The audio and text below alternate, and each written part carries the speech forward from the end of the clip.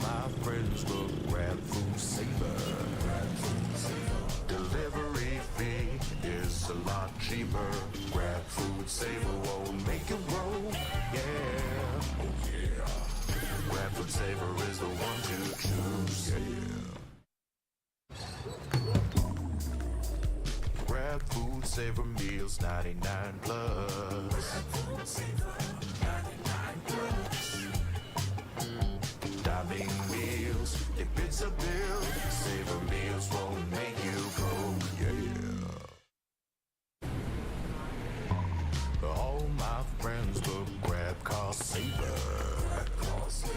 The grab cost saver is a lot cheaper. Grab cost saver.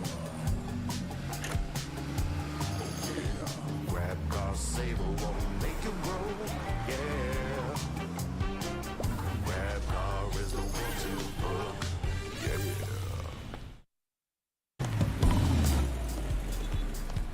All my friends will grab food saver. Delivery fee is a lot cheaper. Grab food saver won't make it roll, yeah. Oh yeah. Grab food saver is the one to choose, yeah. Grab food saver meals 99 plus.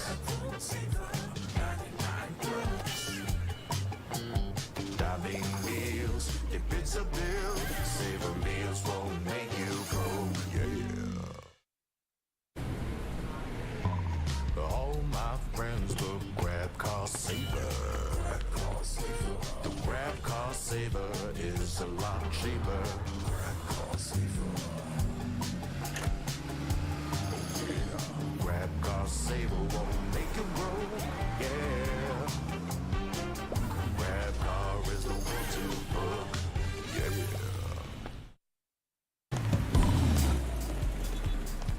All my friends will grab food saver. Delivery fee is a lot cheaper. Grab food saver won't make it roll, yeah. Oh yeah. Grab food saver is the one to choose, yeah. Grab food saver meals 99 plus. Dining meals, if it's a bill, saver meals won't make you go, yeah. All my friends will grab cost saver. The grab cost saver is a lot cheaper. Grab cost saver. Grab cost saver won't make it roll, yeah. Grab car is the one to book, yeah.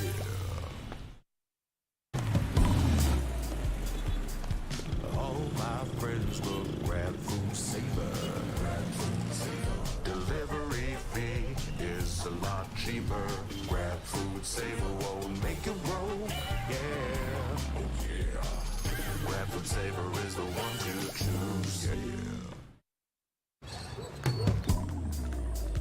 Grab food saver meals 99 plus. Dining meals, if it's a bill, saver meals won't make you go, yeah.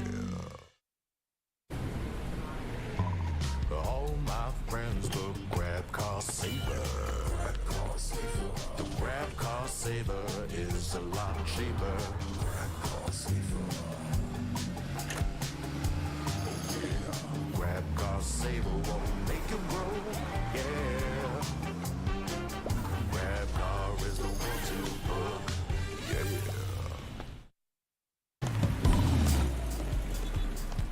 All my friends will grab food saver. Delivery fee is a lot cheaper. Grab food saver won't make it roll, yeah. Oh yeah. Grab food saver is the one to choose, yeah. Grab food saver meals 99 plus.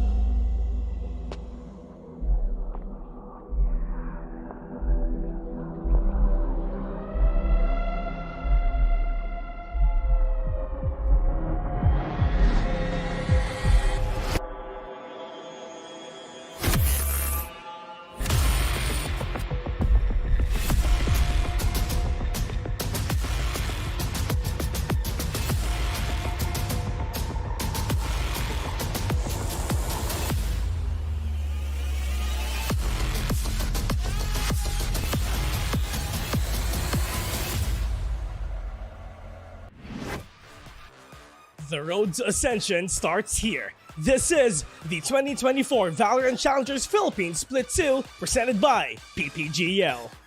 Brace yourselves for the ultimate showdown as the most ruthless teams in the Philippines battle it out for the lion's share of the 1.2 million pesos prize pool and seize the most confident spot to VCT Ascension Pacific Tokyo.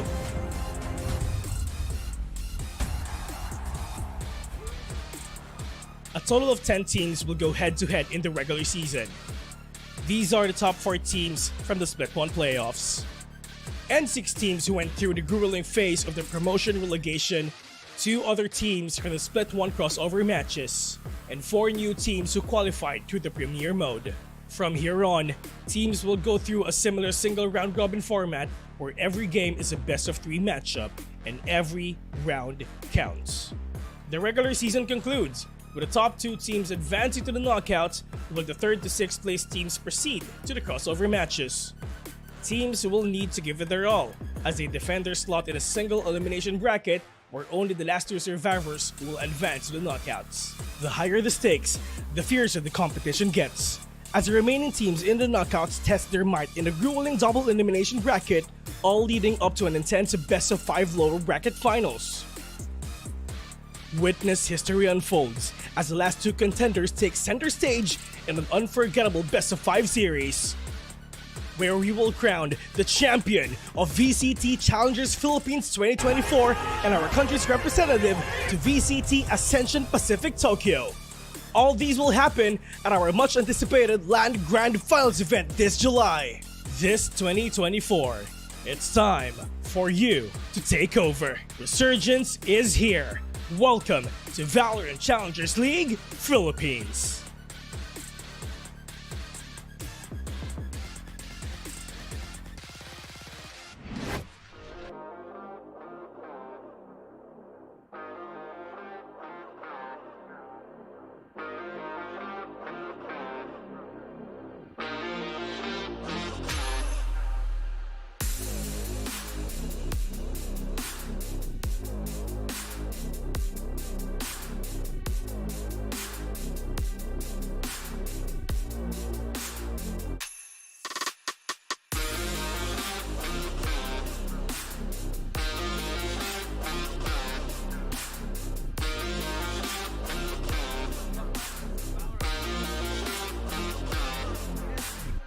Guys and girls, kamusta? Ayun, maraming salamat. Feeling under the weather, ika nga, lately. Pero ang importante, pag narinig ko may VCT, babangon muli ang isang terror dito at lalaban muli para sa araw na to. Dahil balita ko, matindi daw ang bakbakan today, Rico. Oo nga kasi nandito na tayo sa week 3. Imagine mo, kung isipin natin, 3 weeks na lang natitira. So maraming teams na kailangan maghabol at maraming teams din at sitting pretty at top. Kumbaga, lalong-lalo na from Oasis's victory yesterday. O, diba? Oh, speaking of sitting pretty, no? Ang ganda pakinggan, no? Yung mga teams on top. I think it's the best thing na pwede manggoing momentum heading towards the playoffs. Dahil kung pag-uusapan natin yung first match of the day, it's Avernus versus Tyrant. And nagkaroon ng hindi naging madali din naging challenge nila for what's coming heading to the playoffs. So I think today we might see a better action from them by just looking back on their highlights sa mga nangyari sa VCT. Kahapon nga, di ba, nakakita tayo ng El Clasico na match. And for sure, si Rico hindi nakahinga habang pinapanood to. Kamusta experience mo dito sa match na to, Rico? Oasis versus NAOS. Well, syempre, tuwang-tuwa sa performance nila sa Lotus. Medyo ninervyos pagdating dito sa Split at sobrang close pagdating sa Sunset. Parang it felt like it could go anyone's game, pero it was actually Oasis leading that charge dito sa map na to. Tapos nakakahabol lang konti itong si NAOS at yun na nga yung di ba yung tawag dito yung interview dito kay Kelly S yesterday. It was the post-plant. Kasi nakaka-plant naman tong si Oasis. Yung hold lang afterwards. Yung pwede pang yung kailangan nilang improve. But it doesn't change the fact na nakuha na nila yung mga revenge na kinailangan nila from split number 1. Totoo. I mean, dun pa lang sa first game dito, OSX kahapon, makikita mo na yung scoreline is something that you actually wouldn't expect. Yung first half mo, nakaka-11-1 yung scoreline mo. And and that's something that you just wouldn't expect when it comes to Oasis versus a NAOS matchup. But dun sa mga sumusunod naman na yung ZOL, AVN, and the other rest of the teams that we've watched mula sa SVR hanggang Tyrant nga dito, it's more of that aim duel na we're most likely to see. And I feel like ganun din magiging scenario today, Rico, no? Oo, parang yung magiging preview natin dito or malaking expectations sa mga players na mga duelists at syempre yung kanilang mga nag-help para mag-assist sa kanila ay yung mga initiator. So, it's going to be a lot of coordination at the knife kill from near as well. Huwag natin kakalimutan from yesterday. Swabe naman nun. Pinapanood ko lang ulit yung highlights. And I agree with you guys. Kasi for the past weeks, we've seen Oasis na, I think lagi silang, may mga times na napapako sila at nahabol sila. And to think na that scoreline with the 11-1 na so paano na sinisimula yung mga series, it's the best way to see na yung Oasis has learned from their mistakes. And looking back on the standings, tingnan natin kung sino nga ba yung nauna ngayon. Tingnan natin sa ating mga screens. Ay. Wala pa ata eh. Hulaan ko wala na. pa. Ayan. Wow. Ayun. Ito ating standings. Today, number 2. Ang dami ko na nararamdaman. Pero iba to, Oasis Gaming. Naunguna. It's a 4-0 record coming in from Oasis right here. And actually, mas shocked ako na yung Carty World ngayon ang nasa second place natin. Obviously, they've played much more matches compared to other teams that we have right here. Pero I feel like every match, Rico, na nilalaro ng Carty World is always a risk. So I'm actually surprised that it looks very clean. Even on the round diff, mga plus 27 and positive, very much positive pa rin yung nakikita ko. Oo, kasi kung titingnan natin ng split 1, parang yung mga kasabayan talaga ng top 3 teams na yung usual, yung Golden 3, Oasis, NAOS, ZOL Esports. From split 1, it's a big difference before compared dito sa split 2 natin ngayon. Seeing ZOL at 6, parang what is happening to split 2, di ba? Week 3 na tayo ngayon. Tapos usually nakikita natin from Carty World, usually siguro mga old stinky cat yung nandyan, pero it is Carty World here. So alam natin yung mga plot twist na nangyayari from split 2, kakaiba talaga. Also, one plot twist is JustUs really having a difficult time as well dito sa standings natin, comparing it basically to Tyrant Esports, for example. Yung mga galing promo relegation natin ng mga teams right here. And I do feel like ang dami pang, despite na konti na lang yung window of opportunity para sa ibang mga teams natin dito, may mga matches pa rin na syempre malaki yung bearing, especially kalahati o makakalahati ito going into playoffs, OSX. At lahat ng matches at labanan ngayong araw is powered by Mineski Global, the official tournament organizer for the 2024 VALORANT Challengers Philippines, presented by PPGL, the largest multi-game esports league in the country. Yan. At syempre maraming salamat din sa ating super app, ang ating official partner dyan, ang Grab. Pwede kayo makakuha ng lowest prices ever, up to 15% cheaper fares pagdating sa Grab car saver nyo kung papunta kayo ng work. Kung gutom naman kayo, may delivery fees as low as 15 pesos gamit din ng Grab Food Saver Delivery at napakadami pang budget-friendly meals as low as 99 pesos. Gamit pa rin yan ang Grab Food Saver Meals. May code pa kami sa baba. Ayan check nyo na. Yon, alam nyo na yung gagamitin mamaya kung late lunch or dinner. Pero syempre, last but not the least, this tournament is officially sanctioned by the Games and Amusement Board. So, thank you po. Good thing na sinabi mo late lunch but not late dinner. Kasi last time nakasama kita, OT yung nasasabi mo, Miss Rico eh. walang ganun nata today. Oo. Ay, ang ganda na. Sino ba present today? Sino ba muna ang talent pool today? Nandito ba si Ray check? Andito ba siya? Andito si Ray. Oh. Si Osiris check, nandiyan ba siya? Wala si Wala Osiris. siya today. Baka safe pa tayo today, OSX. Diba? Okay, safe. So wala muna yung mga O. Kasi last time makasama ko din si Ray. Ikaw O. Medyo O ka din O din pala ako. No? Pero last time kasi hindi gumana yung yung sinasabi nilang curse eh. So, yung anti-curse. Ayun, narinig ka natin. Medyo merong may anti-curse na nangyayari. Pero since sinabi mo na nga na pwede nating hindi natin makita yung mga ganong klaseng pagbabago. I think it's good to see kung ano nga ba yung gutom na makikita natin. Pero ngayon, tawagin na natin yung team na papasok or yung lineup nila heading to this match. Tara, pasok!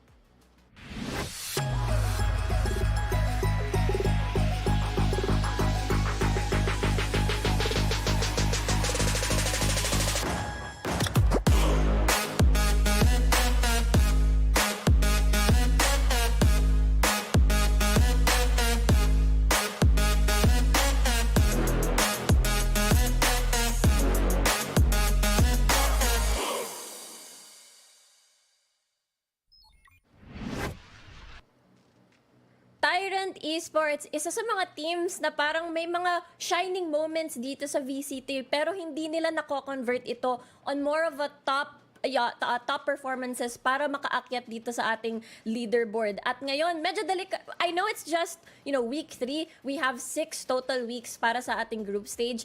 And it's still very worrying to see kung nasan sila ngayon sa standings. They're at the bottom 4. If they really wanna take it to the top, they really need to start winning their matches, especially matches yung kayang-kaya nila. Katapat nila ngayon si Avernus Esports this time around at parehas yung kanilang standings. I feel like if they lean towards yung pinaka-top fragger nila most of the time is near. I feel like if they bank on that a little bit more, feeling ko it's about having to not only getting the frags, pero after you get that lead sa numbers advantage sa mga round, ano yung gagawin mo after para masigurado mong panalo ka sa round na ito?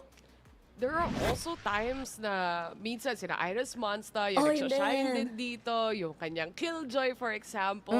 But I do think na, going back to the point na sinabi mo doon, Rico, this matchup is actually very critical, especially sa leaderboards natin. Kasi pantay sila halos ng playstyle, ng game style, and everything else. And even with the scores, when it comes to the leaderboard. So it's very crucial for them para makatawid ba siguro doon sa left side ng leaderboards natin, ika nga sa at least top 5 to 6 mga teams natin na nakikita ngayon since may mga matches pa tayong mapapanood din dito, OSX. It's good to know din na yung both of these two teams could actually need to rise up. So speaking of the second matchup, tawagin natin ng Avernus. Pasok!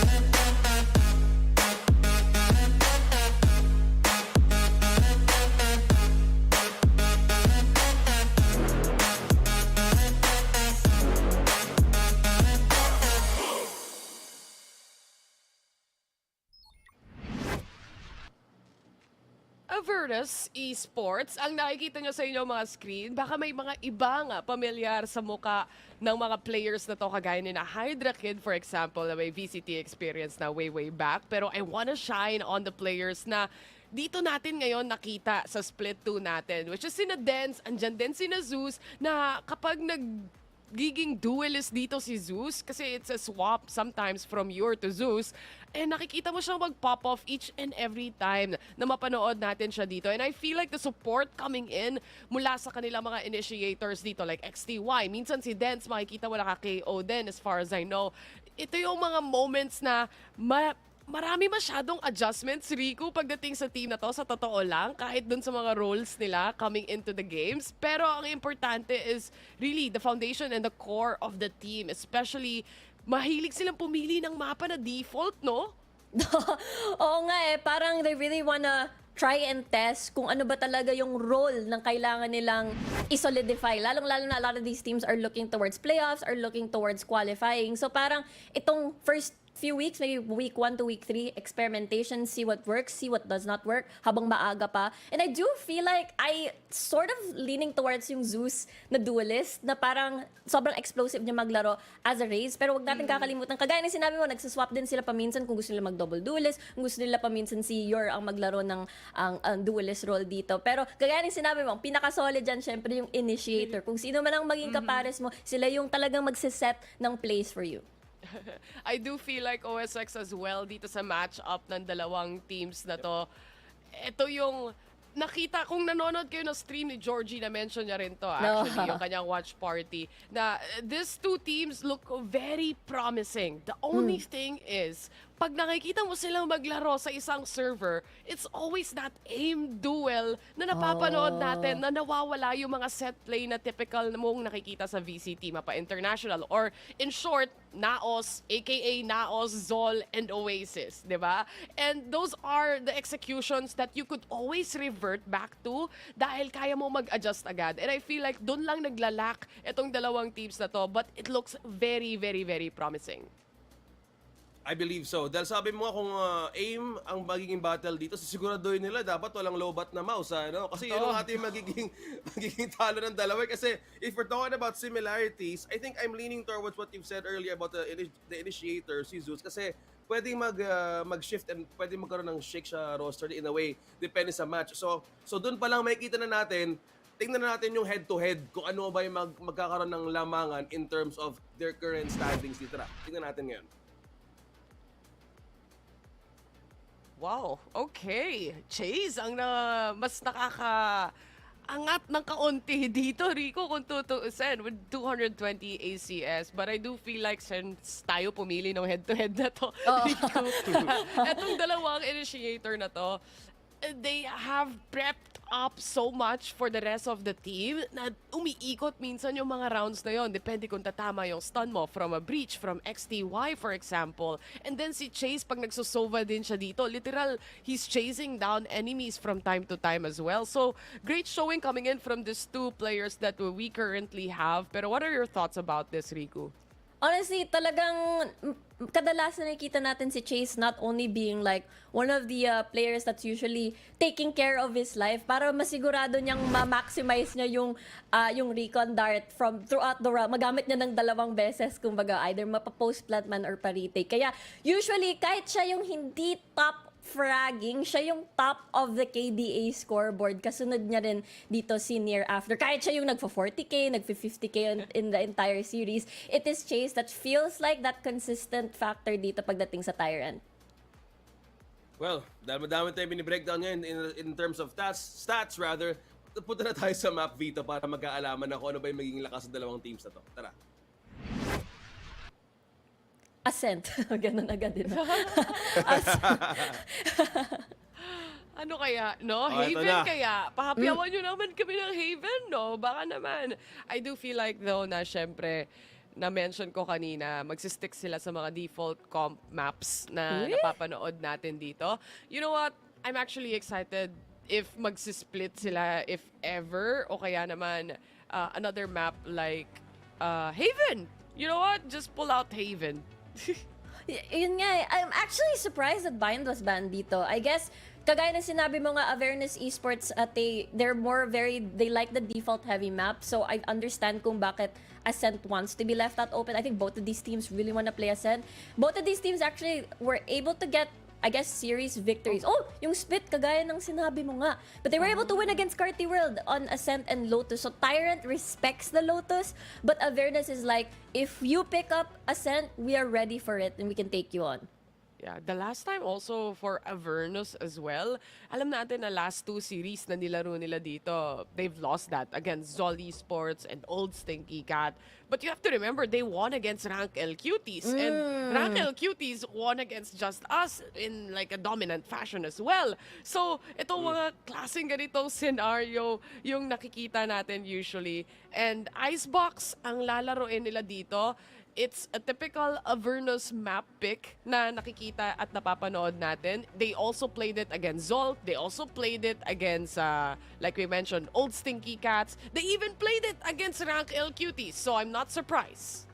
Napaka-exciting nga yung isipin na compositions nga later on kasi I feel like there's a lot of variety na pwedeng laruin. I mean, I'm looking at Tyrant. It was near not on the duelist, on the Sage instead. Pero sobrang ano pa rin niya eh, sobrang ramdam mo pa rin yung duelist energy niya despite no mobility at all and just pushing very far forward into lalong-lalo na pag-defense kasi sakto, defense nga yung una nilang pipilian pero yun na nga, Ascent. They're like, Yay. okay, let's settle this on this very, very, very old map. Okay. Wala pa palang Haven dito, guys. Oh. Ibang patch notes Oh, pa ako. Sa VCT Pacific ata ako. Nawawala nga, na may eh, no? Haven na Pero dun, breeze no? pa lang pala dito sa VCT PH natin. So, actually not a surprising map pick here, Rico. I feel like kapag yung mga teams din natin nag-check sila ng stats ng isa't isa, ito din at ito din yung lalabas na map picks. Oo. Agree ako sa'yo dyan. Honestly, I'm very curious kasi Avernus picks defense first. So usually, di ba, a lot of may capability tong si Tyrant na mag-double duelist if kaya nila with the combination of, again, they're two. Ay, hindi. Avernus pala yun. Sorry. Avernus is very capable later on. But I do feel like they might lean towards more of a defensive setup kasi yun nga yung una nilang pinik. We usually see just the solo duelist plus the double smoke into into a cipher. So, excited ako makita kung yun nga yung gagawin nila dito on this map. Yeah, and to think na yung dalawang teams na to, you've mentioned earlier na they're in the bottom 4. So kailangan talaga literal na magising to take it to a greater chance na makabawi. Kasi looking back on how their matches went, it wasn't so good. Like just being straightforward how the stats and facts go. So dito pa lang, kailangan na talaga tignan kung gusto na makaabot sa playoffs, you need to start now. Basing on what you've said, kailangan talaga magkaroon ng way to pull them towards a greater chance with either with Nier or Zeus and this map specifically. Oh. I think the best part about this matchup o itong pagkasali nila mula dun sa mga promo relegation teams natin is their first time stepping into VCT PH. You know, you have to give them that. Na at the end of it, this is their first time. They have a lot to learn. And if they can set the pace up and even like makasabay sila sa ibang mga teams na meron tayo dito, that's already a win para sa kanila, di ba? Kahit na minsan napakababa na sa leaderboards, what's important is the experience itself and they learn a lot from it. So I do feel like it just gets better and better each time para sa dalawang teams na to. Ikaw, Rico, how do you feel about this?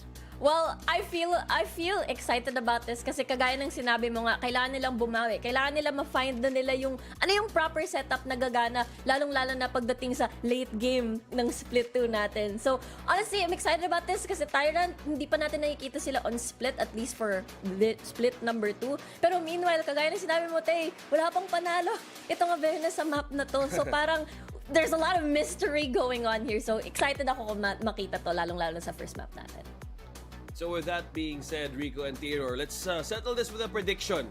Isimulan ko Isimulan ko na dito. Sige. Kasi kung pag-uusapan natin ng dalawang to, well, I'm leaning towards Tyrant this time for 2-0. 2-0. Tyrant against Avernus. Oh, Yeah, okay. for Sige. this one. Ako next. Okay. Dahil pag Go. nanonood ako, feeling ko naglalaro yung team ko kasi TYR yung tag nila. Tyrant, ako, boboto. 2-1 though. Magiging 3 games tong 2-1. series na to. Pero Tyrant dahil TYR. Yun lang yun. So, gusto ko yan, Tay. Gusto ko yan. Pero wow! Mukhang isang 3-0 sweep tayo dito sa panel kasi ako din. Tyrant Esports on 2-1 fashion as well dito for our BO3 against Avernus Esports. I guess I just really like to see the consistency more kay Chase and lalong-lalo na kung i-help niya assist itong si Nier makapag-set up on a lot of these maps. So, ayun, that's why I'm picking Tyrant. You know? I mean, OSX, seriously speaking though, pinik ko na rin to dahil nakikita ko rin sila sa offline events and even on the off-season events. Kaya Tyrant Esports ako. Pero ito na, labanan na! Oh my God! Hindi. Bato! Okay lang yun kasi we're both rooting for these two teams to actually show up. Kasi kanina, you mentioned about being part of the promo relegation. Something tells me na kung yung teams na to are just happy to be here, maybe part of them is saying na it has the nothing to lose mindset because they have so much to gain being in this tournament alone. So dito pala kung mababawi nila to and make a statement out of today, I think that's a great way for morale boost then, Theodore and Rico, don't you think? I do agree, 100%. I mean, you are seen on stream, pwede ka ma-scout, at the same time, your team as well, kaya pang maka-keep up sa ibang mga players dito. When do you even get a chance to go up against like Oasis, NAOS, yung mga VCT teams na meron ka, diba? So, very exciting here, OSX. Tignan natin kung sino makakabawi ngayong araw. Casters, painitin na. Pasok!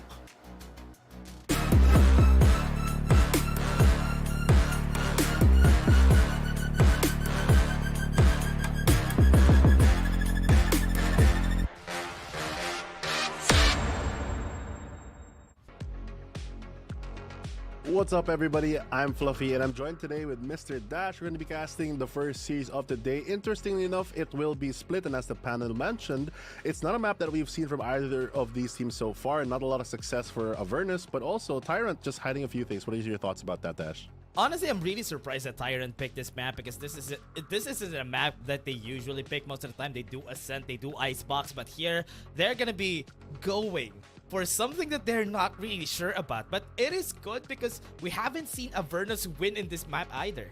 Exactly. That's a point that the panel kind of alluded to earlier. And they have an ability to kind of scout out a lot of the strategies of what the opposing team might bring out, and maybe they have their own plans to counter it. And if you're on Avernus' table, though, you have no idea really of what to expect coming from a team like Tyrant, which Taylor also mentioned that has a lot of potential playing a lot of these offline events. Here on VCT, they've come off from a win, so they also have a bit of a momentum going that could build into a streak. But for Avernus, though, they're on the other end, where unfortunately they've kind of been stumbling through their past couple of games, so it's going to be a challenge for them to take on Tyrant today. Yeah, and again for Avernus, Dance has been a constant good performer for the squad here. He got a 30k during their last game against ZOL, and it was great to see. But that is also a problem in itself, because not everybody was able to follow through on what Dance has been putting on the table here for their squad, and this is gonna be a challenge for Tyrant. Tyrant has had a great performance during yesterday's games. They were able to get a 2-0, and this is gonna be good because with their performance from yesterday, it's looking like they have a good, after the games that they had a good future here. Yeah, true. And a lot of potential coming from this team. We have those veterans talking about some players. We have Chadi and Ash returning back. Chase as well, and Nier, of course, stepping up in those heated moments. But on the side of Avernus as well, I feel like with their 6-man roster, if they sub in Hydrakid or not, who has been performing not just in this team, but in other different iterations throughout VCT, I feel like he, out of all of these players, kind of has, in a way, the most experience. But let's see what we're going to do on map number 1 as we move on to Agent Select. Yeah, what are they going to pick here? We are going to be up for a surprise on what Tyrant is going to be putting here. And with what we're seeing right now, they have almost the same here. Almost the same composition on both of our squad. It's just on the side of Tyrant, they opted for a double duelist. And on the other side, Avernus opted for a double initiator on their comp. I like the aggressiveness coming in from Tyrant Esports. As with that double duelist that you mentioned, they have that explosive firepower. On the other side, though, if they do step up a bit too far, overextend, there's a lot of punish capable coming in from Avernus. They do have the breach fault lines, they have the aftershocks to clear a lot of these corners, and they have a lot more flashes to take more angle control. Between the paranoias and both the initiators, a lot of info can also be gained. I'm surprised that they're both leaning towards the Sky, because it is a very good agent on Split, but after a couple of Sky changes like a couple matches ago, it has been like a 50-50 between Sky and Gecko a lot of times. But nowadays, I guess playing for comfort is more important with these two teams, as they have a pretty even matchup, I would say. Yeah, and also this is the map in where Dens was able to drop a 30k against ZOL Esports yesterday, and I am really looking forward to the adjustments that they have made for this map, because yesterday they were a bit too disjointed in the attack. They have been taking a lot of risks via putting not letting Dens go ham when it comes to those situations that they're executing on sites, but this is gonna be good now if they just put Dens together with them when they're fighting rather than letting him flank, because he has so much firepower. If you take out the person who has so much firepower in the team and let him just go for lurks, usually it defeats the purpose. Very, very true. I mean, you mentioned Dens already, playing both at Sentinel on the previous time that they played Split, and I feel like it's going to be one of the key factors here, because if your Cypher can really hold down a lot of these sites, it could potentially stop a lot of that aggression coming in from Tyrant as they are bringing that double duelist. The thing is, though, if Tyrant's able to circumvent that, maybe go for a split attack, or even just use the raised satchels to go in, it could be very difficult to really come back from it. But now we move on to the game itself. Pistol round on the board, and here we go for our day today. Yeah, we have seen yesterday Tyrant struggling on the executions on the attacker side, but on the defense they're very solid. But now that they pick Split, I hope that they have something in mind here for the execution. They're gonna go for the classic 4-1, just letting Iris Monster go for the lurk. And they're gonna go through. I mean, there's no setups here, so it's gonna be an easy push. Clearing corners, using utility, very smart play of them, heads up, and they give the site actually. Defenders now have to rotate all the way back through CT to take more control, and Irish Monster just waiting for any lurks there coming from the inside. Spike planted. Damn it. Got the headshot on the end. Hydrakid. Take a look at how he approaches this. Got the concussion one. That's going to be 2. Avernus was able to get 2. They can push through the side at the guiding light. They might be able to fight back here. They got the flash, but they're not going to be able to follow through. And with this, the pistol round is almost going to be finished. Irish Monster a bit too late, but he might be able to clutch this up. He has an angle. Good cage though, get more space there, but there comes the tap. He can't see it. They're going for the defuse already. They're very possible, but he finally gets the diffuser. Got half. Got half. It's gonna be good, but XTY still finishes it, and Avernus takes the first round. What a round. Explosive start already, just going for the beeline and straight into the site. Tyrant trying to prove themselves to be the real Tyrants of this split map. A lot of aggression came through, but what a great retake. That little fight here on Ali. He knew that he'd take the player far, and he goes for the jumping right click to avoid the crosshair placement. So some heads up play coming in from all these players. But what a scrap. Last player standing. Great play coming from Avernus here. The retake, a bit too scrappy, but they were still able to take it, which is the most important thing here. Zen's gonna be going for that outlaw. Is looking for any footprint coming from the A side, but right now, Tyrant gonna approach this differently. They want to go for mid, want to take the space there first. Here comes the smoke to slow them down. I like the approach coming in here from Avernus, as they are gonna play that longer range using their weapon advantage, but also how the trips are set up means that on this A site they can just deny info and waste a lot of time, especially since they know that they have this breach and double initiator combo, means that they're more favored for a lot of these retakes instead of just trying to take these one-on-one fights where the double duelist of Tyrant could prove to be pivotal here. And Hydra Kid holds the angle, waiting for someone to cross here on the A side. That's the position though. Zen starts off with one, but Hydra Kid also is looking for the cross here. That's gonna be one more. Then there's gonna be one more on ramps. This is gonna be Spike both of them just down taking A. them down, but they got two out of it, and they get some gun upgrades here, and that's gonna be good.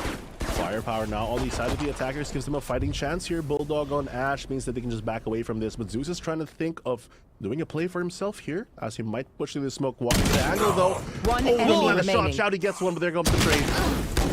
Some damage there for the squad. It's gonna be Avernus losing 3 members, losing 3 guns.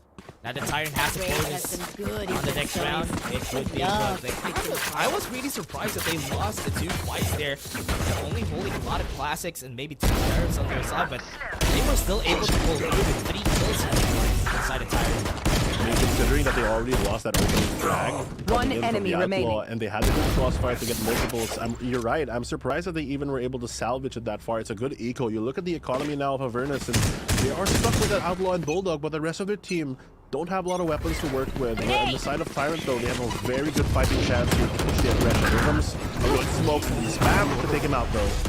Great one way smoke. Gonna go out, Tyrant. Right now they're at the top. Somebody's anchoring the side here. Hydra Kid needs to be careful. Up through the smoke. They are not gonna be able to take it just yet. They're gonna go for the retake, and the post line is gonna happen. Might not expect this angle, actually. Ash taking a cheeky one up there on top of the box here. Ramp map control on ramp. Gonna be taken here by the defenders, but there's a trip to stall them out. Gonna be one down tripwire. Down there, aware of their position. They're gonna be aware of this one on the side. That's gonna be one cross. They didn't expect the position where Ash is gonna be. This is gonna be them crossing. Here trying to go for the fight. Was able to get 1 and 2. Right here, standing. goes for the flash, but they all dodge it. And they were still able to salvage it. Yura is gonna be the last one. This is his last chance, maybe. A headshot, but no kill. Doesn't even get the exit frag there. They're trying to play for the points. At the end of the day, though, Tier strike back, get their first round on the board. And honestly, on a map like Split, you get enough momentum. You get maybe 4 or 5 rounds, so you're kind of good to go here on the attack. That's gonna be good. Tyrant. Now starting off, it's gonna be their chance, 4th round, where everybody has guns now. And Tyrant would just need to try something different here with the execution. What they did from round 2 was really smart. Try to bait out information right there up in mid, because so far Avernus has been keeping this mid very, very open. And oh, okay, they put the tripwire there. Yeah, finally make some adjustments. That's a sign of a great team, as they do finally get that mid control locked and loaded. They have the breach stun to play off as well. The crossfire already ready for Ash to go for the push here. He will have to shoot the trap. He can't actually go for the wall back. He can. Doesn't get slotted, but not expected, and he gets the frag for free. That's gonna be one. Have the vents open. Somebody's right there, really waiting for the cross. Zeus needs to be careful here. They're gonna go in. That's gonna be the dog right there up in male. They're gonna be chasing him down, but they're gonna go and push through here. Zeus is being chased down. They have a smoke on their side. They're gonna go right there out from Raptors. Nier was able to get 1 out of the smoke too, and that's gonna be 2 more down. Tyrant has this on a foothold. Oh, it's going to be so difficult here. Avernus, they're getting pushed back all the way into spawn. They have to hold the long angles. They have the firepower, but it's not enough to go for a 2v5 retake. Smartly, though, they're going to go for the save instead. That's going to be difficult, as it looks like Tier are going to go for on the hunt. Yeah. Looking for a push. The Cassie angle gets the headshot. Can't get more though, but Ash realizes that this is gonna be dangerous. Drops the guiding light right there. but it's not gonna be good. Ash. Oh no, Last they player sacrificed all their standing. lives just for this gun so that they won't be able to save Yer. They were able to get a lot of guns out there. That is gonna be expensive for Tyrant. traveling. Yeah, the damage though might not stop there. They finally take them out. They only come up with 2 rifles after getting such a clean plant. I'm not sure if that's going to be worth it in the long run, but they do get the round and tie up the score, and that is important at the moment. Avernus, though, they have a chance to buy up right now, but only up to the Stingers as well as the Sheriffs. Have to play this very carefully, as the firepower is so strong when you see you really explode onto sites. That mid control that you mentioned earlier has proven to become a problem for Last them. player standing. As we said, the mid control is gonna be a problem if they don't find a way to at least take it in a very non-committal angle here for the side of Avernus. They should go far back if they want mid to be taken for free. But for now, everybody is gonna be on A side. No information is also gonna be given to the side of Tyrant. Nobody's showing utilities, so they don't know where Avernus is on the defense. They have to be mindful of the time here. Take it very carefully and step by step. They don't want to lose any of these weapons early, especially that they know that Avernus does have the neural theft to maybe get some information and get a proper rotate if they lose a fight and they're not able to trade. So this time around, smartly, can make their way towards the A side, but the defender is stacked up as well. They have the breach stun ready, as well as a probable paranoia. They just walk into the hands of Irish Monster. That's gonna be 3 kills already, and MCY is gonna try to get some kills for himself. There's a one-way smoke right there and then, and this is just gonna be an easy round for them, just waiting right here on side 10s. Last one standing, the man who did some clutches yesterday, and that is not a knife that is gonna hit. Still a flawless round for Tyrant. They don't even need to use a knife when they have built this much economy. The rifles is proving so well. Avernus, though, good idea for them to go for the play like that, but the timing just slightly off. If they waited maybe 2 seconds more, they might have gotten into a stunty, maybe get some weapons down. But that punish was just too strong. The Irish Monster coming up big on that round. This goes here. Playing slow this time. Take a bit more time on the retakes. Avernus, they gotta step back to what they did on that pistol. Give them the sight to prepare for that retake instead of trying to fight these early fights. Yeah, we're surprised it didn't drop the paranoia there, because if they dropped the paranoia right up in the opening of sewers, they could have gotten all the That's angles also they true. need. And yeah, and with this, Tyrant just got away with that scot-free. Now Tyrant, what do they do here? They are just taking down mid. And as I said, this is a good adjustment though from Avernus. They're taking very non-committal angles, letting them just go through mid. Yes, you have the space, but if they have a way to stop them from going in, if they win this first contact that I'm seeing right now, it's gonna go good. Hi, the kid, that was nice. No, what a cheeky angle for them on top of the box. They're not expecting that one. They have the camera as well on A heaven to make sure that no one can cross. But will they expect the jet on to go on this timing? He's not on the camera. He's gonna see him a little bit late. The dash. Not gonna save him, dash. Oh no, that's not gonna be good. Yeah, the angle stopped the firing, went in for the dash just to bamboozle Dance and force him to go for a spray transfer, but in the end he was able to do it. And this is gonna be a problem now. How are they gonna enter the side? I mean, they still have the raise, they still have the air, and they still have some ultimates to work with, but XTY is ready with the full line here once they go inside. Smoke's gonna be coming out. They're outside the smoke. They have the guiding light. They're gonna slow down by the full time. And they have 3 members here at the ready for whoever is gonna be going inside side. Tyrant, Chowdy is able to get 2. Gonna be close. He was able to get 3. He got this on 3 pillar. bullets. Might be able to get this, but as you said, not gonna work out in the end. And Zeus was able to stop him.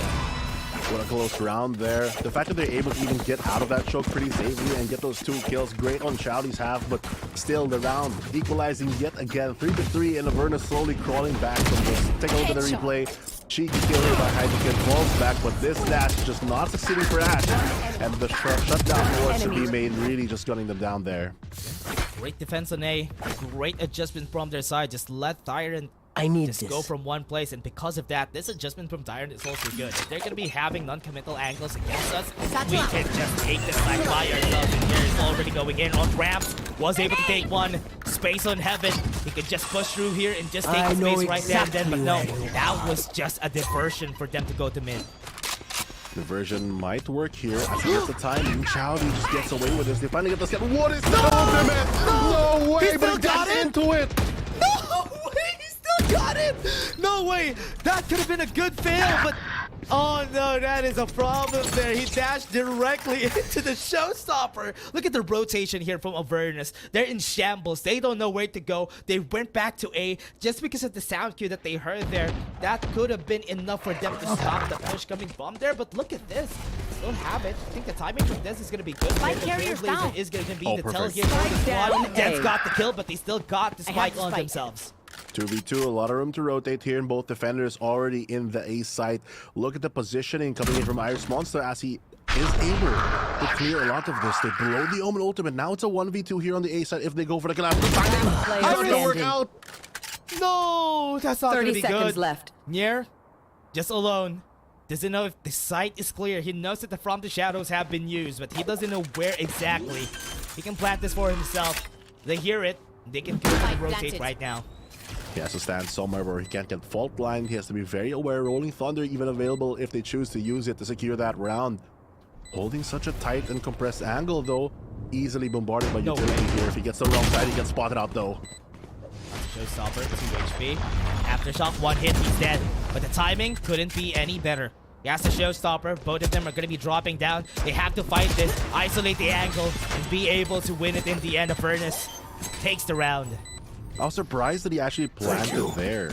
Because by planting there, it means that you kind of committed yourself back to the side and to having to fight for it. Maybe if he planted somewhere else to make sure that they have to think, okay, maybe he's holding this from ramp or something. It gives them a lot more to clear, thus giving you more time to burn in that defense since you're in that 1v2. But when all is said and done, the collapse coming in from the two players on the defense is just too strong here for Mr. Nier, and it's just so difficult to claw yourself out of that one. But they have rifles on the board this time around, so it's going to be an equal fight moving on to round number 7 or 8. Gonna be way better here for Tyrant. A while ago, very scrappy in the executions. Right now, Avernus, great adjustment from what happened during that last round. Now the one thing here is just to wait for the defense, or rather for the offense to just go in. But right now, with their angles, I think this adjustment that they did, just putting more people right there in mid just for that first contact to get, or at least to get information, is already good. Very, very efficient coming in from their side. At least they have a non-committal way to get some info. Like you mentioned, they can prod and pick whatever they want here. And this mid side has slowed down the aggression, I think, after they started putting some trips here and there. But that dog's going to clear a lot of the utility. They still have the paint shells if they want to do so. Not going to land. And that's actually going to signal that they have less utility to really worry about as they do what to do. Will they expect the paranoia is going to be the bigger question. Yeah. I think they realize here Tyrant hasn't been pushing. Whenever we drop down utilities right here in mid, Tyrant is not going to be pushing in, especially this smoke. It has pushed him away for like 2 rounds already. And that is what's happening here for the game. Oh no, the Seekers. Oh no, the Seekers. Okay, there he is. There it is. He was able to get through vents, but here comes the Showstopper. They have the opening. They're gonna go outside pillar. Zeus was able to get one. Wasn't able to dodge it, but the Rolling Thunder is gonna push them all back. And this is not gonna be good for them. The clear is gonna be here. Avernus is gonna be there. Death is killing them all out of the smoke, and that is gonna be a 3K for him. And Chowdy is left alone here for the 1v4. The flash is not helping, and that is Avernus taking the round. That's what you were talking about in the start, even before the game began. When Dens goes online, that Sentinel can really prove to be very difficult to work with, playing off that Rolling Thunder and getting the important frags to secure that round. What a great combination coming in from the retake, using their utility well. But I was very surprised during the mid round that they were so focused on the mid side, because they left B main open for quite a while there, which did give them an opportunity to really go in. Honestly, that's true. They were able to get the problem there is they stopped in the way on the execution here for Tyrant. They didn't push through. Once they got the roll, they all had to back away. And somebody needs to take the lead. What a good start from Zeus. Was able to get 2. One more. Oh wow. 5B. Okay, I thought they're gonna get 1 more out of it, but there it is. Hydra Kid gets 1 for himself. For now, it's gonna be good for Avernus. Iris Monster pushes through. Was able to get the concuss. And Zeus was still able to get the shot there. How is he able to do that? Just dancing around the smoke there, the satchel to evade, and here comes a frag Chowdy trying to recover the situation. Manages to find one, but the utility bombardment is too strong, and Yor takes out the enemy Omen. That's another round for them. 6-3 right now in round number 9, and Avernus is slowly and steadily taking it away. Yeah, Avernus is taking this map. Remember, Tyrant picked this map for themselves. But Avernus really knows how to play it themselves, because we have seen them yesterday play this map. And they were not bad. They were just fighting against ZOL Esports during that game, and the execution of ZOL was very, very smooth. But their defense, honestly, is very uncanny. It's so hard for Tyrant to do anything so far. I'm not even sure if that one way was worth it. It takes a while for it to land, and it gives them an opportunity. A bit too quick on the trigger there from Tier, not going after the smoke landed. That just punishes them, takes one player out immediately, and I don't even know how Zeus was able to get the second kill, jumping over the smoke to the opposite side, really playing a bit erratic, hard to read, and the rest of Avernus, they just flood in on these retakes, and it's proving to be one of the defining factors that has been a big problem here for Tyrant Esports. Chowdy has stepped up, Nier has stepped up, Iris Monza had their moments, but these players really need to come together and play the same game on the same page, probably why they're taking this time out. Really needed timeout here for Tyrant. This has been a constant question mark for them from yesterday. Their games have been very rough, especially the execution on the attacker side. On the defense, yes, they're golden. But here, we can see the same cracks. The hesitation on the commit on site. They're not taking as much space as expected. But I hope that timeout would help.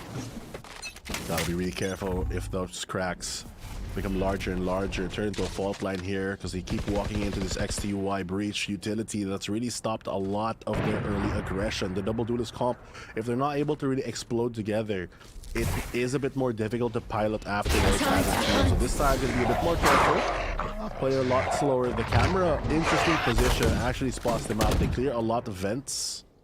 But that's a lot of mid-control that they have to be wary about since they can play off that camera in a lot of ways. It is destroyed, but the info already gained.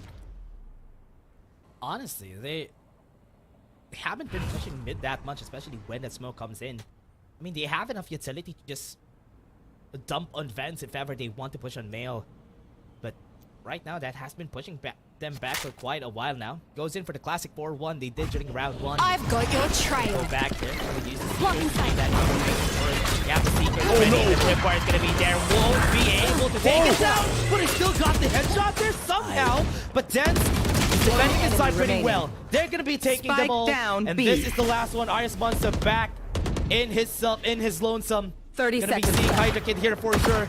Go in for the fight. Goes for the white swing, but Iris Monster still wins. And this is gonna be a 3v1, but the spike is not in his hands. Has tried to take that extract out of their hands, secure the site in the way he can. 100 HP and 50 armor. He's full and locked and loaded. Over 14 seconds on the clock. I don't think he has enough time to fight all these players. 10 He can just go seconds for left. high here and steal the round away. Right now, he's doing for the damage. But he has to be very wary. He won't have a lot of economy as well. He does manage to find one though. So small goals coming in from him. He gets an ultimate on the line for the next round. Oh, he's able to he get gets two. Might be able to get one more if Dance actually pushes this, but no, it's not going to be happening. But as he said, that's going to be ultimate for him for the next round. But still hard. Honestly, very rough execution here for Tyrant Esports. Yes, there were a lot of people right there down at B side. But there's not enough diversion for Avernus to put their eyes on their backs because there's not really a lot of pressure right there mid. Yeah, they need a lot of perceived pressure to really make the defenders start rotating. I was actually surprised that they were committed to that setup for the defense, as Avernus had 3 of their players, including the Cypher utility, all stacked on that B side. When that camera broke towards mid, they could have come through vents and just surprised because no one was marking that. They could have just taken it, but they had the confidence that they're going to push them towards the B side, and they were ready with that fault line to counter the attack. This time around, though, yeah. Honestly, it's because they haven't been pushing on mid. At least now they do. On round they 11. just go for the clear instead, and then they just kind of leave maybe one player. This time around, look at the setup. It's changed yet again. This time they're aware that they might do that, and it's actually an A trip as well as the camera to secure the A side. I like the adjustments that Avernus has been doing here on the defense. They have been putting Tyrant on a pressure here. They're having such a hard time finding ways to go into the site. The left 2 members again on vents. I hope they would be able to get the space here, but look at this, Chowdy. I think he might be able to get the kill there. Oh, yes. He was able to get this Iris Monster together with him with up and down. They were able to get one, but the neural up. He's going to push him back. Zeus, paranoia. That's not going to be good. He was able to back away. Right now, Ash right there inside. With a showstopper from Zeus, they were able to get the kill. It's still now 3v3. 30 seconds left. Oh, they get the collapse at least, and not much utility left here for the defensive side. They have a little depth of their own, but it's a 3v2 now. Ow! Oh no, they were able to push through. That's going to be a left alone. Fight against 2, and Avernus still pulls through. What a great double swing there. He drops down at the perfect time. The flash is giving him enough space to drop down safely. They get a rifle for it, and they're able to go for the defuse here. They take the operator back in hand. They keep that economy rolling, and now it's 8-3. So one more round before the half is swapped, and it's going to be very difficult because the maximum for tier right now is going to be 4. Last round in the half. Nothing will be saved after this. Hasn't been happening as expected here for Tyrant Here. with the double duelist setup that they have together with Chase. They haven't been getting as much space as I expected, or at least more explosive entries on the side. Or at least the pressure on mid. Honestly, that's honestly what I'm looking for here for Tyrant, and has been biting them in the back. Time to mobilize Avernus my has pack. always been expecting them on A main or even B main. They have really good reads for this defense, and they know that these attackers have to stick together to play their composition to the maximum effectiveness. They're able to give up sight as well, meaning that they just have no utility once they do start fighting. Irish Monster kind of dodges that op shot there, and they finally do take some space. But look at the B side, it's completely empty. They're just wasting the util here for safety, and they have so much more once the retake begins. Nobody's here on site. Go for the post plant. As we said, they have a lot of utilities to use for this retake. Even have the neural chef at the ready, There. just for them to get information once they get the first tap, first contact here. But nobody's pushing through on the side of Tyrant Esports. This is gonna be hard once they go in. Got the information on one. Somebody is making it hard here. Nobody clears up on alley. Everybody's on site. Nobody's at main. So this is going to be good for them. That's going to be one paranoia to get one down. Ash is going to be down. This is going to be the push through coming in from Avernus. They're losing their numbers. Tyrant is crumbling under the pressure. Zeus was able to get at the side of the pillar. Somebody's at the top. They can start this, but they don't know where the other is. And Irish Monster had to fight against the Seekers. That's why he died to Europe. Going out. Oh, great protection as well towards the end. And a 2v1, just take the fight instead. Put the eyes on you instead of the prize, and they go away 9-3. Switching sides. Avernus so strong on this map, a map that tier picked into them, thinking that they might have learned something, but with this kind of running gun just to remove it, they know that their priority is to clear the angles that are important, and they're doing it so well. This is so good. Honestly, what I'm seeing from Avernus is what I wanted to see on their game against ZOL. But you know what? It's ZOL that they're fighting against. And they did so well yesterday. And now, with this, on this map, they're winning. And it's not looking good for Tyrant. Now that they are on the attacker side, they only need 3 more rounds to get to match point. And Tyrant has a lot to chase. It's honestly not even bad that they have double initiator here on the attack. If anything, if they're able to make Tyrant stumble at times, it could be very difficult. But look at the Tyrant play. They're going for the stack. They're still playing that double duelist, but they're on the wrong side. Not really a good read here for them. Want to push through. They have the tripwire set up here for the side of Avernus. They want to maybe push through on vents here for Avernus' side. And there's a lot of people here down at ramp and main. Push. Wow, my eyes are down. They have the camera. They back away. Get the ulti orb, and now because of that information from Dens, they're gonna be pushing on B. Oh, both teams rotating towards that B side. Den's gonna be left alone here. Maybe get a straggler as they do go for a pretty quick one. Hydrokin thinking about using the Trailblazer to get a clear path here. They do spot out the camera. Good pre-fire to take that out. Nice. That's gonna pull some pressure towards the B side, and here's the A crawl. Oh, wow. What a great diversion that they did he there. saw him. Somebody was at ramps. They're going to be rotating through vents. This is going to be good, but at least the cross is going to be held down by Hydrokin here later on. But now they're going to be pushing through. Guiding Light doesn't need to pull it out. He's going to be fighting 1v1. That needs to win this, but they were able to get one. That's going to be good enough. There's going to be able to get the painches right there to not let them go for the push there. Still going to be a 3v4. They are distracted by Hydrokin. 30 seconds left. Oh, the delay from Hydrokin staying alive there, putting so much pressure for the rotate, stalling them out a bit. They get the plant down. They still have the boom bot to go for even more delay here. Ash No way! Needed to clear that pillar, but that's gonna be bad. 3v2. Hydrokin gonna go from the flank, and they know that they are basically very aware what's gonna happen here. player XTY, standing. Tyrant, oh no, Shouty left alone with 8 HP, and Avernus takes the round. I love the way that they're pulling pressure here. That's something that Tyrant should have done on their attacking half, but Avernus is teaching them some lessons on how to make the enemy team kind of rotate without really having to do anything. The fact that they're able to keep themselves alive, and Hydrokin is putting so much pressure. You're just stringing the team between both sides, and they're essentially playing your game. Man, it's hard. Man, it's hard for Tyrant. They committed a lot of people right there down at A. They got rotated just because of one Trailblazer. They had to go to B. And being very reactive right here in the early parts of the round is not going to be good for them because they really have good firepower if they want to take space on the post plan. Because they have 2 duelists to work with. Very, very true here. And look at this buy. Full confidence to get these Bulldogs online. The damage going to be done so well. Mid control now, priority for Tier, as he do take a pretty deep stance for the crossfire. How they're so good at this read. They're aware that Tyrant is going to do this in the second round, that they're going to be pushing right down at mid.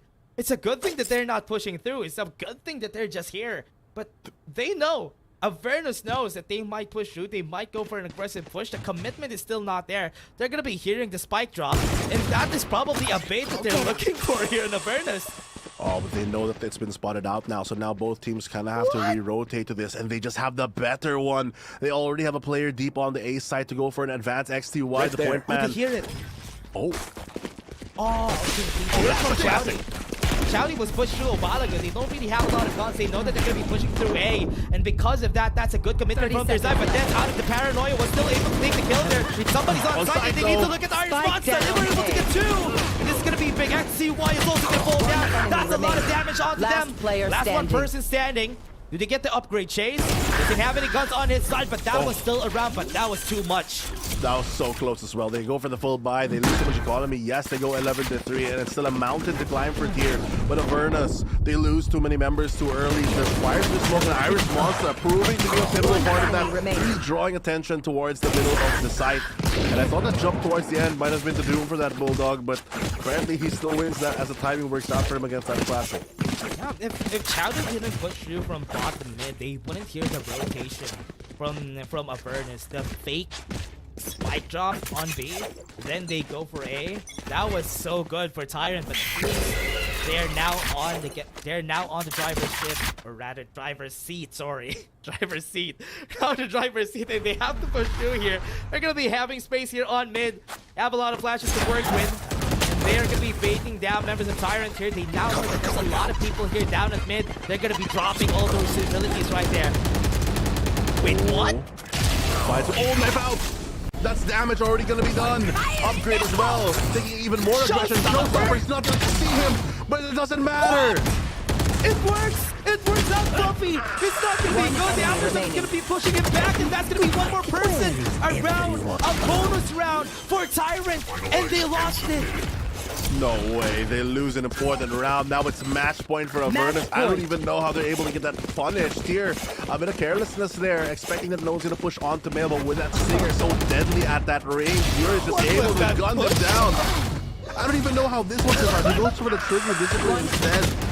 Because he's not even a showstopper, but he gets quickly traded. Oh man, I was surprised about that push. That push from Yer with the Stinger. How did he get so close that they didn't hear it happening? There was a lot of utilities being dropped on them that they didn't hear the push from one man. And that was enough space for them to take heaven. And now Tyrant, not really a lot of guns, a very broken buy. And they have to fight this. Chowdy tries to go and take the risk, but they have to fight against Yer here. Was able to dodge a flash. Really nice try from Tyrant. Good off angle there to keep himself alive. Doesn't even take any point of damage here. Will they expect someone to go for a push behind the star cover? They fire some shots back, but it's a desperate buy, like you mentioned, coming in from Tier. Avernus, they have everything rolling for them. They also have the ultimate from the shadows to go for a quick rotate. Double smoke's already available, so they can go for a play here to at least pull some pressure.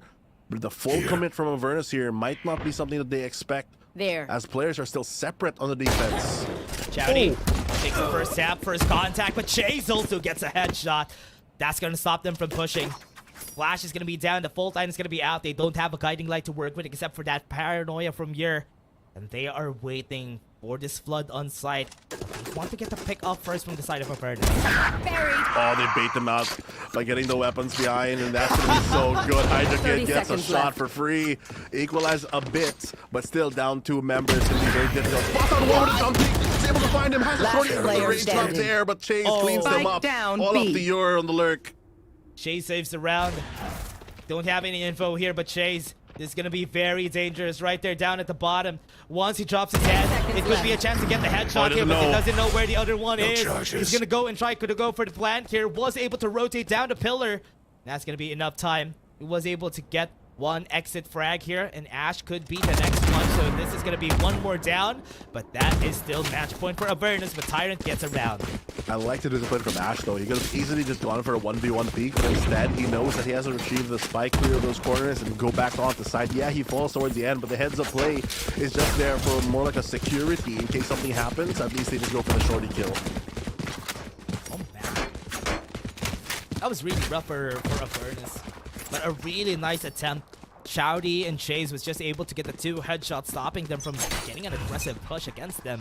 Now Avernus gonna go for the default. Maybe they can get some pickups by themselves. They have a lot of rounds to work with anyway, so they can do anything they want. Yeah, they can even afford to kind of condition them for a couple rounds and bait them before they make their final blow. But this middle control has been a problem for both these teams, but this time around I feel like they might capitalize on it. They clear a lot of the utility. Defenders have a lot less to work with, especially with that double duelist setup. Finally though, they do send in the Trailblazer. Always clearing this vent side for both of these teams, not really prioritizing male, where it's very easy to overcome. Yeah. The shotgun though, Oh, prove no. to close the door.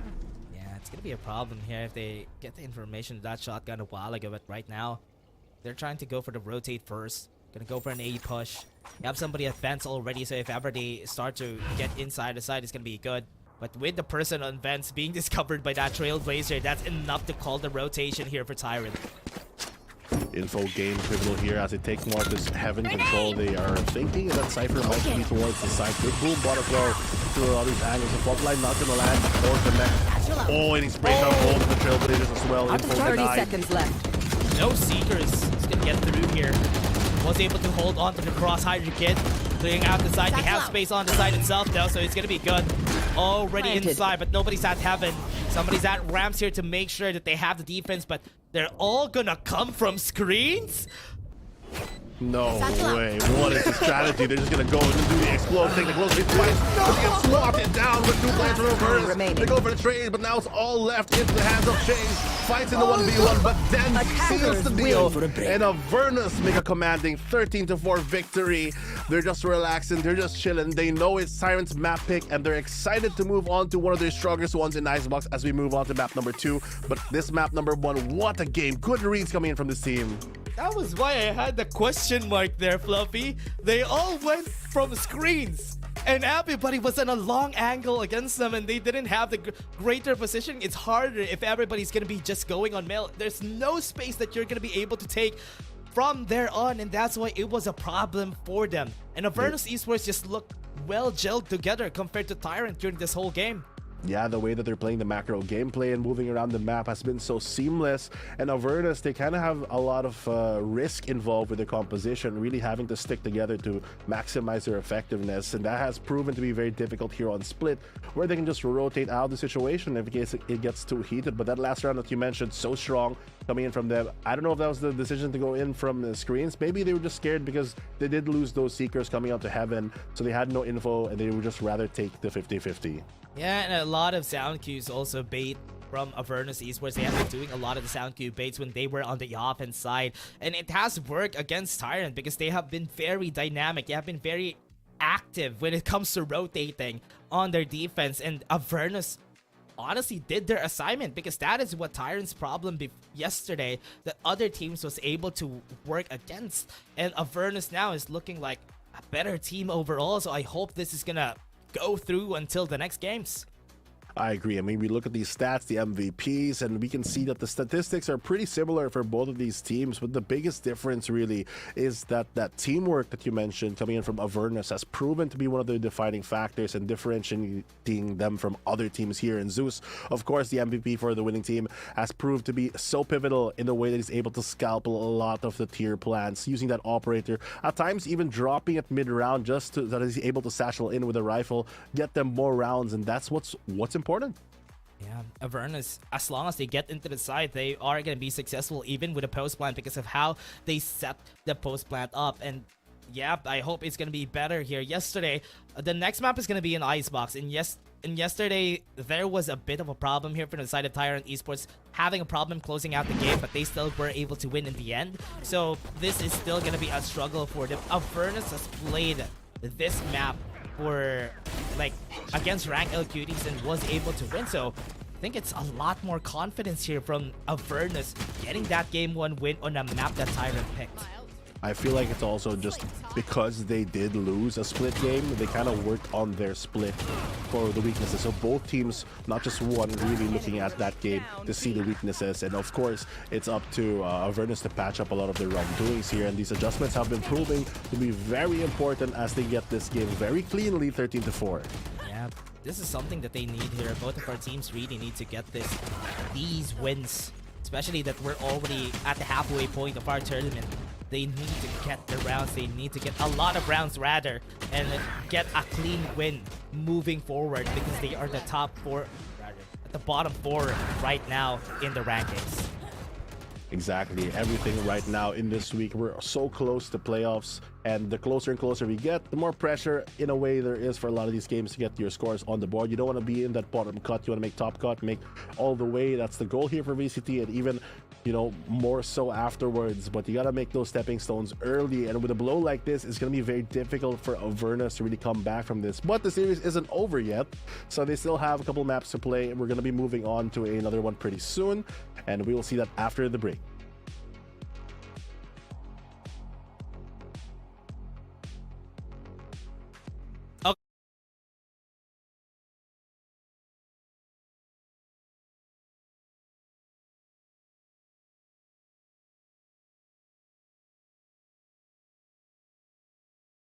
Roll, yeah, oh yeah.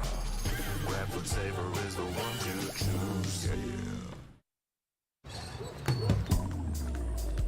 Grab food saver meals 99 plus. Diving meals, if it's a bill, saver meals won't make you go, yeah. All my friends will grab cost saver. The grab cost saver is a lot cheaper.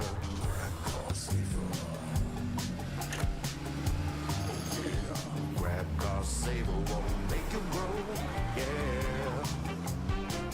Grab car is the one to book, yeah.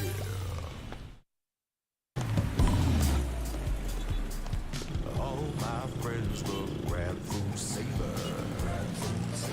Delivery fee is a lot cheaper. Grab food saver won't make you roll, yeah. Oh yeah. Grab food saver is the one to choose, yeah. Grab food saver meals 99 plus. Diving meals, if it's a bill, saver meals won't make you go, yeah. All my friends will grab cost saver. The grab cost saver is a lot cheaper.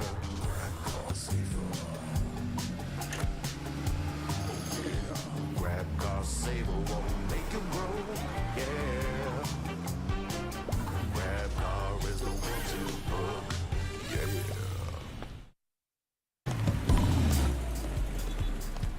All my friends will grab food saver. Delivery fee is a lot cheaper. Grab food saver won't make you roll, yeah. Oh yeah. Grab food saver is the one to choose, yeah. Grab food saver meals 99 plus. Diving meals, if it's a bill, saver meals won't make you go, yeah. All my friends will grab cost saver. The grab cost saver is a lot cheaper.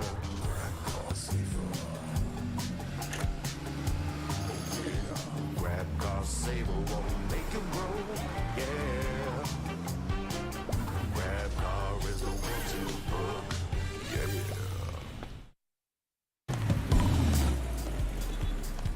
All my friends will grab food saver. Delivery fee is a lot cheaper. Grab food saver won't Food Saver is the one to choose. Grab Food Saver meals 99 plus. Grab Food Saver 99 plus. Dining meals, if it's a bill, Saver meals won't make you go. All my friends will grab Cost Saver. The grab Cost Saver is a lot cheaper. Grab Cost Saver. Grab Cost Saver won't make you grow. Yeah. Grab car is the one to book. Yeah.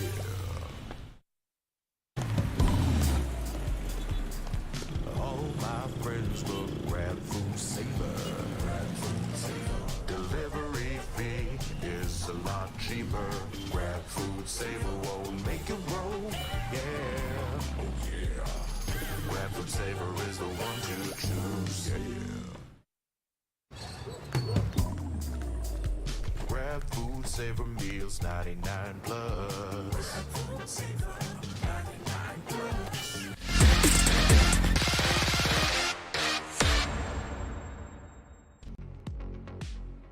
Back to the game, Avernus versus Tyrant Esports. They were able to get game 1. Avernus got a very decisive win on that map that Tyrant Esports picked. So this time around, how are they going to be adjusting? On the side of Tyrant yesterday, they were able to win Icebox, but this time, it's a different challenge because it's Avernus. Exactly, and I think Taylor already alluded to in the panel earlier how this is also one of the strong maps for Avernus, and it's also not a surprise why they're picking it as their map, first map selection for this one. Thankfully for them, though, they also won map number 1 that we just had previously that you also mentioned, and that's going to be a good momentum booster as they move on. The big question is, will Tyrant really adapt to how they're getting out-rotated and how a lot of these small changes can really affect them? Because in a map like Icebox, it does kind of fit Tyrant's game plan where they want to go for that full send, where they want to go attack a site, and the rotates take quite a bit and they can take more control of that mid freely. Yeah, and they have been really using the Gecko here on this map together with the other team of Avernus. Both of them have been using the Gecko on both of on the recent games that we had, so they probably would have the same composition here. It just comes down to who uses the composition better for Avernus and Tyrant. So I hope Tyrant would have some adjustments on their execution on the offense, because yesterday it was quite rough. Subversive almost got the comeback against them yesterday. Yeah, on the side of the previous matches for Avernus as well, on their game against ZOL Esports, it was 8-13. Denz, of course, stepping up yet again, but they're just not able to really go over that line. Here on the Agent Select, though, we finally get a reveal, and the return of Sage is back for one of these teams. Yeah, the Sage is shining, shimmering. Sage has a sun, a whole sun on her hands. Based on what I'm seeing here. But wait, Avernus Esports is gonna go for the double initiator, get the information from the Gecko together with the Sova. Really surprised that this is gonna be the composition here. I mean, the Sova is gonna be good, but on the side of Tyrant Esports, they have here again with the Sage that he used yesterday too.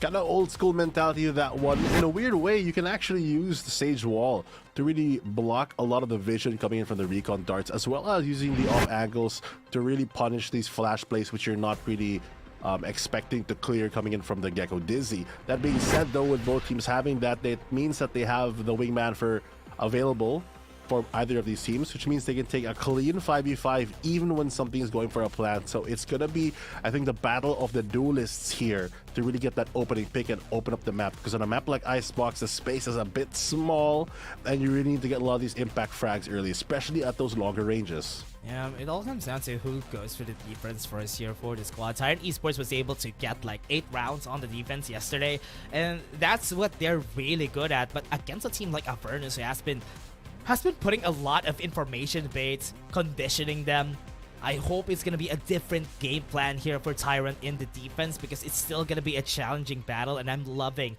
what Avernus is putting on the table here. Exactly, and it's going to be very difficult to really judge from this point. But as we move on to the game, we will finally see how this series might keep going or if it will close, because Avernus, off that momentum, they're going to start strong with a pistol. Den's even going for that Sheriff already, going for a Chamber cosplay on this Killjoy, keep that utility, but have that firing power as he wants to take more control here on these lurks on the B side. They're dealing Yups has been area. good yesterday from his game. If I remember correctly, I think he got 25 kills when they were on Icebox yesterday. He has been taking fights, winning the fights, getting away with it. No punishment whatsoever from Subversive. And he got a full headshot now out of the wall. And they have to go to A side because they're pushing through. And Tyrant is not... Wait, What is happening with that one? what was happening here? I thought they know that they're there. They're gonna go for the flank. They need to plant it right now. Oh, sense of urgency going to be dealt with as the wingman's going to help out in the 4v3. There goes one player as Ash takes out one, but he has to fall back on the side. The pincer though for the Last defense come player in so standing. quick. Yeah, that's gonna be... This is gonna be the end of it now. Zeus will be able to go at the back and fight them, but Tyrant, just because of those first 2 kills right there out of B, and no reaction except to run from Avernus. That was surprising. I was surprised on the spawn side that they were able to get that frag. I don't know if something happened or if he just didn't see it because he just got spammed through there, and they have the info already that they're coming from the B. Oh, that's why. That's why it is too frag. That's why. Okay, I understand now. Aw, man. That was an unfortunate round in that case because Europe wasn't able to react and wasn't able to go away after those first 2, or rather first kill against Dents at the start of the round. And now we're gonna go to the tech pause. Ah, yes, my favorite part to start the day. We gotta calm down, chill out here on Icebox before the remorseless winter takes over. And Avernus have a very difficult start here as they are playing with one less player. You know what? Yesterday also, Fluffy, this is what happened between me and Bill when we were casting yesterday. There was a lot of tech pause in Icebox. I don't know what's with Icebox and Tyrant, but they got so much tech pauses on this map. It's not even their fault on this one. I think it's an Avernus problem, but hopefully, I don't know, the curse is there for them and maybe it's lifted because they need to take this map at least. It's going to be so hard if they get a good game in, but at least they do somehow still get away with that round. So they do get the better buy off of it. They get to reap the rewards for that one. They're able to really play off of it as they do have that firepower to bolster round number 2 once we do eventually begin. Yeah, definitely hoping that this faster runs for here. I hope it's not like this PC blew up or something. Based on that, it was crouching too. It was crouching. PC blew up.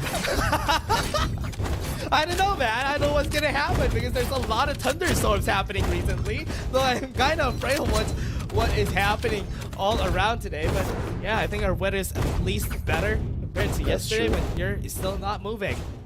Yeah, I mean, the weather's affected me. I've gotten a bit of colds here, so if I sound a bit different, that's why. But the energy here from Tyrant is not stopping as he's bunny hopping across the screen multiple times. The whole tech pause. Gotta save that for the game, brother. And make sure that you have the energy for these important rounds. He won't be able to use this space anymore after the rounds. Yeah, Or he won't be able to jump around anymore. But now, thank you very much to our production. We're now going cruising through Icebox, and we're gonna be looking at the buildings that we have here. Yeah, you got any fun facts about the buildings? Do you know that this ship, if you look at the front, if the production sees it, has a number. There you see in the bottom left, 100A. That's because here on Icebox, that's basically what happens. Teams just go to A 100 times, and they go straight all the time. Sometimes they go to B, though. Wait, is that a real trivia? No, but it honestly should be.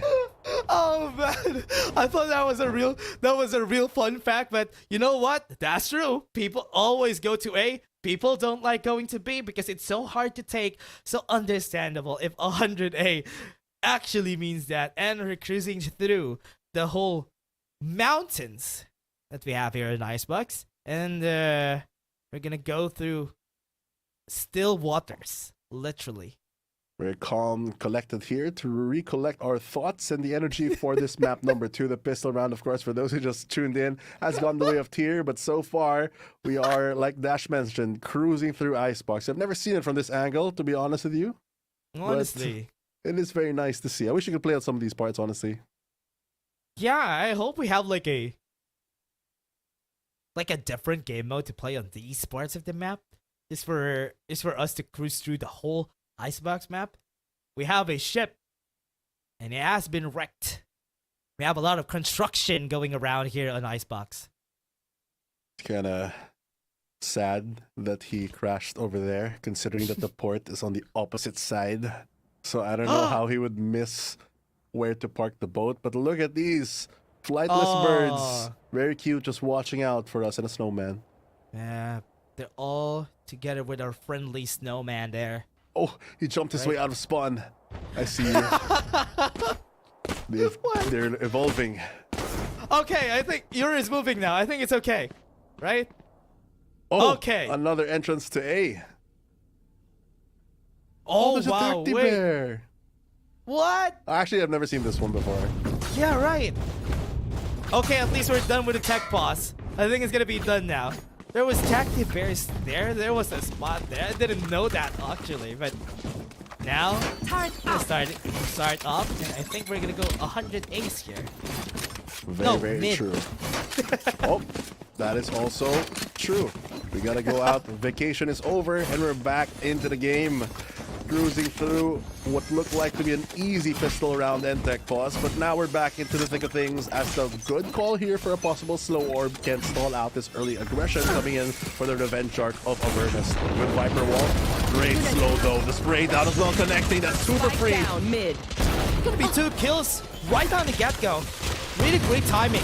Really great read from Avernus. They're just waiting for the push in here. We're gonna be seeing the last one. Here was able to get one, but that is still everyone down with just one casualty. I think during the tech boss they were saying, okay guys, after this minute, they're surely going middle, so I'm gonna throw a slow orb and make sure that we can gun them down. And just like that, we're back into the buy phase as we move on to round number 3 of Avernus now with the firepower, so they have a bit more control. Gotta calm down with a bit of their overextensions at time. A cute play on the eco though to maybe get some value, but at least they know that middle is a bit shut there when Sage is on patrol. You know what's funny there, Fluffy? Just because of that fast round we did, I think we covered the tech boss type. Exactly. So we're on schedule and this match is underway as map number 3 has a bit slower start from the previous 2, slowly making their way. They don't want to lose any of these weapons. The outlaw can be so deadly at this range. Oh no! Misses the jump there. It gives a sound cue as well. If that's going to be heard, at least he knows that there's one player to mark. Aljol going to push out the outlaw for a bit. Gets the tag as well. Space going to be gained for the 100 A's. I think Boiler hears it. Iris Monster went back, tried to defend it, but they're not really giving enough information here. Gonna be slow pushing Dens. What is this? Dens is very close. No sound cues. Nothing has been killed yet. They're all gonna be rotating onto A. They haven't planted the spike yet. Oh, pretty plan for this one. How they're gonna go for the retake here with these lower bio weapons. They have to go in a little bit, but then Wingman's gonna stall them out even more. Down with the Nano Swarm, they even have the mosh pit a while ago, but Tyrant can really just get into the side. That's gonna be a snake bite being thrown with the Dizzy.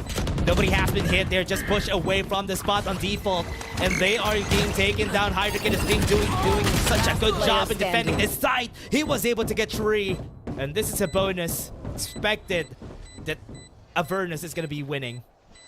Might call for the save here. Outlaw still very powerful in a couple rounds. Gets 1. Might be able to upgrade to a Vandal if he's able to cross. No one really marking it at the moment, so that's going to be a free upgrade. Gonna choose to back away here, or will he just go for to die to the spike? Nah, he's just going to back away and go for the call for the save. Very heads-up play, making sure that they get the safety first since they took a big hit towards the A side. Avernus finally getting some ground as we move on to the next one.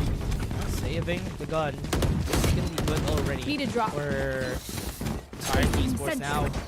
Where everything becomes a bit more serious now. Ash had a better performance this game compared to the last, so I hope he would be able to follow through with this. With what we've seen here, look at how he has an operator now. It's going to be hard for the other squad, but he's not in the right side. Oh no, wrong read here at the wrong time here. But at least, the early aggression gonna get spotted out by the Dizzy. Gonna push them back a bit, but they're still gonna go for the peak. Oh, Kid no. very ready for that swing of the info. Yeah, they were ready for it. Yux did it a lot of times, like 4 times yesterday. And it has been working. And they did their assignment. They watched what Tyrant has been doing, has been putting on the table here when they are on the defense on this map. They know how to read it perfectly. Avernus slows it down again. Gonna force another rotation. Based on what they did during the last map, they forced the rotation back. And this is what's gonna happen. They're gonna be leaving 2 people here. If this is gonna be open, once they go for the 32nd minute... Oh no, that's a sound cue. That's bad. Standing ahead. That's bad. We can bombardment on the side as well. Gonna take some space here. The damage gonna go down, and Zeus is getting cooked. No! The Nano Swarm just cooked him. They had a lot of lineups. Could have been good. At least they were able to defend the side. That's going to be good. Wingman has been taken down on the last tick, and they haven't planted the spike yet. Difficult to get this out of this spot now. Off angle is going to be covered. Chowdy manages to find here in this. They have to go for the tap, but they can easily spam through though. Planted. There. Backing away. Iris Monster already had a space, but Dance was able to defend his man. And this is going to be good. Hunter Spirit is going to be there. Timing's just going to be right. Was able to get the kill on Nash, and it's still a 1v1 Chowdy. He's Does so he far have away. any utilities? He's so far away, as you said, and he's hiding, and nobody's here to defend the spike and Hydra Kid. Bit too late there. A bit too late. He had to pull the 100 Sphere to help out the team that stopped him from gaining any ground, and it was so difficult for him to really make that rotate in time. Tier, they steal away around. But Avernus looked like they had, but that opening utility bombardment coming in from the microwave setup there from the Killjoy, just destroying their entry dreams. And I think the more important one, honestly, was the spam through onto the wingman to stop that plan, keep that momentum off. That's good. Good reaction from Tyrant. They lost the operator, but that's okay. They have a broken bite. Not as expected here because they won the round. But Ash already has the Blade Storm. They have to clear every angle. They have to take a look at where it's going to be. They're going to take him down the all drone. They don't know that somebody's there at the pocket. Down the green. They have to check it later on. Gotta be careful with this one. Jiggle Peak not gonna gain any info off the top of the screen. There comes Smith. They use the toxic screen against them. That's their own blocking vision there, and they get gunned down with the firing power. The trade's coming in, and it's a 3v3 in an awkward spot here. As Sure gets bombarded with more utility. Big fight! Oh no! One enemy remaining. Oh no, it's not good. They're going right where Tyrant wants them. They haven't been winning this round, and that is also a gun round here for Avernus, but they were not able to take the space that they won. They're taking quite a long time trying to duel those, trying to take those battles, which is really surprising. I'm more surprised that they put up the toxic screen and then he jiggled his own toxic screen. And then after that, it's just even so much more isolation to worry about. A very heads-up play coming in from Tier to just go for the fight instead. They have that Sage to go for the resurrection, since in round number 2, he was able to gun down so many to get that ultimate online way quicker. And they even use it to bait out a couple more kills towards the end. Avernus, shaky position right now. What a But shot. Ash already takes out one. Wait! Huh? Zeus isn't able to see Ash though. They're so close. No What way. is happening here? He saw him twice, but he was scoped in. That's why he didn't see it. Oh, but tunnel vision there gets punished after everything is said and done. But still a 4v3 here. The damage slowly being done. Hydra kill being brought very low. Any of these volleys can really take him out. That sword fight. Very potent for the attacking side. Man. Oh, Tried to headshot. go for it, but right now they got a shot in. XTY making this a bit too close. Got some guns on their end. They have to take the sound kiss right there down at middle. Now they know that they're going to be rotating down at B. Do they have the wingman? Yes. And this is going to be a chance for them to get this round. They're hoping that they can get the plant down to put up that Viper's pit, but they're already in position. One person has to go for the tap here. They might just go for that instead. 30 seconds. Oh, but a great ultimate to take out one. Is that going to be enough though? Great peek from Tyrant. Got a 5-1 against Avernus this time. And great use of the thrash to wait for them. Waited for the sound cue. Avernus having problems in the executions department. They have been trying to go for this blank fights. They have been going for the dry peaks. And it has been punishing them. I'm surprised they're doing that considering that they're doing that somewhat initiator in order to get a bit more safety as they do things. This time around, an actual timeout coming in from Avernus as they have to reevaluate the situation and answer a lot of the questions that Tier is honestly just giving them. Now they have 3 ultimates. As you said, you also said that they had the Viper Split a while ago. It's not really a full buy round, so they have a chance this time with the Thrash to help them out. Even the Viper Split to just secure the round to stop the momentum here from Tyrant. The only issue I see is that the Viper Spit has to be done on the site, and the ultimate, the Thrash coming in from XTY, can only go on that ground floor. So Ash, if he plays the correct off angle, that operator could still shut down a lot of these pushes with the verticality coming in here for Icebox. Yeah. And they're even on A side. And I think they have the right read here. Avernus is gonna be going. Never mind. They're gonna go for a default here. They're just gonna be waiting, or maybe even get some pickups right down at B. And because of the operator buy here, kind of afraid of taking that angle. No, never mind. I'm surprised that they're taking B side, even if they know that this could be an operator buy. With that wall, everything is gonna be stopped. Viper Spit is gonna be thrown down A. That gives them more presence to go towards the B side, so they're rerouting the defenses here. The Sage will gonna go for more delay, and Tier manages to find Ewer. Wait, slow down. Not the first tap. Nier's gonna fall down. They can take this by themselves. Somebody's rotating already, and they can hold the cross. It's gonna be bad. Thrash is gonna be used. He's not gonna be hit. He's jumping around. Was able to dodge it. Can swing around. Perfect timing. And they got the 2 kills out of that. And this is advantage for the side of Tyrant. Another gun round has been foiled on the hands of Avernus.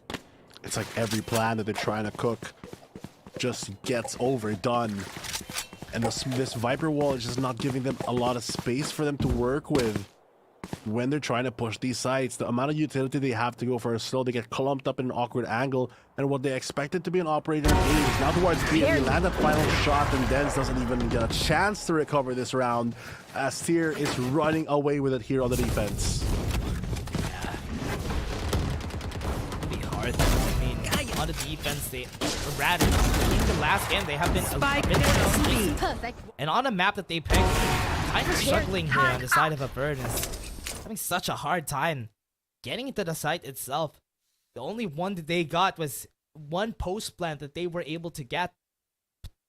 After that, they haven't even been able to touch the site. It's gonna be so difficult for a lot of these movements here. Ash has an angle though, but they're kind of expecting it at this point. The fact that they're going in dry, I don't know. Great peek though to dodge that opening shot here as he's able to crawl past that. But will they expect the second? Yes, they will. Zeus finds Nukes and he has to back away. Yeah, Nukes has been seen again. His plan is just to try and go for the peak there. Close the maze. That's going to be the peak. The rundown coming from Hydrican, but backside still not clear. Ice Monster might be able to make it hard for them. 2 more kills for him. No more smokes for them. This is going to be way harder for them. Zeus was able to take 1 more down at screens. And this is going to be the last member. Are they going to be backing away from here? Ice Monster knows this, and they're rotating already at B side. Slowly but surely, they're going to creep their way onto the B side, but look at that positioning already from Ash, expecting that this is going to be the play. It's a 3v2, but if Ash can get that opening frag, but based on the positioning, he's just playing passively, waiting for them to go for a sound cue. He's not sure where they could come from. Has to be very careful with this one with no dash available. 30 seconds left. Smokes has a Last great angle, player but standing. no. Spike They have the planted. operator to hold it down. In Tyrant, Ice Monster is the only person standing. They have a lot of credits, so they can take the risk of actually taking this. Maybe he can get a clutch. Maybe he might be able to take everybody down. It's a possibility. They are not going to be pushing away from this. And he is still looking for some kills. Oh, he's going to try with this one. Spots out one player. They have the info for this killjoy. Is goes for the swing there, but it's 2 players already going for the double. There comes, only needs the 1, and XTY takes up the run. Avernus trying their way back to get a foothold on this game and get control of the series that they already had on map number 1. Big rotate, not giving any sound cues against Tyrant. Once they got close to B side, they just reversed to take the site. It was close for Ash. If he was able to take 1 down there, that could have been good, but wasn't able to. Tyrant, instant timeout. They don't want Avernus to continue that. Gotta be careful with this one.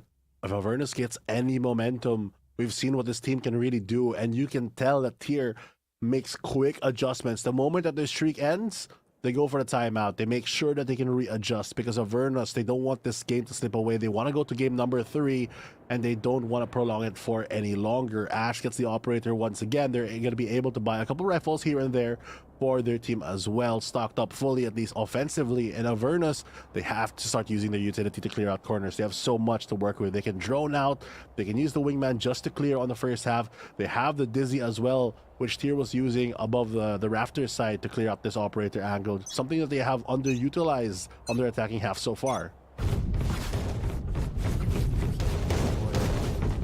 Avernus with the operator buy again from Tyrant Esports. This could be good.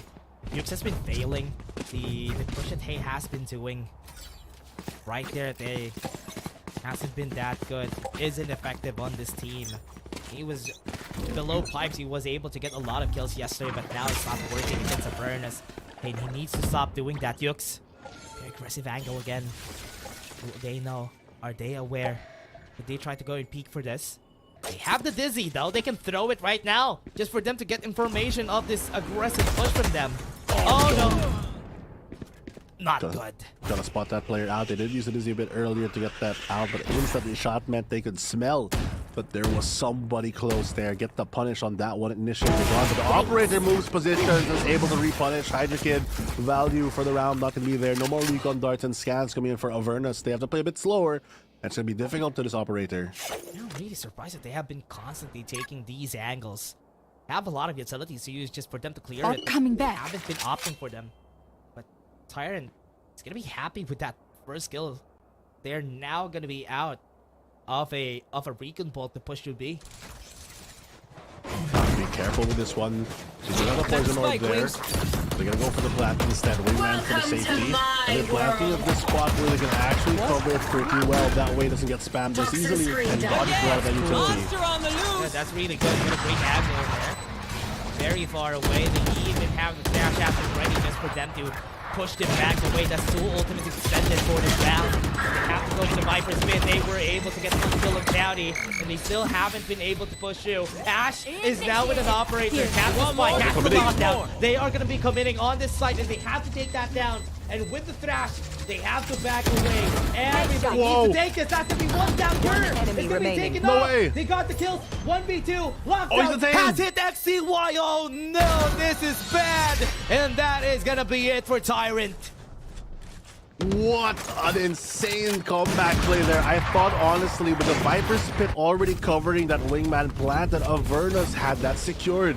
And the very late ultimate as well coming in from Killjoy to really lock down that situation proved to be the defining factor that kind of turned that clock on its head, making sure that now they have to do the proactive move. Now they have to push, or else the space isn't there. The fact that Near is just able to get that opening frag on Viper, I think, was the biggest one, because with that Viper's Pit still up, it would have been tough to clear.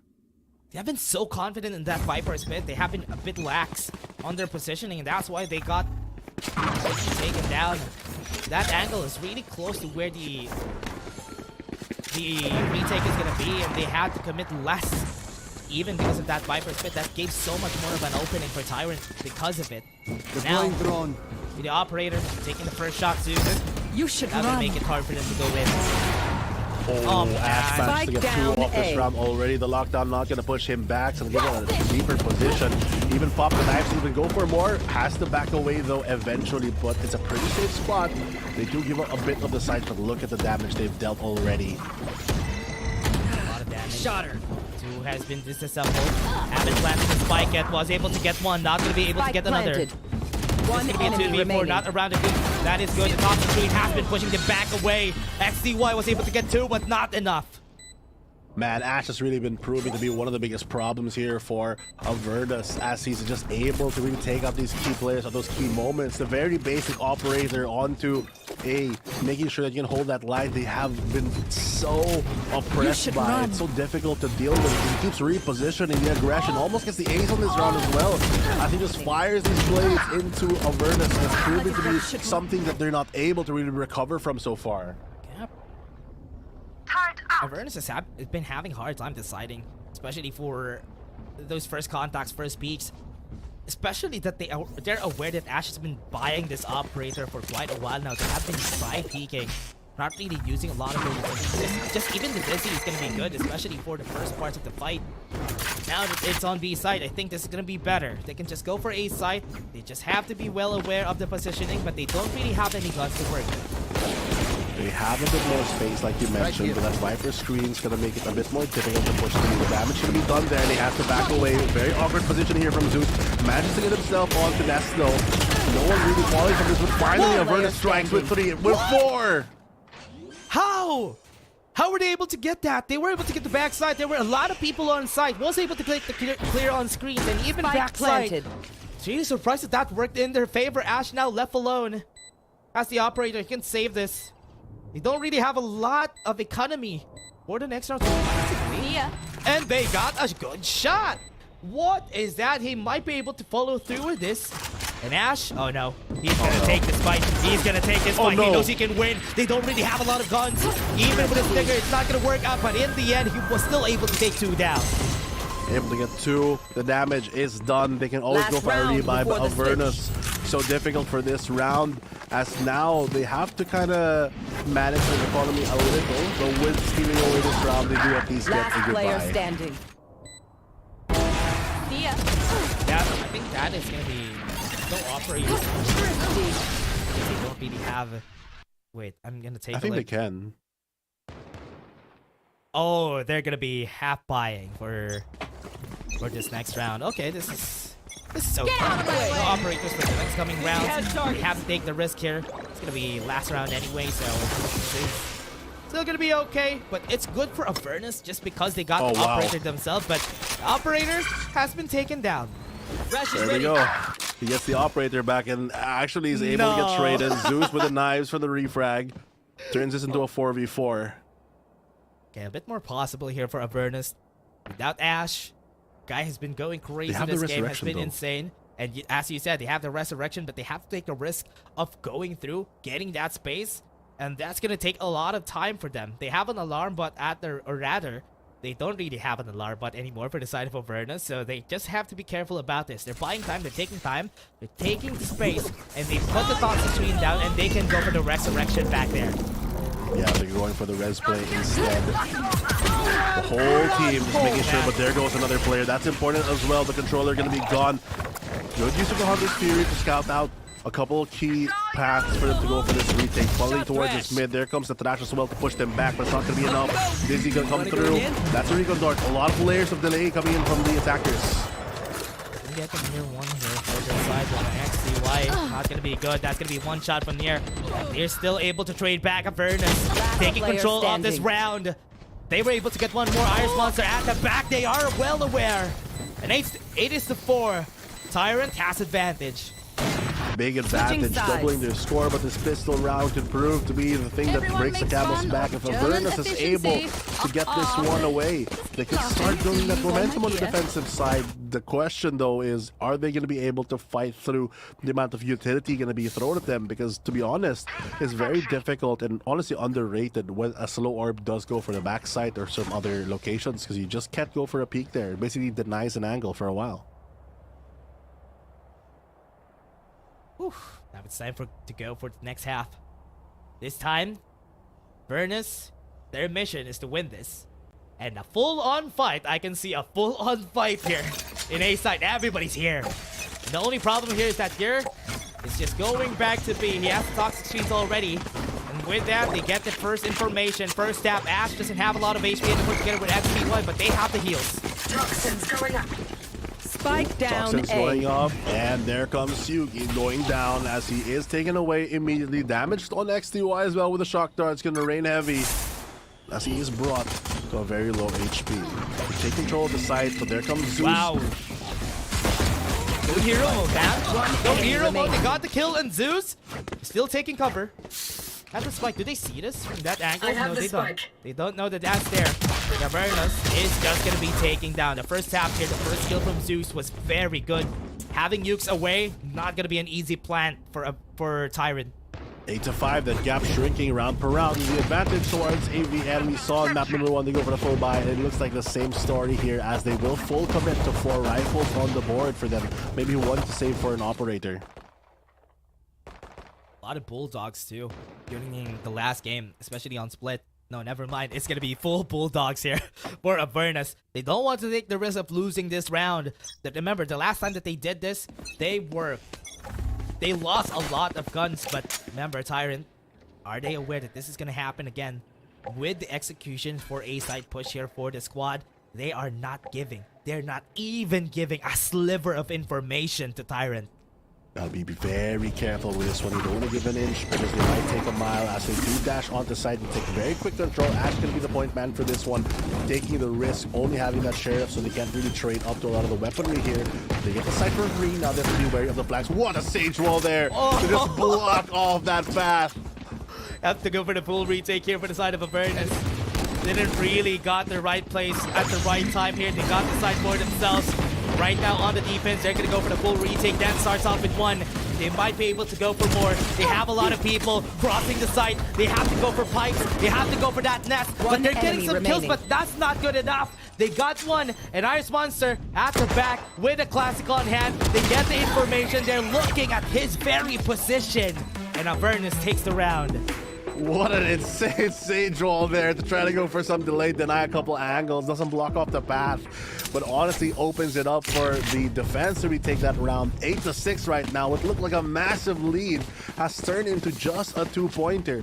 They even keep the rifles on the board, so it's rifles on rifles. They might not be the best ones, but it's enough firepower to retake confident fights against these Vandals and Phantoms. Yeah. It's time. Still have full Bulldogs, full Guardians on the other side. They didn't take a lot of damage from that past round, so at least they have the arsenal to fight back. But the advantage still lies on Tyrant. This is their bonus round, but 4 consecutive rounds already have been won by Avernus. They have to be careful about this. No. They'll spot him out on the rope. Info gonna be gained here for the attack. Oh no, they know. They're aware because of the information, Bundy. They're gonna go in, but they're blinded. They can't see anything out of it. That was such a great dizzy coming in from XCY. And Avernus just run them over and they can get the gun upgrades here. Oh, that's so much value for them, and then even gets 1 for free. A very clean round here coming in from Avernus as they're able to turn that buy into a better one for free. Oh no, Fluffy, this is not looking good, Tyrant. This is what I was saying yesterday. They were having such a problem executing on the site. Yes, they're not giving any information, but because of the information that they got from a while ago out from Rose, they know that they're gonna be pushing on A site, and that is a problem here for Avernus, or rather Tyrant. Oh, so difficult for you to work with throughout this situation. The heat retention just not there for Tyrant as things cool down here on Icebox, and Avernus are just too cold for them to really handle right now on the defense. Similar story during this timeout. We'll talk about how in map number 1, the Avernus defense really was that pivotal factor against Tyrant when Tyrants had such a difficult time sticking together, and like you mentioned, doing those a lot of executes, Dash. Yeah, it has been working out so well for them, and now Tyrant, what else can they do here? What else can they post? With a pause, they want to stop the momentum coming in from the side of Avernus. This is going to be another eco round for them. Having such a hard time executing into the side. They tried A lot of times. Now it's time to go for a B. Quite possibly here, as they are positioned that way. But after this timeout, will Avernus expect this, or will they go for a default? Normally, you'd expect a lot of teams to go for some aggression after a tactical pause. Maybe some other advanced veteran teams will talk about it like for the next couple rounds, not just the next round. But here, really need to make adjustments right now. And I think they're very low, if not out of tac pauses. So this is going to be one of their final saves and breaks for a momentum as they will burst out the gates here, running into possibly an alarm bot as they take control of the speed. That's going to be info. God, they can't even break the alarm bot! Oh no! It wasn't able to break the whole of the alarm bot. Now they have somebody to look at right there at the back. They have to fight against it with the ball right here. They might be able to take it for themselves, but no, Zeus is just putting them down. Since a while ago, he has been doing it so well. And it's so hard for them to get the spike One enemy remaining. because they got the kills. And what a great shock dart from there. And that is going to be good, Chowdy. Left alone, Snakebite hit him on his back. He's now vulnerable. One more hit at his body, and he's dead. Oh, what a quick round there. And just like that, what looked like to be an 8-4 half has turned into an even Steven as Avernus is coming really quickly back here on the defense, not just in how they're playing, but how quickly their rounds are just evaporating from this game. They have the Blade Storm available now, but they had it on the previous round as well. But that will just mean that they have a bunch of economy to kind of sacrifice and give up. I feel like he's going to drop that towards Dens, even get that operator, firepower. They don't want to stop that momentum, keep that train alive. And Avernus have a very good chance here to slow down this game from tier. Yeah, nobody has been putting a lot of pressure here on mid, which is why Avernus is very... This is also the problem for the last game. Avernus is not afraid of mid. They don't even have a turret there just to get the information because they know that they're not going to push you. But whilst I'm saying that, ZOL falls down. He has been getting some kills against Tyrant, but now with the first kill, first step in his hand, it's going to be going good. A smoke right here. Dizzy's going to be there. He can't see anything. They're going to be killed, but Dens is able to trade back. That's going to be a 3 versus 3, but it's going to work out. Hydra Kid is here to save the day. Oh, 2v2, Hunter's Fury in one as well. They have the thrash for more delay. It's going to be a plant down though. It's going to be a difficult time not on their side. They know that yellow is clear. They have to play 2v1, but the up and down just for Chow. He's able to spot this out. Has the wingman and go for the defuse here. Spots out the first player already, but he has to run away from that thrash. Spray it down and uses it as a bait. And Saudi strikes. Now advantage back to the hands of Tier, so that tactical pause is working out in their favor. Great work from Tyrant. That is what they needed. The sidestep strike right down at B, getting that first kill on ZOL because ZOL has been getting so much kills. And once he went down with that operator, he was not expecting that angle, and they just went through. But the trades from Avernus have been crazy. They were fighting back, even if the side, especially Hydra Kid, right there down at Snowman. But Tyrant, that is a very much needed win. Very, very true. Much needed for the momentum and morale. Gonna have a higher chance of taking this game back into their own hands and get more control if they can keep this up. They have the operator in hands, and we know how Ash is so deadly with that one. But being on the attacking side, he has to make the opportunities for himself. And that's gonna be a bit more difficult from when he was on the defense. Yeah, Avernus, a bit more chill now. Bit more static on this defense, not really roaming around, no information given from the side of Tyrant. So they are a bit antsy here. Side of Avernus because they don't know where they're gonna come from. Have to be a bit more careful. First time they take up the third tier on mid to gain a bit more control and pressure for the defenders to maybe budge a bit. ZOL does have the Blade Storm to fire back, but his operator hasn't strike yet, so they have yet to have that reveal. Not there. Got the information. Poison's off. Might be able to get the wall here, but there needs to hold the line first. It's gonna be really scary if they're gonna be able to get through. Especially if the wall is gonna be there, that is gonna be enough delay with his snake bite. They're not gonna be able to get the plant right there and then, but with the wall, they're gonna be putting it on a bit of a more push part of the map. But now the spike is on the hands of Avernus. Really careful with this one. Tyrant striking back. Avernus' answers though. Now 3v3, the spike in no man's land in 16 seconds. They have to find a way to take it. They use the Viper Spit. There comes a free kill with the operator. Great shot. Charity's gonna go down. Viper Spit is gonna go, not gonna go through. Remaining. They have to plant the spike. 7 seconds. Enemy They have to remaining. get the kill. Yurt knows where he planted. is. He has to fight this. Oh, he doesn't One know. right click on his head. He's gonna be dead. And that is Tyrant taking the round. Oh, he thought he was planting up towards that default. Sound cues just not working out in his favor. Shoots a bit too close there when he goes too wide. Doesn't get the blaster as well. He goes for a more aggressive swing. You know, maybe they get the round, but a lot of movies hits it once, as what happened was just Last here player standing. stealing this one away from Avernus after a good recovery after the initial fight.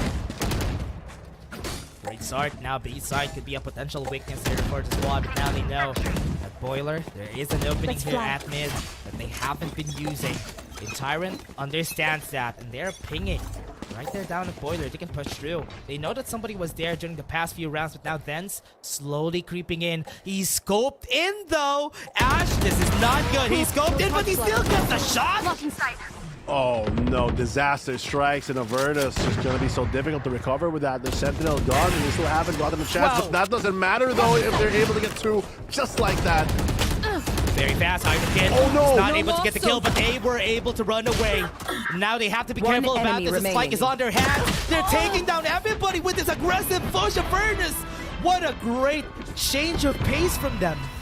I like how once one player falls, they immediately push out and go for the pincer there. Both sides really aggressing and pulling the attention of Tier from both of these directions, making it so difficult for them to make a proper response and have that operating power in what they need. They drop the operator as well, forcing them back on this eco, and you know how deadly Avernus could be, especially with one round only separating both teams. Such a great place to be in here for Avernus. They have been doing so well. Tyrant was able to get 2 rounds. That was so good. But now, just because of one loss, their economy is broken. The rounds have been so close. That's why Tyrant still has a broken economy here. Toxic Screen's being laying down here. Have a lot of push. Everybody's going to be here. Den was able to take one, but he needs to fight against a lot of people. He was able to get 2 and that's going to be okay. Yur is here to help out, and that is the last person standing here. Yups will be fighting. Gets the headshot, but it's still Avernus in the end, equalizing the rounds. They got what they needed to do, and they get the score tied up. It's anyone's game at the moment, and we're almost at that finish line. 2 rounds for match point for either of these teams. The operator in the hands of Zeus yet again, and that could be the real stopping force here once the fights do commence here. But what a round previously with the crossfires coming in. I like how quick the trades from Avernus are as well. They really know, especially with the information that they're getting here for the team. Yur was able to really just get there just to help out, just for them to go for the play. But now it's gonna be a problem here now for Avernus. Oh no! A shot wasn't able to hit Zeus. It's gonna be bad. A lot of openings are gonna be open here, but Tyrant still on the default, still not pushing through. Just try to bait out that operator. Now that they know where the operator is, they can go for B. Good call for them to go for the rotate. Instead, only one player going to be defending that, and he's playing so far. You're on the back side of Icebox, just making sure that no one can creep up towards that mid side. They're giving this B main area for free, and no one is really rotating yet. There's no trips or alarms, so this is going to be difficult. They could take so much space on site. There's not even a setup here. Toxic Team is going to be laid down. They're going to be going. Lockdown is gonna be Monster on the loose! The Thrash and the Wingman are ready. They can take their time here. That's gonna be 1 down. XDY wasn't looking, but that Thrash was perfect. And now it's gonna be a 3v5. A round that they have to take. What a great shot from Zeus, but they haven't planted this fight just yet. 3v4. That the ultimate, the lockdown is going to be so difficult to really work with. That's time going to be wasted immediately. But on the upside, Denz does have a lockdown of his own. So that could prove to be the most difficult situation if they can push them out. Oh, standing ahead. Got the kill. 3v3. Possible for them to win. Toxic Screen is going to be laid out. They're losing a lot of time. There's going to be a lockdown. They have to commit it. If they don't commit it, this is going to be bad. They have the resurrection. They got the kill, but the trades are happening still. 3v2 still possible. They can go back and try to go for it. But the mosh pit, is it right though? They can go for the detain and they can still go for the defuse. 1 versus 3, or rather versus 2. 1 is detained. He has to win the fight. He hasn't won it. And that's why Tyrant takes the round. What a close one with that one. Both lockdowns invested. A lot of ultimates, but great entry coming in from Tier. The combination of both this Thrash as well, the off angle there on XTY. Him and Yur just fall immediately as he tries to recover from this. What a great start for them. And honestly, a kind of dicey ending, but that really the man advantage of the resurrection has really proven to be the most valuable part in those clutch situations. Yeah, he used a lot of ultimate during that round. It's gonna be close to the end anyway. They might as well get another round in there. And Avernus has some ultimates of their own. They have the Viper's Pit, they have the Hunter's Fury that they could use for the incoming rounds. Avernus has been quite dicey on the setup here. They are opting to go for the retake on A. It's not really a lot of people. There's not really a lot of information being given. So with this, it is gonna be hard on that A take. I got the spike! Everybody's gonna go in here. Slowly but surely gonna make their way onto the A site, and no one's really marking it. Avernus plans to give it away from this one, and hopefully they burn a lot of utility. They do have the Hunter's Fury as well as that Viper's Pit to make a retake. This Flash not going to direct anyone as they do slowly make their way onto the site. But the question is, where are they going to flash? Very early ultimate here coming in to maybe break that Wingman. They do eventually do it, but they can easily go for a replan. Yeah, gonna be down on that plan. Spike have to planted. defend this. Zeus already dropped that dash, so he needs to commit on that. Icebox, I think, is very well aware of where he is. That's going to be the first tap here for Zeus. Got the first contact, got the first kill. People are in maze. They're going to be using the mosh pit right there down on side. The Wingman is going to be there. Toxic Screen is going to be laid up. They have to fight it. Wingman has been destroyed. Ash is going to go to try and swing, but Zeus is taking so much space. The team was able to dash away, and he is almost dead because of it. And Tyrant is going to win this. It's a 1v3, but XTY still not giving up. Somebody went up the nest, but they don't know. XTY not aware. And this is a round for Tyrant. Now they are at match point. What a back and forth between both of these teams. Even towards the end, it's a grind fest, but it's going to be so difficult now because the economy not on this side for Avernus. They're going to have some Spectres in hand, not the best firepower that they need. I'm just surprised that they blew that ultimate so early and didn't just wait for everyone to go for a cleaner retake, considering that they're already giving up the site. I agree. Because they should have used that Hunter's Fury even just to get the information there at that point. Could have been a good opportunity for them to use, but now Avernus really needs this timeout because match point already. They have been very scrappy on that defense. No more mistakes could be made if they want to get this to overtime. It's the last dance right now, possibly, if Avernus don't take it away. And they have enough to, I think, get everyone rifles because Zeus can buy and drop Hydra Kid. Hydra Kid can give it to Zeus. He has Blade Storm anyway. The rest of them can buy up, but they might not have the rest of the utility, which is a lot of their kit, to be honest. That means that you might not have any of these mollies, mosh pits, and more importantly, Wingman to really delay a lot of these fights. Tyrant, though, sitting comfortably with their own economy, full armor just ready as Ash with the 26 kills, leading the pack here alongside Hydra Kid to make sure that this game is sealed. Step up here. They have to use the Viper Spit at the early for Avernus just to stop the push here from the right side. Haven't given the side not really having those pushes compared to what they did a while ago. XTY starts off with a kill. Tyrant still not done here. Still have some utilities to work with, no ultimates, but it's still gonna be okay. Can still go for the peak here one by one before they push through A. They don't have the ultimate on near, so they might not be able to have a resurrection unless he does plant the spike and get a double kills here. Otherwise, Ash is off the board. It's a 4v5 right now, and it's a good position for the retake here as Hydra Kid steals one away as well. 3v4 at the moment, 3v5 rather at the moment as they are pushed back by this recon dart. Zeus snags the one for free. Going crazy. Got a free gun. Near and also Ice Monster. They have to back away. Cross is secured. They know that somebody might cross and they already put some people right there on the rotate. They have to commit on the side because they have been seen already. They're being chased down slowly and Wolf is going to be up there. They don't know where Nier is going to be and they have to check this first. Look at that. The first kill, the first staff. They know where he is, but now they can't plant. They're now going to take that. They use the Thrash to end their lives. Wasn't able to get it in the end, and now it's not gonna go Spike down here for their side. But at least they were able to secure that round. Awkward exchange there. Surprised they invested Thrash as well, but still, at the end of the day, the goal is accomplished, and they're able to extend this one more and move possibly onto an OT. They have the Viper Spit and they have the rifles to work with for Avernus, and Tyrant. Chowdy is stuck with the Guardian. And Yux is also stuck with half armor, actually in a down kill as well for the Spectre.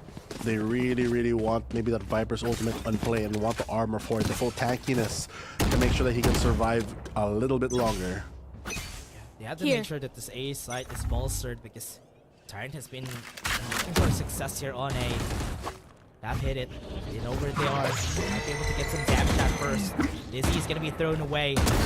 For now, Viper Spit still hasn't been invested. They got some damage on XTY, which is good. I have the spike. Good damage. Information spotted out as well. He's already ready to res his teammate in case something does happen. Very heads up play, or maybe meme, but I'm pretty sure that's just safety as they do go for an unsafe check, and the dry swing from Ash can take out Zeus real quick. Yeah, really good start. Gonna be ending this.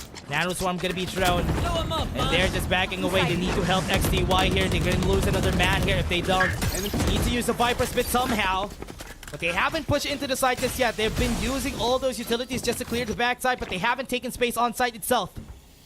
Very careful. Firing squad already in the backside, making sure Ash go up low. There goes Den to take out one as well. They have one. They might be able to get two. Xiaoyi answers back with one. That's going to be under the ultimate in their favor. This is going to be it. XDY and Yer is just going to be taken down even with a 5-star spit. And Tyrant on the same scoreline from yesterday, 30-11, finishes the game. Look at Iris. Already still in the Viper's pit. Damn. Prepared for the next one as they do extend the series and they come up with this game number 2 that goes their way. Interestingly enough, both of these teams take the opposing map pick. That does mean we're moving on to a game number 3, but what a match here, because there was a chance that Avernus did take this one and end it 2-0, but the fighting spirit coming in from Tyrant really proved to be that defining factor, especially on the defensive side. Honestly, especially in the defense, it was so hard for what Avernus has been putting out there on the executions. It's been so rough for them because they are trying to go for those right peaks, and the operators on Ash has been working, and that's why it hasn't worked for them on the offense. But in the end, the good adjustment coming from Tyrant Esports was what really shone through here. And they were able to get those wins once they had the foothold of that attack, and those executions have well worked in their favor. We can take a look here on the postgame as well to see the exact statistics of what happened. 11-13 to close out map number 2, with Tyr getting this series back onto control, giving them another fighting chance, as Ash has proven to be one of the most difficult players to really deal with, and Avernus really falling to his operator plays, leading the pack with 27 kills on his team. While on the other side of things, the MVP was Hydrokin on the Sova with an almost 30 as well. Oh man, a lot of kills here from both sides. Hydrokin and even Zeus has been getting those first kills ever since. But look at the first kills that Ash has given here for the squad. It is 8 first kills. That was the first test. I think that was more on the defense. He has been getting all those operator shots on the defense. He has been getting away with it a lot of times, which is why they were able to get so much rounds on the defense during the first half. So difficult really to deal with that much pressure whenever you're losing a couple players. They tried to use the Dizzy, they tried to push him out. Even with that double initiator, he still manages to find an off angle or do some kind of aggressive move that nets him with 1 kill. We take a look at these other stats and we can see how on the post plant, Tyr really has secured the site, where in comparison to Avernus, it's a 50-50 every time that spike does go down. You can see here in the highlights how it was during the first parts of our first half. Look at the setups that we have here from Tyrant, the aggressive push that they have been doing. It has been working out, and especially those first taps, it hasn't been expected a lot of times. The verticality has got to Avernus a lot of times, but at least on the defense they were able to fight back, but not enough for them to finish it. That Sage Wall as well, creative uses throughout the game, but that Resurrection has really proven to get that man advantage difference gone. A couple rounds getting stolen away here by Tyr, as Avernus just not able to stabilize the situation. But it always feels like both teams get the control of site that they want, regardless if they're attacker or defender. But the other one just trades so quickly that we're always in a firefight. Yeah, there were a lot of fights that I'm really surprised that keeps happening here for both of our teams. They have been taking this dry peaks, not really using a lot of their utilities before they go in, and they are saving it for the full retake before they try to go and fight. But you know what? It has been good. It has been okay. It has been great for both of our squads. The 2 games that we had have been very nice, especially that first game domination from Avernus Esports. But Tyrant Esports really needs to take them down on Ascent. We have seen them yesterday from Ascent, so I hope they would be able to do it again on this incoming map. Let's see if that's gonna happen, but for now I think we're gonna go for a short break, everybody, before we head into game 3. Delivery fee is a lot cheaper. Grab food, saver won't make it roll. Yeah, oh yeah. Grab food saver is the one to choose. Yeah. Grab food saver meals 99 plus. Grab food saver 99 plus. Dining meals, if it's a bill, saver meals won't make you go. Yeah. All my friends look grab cost saver. The grab cost saver is a lot cheaper. Grab cost saver. Grab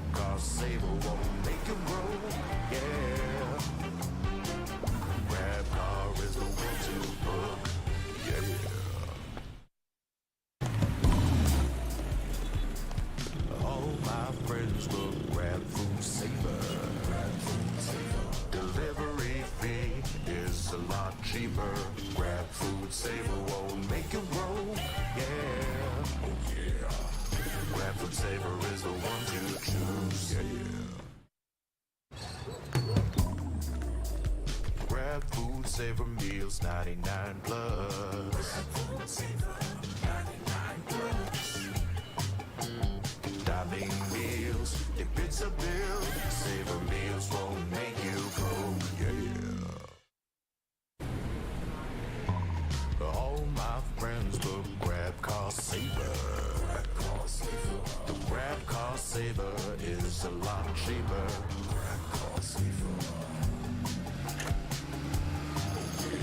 Grab car saver won't make you broke, yeah.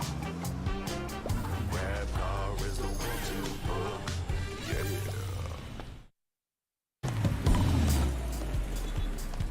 All my friends will grab food saver. Delivery fee is a lot cheaper. Grab food saver won't make you broke, yeah. Oh yeah. Grab food saver is the one to choose, yeah. Grab food saver meals 99 plus. Dining meals, if it's a bill, Saver Meals won't make you broke, yeah. All my friends will grab car saver. The grab car saver is a lot cheaper.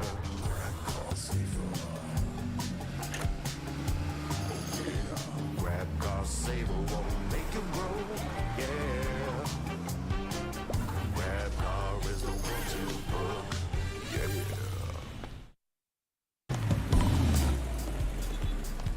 All my friends will grab food saver. Delivery fee is a lot cheaper. Grab food saver won't make you broke, yeah. Oh yeah.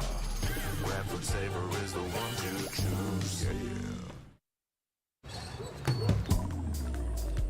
Grab food saver meals 99 plus.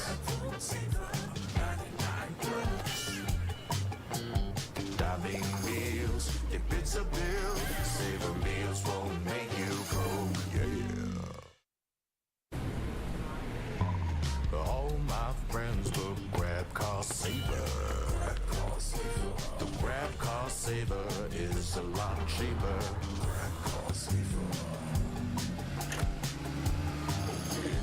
Grab car saver won't make you broke, yeah.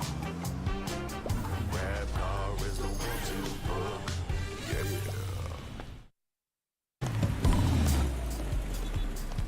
All my friends will grab food saver. Delivery fee is a lot cheaper. Grab food saver won't make you broke, yeah. Oh yeah. Grab food saver is the one to choose, yeah.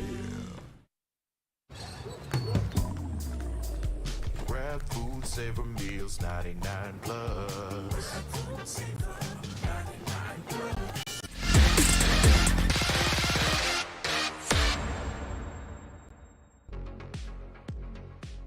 And we are back. I'm Fluffy and I'm joined yet again with Dash because we're in a grind right now. The grudge match between Avernus as well as Tyrant has been taking its toll on both of these teams, each scoring 1-1 on the opposing maps. We're now on map number 3, which is going to be Ascent, and it's going to be an interesting one. Yeah, and at least we know in this map, Tyrant Esports has been pretty great on that defense. They are able to take a lot of rounds on the defense against Subversive yesterday. So this is going to be a good match because we can see how the evolution of Avernus Esports' executions will be. I hope we see the same thing as we've seen from their first game, because during that second game, it was a bit rough compared to what we expected. It seems like whenever they get an operator online, especially on Ashe, it's proven to be one of the more hard stop situations that has been troubling kind of Avernus' plans. And speaking of the map itself for Ascent, on the side of Avernus, they did play this against Rank L Cuties.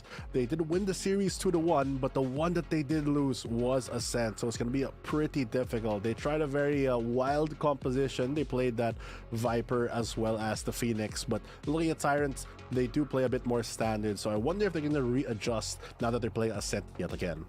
Yeah, that's going to be the question though. Are they going to be readjusting this time around, or are they going to be able to or Tyrant would be able to take them over, because Ascent is such a confident map for Tyrant Esports, and it could potentially be a map that they would be able to win. I mean, it's a hard game, yes, but if ever Tyrant Esports just takes it, it's still a close game. It's still a close game. So let's see how Avernus would be able to. I was about to think about a word, but I lost it. I lost it.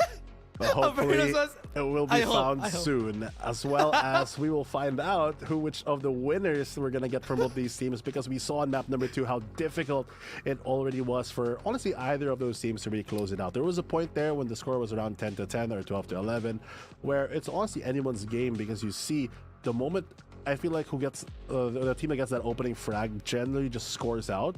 But here on Ascent, it's a bit more traditional and a bit more fundamental, so it's gonna take a lot more to really bait out a lot of these moves, because this map has been played so many times that it's just frankly easy to read.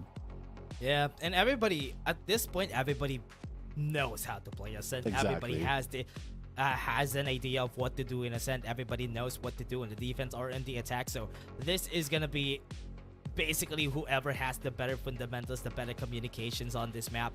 And I hope that this time around it's not gonna be whoever gets the first kill would get the win, because that was the case during game 2.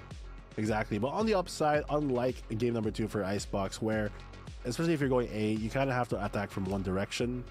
This time around, they aren't as funneled, because they can go for a lot of mid splits into B, for example, or 3 splits into A. A lot more options for the attacking side, but we've seen how strong both of these teams are on the defense, and on Ascent, which is slightly more defensive favor than other maps, it's going to prove to be very difficult, and we'll finally get to know which agents they select as we move on for their grand reveal. And it looks like it's a normal. It's a classic. Classic. Oh man, I mean, especially in this map, Ascent, I think people have not been opting to experiment a lot more, just because of how really good this composition has been ever since. That's why everybody always opt for this same composition time and time again. It all comes down to whoever can hold their ground, whoever could frag out during this game, because the last game, I remember there was a lot of 4Ks that we've seen from specifically Ash in there from the side of Tyrant Esports. If that happens again this time, Avernus would be on one hell of a time in this map. Exactly, and it looks like for Avernus, like you mentioned, it's gonna be a hell of a time for them if they're able to strike hard and fast, because this time around there's no experimentation. They're going for the tried and tested, and they will test themselves against this Tyrant right now in Tyrant Esports. And Tyrant Esports, they have already clawed their way back from map number 2, so I'm sure that they have the fire within them to really start closing things out. Yeah, really hoping that they would be able to get it. A very rough game 2. If this is gonna be the start, that they're gonna destroy Avernus on game 3. Let's see if that's gonna happen, because that's very, very possible on this game that we're gonna be having today. So I hope this time around a bit more decisive on the rotations, and would need to really have the hold on that defense. Gotta be really careful with this one. The game gonna start real quick though, as we already have the attacking team Avernus setting up for a postured A hit. They have the initiator combos there, but a 3-stack 4 tier could slow down a lot of the pace of this game. Right here. Esports, what are they gonna do here? Remember, we have Chase now back in the game. A while ago we had Yux when we were on Icebox. This is another substitute from the side of Tyrant Esports. Not really a lot of movements yet, Zeus. Making a lot of noise here. Still a potential for rotate for Tyrant. They're just making some noise to bait out some utilities on the side of Tyrant. Slow and steady is the pace right now, just trading up informations. The beauty of both these compositions is that double initiator to really rotate what you need. They even have the pop flash ready on Chowdy to take a bit more angle control, but it looks like Avernus is going to dip, and they're going to go for a control towards his B main. They have to be wary though of anything that's going to exit. The problem for Tier though is I don't know where their alarm bot is, but it's not on B main and the turret is on mid, so it's a clear-cut path here. He does get spotted out though. Very important information gained from them. They know no one's close on site as well, so it'll be a free clean hit here as they do funnel themselves onto the middle of B very shortly, possibly. Yep, taking down everything here, a lot of utilities, but they don't know that there's no utilities on that side. They're opting to go for the A push.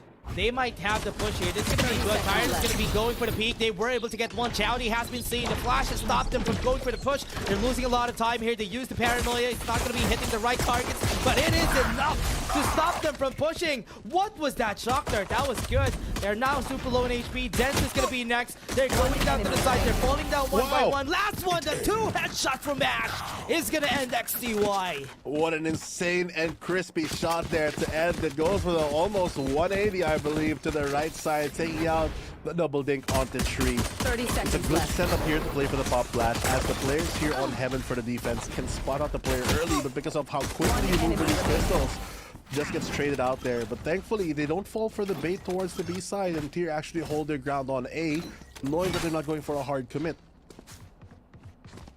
Man, it's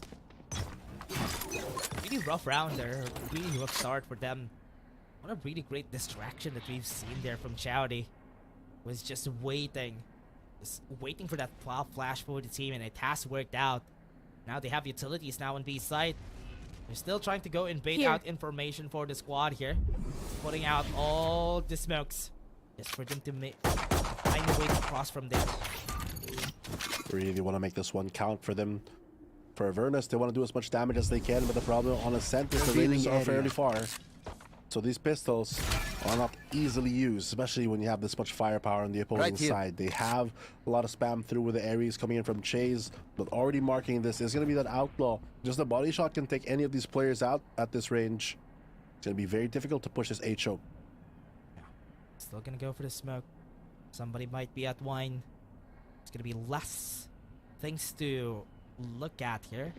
Looking at Catwalk, there might be a lot of people going in. Recon Bolt is already up. And they are moving around really fast. It's gonna be the smoke coming from Ash. They're gonna be peeking. Zeus is gonna be falling down. One timing is gonna be good. Ash is gonna be taken off. That's perfect. Somebody's really close. Recon Bolt is gonna be seeing Chase. He's gonna be able to back away. But there's still no pushes happening here for the squad. They could still go for B, but it's gonna take a long time because there's somebody there that could stall them for a long time. 20 seconds though, not a lot of time to really play with here. I'm not even sure if they're gonna make it. They have to run through the nano swarms and everything 10 without even seconds taking left. the first Last player contact. It's gonna go standing. down. But then a backside player as well, CC. No. We just have to go for the ball, and it's not gonna be enough throughout for them to cover.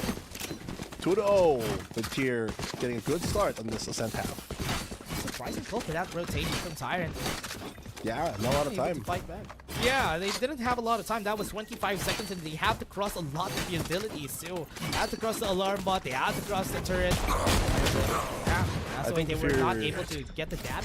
Knife out, and it takes up 21 seconds depending on where you're standing. So with the added benefit of having to clear the site itself, just not enough time for that one. Oh man. Now they have guns. We're now gonna go to the next round. Mirror. Oh, he's dead. He has to protect his head. Oh, that's been hit. That's gonna be a problem now. He doesn't have a lot of HP, but at least he's still alive. Very true. Keep that life alive. Keeps the outlaw in hand, and it means that the pressure has been pulled on the B site. Now, staring down middle, waiting for some rotates. Halfkid just waiting on the wings with his rifle. They don't spot out any players, just putting pressure on the pizza. Maybe going for a rotate here on tree, popping the dash already pretty early. Means he's going for the burst in. But look at that, they spot out one. He's not punished, able to make his way out of the door. Maze got a lot of damage. Great swing coming from Zeus. Got the 2 kills. Got the site for themselves. Have a lot of things to work with. They're at the smoke. They got the kill, and nobody died. And Avernus takes a round. What a quick play there from Hydra. Just really taking initiative on himself to really make the play that counts. He loses a bit of armor, but it takes away 3-4 kills in life. With good entry here, good smoke as well. From the defense, I'm not sure if it was an attacking or defending dark cover, but whatever it was, just gave them enough space to really play around there. Good for Avernus. Starting out the round, now it's the 4th round. This is gonna be their time. Tyrant, see how they work with it. Have an operator down at mid here. Not gonna be seeing anyone. Everybody's just gonna go through the site. Have a lot of Avernus wants to work with. It's gonna be enough time to stall them. Smoke is gonna be there, but they're still gonna go in. They got the shot on Zeus. That's not gonna be good. It's gonna be harder to push through. Hydra Kid was able to get in. They have the smokes anyway, and Chase might be killed here out of the smoke, and that is what happened.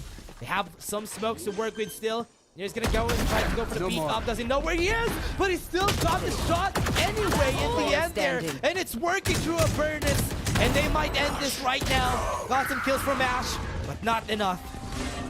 The heads-up play from Hydra Kid's really been proving to be pivotal there. Not only is he initiating the fights, but he's also dealing with them pretty handily, using the all the kit of Sova to really get as much info and space, using the shock darts, of also being the point person to really fight for that market side. Getting a great flick towards the end there, just tying up the score to 2-2, and he gets a Hunter's free online for the team very early.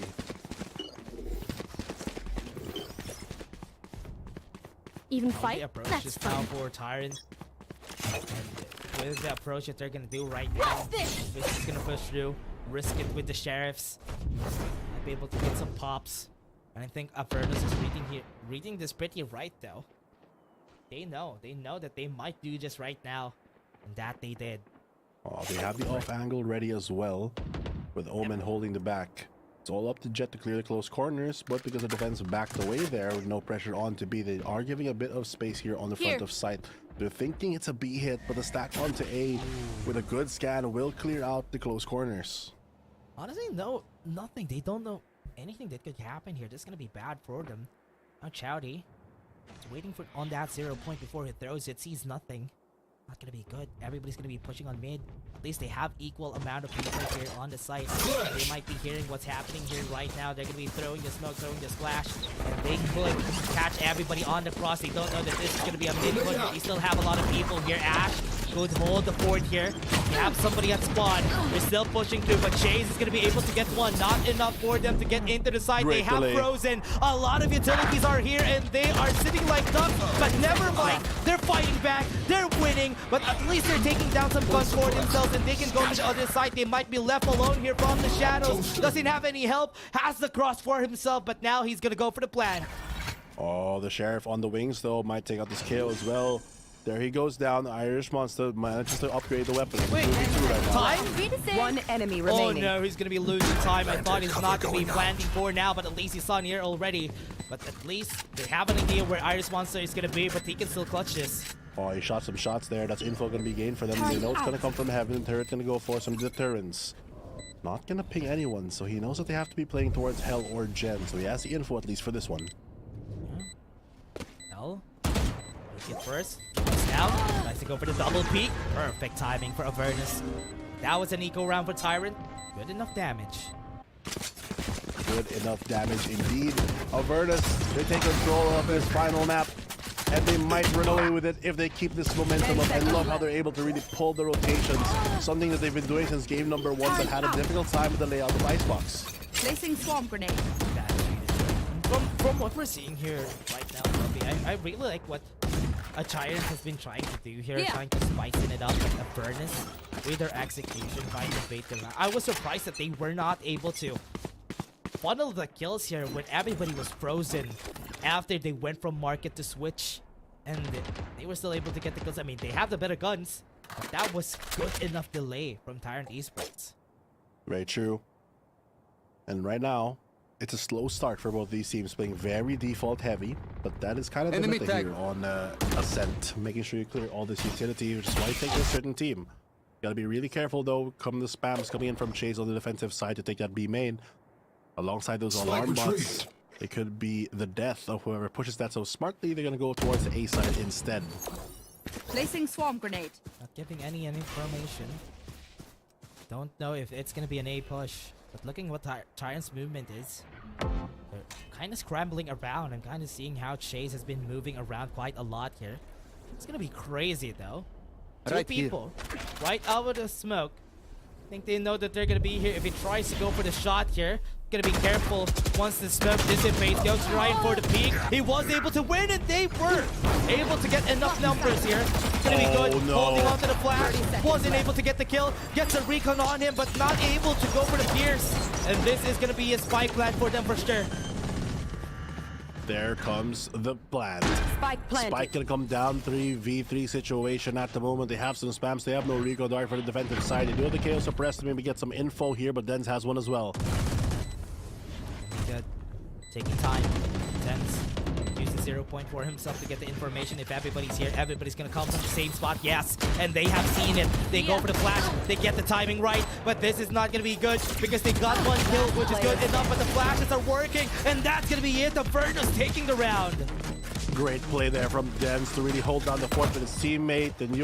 The crossfire is just too much to handle there with the waterfall onto Heaven. 2-4 right now, and Avernus goes for the lead here, forcing Tier back onto the eco.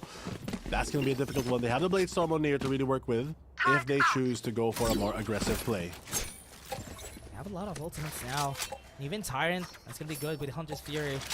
Could definitely stop a push if everybody floods on D, but not going to work that way. They don't really have any guns anyway. I like this They turret. are looking for this B push, but yeah, as you said, this is a good turret. That's going to be first contact. It holds the wide angle as well, meaning they have less room to retreat from. They finally get pinged out, but will they go for the swing? Multiple players already banging down the door, and there comes the spray coming in off that turret, and there comes 3.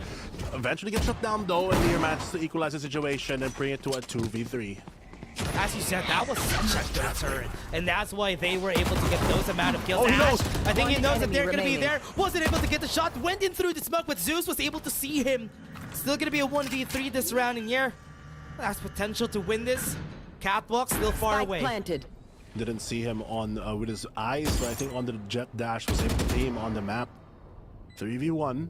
A lot of pressure on Near. Can go for the save as well though, not a bad option. 10 bullets, has to go for a reload to fight 3 players with time taken down. Not really a lot of money here for Nier. He went here for the hero buy, so he's not going to have a buy for the next round, but he still has the Blade Storm, but Nier still nice try. Avernus takes another round.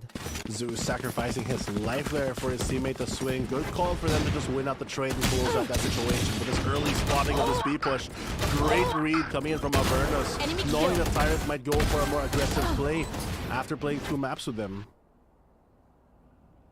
Much needed timeout. Tyrant really started to get back in the game after they got the timeout a while ago.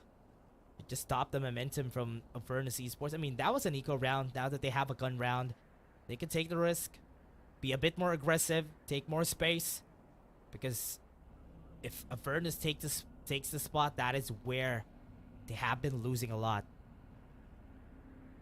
That's the difficulty when you're dealing with a team like this. The comeback potential from Tier, we know that they can do it, but they need that strong start. Right now, they're kind of getting oppressed by the amount of firepower and quick trades that Avernus is really bringing with them. A lot of ultimates on the board, but that null command on Avernus could prove to be very difficult to deal with. But that being said, though, Chowdy is just 1 ultimate point away, so that could just change the game and nullify a lot of these ultimates. Definitely could happen here for them. See what's gonna happen the next time around here for the squad. It has been such great work that we've seen from Avernus on the attack. They have been posing a lot of different things on the eyes of Tyrant. Not the same as what Subversive has been doing now. With the paranoia, aggressive push from them, Dens was ready, wasn't paranoid. That is a punishment from Tyrant. They can go in, they can really just push through, try to clear out online. They have somebody at smoke. Ash would be able to back away. Yes, he would. That's gonna be good. Oh, Chase with a reply though, takes out Dens. Now it's a 3v4, but somehow, like you mentioned, Ash is still alive here, repositions as well. Need to keep his HP up so that he can take a lot more space using his dark covers later on to the round. Somebody's at the back. They're very well aware that person at the back. And they are just looking for it. Icebox taking his time, waiting for the execution first before the hit pushes through. They're gonna be losing time here. They need to use the smoke right now, and they have great executions here. With the smoke that they have, I think they need to use it first before they go in. Maybe they can get the first tap here, but everybody's taking very, very conservative angles. They're gonna wait for them to push through. Wait for the movement first. They heard it, but they're not gonna be getting it right now. Avernus was still able to 30 get it, seconds even left. with the flash. They were able to answer back. I like the should call, run. the idea of the team here though, but that's not gonna stop anything. The spam is gonna go through, and Chase managed to reward himself with 1. The flag. Enemy remaining. Last player standing. Shot, XCY. That is gonna be good. Ice Monster ends it. Took the time, became patient, wins the round for the team. But that was still a nice try from Avernus. They were able to clear out the site, basically. I like the mentality of Tier where they're able to just hide and let them do stuff so that they can just capitalize on their mistakes. It didn't work out for them because they didn't unfortunately get sprayed down. But the fact that they're aware enough not to use the KO 0 point, for example, for the info, because they know that if we stand right now, they're just gonna run away and we're not prepared on the B side. So let's just goad them in to go for this A attack and maybe get something. Icebox on the flank, just the cherry on top for that plan. Yeah. So good, so good. So good position for the squad now. This time it's gonna be different. Gonna try something different this time around. I'm trying to go for the mid push, but there's an alarm bot there. Avernus looking for any openings, looking for any aggressive push first. They can definitely go for this push on catwalk. Maybe push onto tree and just get this space right there up on A. Take flight. Slowly but surely, they make their play, and here comes the paranoia to give them even more space. It's going to be a very strong one, but will they expect a close corner? They don't check it yet. That could be a punish. The double paranoia is not going to be able to see both jets just standing beside each other. Great timing. Nier was able to get one, but not enough. Not everybody pushed through the side, but it's still gonna be good. The flash and Chowdy was able to save his life.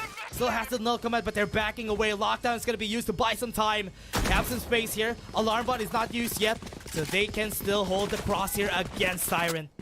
Honestly, a great use of the lockdown here. So creative. Doesn't allow them to flood into B. Allows the defenders to set up this crossfire. They're stuck in the middle of it. What a great crossfire. Don't know where to go, but at least they were able to take one. It's still the 2v3. They have to go into the site, let him think what they're gonna do. They don't know yet. They don't know also where Chowdy is gonna come from. So this is still a scary spot to be in. They know at least that it's a 3v1 worst case scenario onto the one side, but will they expect the player to be on A main? Already falls one, they have to go for the plant, has to stick it, has the time. Chowdy. Great. They were able to get the plant. Iris Monster. And try for something different. I think he's heard here. Once he pushes on the 3, I think he's heard. They have the door going down. They use the switch up. They have an information on where he is. And Iris Monster is just gonna push through 13 bullets. He can and will die to the hands of XDY. Oh no. The round slowly slipping away, and Tears not able to recover from this one. Avernus just leading right now, doubling their score and their effort as they still keep the Hunter's Fear with Hydra Kid to really seal the deal here. Nier gonna go for the hero rifle, keeping that Guardian in check. Hopefully he gets some value with this one if Tier wants to make their way back into the game. Right here. Really needs to step up here. This is their stronger side from yesterday. Looking like nothing is working in their favor. They're trying to change it up. For now, it's looking like Avernus is in the driver's seat. They have been keeping them on the edge. They have been scrambling around spawn. Because with no information, they don't know where to go.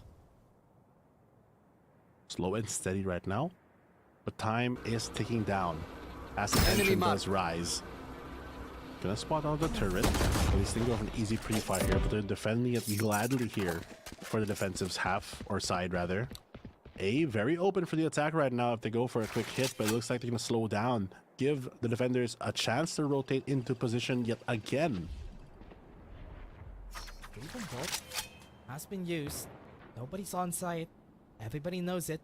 Because they're so far back, they're so far away. Also don't know where it is gonna be hit. That's gonna be movement heard. Here. A lot of people in tree. That's 4 people. They can hold the cross. They can hold whoever is gonna go for that switch. It is in need of help. And right now they're gonna be using the fragment to pull back away. They're gonna get into the side. They're gonna go through the door. They would be able to squeeze in, but they are gonna be able to get some kills for themselves. The door is still not closed. They are not gonna be able to get the kill. Hydra survives throughout the door. Was still able to get the headshot, and there is the flood coming from the team. And Avernus still takes it. What a round there. Explosive start, not really putting their foot off the gas as they take the site, they take the fight, and they get that A plant down to secure another round. Avernus again extending this lead, but now here comes possibly their worst counter, the operator in the hands of Nier this time around to really slow down the pace. We've seen how difficult it was for them to push when Ash was playing this. But this time around, it's going to be a different story. It's a different site in the right place.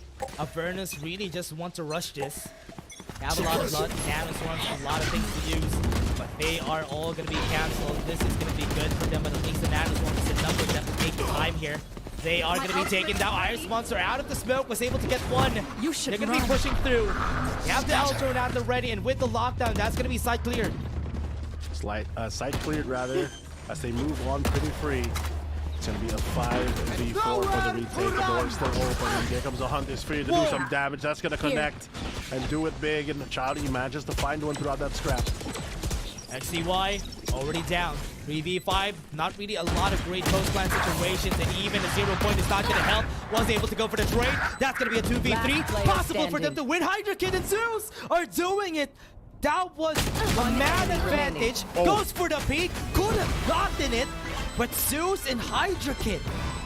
What a great defense. Round in the Such a close round as well. Could have gone either way towards the end. The flick almost connecting, but too quick on the trigger. They end the round in Avernus. This is a similar story of how they did game number 1, so it's a difficult mountain to climb here, especially with the defensive side kind of leaning for a bit more favor here on Ascent. Here, they need to get this one. They have a bit of rifles on the board, not the best ones, but enough firepower to really deal the damage if they do connect. Last round off the half. Tyrant on their strongest side. Could end in an 8-4 or a 9-3. Not a good spot to be in.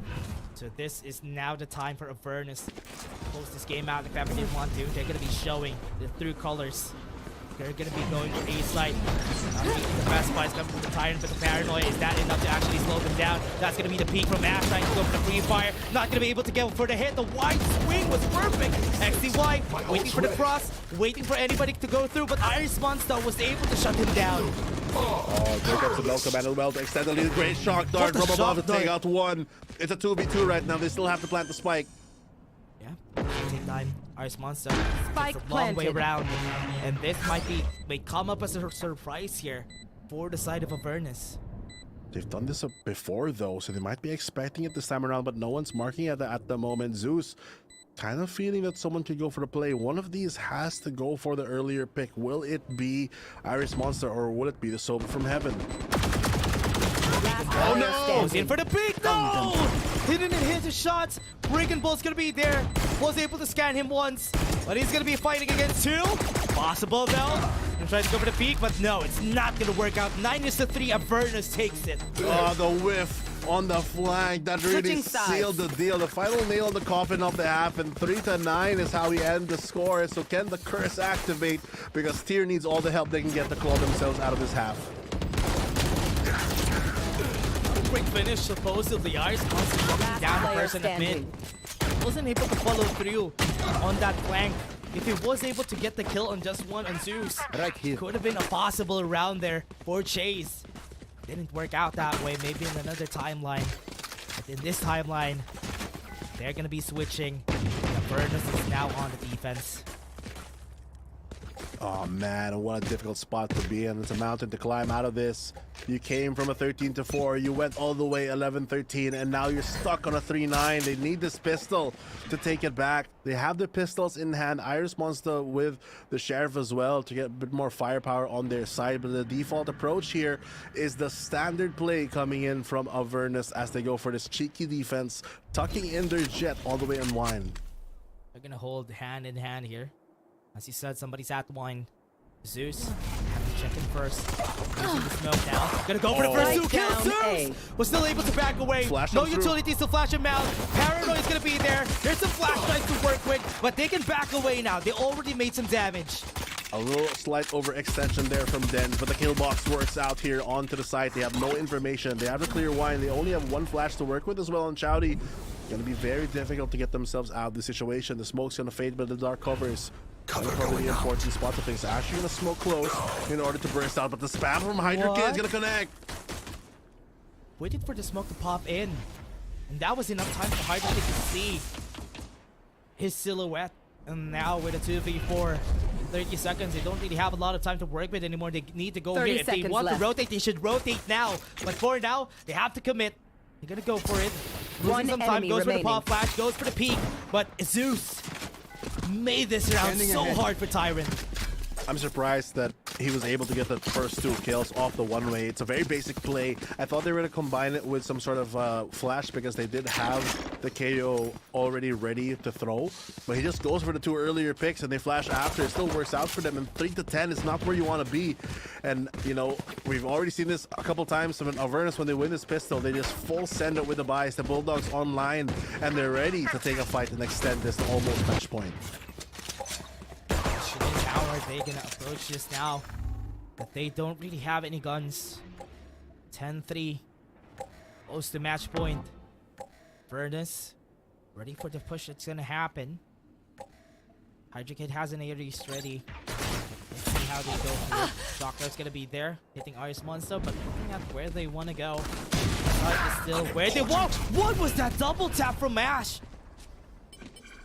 Oh man, that's going to be momentum gone and good favor for Tier as they try to make their way. If they can get a couple more picks like this, it could prove to be very pivotal. Smart decision here to take a bit more mid pressure off.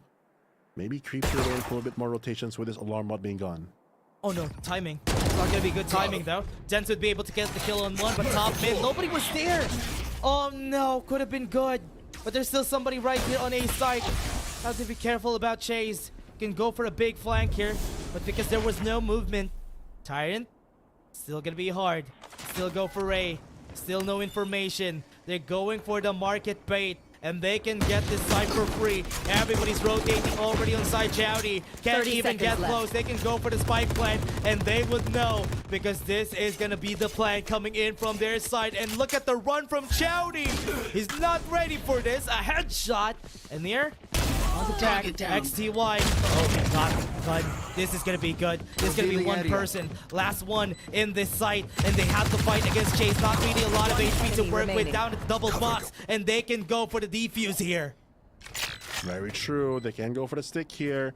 And Near, he has the rifle, but nothing really to stop this. It's a checkmate position right now. 3-11 is not where you want to be. If we're Tyrant 2. Dedicate 2 players at B just to go for that bait, just to hold that cross. Unimportant. But in the end, it was to Target down. disassemble for their side. Half player 6 in standing. space. Nobody was there to help on side if he dies. And when they have to go for that 1v2, it's not really a good position to be in, but nice try from Tyrant, changing things up with Avernus. Now still has advantage, but you know, this is also okay because they don't have guns. Very difficult as well for them to deal with the situation. They have to scrap themselves together with this one Bulldog on here. Interestingly enough, they give it to the controller, but Tier have to fight their way through this to get round number 4. They take control towards 3 and they're looking for an A split right now, putting all members towards this mid and A side. Yeah, Paranoia at the ready. Waiting for the flash first. They go in, Paranoia. Oh wow, Dent is able to get one. Paranoia is gonna be thrown out. Was able to back away. Will they have an answer? Yes, they would. They are just gonna back away. That was their answer.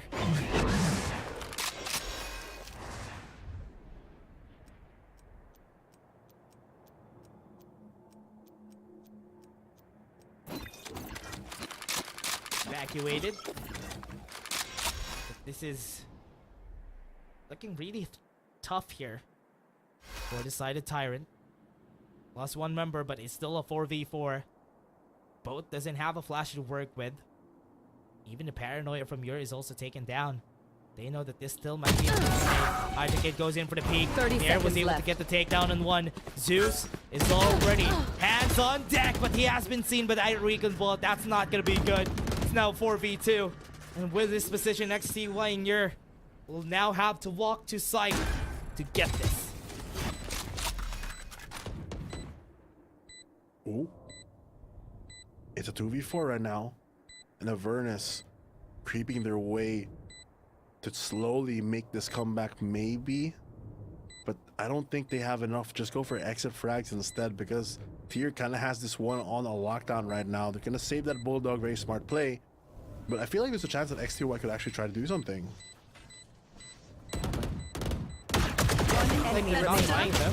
Here. Was able to take down one. That's gonna be good. Might be able to take down some guns later on. Hearing sounds top mid. With the shock start, they're going to be just throwing it, trying to go for some kills, maybe some takedowns. That's going to be it. A round taken for Tyrant there. A round taken away from this already. That's going to be maybe a start of a comeback here for Tyrant. One enemy remaining. Go for more here. Avernus. 11 is the 4. Now this is going to be their gun round. This is what they want to do right now. They want to try something different here. This is gonna be fun. With this rush on B. Surprised by the amount of damage ones. But that turret is going to go down first. They are all going to be looking at the right spots. They're going to be smoking them down, hiding again. Oh no! Got the first kill in the air! This is going to be bad. They can't even go in. They threw the paranoia. They're stuck in this one spot. They have to rotate.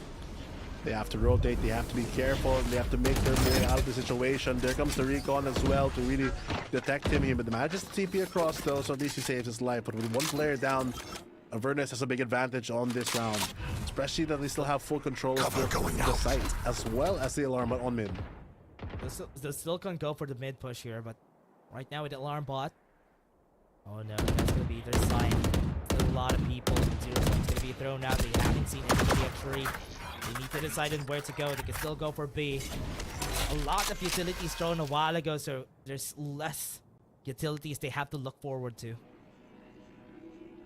A lot of utility that they have to worry about, like you mentioned, but they also have to worry about the time with 36 seconds. They have to make a decision. The spike is towards B. They're trying to fake an attack on A, but after that fake, they still have to make their way onto this. And there's already 3 players, or 2 players rather, and the turret stacked on this site.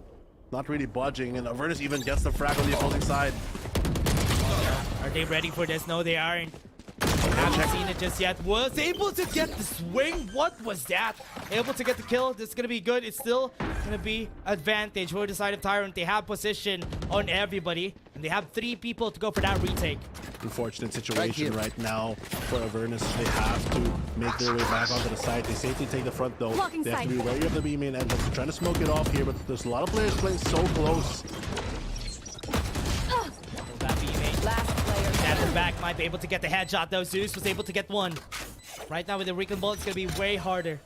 Not seeing anything. Shaze knows that somebody might be close. But this is not it. Avernus have a lot of rounds. They're just going to be saving this for the next one. They're going to be gonna go for the exit cracks now. And they're just going to be happy with it. Ice Monster is just going to be the only one surviving here. He's just gonna back a ways down. Like you mentioned, they do have a lot of rounds to burn here, so they can experiment a bit with condition Tier to do whatever they want and capitalize on it on the next couple rounds. But Avernus, they know how difficult that this can be, because we know the potential of Tier to really come back in a lot of these rounds, and if you give them too much space, that might prove to be actually your downfall. Yeah. Oh man, this is not good for Avernus, not able to finish it all off on the next game, but Tyrant still mounting for this comeback. They have the Hunter's Fury, they are looking really good. They can still pose a threat against Avernus in this whole game. Very true. Have to start making some moves for them. Tier, slow and steadily, doing a very similar plan that they did previously, but not gonna find any value with this one. Use the drone here instead, a bit more safety, but that's unavailable for the rest of the round here. Won't even be able to clear wine, so they have to worry about that as well because of that 0 point coming in from Avernus to shut that down. Information because of what he said. At the clear wine, they didn't opt to go for A side. They're just gonna back away, maybe rotate going to B. Not really a lot of setups to work with there, because they invested every person to go for A. This is definitely a good beat for Tyrant. They go for this push on B. This is gonna be good. There's nobody here to help him out. Blocking sight. Placing swarm grenade. Swarm grenade out. Oh no, not gonna be good. Zeus was able to get one, and Ice Monster was able to get him out of the nano swarm. They can go for the defuse, or rather for the plant. There's still 4 people alive, and that diversion is already in the heads of Avernus in this round that they have been having. And let's see how they approach this. Let's see. They go in. That's not going to be it just yet. They're throwing all the utilities. They don't even need to use the ZOL command here. Ice Monster was able to get one. He might be able to get more, but Hydrogen was able to shut him down. There's still another person right here, and they can get the upgrades right now. It's going to be going good for them. Hydrogen is going to get some damage down right on him. The Shock Dart is going to work. Chase is going to be able to get the kill on him, and XTY is 2 HP. They're just going to wait for the exit frags here. They have nothing much that they can do right now, and this round Split stolen away. Slowly but surely, the comeback of Tier is just mounting to a point where they have to reach critical mass. That's good. Tyrant backs another round. And Avernus looking for one themselves. With 11-6, this is already time for them to come back. 3 consecutive rounds has been taken against Avernus after they got the first pistol and the anti-eco round.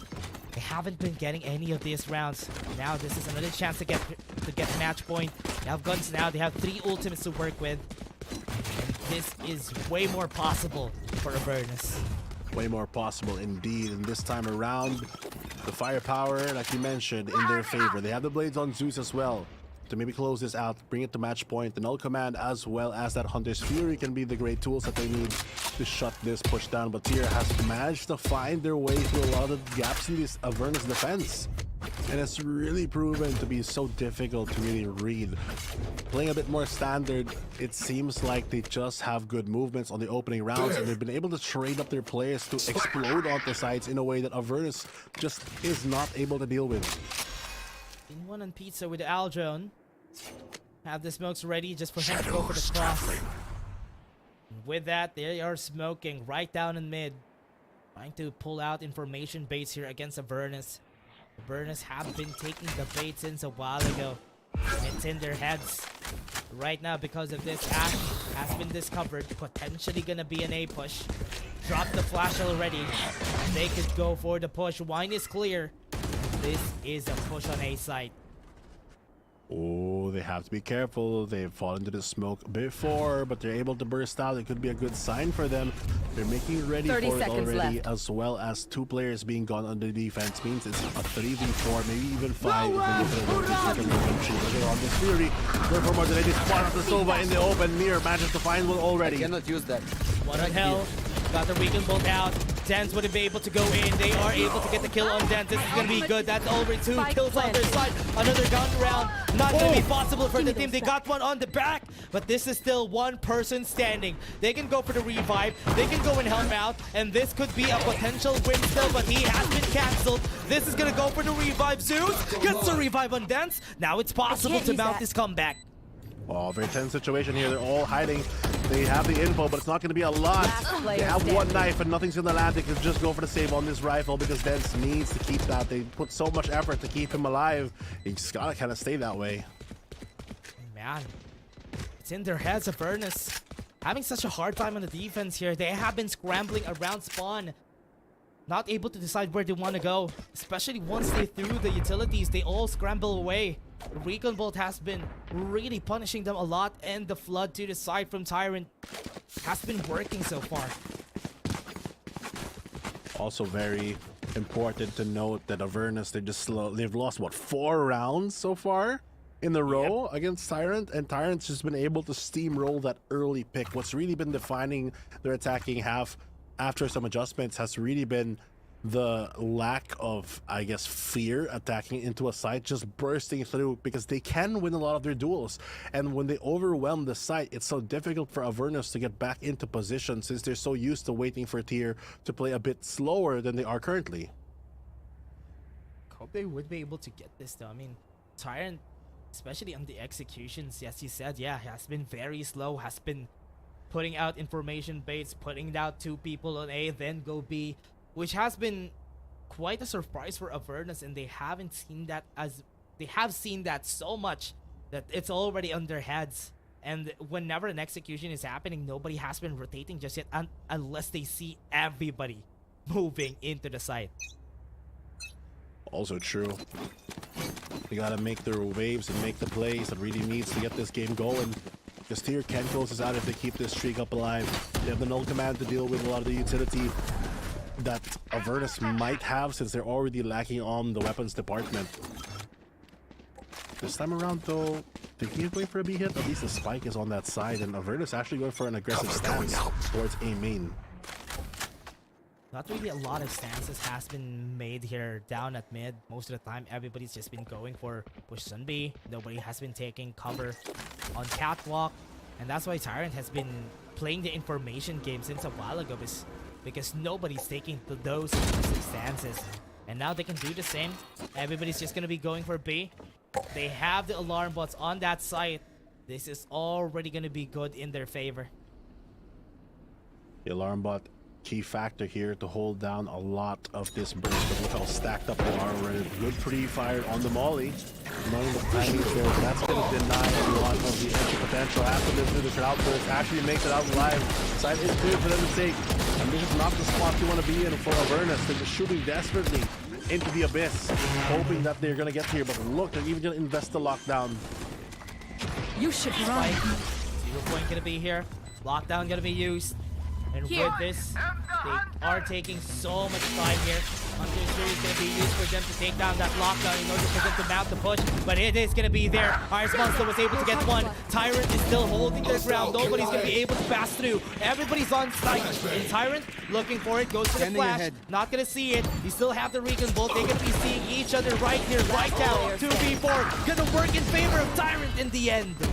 The firepower really ringing through here for Tyrant as they're able to just fight their way out of that situation. I'm surprised that they invest the lockdown, but honestly, coming from a 9-3 to an 8-11, Avernus is just not making it to match point if they keep playing this way. A bit more proactive than reactive is the cure at the moment of the alias that is Tyrant Esports, because they've been poisoned to the scoreline right now if you're an Avernus fan. Yeah, they have been. 5 consecutive rounds has been getting in their heads. They haven't been getting the right positioning, especially on the first fights. So far, all the pushes that Tyrant has been mounting have all been going to A lane or B lane. But they haven't found any answers so far. They back away. They know where the other one is. They know where Icebox has been keeping himself. Was still able to get the headshot there. The pop flash is going to be there, but there's somebody up for the trade here. Good trade there. Hydgekid off the board. That's going to be info-less already as they play the round with a lot of time remaining as well. They can still go for a bunch of different variations. Are they going to go here? Right now, what they want to do is still go for the A split. Still have Iris Monster holding on to mid.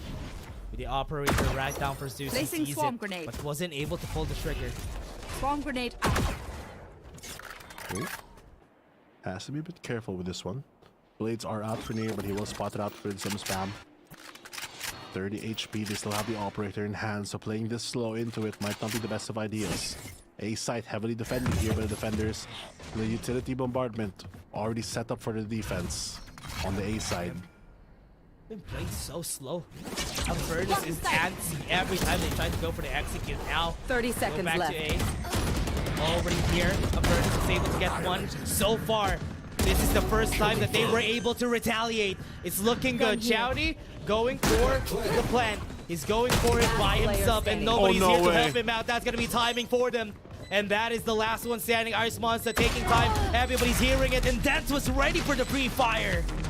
Finally, Tyrant. Their tyranny is over, with a streak of rounds ending as they stumble onto the A site. And Avernus, finally, they make the proactive move of being a bit more ready.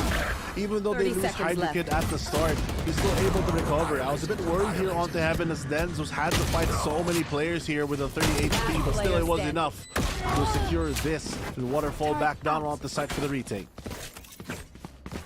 So good. Tyrant. Everything that they have done from the past 5 rounds has been in the heads of Avernus. And it's been a long, long time ever since Avernus got that win. And they are, at least they are back on where they want to be. But it's match point. Tyrant needs to be a bit more careful. Needs to be a bit more witty on how they approach this next.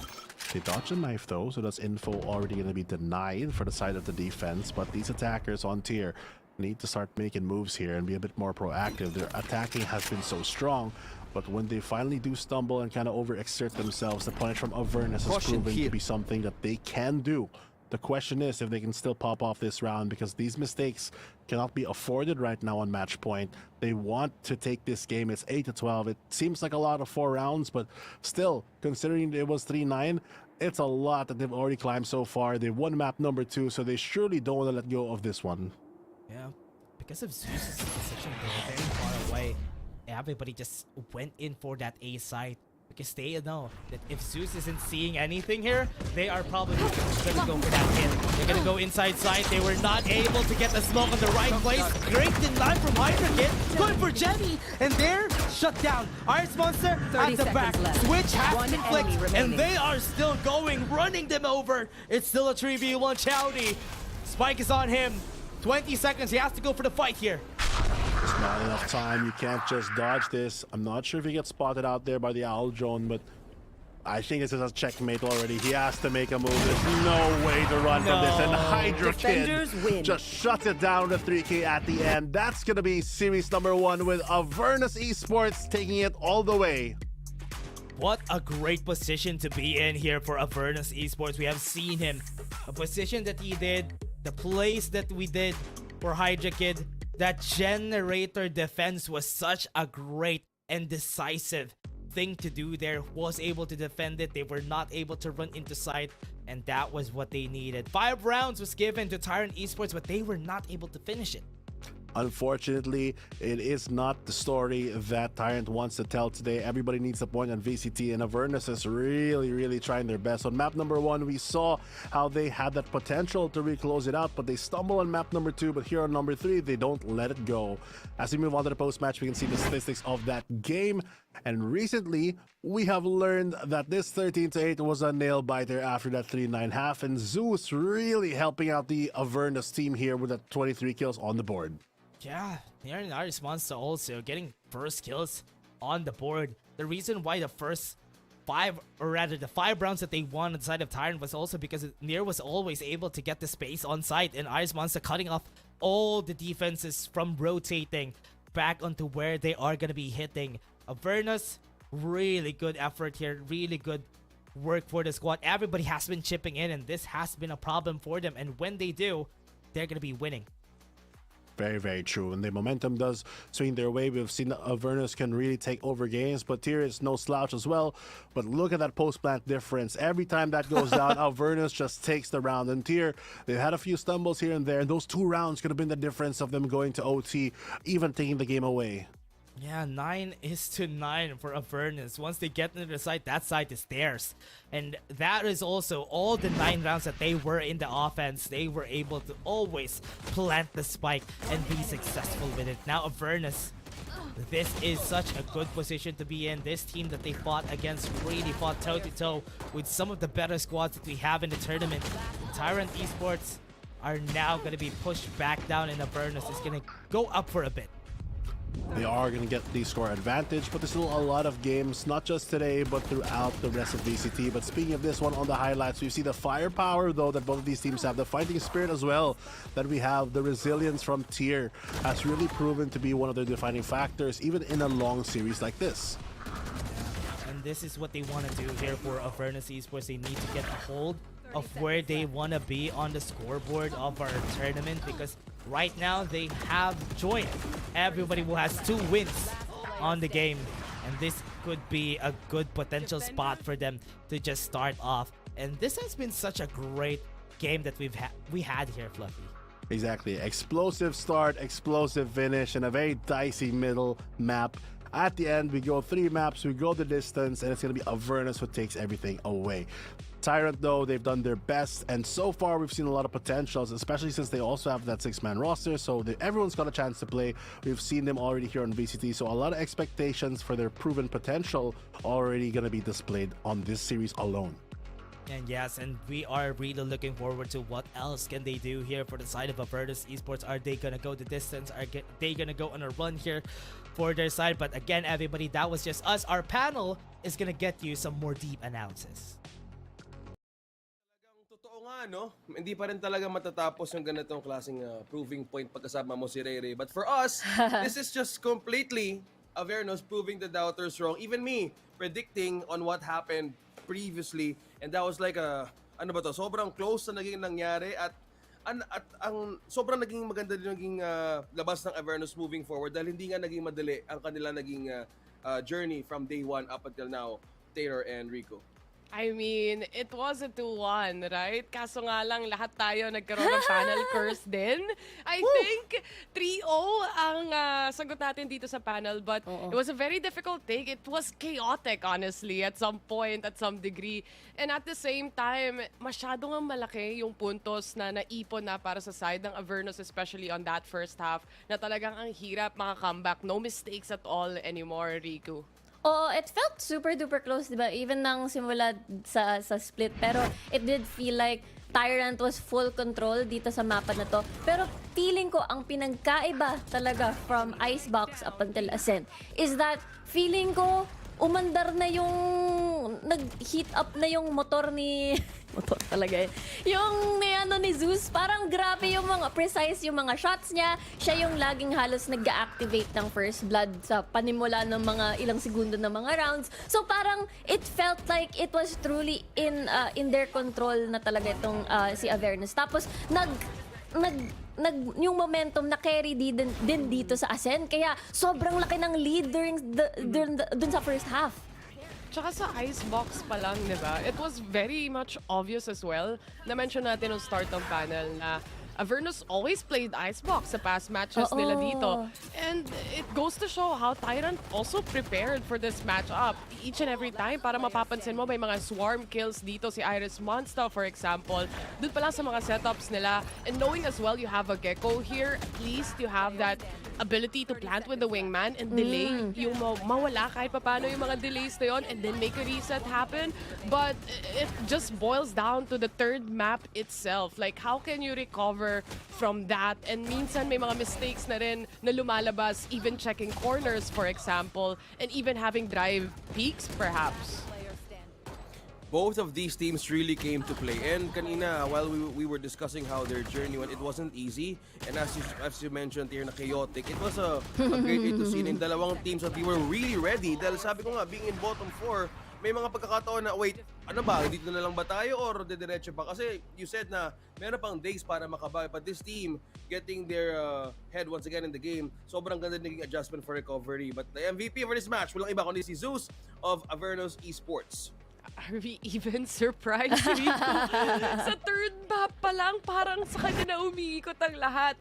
Ako na bahala sa blade mo, sabi ni KO dito, and ikaw na ang bahala pumatay. At some point, iniiwan na nga lang siyang mag-isa at solo play pagdating sa B site, and he still managed to pull off kills after kills. And in this map 3, kung kailan importante pa, dun pa siya nag-step up dito, Rico. Oo nga eh. Feeling ko, if meron statistics kung sino yung nagdagda-deal ng first blood, lalong-lalo na sa Ascent, tsaka Icebox din feeling ko si Zeus yung parang malaking percentage na nag-contribute doon. Kasi lagi talaga pag may sumisilip na site, kung defense sila, as in, handang-handa siya. I think props din pala, by the way, kay Hydra Kid, lalo na sa Ascent. Kasi even though yung KDA niya parang nasa kalagitnaan ng scoreboard para sa team niya, pag hindi nag-EA itong si Tyrant Esports, pag doon naman sila sa B, ang bumubulaga sa kanila nagde-deal ng first blood, si Hydra Kid, parang nababasa niya na talaga kung sino sisilip dito, kailan sila sisilip. Kaya handang-handa na yung crossfire ni Hydra Kid din.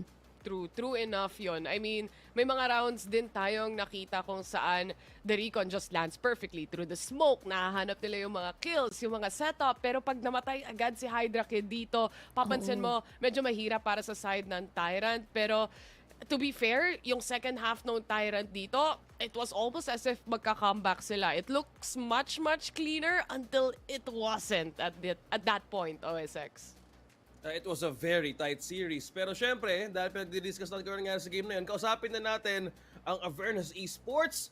Kung ano nga ba yung naging plano nila kanina. That was a great series. Tara, tawagin na natin siya. Hello! Magandang hapon po! Hello po. Ayun, magandang hapon po sir. Congratulations ulit. And once again, naka-Aster Curse po namin yung series na to. At sobrang saya ko din, honestly, na ang naging development nyo throughout the series sobrang ganda. So, before we head on to our questions, kamusta naman yung naging laban nyo? How did you prepare for this? Na naging tight yung match na to? Siguro po dahil alam namin na Tyrant na yung magiging next naming kalaban. Hanggang these past few days, pinag-aralan po talaga namin yung mga draft picks na map nila, mga some plays, and syempre gumawa kami ng sarili naming play na kung saan pwede naming ma-counter yung mga gagawin nila. So tingin naman po namin naging effective yung ginawa namin na practice these past few days. Ito nga yung sinasabi natin kanina, Tier Enrico, yung practice. I think you have a question about this. Yeah. It shows, no? Kasi I think Tyrant also prepared para sa inyo, guys, pagdating dito sa series na to, pagdating dito sa match na to. But I do know na isa sa mga best maps nyo rin yung Ascent, na nakita ko may mga magagandang set plays kayo. But along the weeks na nakita natin dito, syempre, meron bang learnings yung mga team na talagang na-apply nyo nung pumasok kayo sa VCT, doon nyo lang na-realize na medyo, oo nga no, ito dapat yung gawin natin. May mga ganong learnings ba and processes para sa team? Meron po actually, gaya po nung sa Ascent.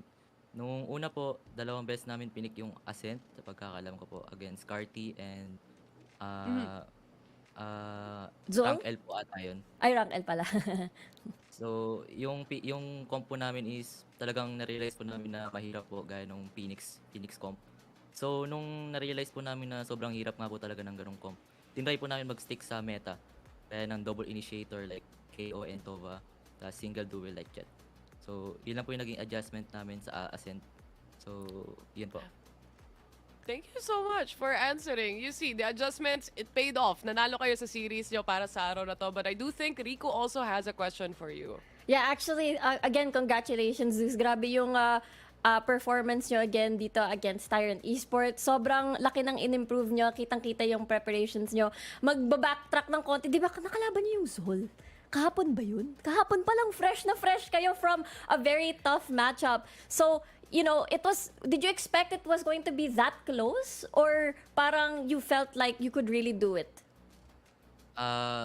Sa tingin po namin, dahil sobrang stuck na po ng ZOL, kahit parang medyo na-expect namin na talagang okay lang kahit matalo. Ang gawin lang natin is i-learn natin yung mga rounds na kung saan tayo natalo. So, yung lalo na po yung second map, di po namin expect na ganun kami ka-close. Kasi hindi po yung comp na yon is sa split. Hindi po namin pinaghandaan yung split, tapos pinik po yun ng ZOL. So, yun po.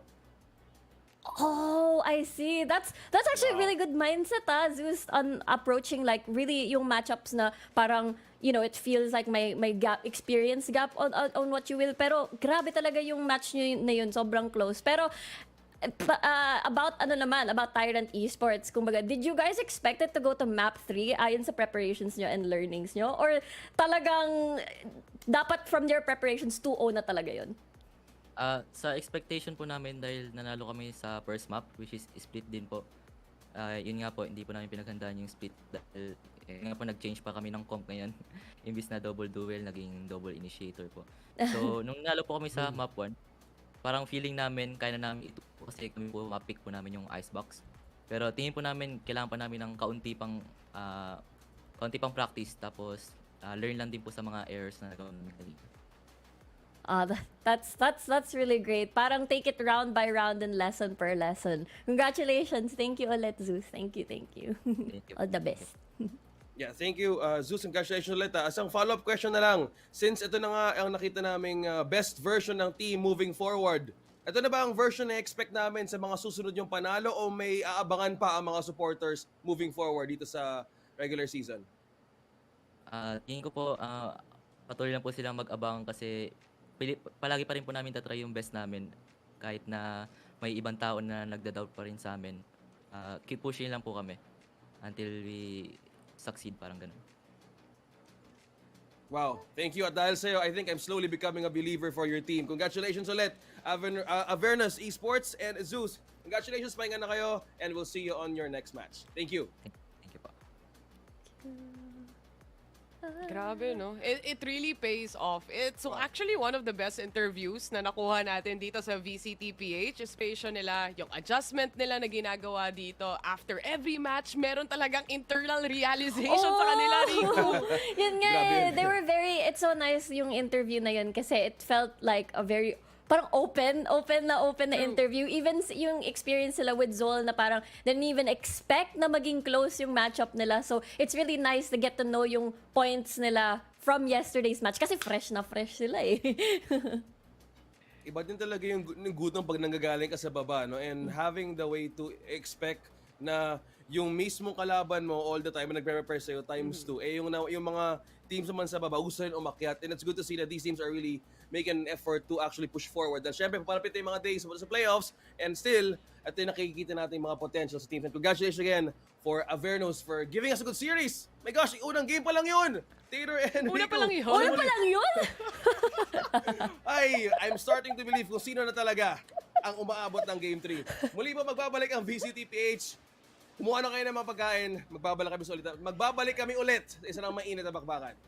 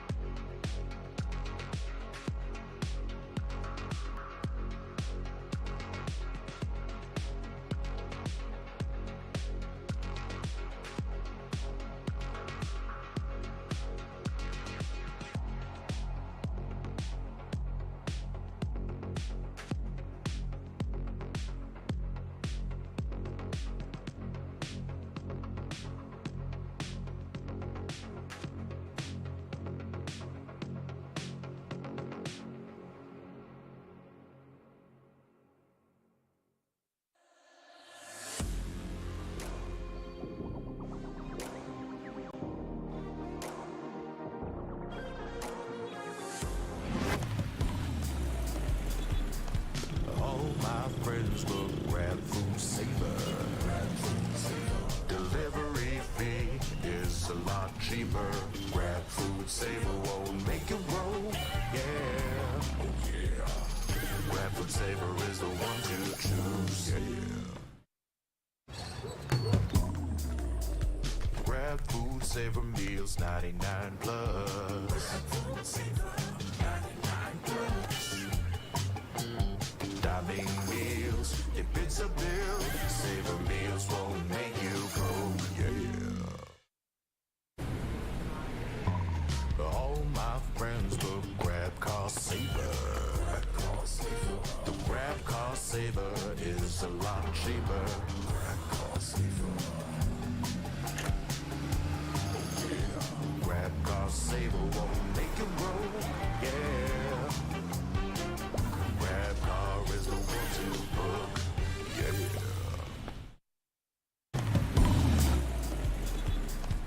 All my friends book Grab Food Saver.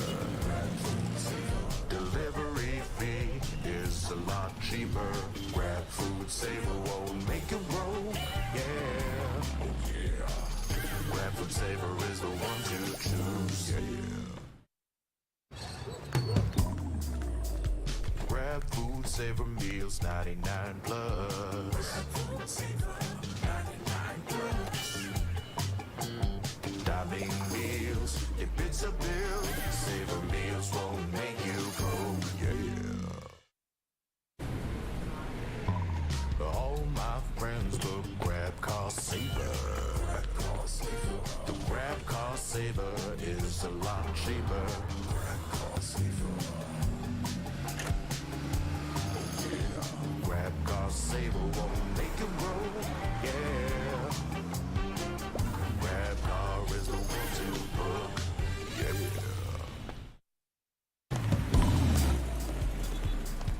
All my friends book Grab Food Saver. Delivery fee is a lot cheaper. Grab Food Saver won't make it roll, yeah. Oh yeah. Grab Food Saver is the one to choose, yeah. Grab Food Saver meals 99 plus. Dining meals, if it's a bill, Saver meals won't make you go, yeah. All my friends book Grab Car Saver. The Grab Car Saver is a lot cheaper. Grab Car Saver. Grab Car Saver won't make it roll, yeah. Grab Car is the one to book, yeah.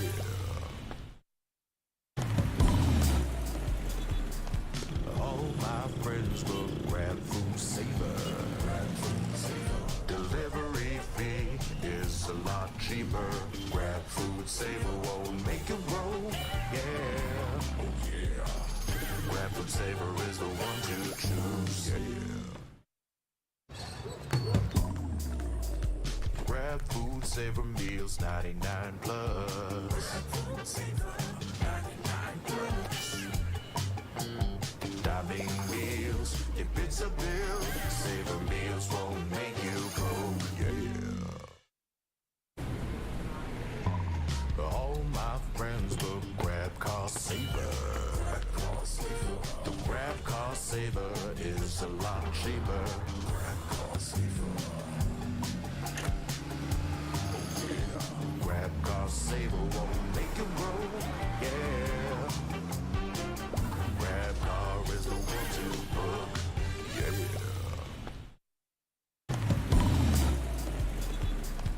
All my friends book Grab Food Saver. Delivery fee is a lot cheaper. Grab Food Saver won't make it roll, yeah. Oh yeah. Grab Food Saver is the one to choose, yeah. Grab Food Saver meals 99 plus.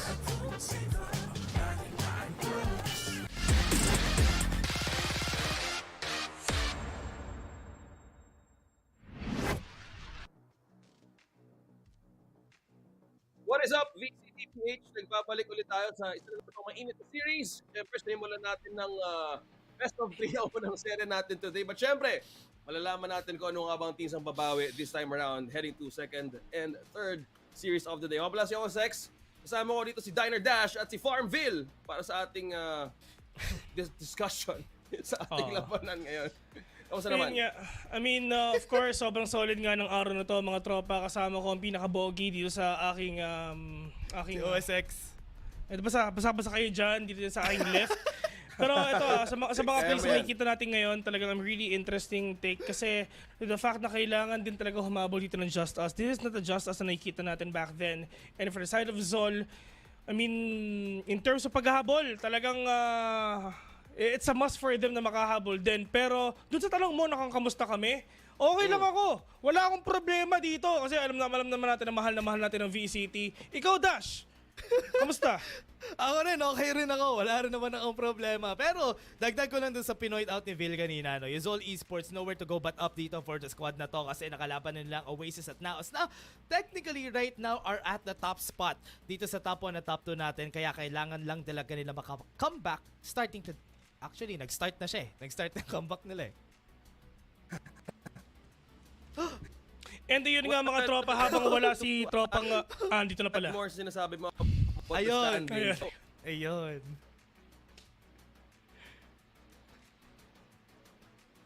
Oh. Pero yun panis, at least diba, akala natin nandun na siya pero nakikita natin, Diyos ko, so OSX, mamaya na nga siya gagalaw ngayon. Pero ayun nga mga tropa, at least, yung sa sinasabi nga ni OSX is just the players nga na JustUs dito really need to recover and to the fact nga for ZOL as well. Because like what you've said, there's no way but up. And dito sa pag-up na to, sila yung ating defending champion dito. And with that title alone, talagang it's gonna be a big, kumbaga burden for themselves kung hindi sila makapasok dito sa ating playoffs. But with this, yung mga past games nga nila, lalong sa JustUs, talagang there's a huge chance na baka talaga ZOL ang makakakuha nito. Pero in terms naman dito sa sponsors natin, OV6, ikaw na to. Maraming salamat, Pinesi Global, dahil kayo ang aming official tournament organizer for 2024 VALORANT Challengers Philippines presented by PPGL, the largest multi-game esports league in the country. Maraming salamat po.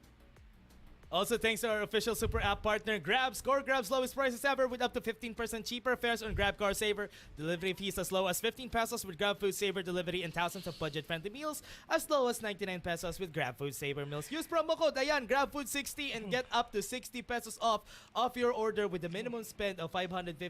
Promo runs from 11 a.m. onwards. And also, thank you pala kay Taylor at Phil sa libre nila sa akin kahapon sa Grab. Thank you very much, Lon. Meron? Si Men, ang dami natin na sa... nabigyan namin ng 80 pesos si Dash kahapon. Pero yun nga mga tropa, big shoutouts nga pala, lalo sa GAB! Mga tropa natin sa Games and Amusements Boards, trabaho lang kayo dyan, magkatrabaho lang din kami dito, magkatrabaho tayo pareho para sa ikuunlad ng ating bayan. Omsim, yun talaga. No way but up. No way but up. Tama naman kasi.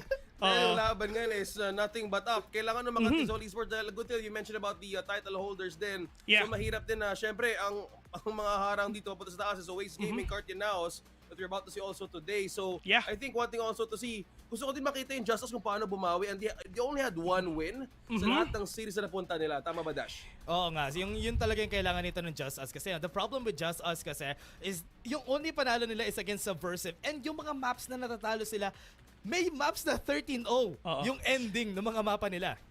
Yeah. Pero ayun nga, di ba? I mean, that's actually a really good point, Dash. Pero punta muna tayo sa ating team number 1. Let's go!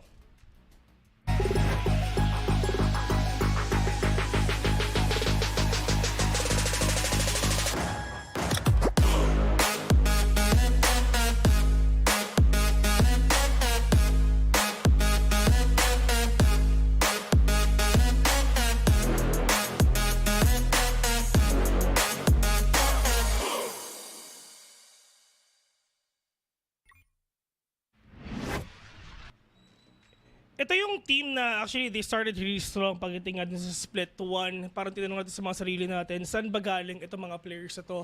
Pero sadly, pagpunta nga dito sa Split 2, talagang medyo super slow start yung mga nakikita natin sa kanila. I mean, yes, they had a good run pagdating nga dito sa Subversive with a win, pero dun sa mga susunod nilang laban, talagang super sad yung mga nakikita natin dito. I mean, OS6 and Dash, dalawang 0-13 na ang nakikita natin dito sa team na to. I mean, actually, talagang that is the first time sa buong sa entirety nga ng VCT na gano'n nangyari. Pero I'm actually hoping nga talaga na mabawi nila itong mga games sa susunod nilang mga makikita. And for JustUs, ang last step for that, I mean, the first step for that pala rather is to take down yung ating defending champions na ZOL Esports. Pero for ZOL Esports, talaga nandyan din sila para nga bawiin din tong title na to. Pero one thing is for sure, hindi na nila mauulit yung 0-13 nila nga na nangyari dati.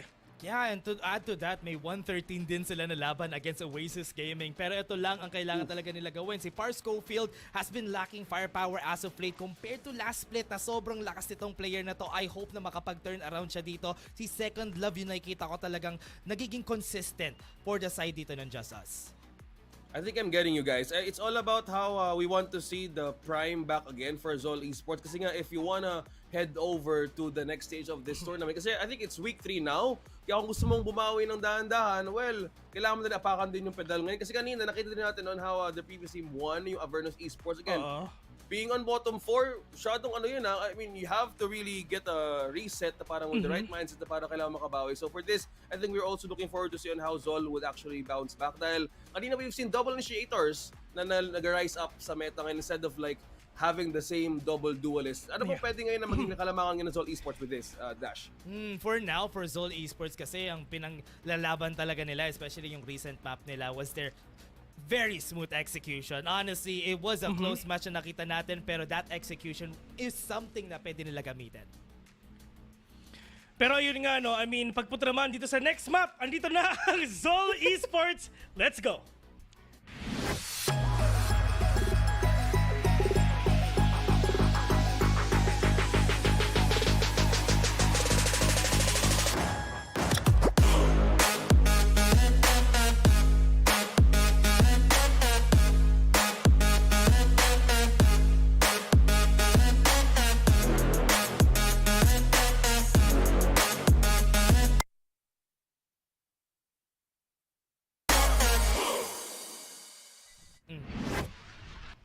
At nandito na tayo sa ZOL Esports na ayun na nga, nakita na natin nag-shuffle yung ating power ranking sa ating mga team. Oasis, NAOS, and ZOL kailangan nila maka-comeback para makuha ulit yung position nila from the last time na nakita natin sila during Split 1. Yes, it's a slow start, pero there's a lot of chance dito. Nakita naman natin nakapag-flex sa Neon. Ng Neon sa Split itong si Patman. And Patman and Zin has been outperforming themselves during their last game. I really love the performance na pinapakita nga dito ni Zen din. Natawag natin siya nung Split 1 na Mr. Consistency. And with this consistency talaga natutulungan nga talaga niya yung team niya in order for them to win. I mean, look at Split 2-0 sila doon. Wala silang talo kahit isa. And if ever napunta tayo doon sa pinaka-most comfiest maps dito ng ZOL Esports, that's gonna be a one big disastrous moment sa saga ng JustUs dito. Pero for sure, knowing these players, they actually really love to play yung mga pinaka-most comfy agents din nila. I mean, pagdating nga dito, like doon sinasabi nga din dito ni OS6 na double initiator and double duelist. Of course, nakadepende pa rin naman talaga yan dun sa mapang pipiliin natin. And after that, dun sa side na pipiliin natin, of course, sa lahat ng pwede natin makita nga dito, it's all about kung paano nyo masisimulan yung laban nyo na talagang, kunyari, start the game strong, assert dominance, and with this double duelist, na pwede ipakita nga dito ng mga players ng ZOL Esports. Men, talagang ma-overpower din nila yung mga kalaban nila dito for sure. Last time they had this 13-5 score in a series. So I think one thing also nakita ko rin how Zin and Patman how makes the entries and how Patman does the lurks as well. So sa madami silang ways na cover in terms of the initiating. Kaya I think tama ka, it's all about how the map will go in these two teams. Kasi yun yung magsa-start na kanilang mismong game eh. And looking at how JustUs was completely had a loss again versus Cartier World, I think we're looking forward as well kung paano nila i-reset yung mga sarili nila. Depends on how this match will go against ZOL Esports. Syempre, who's also like from the top 6, top 7, konting points lang, aakit na rin sila doon. So doon pa lang, I'm excited to see.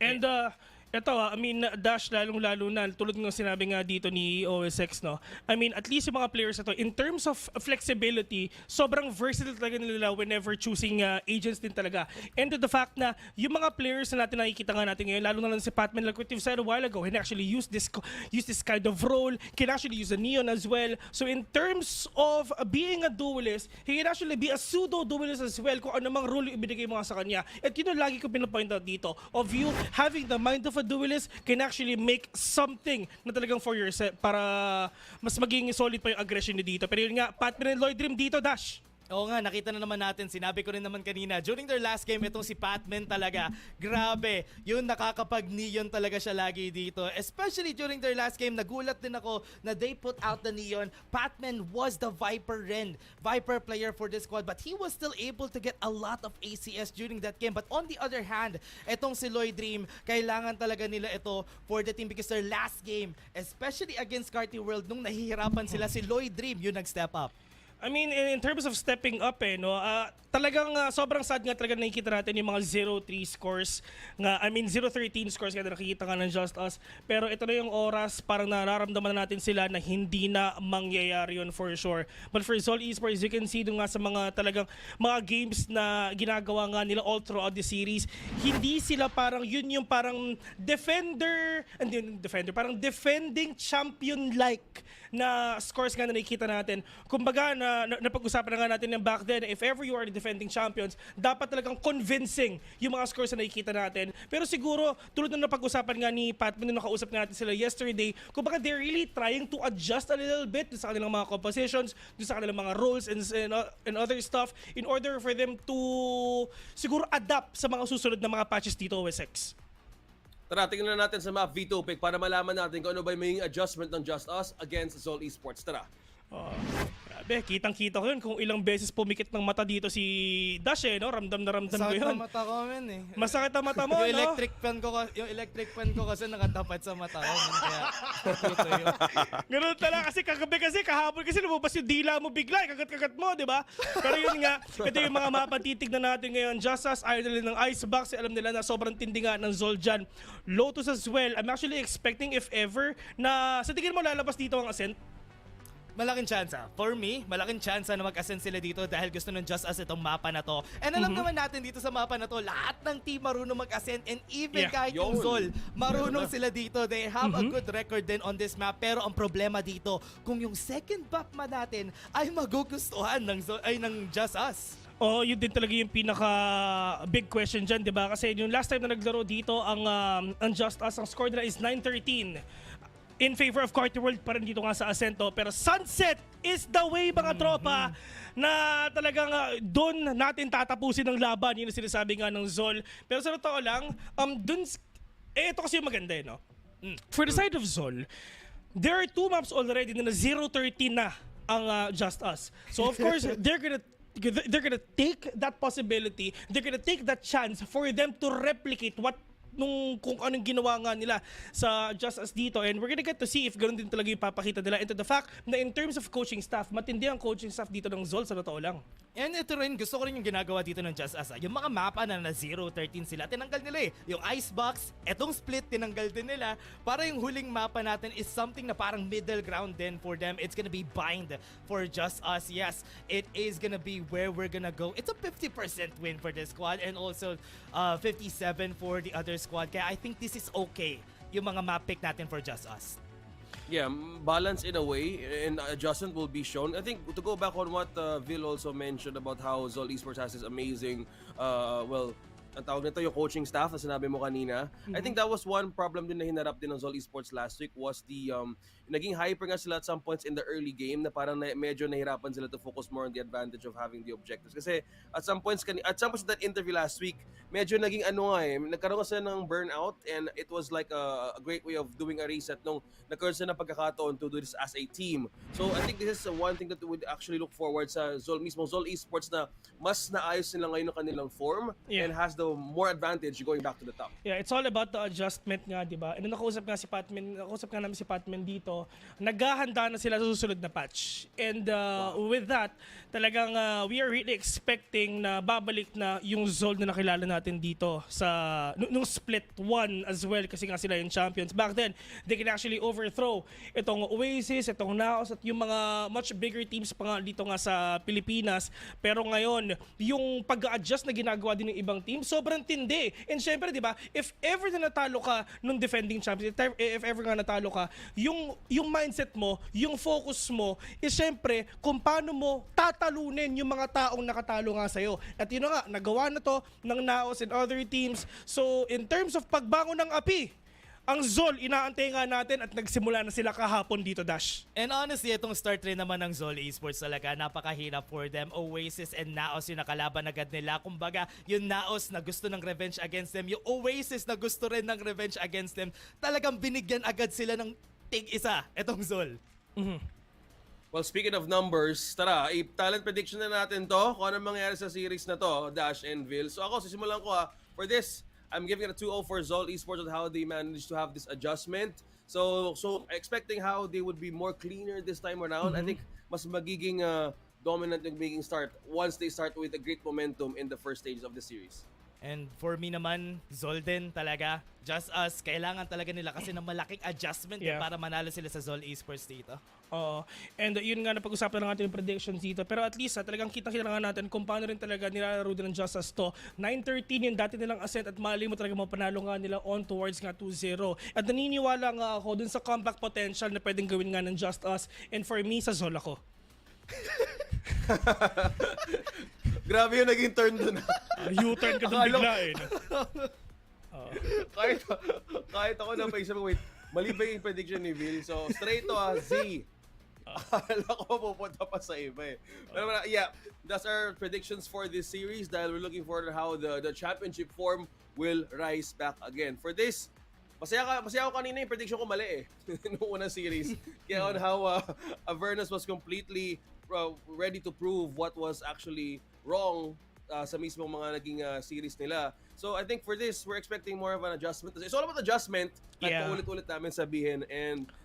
And dahil mas mainit ang ating pwedeng ma-expect na reset, panoorin natin ang magiging laban na to. Casters, pasok!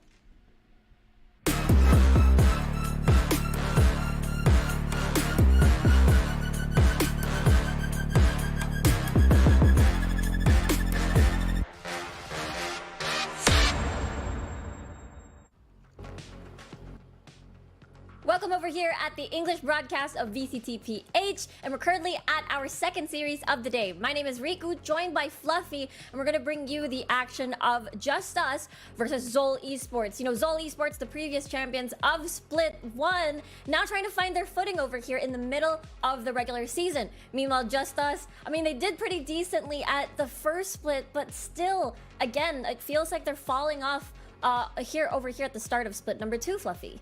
Yeah, exactly. I mean, ZOL Esports, they've been the favorites for a very long time, and their consistency has kind of shown in their previous two games, both against Avernus as well as Subversive. And like you mentioned, JustUs are trying to find their footing.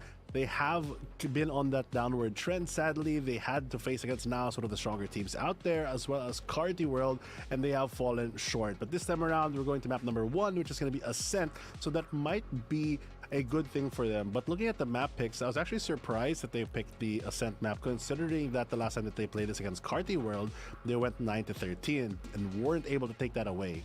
Exactly, and I believe they also went up against Oasis as well. I mean, I Split 1, they were really good. They were able to beat out Oasis back then, but I think it's a different story when we enter the second split. It feels like everybody's power levels has increased, and then they're trying to still see where they're at over here in this tournament.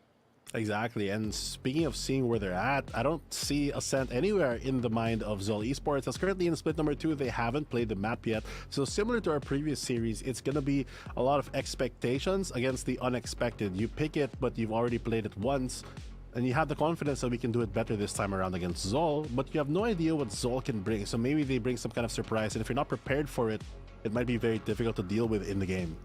Yeah, exactly right. I think it's the scary part when you're up against ZOL Esports. I mean, JustUs, I think they've faced off, just as you said, against Oasis already, against NAOS already. I think one of the expected stronger teams in the competition. They really have to deal with ZOL Esports. It's like whether they like it or not. So it has been a tough sort of first 3 weeks for JustUs. So it's kind of like if they're able to win this against ZOL Esports, it will really help their confidence to get back over here on the split.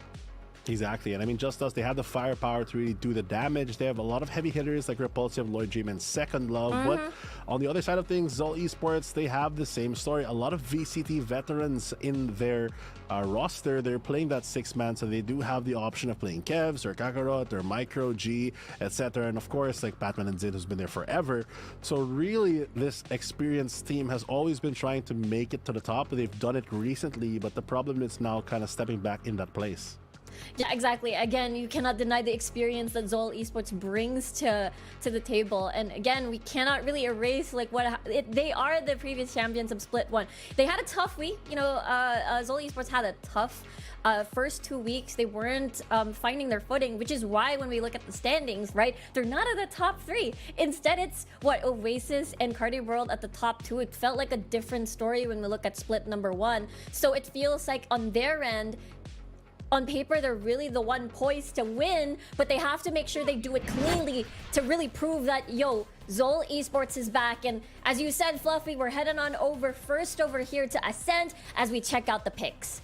Looking at the picks, though, a bit of spicy little info there. We do have Reyna on Par Schofield, which we have known to be one of those Reyna players. We've seen him play on Bind previously, and he is one of those players that once he gets going is really hard to stop, especially if he's able to really do the damage that he wants and just keep going for dismiss after dismiss. But ZOL Esports, even on a map like Ascent, they are bringing Kakarot back on that race as well as Micro with the Gecko. So compared to the previous series, which is very standard, this one has a lot of surprises. Exactly. This is a complete plot twist. I mean, we've been seeing a lot of teams that would bring in, Clove from time to time, the double duelist, either with a Phoenix or, with a Reyna. But a Raze feels so a little throwback, I suppose. It's like I've never seen Raze on Ascent recently. I mean, at all. Usually you see Phoenix, Reyna, and the usual Jet. But this is completely something different. I like it, Fluffy.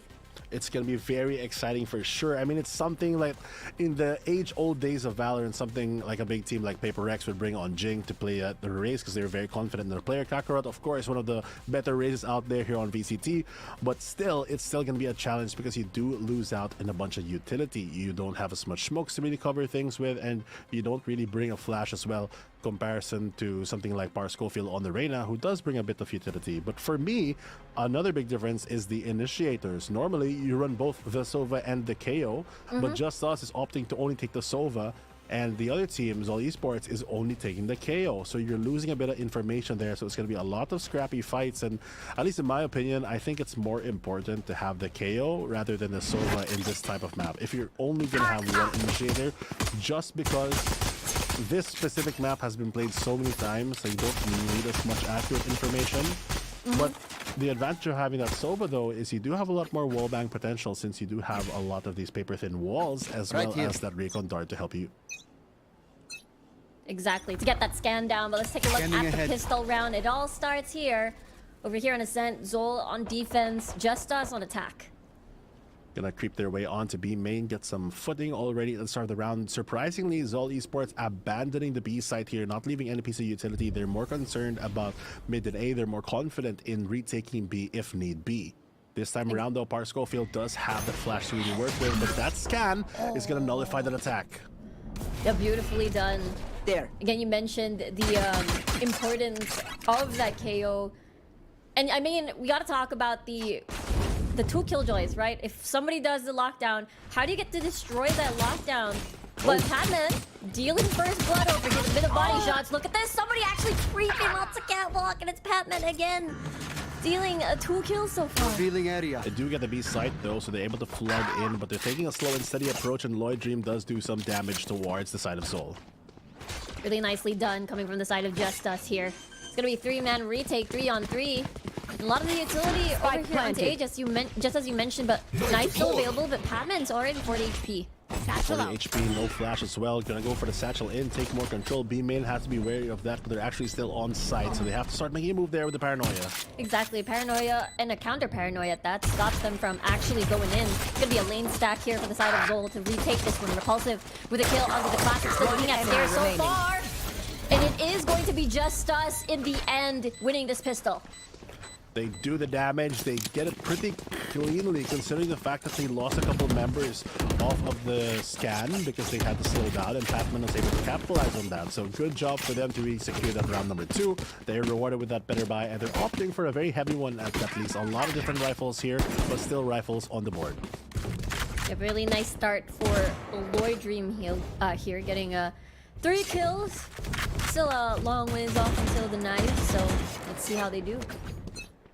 A lot of options for them. Maybe they do something aggressive here, but knowing a team like ZOL that has been in this situation time and time again, they will play the patient game and walk towards their own sites and just hold their ground against the incoming fire here from JustUs as they take a bit more A control and maybe even take the orb on someone.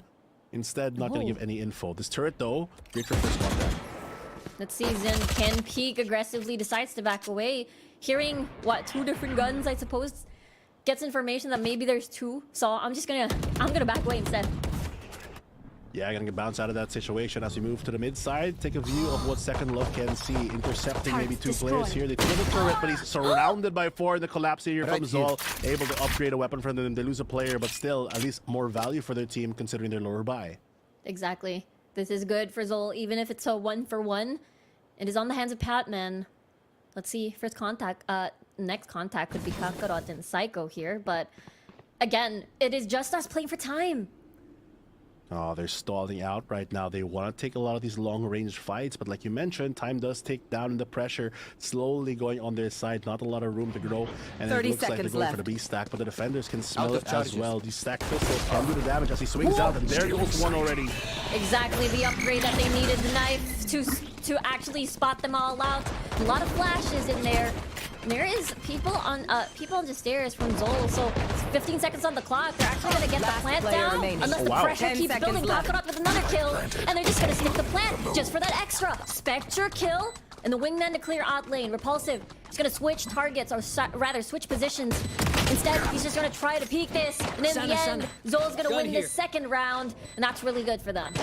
The patience game not working out for Just there because they buy up so heavy-handedly, but ZOL's just able to capitalize by playing even more patient. A good read for them to rotate very quickly from the A to B side and match the energy coming in from Just, and they just get it at the right time where they don't even explode out. That knife really delaying them and giving them all the confirmation that they need, but more on those classic shots to the dome has to really get that firepower into their hands, and as we saw, the early loss of that one Guardian proved to be one of the key factors in the downfall of Just in round number 2.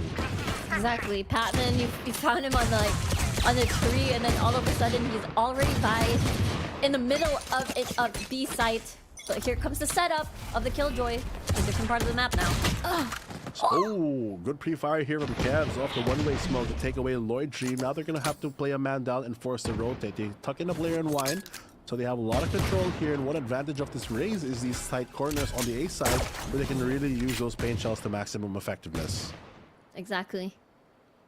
Able to stack up that utility and the stack of KJ, and as well as the Gecko Micro over here onto lane. Slow and steady is the pace of this game, and JustUs does not want to press the advantage. This time around, they're trying to find a good 1v2 or 1v1 to get those sheriffs in hand, maybe go for a double swing. Second Love just buying time and making noise to try to pull some defenses, but look at the rotates from ZOL. They're also wrapping around them. It's going to be all up to Patman to hold the door. He doesn't spot out the one player cross already. Exactly, he doesn't know. He doesn't know that somebody is infiltrating their defenses, and Batman's gonna get shot at the back, and Schofield really maximizing this pickup, and as well as the Phantom getting that headshot and getting a triple at that as well. Now it's a 2v2, still anyone's game. With 30 seconds on the clock, JustUs, maybe the clock may not be in their favor. Sin is in prime position to get this headshot as well, and with the spike down, it is not in favor of JustUs at the moment. The press for time again with 50 HP. The retake might be very doable for ZOL. He has the info of one of the players. He has to guess the 50-50 if he wraps around here. But that turret's gonna signal that they're both coming up on the door. He has to get the ace to even close this out. Yeah, even the flash as well, just trying to juggle everything. But Micro, at the end of the day, is gonna finish off the round. Really nicely done by ZOL. Good, clean round on the retake there, and honestly, Par made it so difficult for them because he was able to get that 3k upgrade his weapon and overheal to almost full. Thankfully though, the small miscalculation on the side of Repulsive, just walking out after he planted the spike knife out, just gives him the opportunity to really strike back from a possible 2v2 into a 1v2, and he had to plant the spike still. True. Still a little bit of a consolation for JustUs. And Kevzy did a lot at the very first start of the round. Placing swarm grenade. Very true. Placing swarm They grenade. do a lot of Bot coming damage back. early on, and that's what really causes everyone to Placing stumble alarm bot. afterwards. This time around, though, with very equal bias, the operator finally comes out for Kakarot, so he can hold down these long angles a bit more effectively. Thankfully, though, for the attackers, JustUs going for the B hit instead. Oh, yeah, exactly. Oh, Micro just sprayed things down. Can't even reach the switch. Already dead. Zind finds the second kill for ZOL Esports. Psycho wants to retaliate. Par Schofield, Guardian of Lane here, tries to peek, activates Empress at the moment, dismisses the dodge, gets information, but gets paranoid in exchange. Patman has a kill of his own. 2v3. Spike has been planted. They need to hold their ground here. Patman trying to look at a good angle, but where do they enter? It is going to be a 1 for, well, let's see. Operator retake? Find that pick. They're hiding. They know what to do against this operator. They have information. They find the head. Psycho with a triple. And it's now between Kakarot and the classic to his head. Really nice retake from ZOL. That was very, very close. Could have gone either way, but the time just wasn't ticking fast enough, and it was in the hands of ZOL to really go for that retake. Surprisingly, they won with that operator, even though they were tucked in a pretty good position, because that wide swing from Barswogan to throw off the crosshair placement just was not enough to really do the deed, and eventually gets taken out. That 2v1 to close things out. Honestly, even though he got the refrag, he just had no bullets, had to go for the recon instead, but that delay was not enough to disrespect, and Kakarot's able to shut it down. Exactly. It's the choice between utils out or guns out. And that was indeed what happened. ZOL Esports in the lead with a lot of ultimates as well. Good smoke as well for pressure here. Micro gets damaged a bit.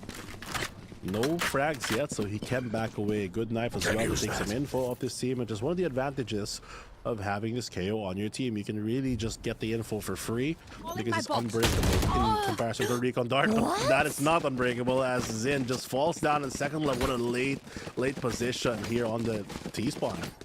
Yeah, exactly. Over here at T-spawn, that's definitely a spot, especially at earlier with 60 seconds on the clock still. It's kind of like, I suppose, uncharacteristic, but it feels JustUs is very ready for that. Seems like they have a good position here. Patman hiding in this Sub-Rosa spot, just waiting for a play to walk in like a spider in his trap. And Kakarot does one as well. Ken finds one off the map and backs away after getting a kill for Kakarot.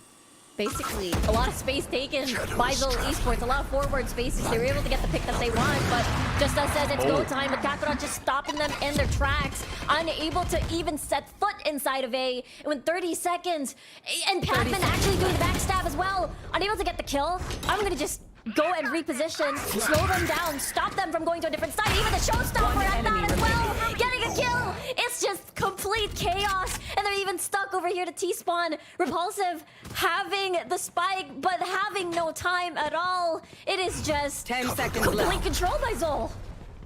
It's going to be so difficult for this. They shoot a Dizzy. He's going to be forced out of position. They at least know that he's playing close somewhere here.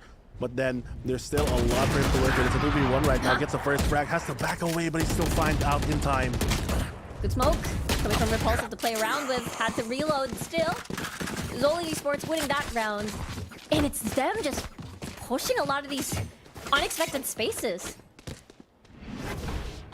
I like the way that they're taking a lot of advanced map control here, really playing into that deceptive nature of their team. They have the experience to know the trends of how teams really move around in this map, and they're just able to capitalize on a lot of JustUs' mispositionings and kind of goad them into situations, rather, where they don't really want to play another force on the eco. Kakarot still hangs on to this operator. It has been having a lot of value so far for ZOL Esports. Always at least one kill, and make that a possible second with Patman as well. Oh, they saw two cross, and now they hit the mollies. They're pushed out. They're gonna die in Q2, and that's not what you want. One They enemy drown remaining. with all the DOTs in the world, and Kakarot just wants to push the chaos even further with a triple ending that round. That was so quick and concise. The utility bombardment there, just really taking them out of the equation, not giving them a chance to play here. And the lead that ZOL has built on this defensive side has been a fortress that has not been able to really get invaded. Oh my god. Exactly. They got paranoid, and then they could probably hear the muffled util, and then Honestly, surprise. just don't play the game at that point. Exactly. Close your eyes, because it's over when that much utility just hits you. And more utility coming their way. Thrash used right now. Kakarot with the advanced movement again. The grenade actually getting through, but instead JustUs. It's like they're playing into their hands. They knew that this was coming, and in the flick of a finger, they're gone. Oh, what an unfortunate series of events there. They invest so much to go for a Vision Striker-esque play, take some tiles control, but the pain shell's not landing and the frags not hitting, as well as that Thrash getting destroyed just destroys the round for them. Now it's Zin left alone with this operator. I assume you're going to go for the save here. 5v1 is going to be very difficult here, long term. It will be. Alarm bot down. We have information. Out. Maybe you get one pick or two, perhaps. Oh, the timing! Maybe here instead. This is the shot. Gets the shorty out, even getting another kill. But the backstab, gotta be careful here. Gets the upgrade, doesn't find a head. And Repulsive is able to take Zin down, but they destroy the momentum a little bit in their favor. Slowly but surely, the fighting force of JustUs has been proving to be a constantly improving one. So far, they've been doing the damage that they need, but I feel like a lot of the times they're just capitalizing on the mistakes of ZOL. So if they just stop overachieving, they could kind of just slow down the pace and keep playing the game that they know that they can win. True. They can just wait onto main and just or near spawn and see and wait if ZOL does the same thing again. It's a possibility. They're actually hugging the barrier. They're gonna go through.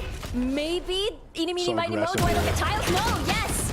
Kakarot unable to actually save his life before that pick. So it's gonna be a trade. Interesting turn of events there. They lose the operator. Very aggressive stance here. Molly's not going to connect Patlin, saves his life and gets out of this situation. They don't know if he double backed or he's still in the corner. Not holding the wrong, he's holding the wrong angle rather. His teammate, let's go at the wrong time. Good thing, Repulsive, they was able to still look at mid and get that trade down. And that is going to be from the Shadows use. Second love already into 8.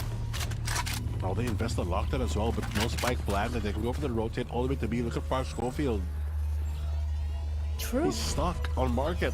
He has everything held down. And ZOL thinks it's A. Yeah. It's such a good trade. They won that a lot by a mile. Lockdown invested, and now they don't have anything to get this retake. And Parscoli even getting a kill. Now it's immensely more difficult 2v3. From the Shadow still available, and they even invest their own lockdown just to secure it. They know that they need it, but there comes Rick Micro. Got the side, good paranoia, but not going to be able to shoot. Exactly, there's the tag on the flash, but Second Love still able to get a kill with the Micro. And the second one for Second Love. And JustUs is climbing back in this game. It feels like ZOL Esports, they're really just trying to do something proactive, but recently they've just gotten punished by the off-angle holds coming in from JustUs. Like, this is a good play, but you're not able to get out, so it's so difficult. You're not a jet, so you can't just instantly pop out. Somebody's there. Yeah, that's definitely one of the major differences. The major struggles here. Unable to just dash out. And now for ZOL Esports, let's see if they take a more grounded approach on once the barrier go down. There it is. There it is. The basic, as basic can be. ZOL Esports finally calms down the situation to get grips with what they have to deal with, as JustUs does finally take a bit more control here. But look at how they're playing. They're very careful because they've been aggressed on for the past 2 or 3 rounds. So they have to start expecting the unexpected, but they might not expect that they're just going to play the normal way. Maybe that's why they're trying to take their time a little bit here, but the dash has been activated. I don't think he spots out Zin at all. That might be the trick if the recon falls already. Lloyd Dream trying to climb onto market. Gets tagged by the flash a little bit. Cabin! Wait, is somebody next to him? Yes! That's going to be Lloyd Dream peeking from the smoke. And he gets a double at this as well. 4v3 gets the dash activated for that reset. Par Schofield. They don't have everything clear just yet, and that's why they can't really push towards the site. Oh, they have to be very careful. They take some space. They take some frags. This 4v3 right now. They only lose their initiator. But still, they can go for a 30 rotate seconds if they left. want to. 30 seconds though. They have to move 3. real quick, but that's going to be an opening that they're going to take. Exactly, 20 seconds. Early with a Shrouded Step, quick teleport, and the pings. And it is Lloyd Dream keeping them in check. Like, you guys do not leave A. Sorry, do not leave B. remaining. We are at A. That's an almost ace for the 4K for Lloyd Dream. And it's all up to Kevzy. Problem is, Second Love is already pretty much there. He is surrounded by the rest of JustUs and Par Schofield. He will finish the round. And it's just 1 point between the The enemy two. only looks I like how composed. Par plays his Reyna as kind of like a lurking Reyna, which is not that great ideally, but it works out for them since he's able to win a lot of these 1v1s and catch out the rotator. Even oftentimes just heal up, and since he's a duelist, you might assume that there might be people behind him, so it's a bit scary to leave him unchecked because they've been getting out-rotated for the past couple rounds, and that streak that ZOL had seems to be a reversal right now with JustUs striking back. Exactly. It is such a nice thing to look at, you know, JustUs, the way that they're playing very differently, very what a really nice approach, just as you said. They kind of like play it sort of like the way Split is made, where you kind of just try to split them up. True. And that's why they're able to find these openings. And ZOL Esports, their formation is broken. Gonna be really difficult now. Good thing you take a timeout though. An important timeout at that. They were in the lead for like, what was the score? Like 5-1 at the very beginning. They slowly climbed up. I mean, they won the opening round. 5 rounds go the way of ZOL, and so far they just don't have that momentum to really carry on. They need to reevaluate themselves, and it's going to be a bit more difficult because they are playing at a disadvantage right now on the eco. Kakarot, as well as Batman, actually have both of the shotguns, so they can play at that closer range. Weirdly though, he is playing the shotgun for Batman, but he is also holding mid. So I guess letting people in might be the key here, as they have to start punishing the moves of JustUs because they're slowly but surely getting out-rotated at times. Exactly, maybe that's why they're gonna hold their ground. They're gonna keep this up. And unable to destroy the flying jet, and the dismiss is gonna be enough to distract the actual target in play. And Repulsive is gonna do the plant. Really nice entry here coming from JustUs. Able to secure the site pretty early. Lloyd Dream takes advanced positioning towards Heaven right now. The 2v1 spots out the first, will he expect the second? Yes, he does. Nicely done, Patman. The judge. Oh no. Maybe the one, but no. Lloyd Dream on fire right now in this game. Unfortunately, shoots the wall there, and not the wall penetration coming in from that shotgun. Or else it would be OP. So, at least he takes away a buy, because with those shotguns, you kind of want to get the economy back, and that just immediately denies Lloyd Dream. Just goes on a rampage here on Heaven. Exactly. The way that JustUs is not at all hesitant to get a lot of these aggressive spaces once they take over the site. It's even Steven. And they have equalized the score 5-5. They have full rifles right now, so it's a 50-50 between both sides. They do have the Hunter's Fury to work with, but the early aggression here from A. Maybe this might be the time to do it again, basically. And to get at least that first kill and no trade. Man advantage already in place. They're still going to push the issue here. Or force it, rather. They cancel the drone, but at least they get a bit of space there. They have to double check if anyone's going to play on wide, but this is going to be a very interesting spot because throughout the rest of the map, the Killjoy's trying to take mid, and they're just trading this attrition battle towards the outside of A. Good thing the alarm bot is there to spot it all out. Earlier it was a Killjoy stack of util onto A, but now it feels like they've decided to change things up a bit. Quick adjustments coming in from both teams, and still Second Love actually has a turret in his pocket. He breaks up the mid spot there. Interesting alarm bot position as well to play a bit deeper, so you might not think there is one. This might be a great flash for Kevz, but he casts it in the last second. Oh, Let's see. Yeah. They're all lined up. They're all prepared. Maybe here's a footstep. The molly coming through. Unable to No get way. the shot, even though that's two blinded people. That's not what you want. Micro hiding it beyond the smoke, rather. So unable to find anyone, but Psycho is going on the rampage. Back up with the showstopper. To the face, second love falls. Lloyd Dream has the angle onto Micro. Now it's 51 duelist versus duelist. A little bit of chip damage and the Boombot being eliminated. 74 HP, both of them on yellow HP bars. They have time to plant the spike. Now you know where they are. There's a little bit of mystery here, but a 50-50. Did they rotate? Did they not? Did they stay? No, he stayed, and Lloyd Dream able to win this one out. Just us in the lead. Last round Wow, before what the a turn switch. of events there. Just us. They've mounted a comeback here after that streak of wins coming in from ZOL. They slowed the momentum to a crawl, and now they're able to really get rewarded for all their Player efforts. standing. Clutch. Crazy stuff from Lloyd Dream here on this jet. And honestly, this is where ZOL Esports might be sweating a little. I mean, who wouldn't be at this point when you're so close and you're wondering what is wrong? Batman still sneaking with that judge to play the close angle here. Holding onto the backside, but Ascent just not going their way. The A control not there currently for ZOL, and Just Us have to crawl through the tree. Maybe take a 50-50 on this split instead. Or Schofield gonna try to make his way into an interesting position yet again, because mid is open. Yeah, mid is open. All utility onto A. No one's gonna spot you there, actually. Repulsive, though. Trading shots, but no one's damaged. No one's damaged, but everyone just on their nerves, on the edge of their seat as they're waiting for the first peak. First frag gonna be very important here. They have the Hunter Sphere as well as the Empress to work with. So Just Us have a lot of rounds secure. It's up to Pat to really hold down the line with his ultimate if they want to do anything. But with this recon card, they're slowly creeping away, and Par Schofield finds an important pick. Really nicely done. Just as you said, they find the one at mid, no Gecko. But they're still walking onto a Killjoy infested A. The hunt begins. The trap is set. There goes the signal. Off angle, gonna land on one. Bounce up, but not able to go. Oh dear, Zin though, hiding on Jen, finds the head on the Lloyd Dream, but he falls, gets traded immediately. 2v3 right now, Repulsive with a plant. Bar Schofield still has a flash, Empress activated, and sees Kevzy. Here comes the Hunter's Fury activated as well to just scare the people from heaven. Remaining. Even flying as well, Kevzy is gone. Now off to Patman, finds one, doesn't find the second.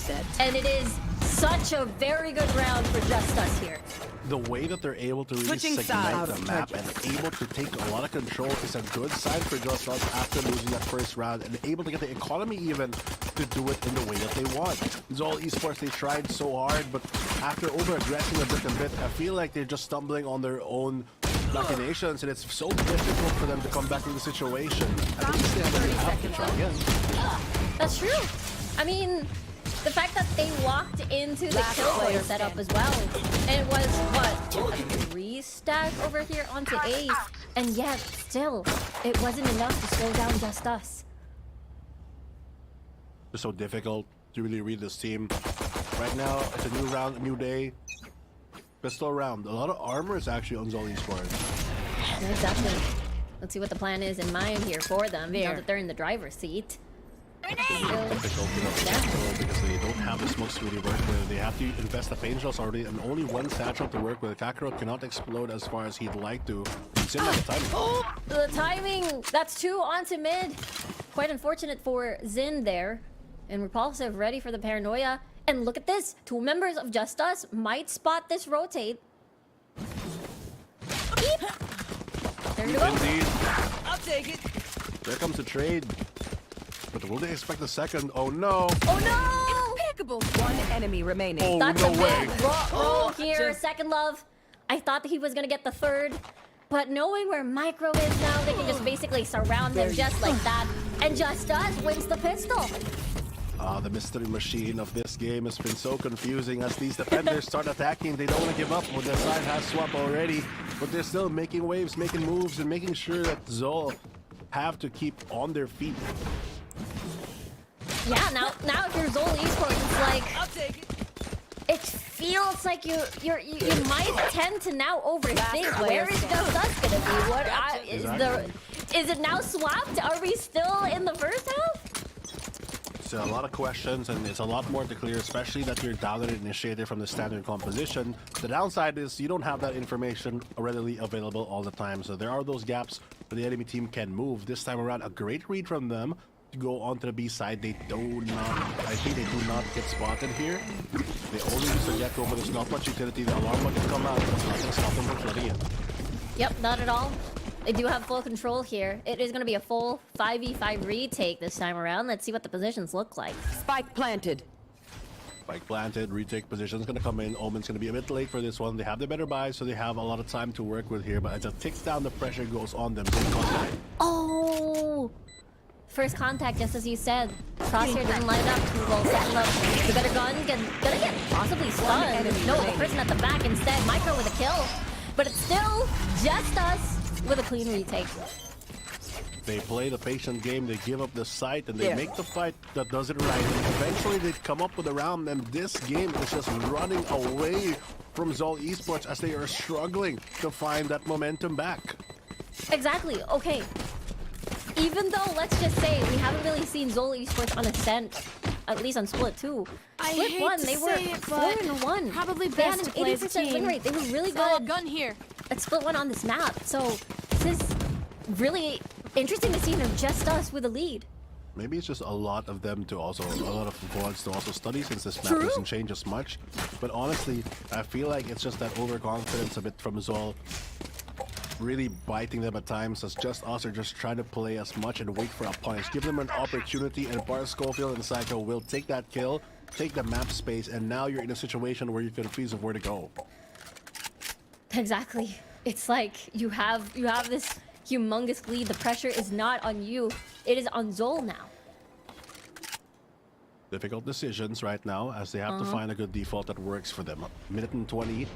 They're still playing it. Right down. Some shots actually gonna get spammed through. The turret's gonna be gone already. So they have to be careful of this mid push. And we'll have to see.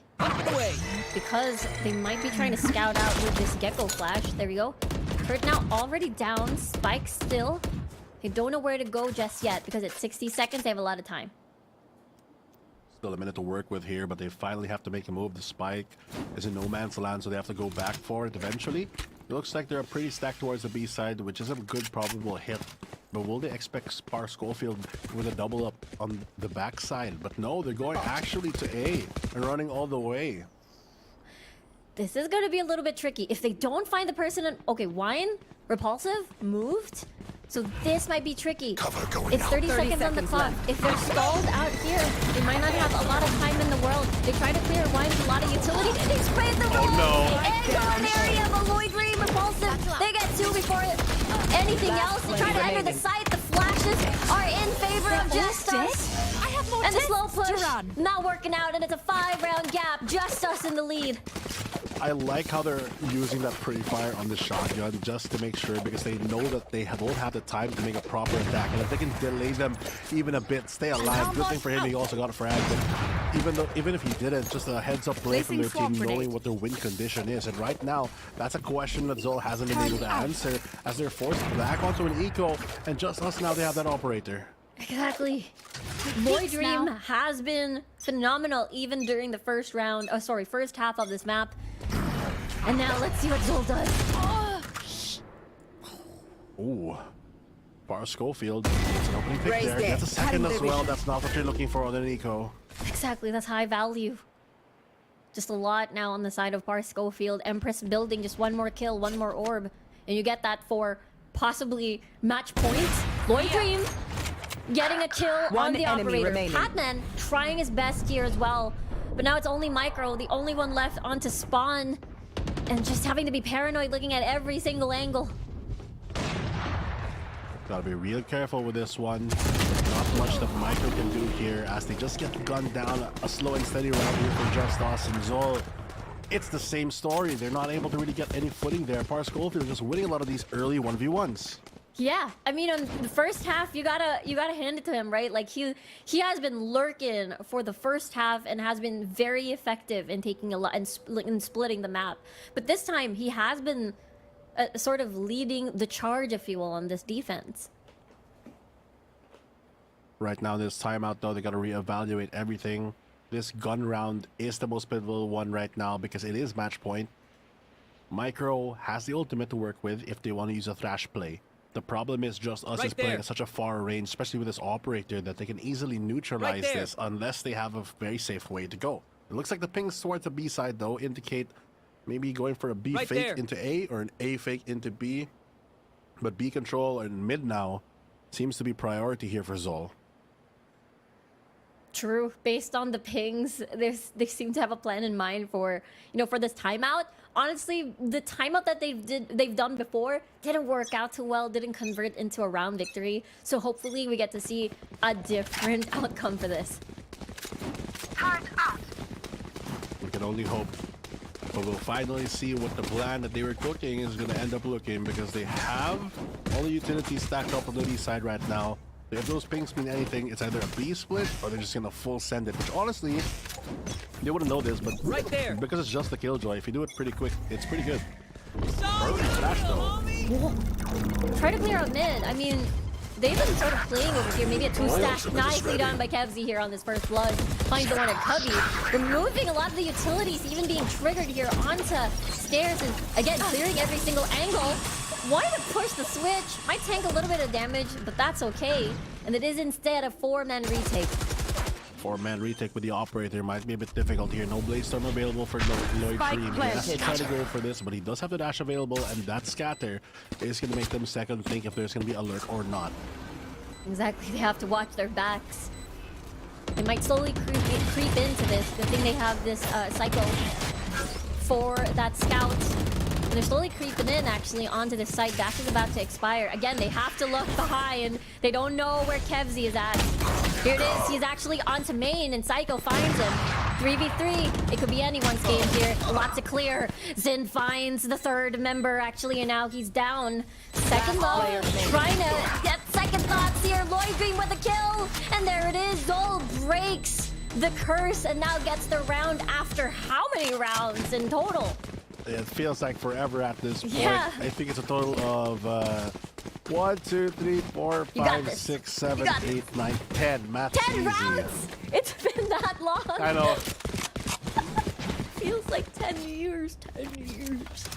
I know, he would know what that feels like. I don't. But here are the younglings from VCT, just like JustUs, they really have to go against the veterans like Riku in ZOL Esports, because they're struggling really to get anything from this game. I mean, they get this round at least. But can they keep the momentum up is the bigger question. Paranoia, very early. I don't know how Zint is able to dodge that, but he does. What a hitbox there. Oh, finds the one, maybe the two, but Repulsa just wants to run away. He just wants to retreat. And guess what? The Hunter's Fury amongst the chaos while they stack up on B main. That's crazy. And in an instant, everybody's pretty much gone. Kakarot, Kevs are the only ones left. I mean, they have access to the side. Kakarot with an aggressive market take, but Lloyd Dream, surprise, here comes the shorty. Kevzy, though, will get blinded. And it is going to be JustUs now at match point. Disaster strikes as ZOL Esports tries to make a play on B main. They use that Omen smoke to really get some space, but because it is dodged for some reason, they're just able to take it. But the heads up play by Psycho to use that ultimate, really blasting them out of that situation and giving them enough momentum to carry on. Now it's match point. Yeah. Match point. Oh, it's crazy. It was like, ZOL Esports trapped in this very, very tight situation. It's like, do we just push B at this point, or do we just retreat and pull back? There it is. I don't even know how this structure lands through all that commotion. Everyone just taking beams of damage here. And Lloyd Dream to secure the rest. I like the double swing from up and left, I guess. Just an up and down, just to go for a very clean one. And here comes an aggressive play. Whoa. Coming in from Kakarot, he's not going to be able to see anything. Most likely the respect on the showstopper. Repulsa gets the kill before he falls. That's a really good trade. Now it's going to be a 4-man retake here. So difficult with this one. The door is finally broken, though. Let's see what the plan is in mind. They had a hard time getting this retake before. They have a lockdown. They want to win now. Maybe they get one more pick and drop the lockdown, question mark? Here comes the retake. It has began. Oh no, the blind shoots the floor. And ZOL Esports once more is in the lead. The numbers game. Psycho trapped in the middle of all the chaos again. And will get killed by Kevzy here. And it is still ZOL Esports holding on. I mean, they saved Do you want themselves to from losing dance? this round, but they're not taken out quite yet. Just us. They can seal the deal because they have a lot of ultimates to work with. Both Killjoys with the lockdowns, but I think Schofield with an Empress could do a lot if they're able to buy up right now, which I think they can on most of their members. It is going to be a bit of a broken buy, just as you said. Guess it's all about the confidence. Do they want to end it now? Do they want to wait it to 8-12 and then finish it there? But with a Schofield buy with 2 rifles, perhaps this is the round for them. Hopefully, they're able to do it here. It's a stack on. You should run. It's not on to B, but they should run to A. That's what's going to happen as they move on to the edge and the outskirts. Oh, It is locked down, but they have to be careful. Careful, not connected to the angle. what? Repulsive was able to cross Oh, he TP'd behind, out. and now he's TPing out, and now they can't find him. They can't get a trade whatsoever. Now it's lockdown over lockdown. It's a Venn diagram. Pac-Man just climbing and not seeing anything at all. What is happening, Fluffy? There's just so Spike planted. much ults layered, and there's one detained. 3v4 right now. There is still the spike Placing swarm planted. The nano swarm's gonna stop anyone from pushing. No one's on site, and all they gotta do is spray across the smoke. Paranoia is not gonna get anyone at all, but the smoke is again, the smoke, it's preventing them from seeing anything. So just firing blindly at this point. They're in that Dream finishes the round. Defenders win. Oh my word, what a finish. I have no idea what just happened, but just us steal away the game there, firing into the abyss. They're able to strike down. They're just laughing about it at the moment, just making sure that if what happened is really real, because that is an unreal round to finish off map number 1, especially against a team like ZOL. Exactly, like that is, again, what we stated, right? A big confidence booster. Again, like, I swear, that round was just pure chaos, and just us just revels in that. Exactly. Through the thick of it, they're able to really claw their way out. What started with a huge deficit turned out to be the only rounds that ZOL would essentially win, bar 1. And they just take away that Ascent map. So I guess that Ascent pick, even though they came off that loss, has proven to be very pivotal after understanding what ZOL can really do. Yeah, exactly, right? That was... you really cannot... deny the potential of JustUs here. Whenever they go up against the top teams, right? It's always a possible upset when it comes to them. And the one leading that, or one of the players that led that, especially at the second half, was Lloydream here on this jet. Exactly. Very interesting statistics right now. I'm surprised that the MVP honestly isn't Schofield, because I feel like true. he just really opened up the map in a lot of these. But the stats don't lie, and Lloydream did prove to be one of those pivotal scalpels to really get that surgery done against ZOL Esports. Take a look at the highlights. Let's review our map number 1, which took a surprising turn of events to say the least. It's crazy. I mean, ZOL Esports had a 4-round, 5-round lead, and then they became extremely aggressive with the operator. But then after that, JustUs was just waiting in their spawn, in their spots, and then just started shooting some heads onto ZOL. They're doing their duty to really just defend their site and make sure that they do everything that they can possibly do that's right. But a lot of unexpected plays here. I'm a little disappointed in how ZOL played some of the rounds, because I feel like, especially knowing these players, they have so much potential, but it's just a lot of these small miscalculations, and they're kind of overstressing the fact, or overstraining the resources rather on their team, and allowing JustUs to really capitalize on a lot of these very small mistakes. Exactly. They weren't even able to, get to the site and get the spike down. It felt like what their most successful attempts were on to B, and once they were more on the numbers advantage. But anything else, if it's equal or if it's anything else, they can't even reach the site.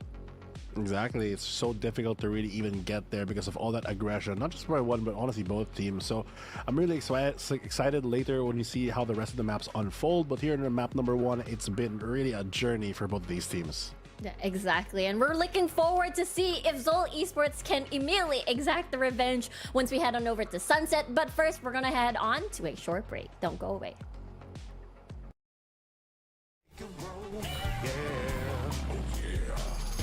Food Saver is the one to choose. Grab Food Saver meals 99 plus. Dining meals, if it's a bill, Saver meals won't make you go. All my friends will grab Cost Saver. The grab Cost Saver is a lot cheaper.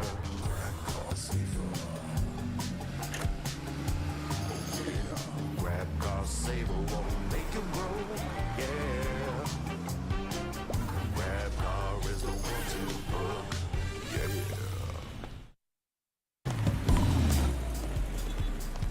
All my friends will grab Food Saver. Delivery fee is a lot cheaper. Grab Food Saver won't make you broke. Yeah. Grab Food Saver is the one to choose. Grab Food Saver meals 99 plus. Dining meals, if it's a bill, Saver meals won't make you go. All my friends will grab Cost Saver. The grab Cost Saver is a lot cheaper.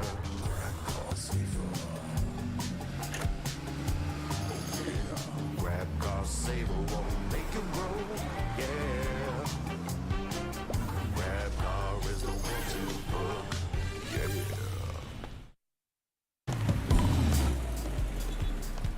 All my friends will grab Food Saver. Delivery fee is a lot cheaper. Grab Food Saver won't make you broke. Yeah. Grab Food Saver is the one to choose. Grab Food Saver meals 99 plus. Dining meals, if it's a bill, Saver meals won't make you go. All my friends will grab Cost Saver. The grab Cost Saver is a lot cheaper.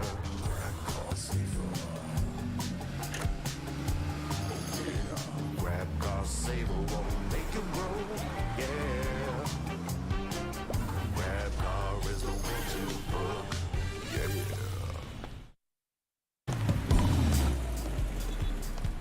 All my friends will grab Food Saver. Delivery fee is a lot cheaper. Grab Food Saver won't make you broke. Yeah. Grab Food Saver is the one to choose. Grab Food Saver meals 99 plus. Dining meals, if it's a bill, Saver meals won't make you go.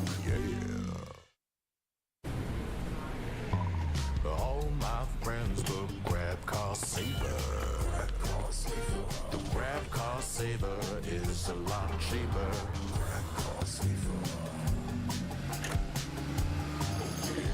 Grab Cost Saver won't make you broke. Yeah. Grab car is the one to book. Yeah.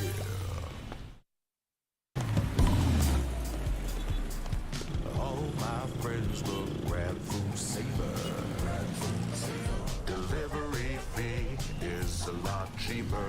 Grab Food Saver won't make you broke. Yeah. Grab Food Saver is the one to choose. Grab Food Saver meals 99 plus.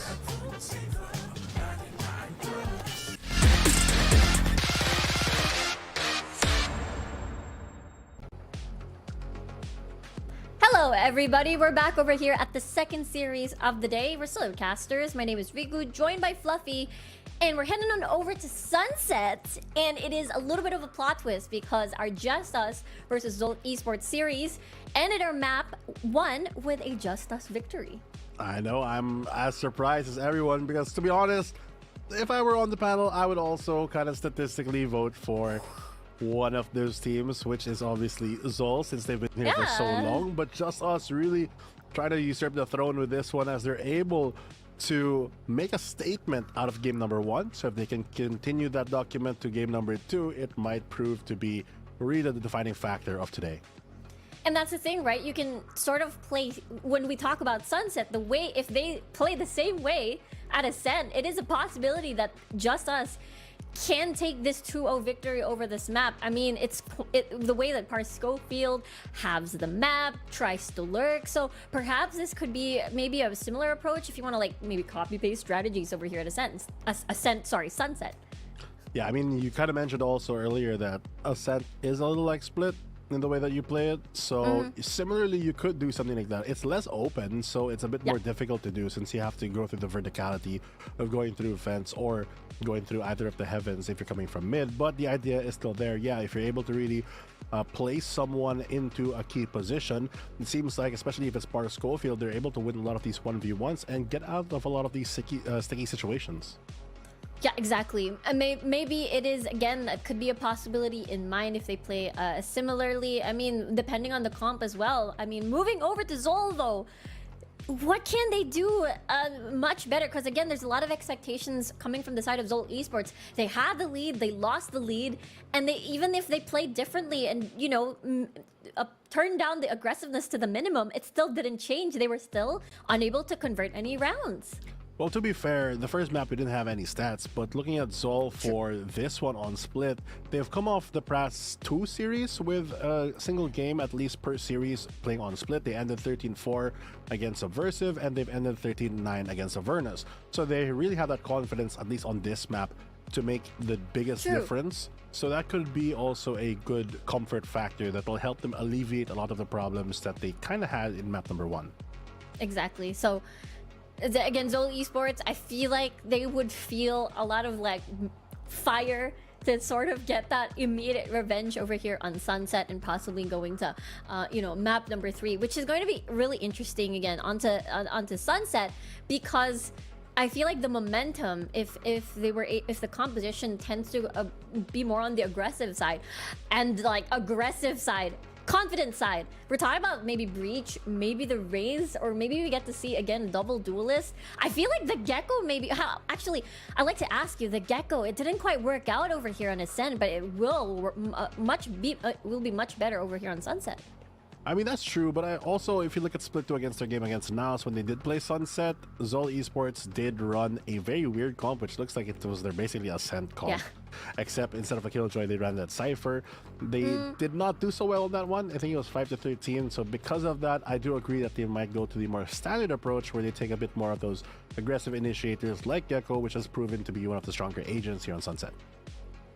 That's going to be very, very exciting to find out if they do, because honestly, ZOL Esports feel like they have a lot in their pockets. Like, I mean, they surprised us with their comp earlier, and, you know, no surprises there. We're going to be seeing a Gecko again, and it is going to be the Raze on the side of ZOL Esports as well. Oh, Phoenix for the sole duelist of Just Us. Interesting. These look like compositions that they've tried on Ascent. Yeah. But then it didn't work. So now they're trying it on Sunset. So ZOL Esports, they're sticking with Kakarot on the Raze, which to be fair did a lot of damage when they did start getting some momentum. Patman playing well on the KO as well. Zindo moving on to the Cypher. And on the other side, of course, the Phoenix that you were mentioning on Par Schofield, who previously played that Reyna. Exactly. Very absolutely interesting stuff, because considering that they switched up to Raze just recently for Split 2 on this map, but they did spam a lot of Phoenixes and even the Astra back at stage 1 of VCT PH. So it's one of those things, maybe, okay, this is what we practiced more, so let's bring that back and see if it works this time.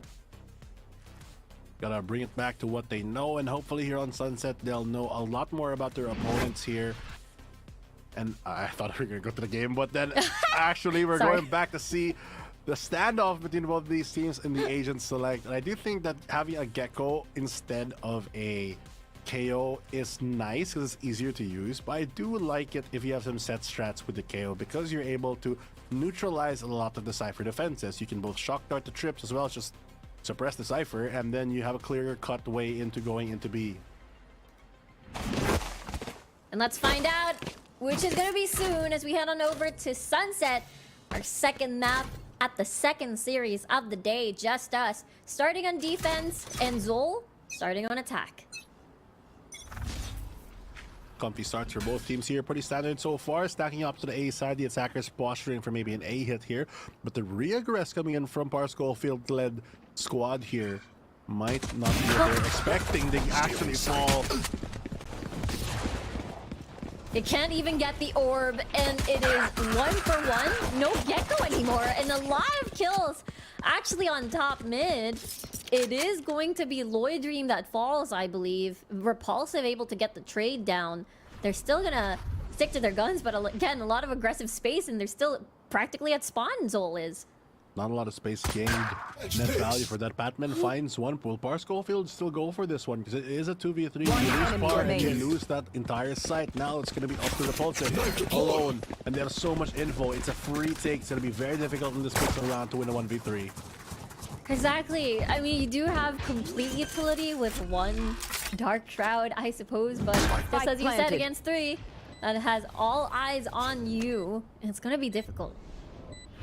I'm surprised I was able to going out a ghost, but both of the TPs as well as 2 I think he got an upgrade. Yeah. The upgrade here, but it's a downgrade for the team as unfortunately just not enough firepower in the correct position. The small over-aggress is something that I feel like ZOL made a mistake of in the first game. It's something that now Just Us has gotten with the confidence that they have from map 1. Yeah, it feels like they were... I mean, they invested 3 members to get orb control just to feed Parsco Field and keep getting the run it back, but unfortunately, or well, fortunately for ZOL, they knew that this was gonna happen, and therefore they will most likely contest these orbs. Oh, they have that patient play right now. Yep. So that's gonna work out for them. Are we ready to pre-fire the camera here? Wrong Revealing side. area. Oh, There it there is. Get that info out. Now we can go for some clean rotates here. They did not expect that fast push onto mid, and they get a free upgrade of a Ghost. A slight upgrade there, more like a slight side grade upgrade at the of moment. But at least they do take out a player, and that's more important. Map control going to be gone, as Sind is holding most of that with the Cypher camera, which is now unavailable for them. Kevzy has a drop down, but that sound kill will be heard on tiles. Will they expect the Forest squad coming in from the tiles area? They're going to split up, but that's all the players leaning towards the inside. They're gonna allow the spike to fall down. And we'll see how this retake is gonna go. Lloyd Dream has eyes on Alley. Kakura just trying to clear all the corners as possible. Lloyd Dream hugging this corner. Maybe trying to bait out. Anyone wants to push? No, I'm gonna push instead. While, oh my god, no way. I thought it was gonna be a double kill. No, but still, that's a lot of value. Kevzy with a kill. Second Love retaliates. 3v2. Still anyone's game. Just Us are in the side already. They try to do this crossfire. Second Love with a kill as well. Patman just trying to run away. 5 bullets to boot, and they're juggling it. Not boils down to a 1v1. Still has a flash. They still need to tap the spike. It's quite close. 14 HP. Yellow health bars for Second Love. And he does the anti-crossfire crouching technique, whatever you call it, and he gets a 3K. What an insane comeback from this. I believe he does have the time. They equalize the score, and they do a similar in map number 1 where they just not able to convert that. And slow and steady pace from ZOL Esports is not expecting the firepower rush coming in with a classic stack from Just Us and a great pistol run. I was worried a bit towards the end, to be honest, because they were picking one at a time in the low bug. But that share of dig towards it to bring in the 14 HP really sealed the deal after all the 7 done.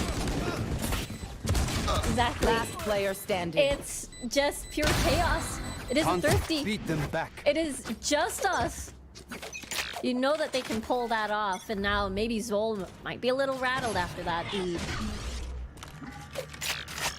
Have to be a bit careful with this one. Batman has a Guardian to work with, but ZOL Esports otherwise has to be a bit more chill of how they want to play here. Just Us with a full rifle squad.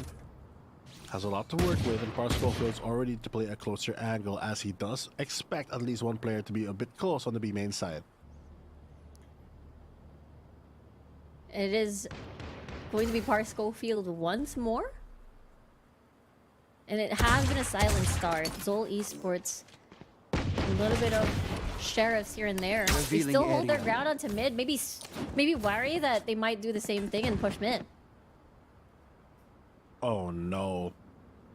They're able to give up that space though and stack up towards the A side. This could be very dangerous because if JustUs can do that with just pistols, this time around, they have a bit more firepower in this step, and they're stacked up onto a side that's fairly open. It's only Gecko really holding, and the timing just doesn't work out for him. He's gonna peek into 3. Yeah, I'm gonna be surprised. Like, when did you guys get there? 30 seconds. He still survives, exactly. Even has the flash, and he's out. He's out, and that's gonna be the mystery spotted already. They're just gonna blast on in on the side. They have the free info now, and it's gonna be an A hit to rotate off that as well. That's true. And they're all corralled onto this area already, and ZOL just are able to plant the spike. Here comes Parskofield with a high flash here. Peeking onto many different corners, able to clear. And Parskofield in a 1v2 situation. Oh, he has the wall. It is going to expire real soon. He wants to get it to half. No, he's committing it. He's sticking it. And it's about to fall right now. The timing is just perfect. Oh, you put up no way. Oh, and he gets a frag as well. Gets taken out at the end, but at what cost there? Not expecting him to go for the patient play. Pros don't fake. And that's what they're aspiring to be here on the professional stage. It's JustUs scrapped together another round against ZOL. Really nice job. Even though it is a bit expensive on JustUs' side, a victory is still a victory. And Run It Back is now online for Parskofield. What can this Phoenix do on this defensive side? I feel like, honestly, it's a bit easier to defend with Phoenix than attack with Phoenix on just because you don't have the movement to really burst out of these strokes. And the early info from Psycho is just going to be enough to deter the A hit. Call for the quick rotate early on this round. Maybe go for a bit more mid control or on B. That is the question. We haven't really seen ZOL Esports take on B just yet. It has always been, let's go to A, stack up, and JustUs is willing to play retake. Retake is the question that they're trying to answer here. They don't want to take a fight. They want them to waste the utility coming in. Oh, shots fired, but backs away. A little close. Able to clear at least a lot of the utility onto B, so that's a big plus for them. But the retake again, the off angle! Took a little bit of time, but Patman is able to win that one out. Nicely done scan behind pillar onto Boba. But Parskofield still trying beyond a secret mission. There it is. Run It Back activated. One onto Market. Lloyd Dream with a kill. Micro as well for the exchange. And now it's a 2v3. All of Lloyd Dream now with a gun. He is surrounded by ZOL Esports members. He doesn't get the one. And ZOL ties it up. They get it done at the end. It's 2-2. And so far, both these teams really just trading blows. It seems like if you take a look at this replay, unfortunately does not connect at the right time. That could have been a pivotal kill in this round, but ZOL do end up getting the round, and that's the more important thing, as they do want to keep that momentum going, keep that buy alive, and forcing JustUs back onto this one.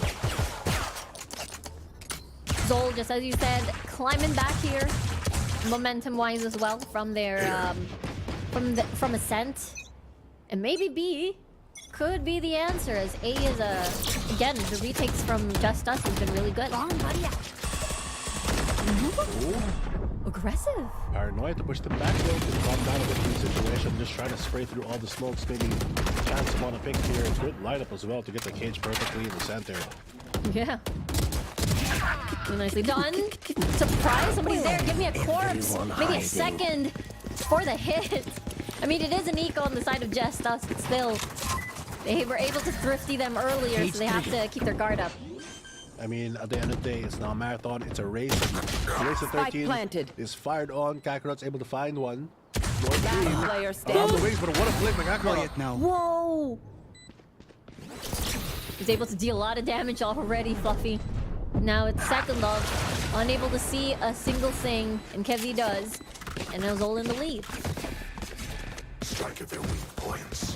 Strike at their weak point, says the Omen, and that's exactly what is happening here. The over-aggression just not working for a lot of these teams here, and ZOL Esports able to capitalize more often in the situation. JustUs put in a predicament right now as they have a good buy, and they have a lot of ultimates to work with. The Lloyd Dream ultimate as well, probably the most important one at the moment, as that info can be the deciding factor in a lot of these rounds when it gets to close to the end game. Exactly, especially when ZOL whittles the numbers down. Oh, he's gonna allow the teleport to actually push through, doesn't even see because of the very limited vision. Somebody's on top of the box. And wow, nice pick coming from JustUs. Look at how patient they are, though. They're playing on the camera. Cypher still on CT for JustUs, and they can hold this 5v4 and keep the aggression at bay as ZOL Esports has to try to find a way to get an opening here with all these off angles, just giving them that a little bit more difficult to actually deal with. That's true. There's a lot of clear. You have to ask yourself, is Repulsive still there? Maybe I'll get to scare him away from that angle with a showstopper activated. Only half of the time now. Jiggle peek a little bit, and there you go. Repulsive respects that Psycho, gets a kill, and it's the spike in the middle of the scene. Patman able to get a good angle. Zin as well. 4v3 now. Could be anyone's game. Could be anyone's round. Nice scan. On to the Hunter's Fury. Gets a spray down as well. And Wingman scouting for the team. Patman and Zin, all up to them to keep the lead onto this round. With 20 seconds on the clock, they still have time to run to B. They do. They get their positioning advantage, but the Cypher's still alive, and all the traps and tricks are on the B side, so they can clearly see this. Once they do start planting the spike, here comes the first trip, gonna signal him out of the... One enemy remaining. Go for the plant, and oh no, Zin's found. Really nice positioning coming from Zind. Spots out the one rotating to B. But Lloyd Dream in a 1v2 angle, he still has the camera information. No way. But Patman knows where you're at. And that is still ZOL keeping up with the lead.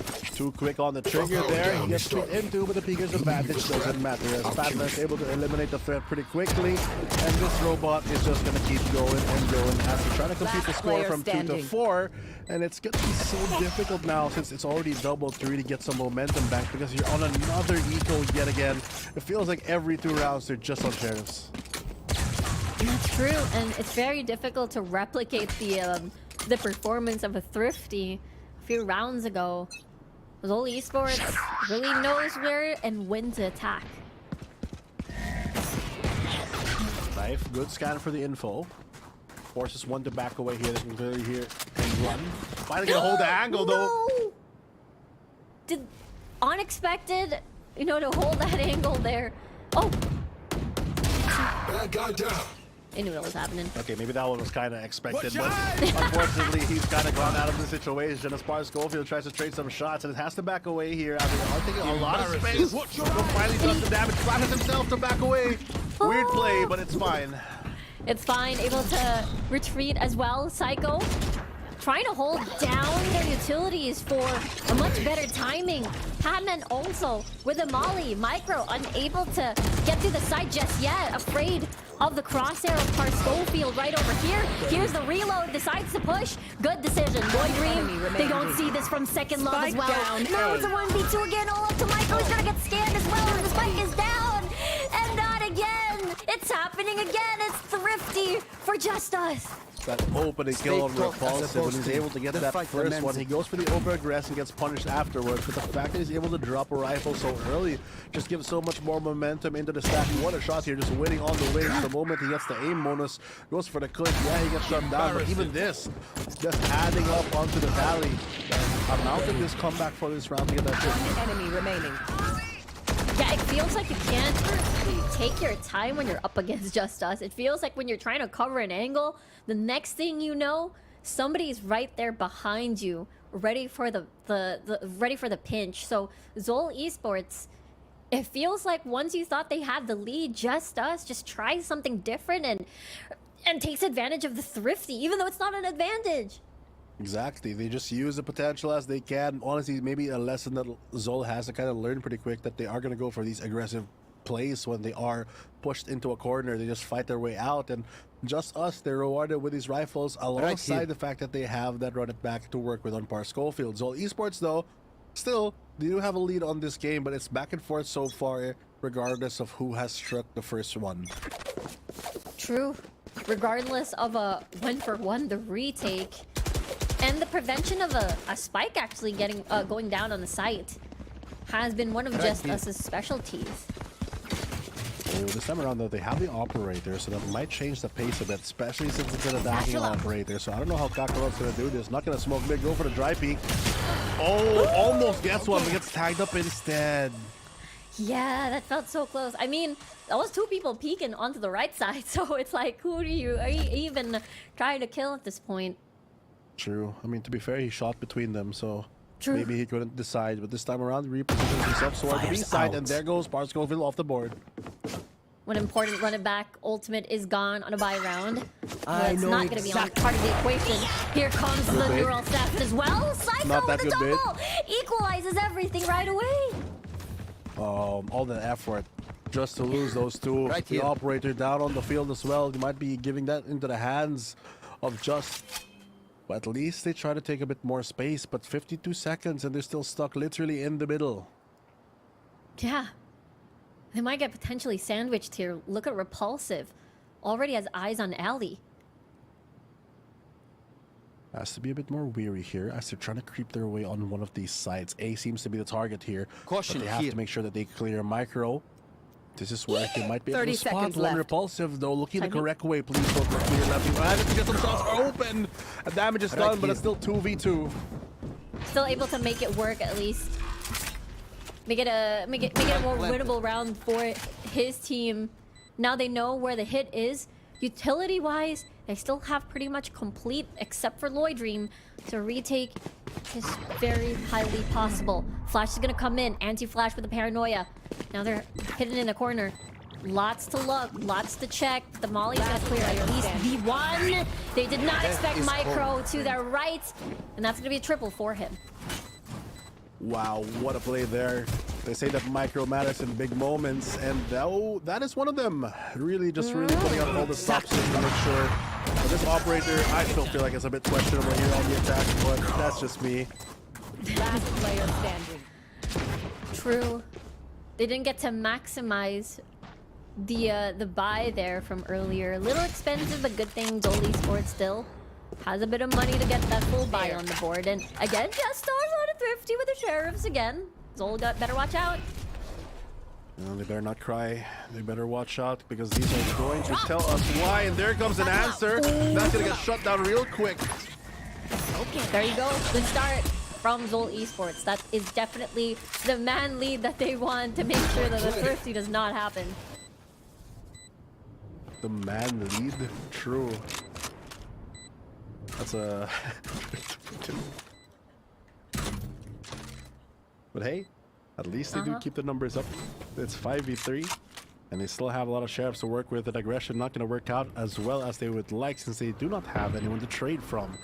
It's actually such a secure round that they basically just have to die to the spike here, or else they actually lose economy if mathing. The math is math indeed. No more charges left. But of course, JustUs will welcome any sort of damage onto the guns being carried by ZOL Esports. Maybe they'll take the one and be happy about that. Okay, you stay. You're not escaping.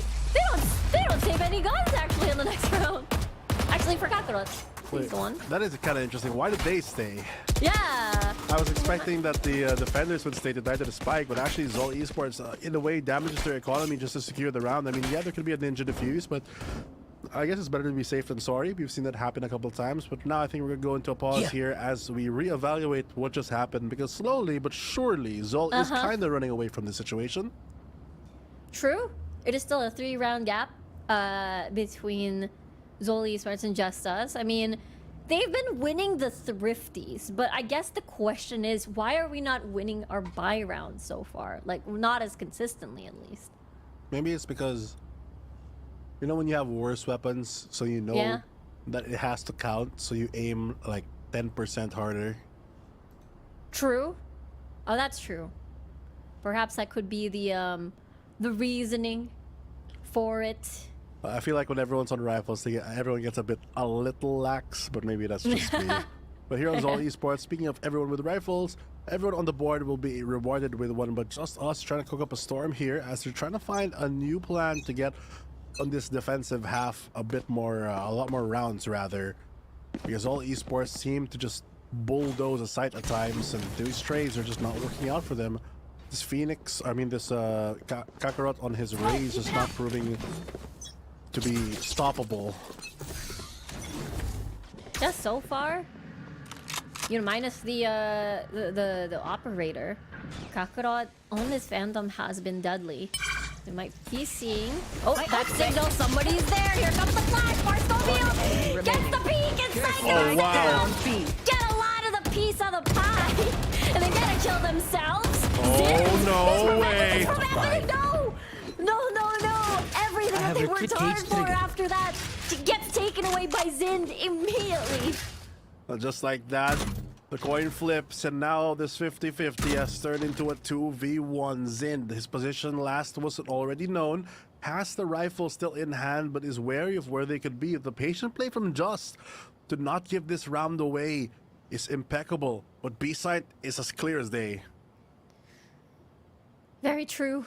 It is ZOL Esports. It is JustUs.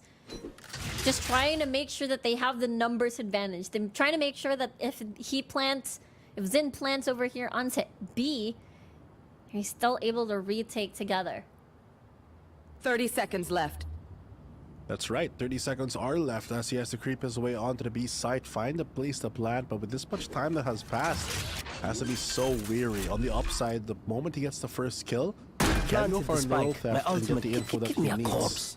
Where is everyone hiding? Or you do that. Yeah, you can do that. Gets the one. And also, okay, me too. I have the neural theft myself. The pile of bodies over here onto main. And they get the scan. 1 versus 2. How will Zin do this? Here comes another tick, and he's gonna peek. And they look at the right direction. JustUs gets 4 to 6.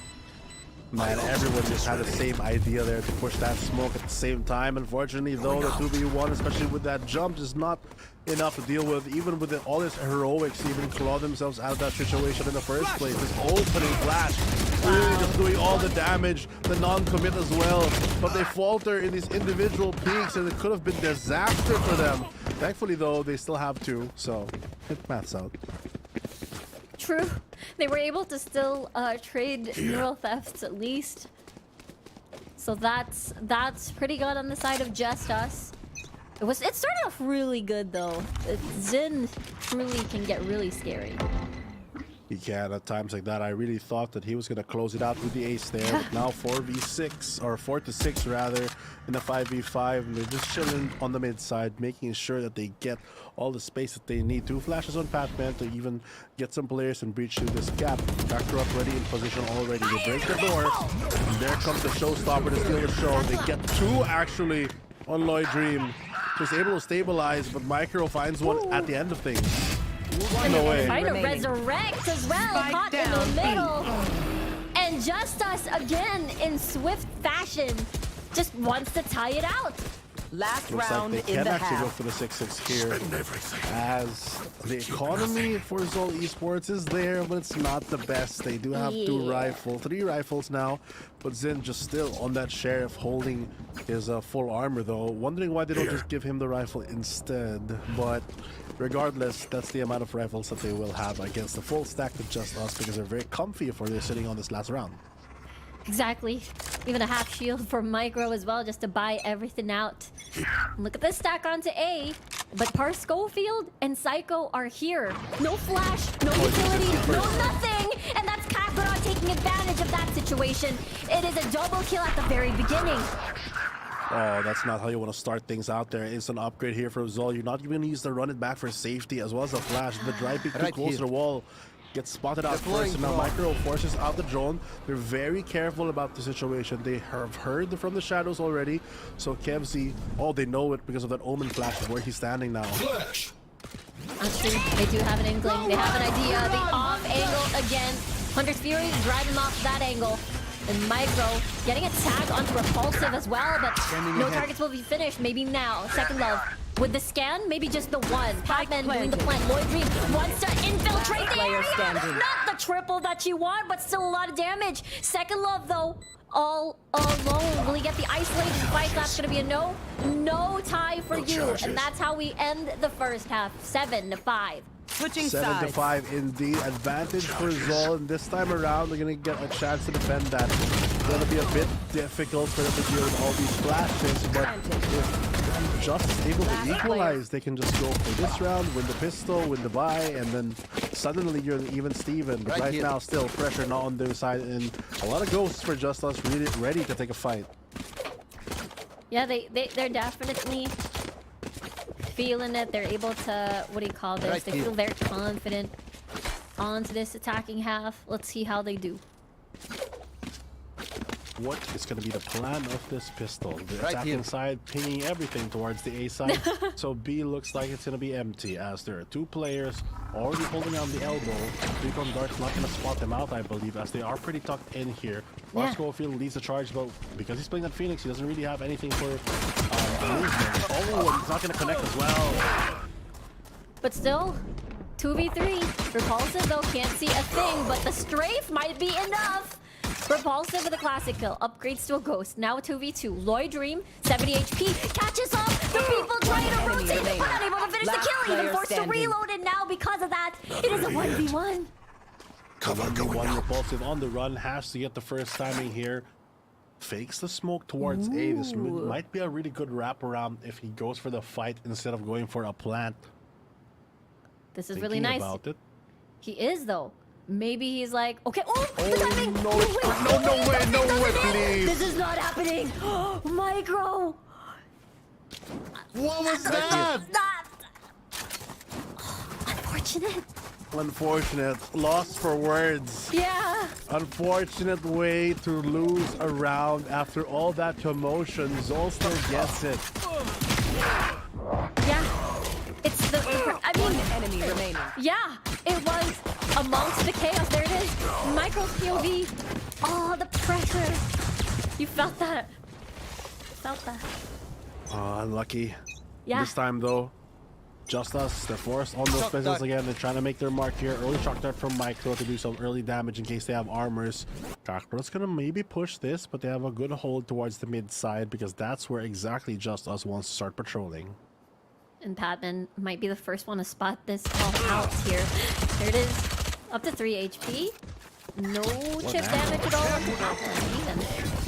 So cheeky with that one. The one way not going to work out here. As the R4 stops in, does land a double, the triple though. Spike down, B. What's happening? He's on the ghost. He's not on the bulldog or anything. Able to get the 3. Lloyd Dream so low. Literally one enemy remaining. stray bullet.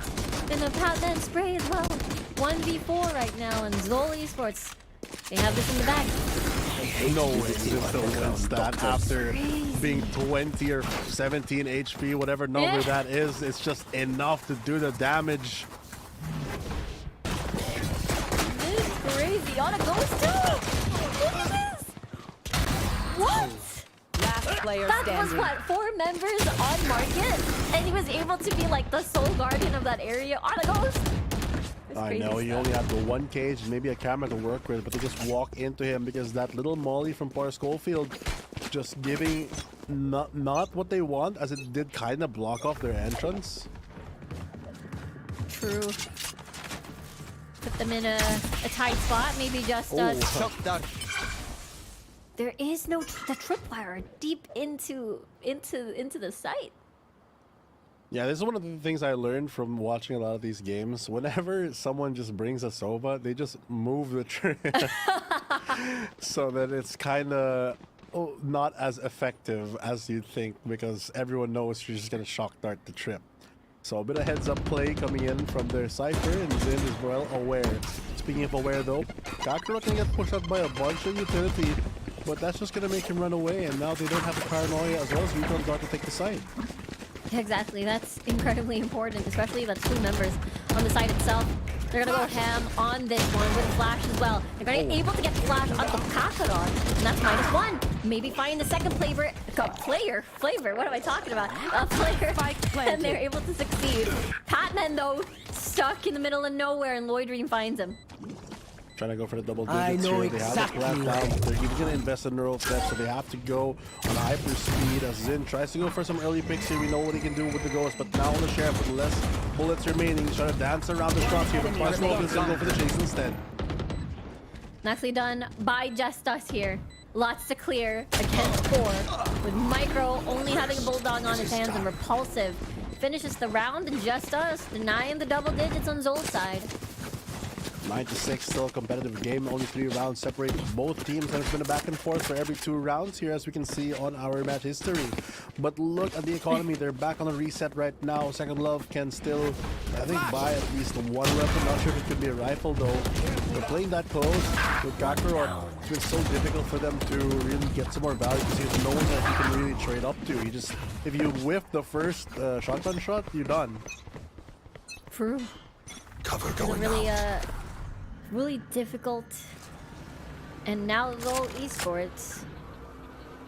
Again, Zin has been playing really well. It feels like if you walk onto the site he's at, it might spell disastrous for JustUs. Very true. Now that he has a gun.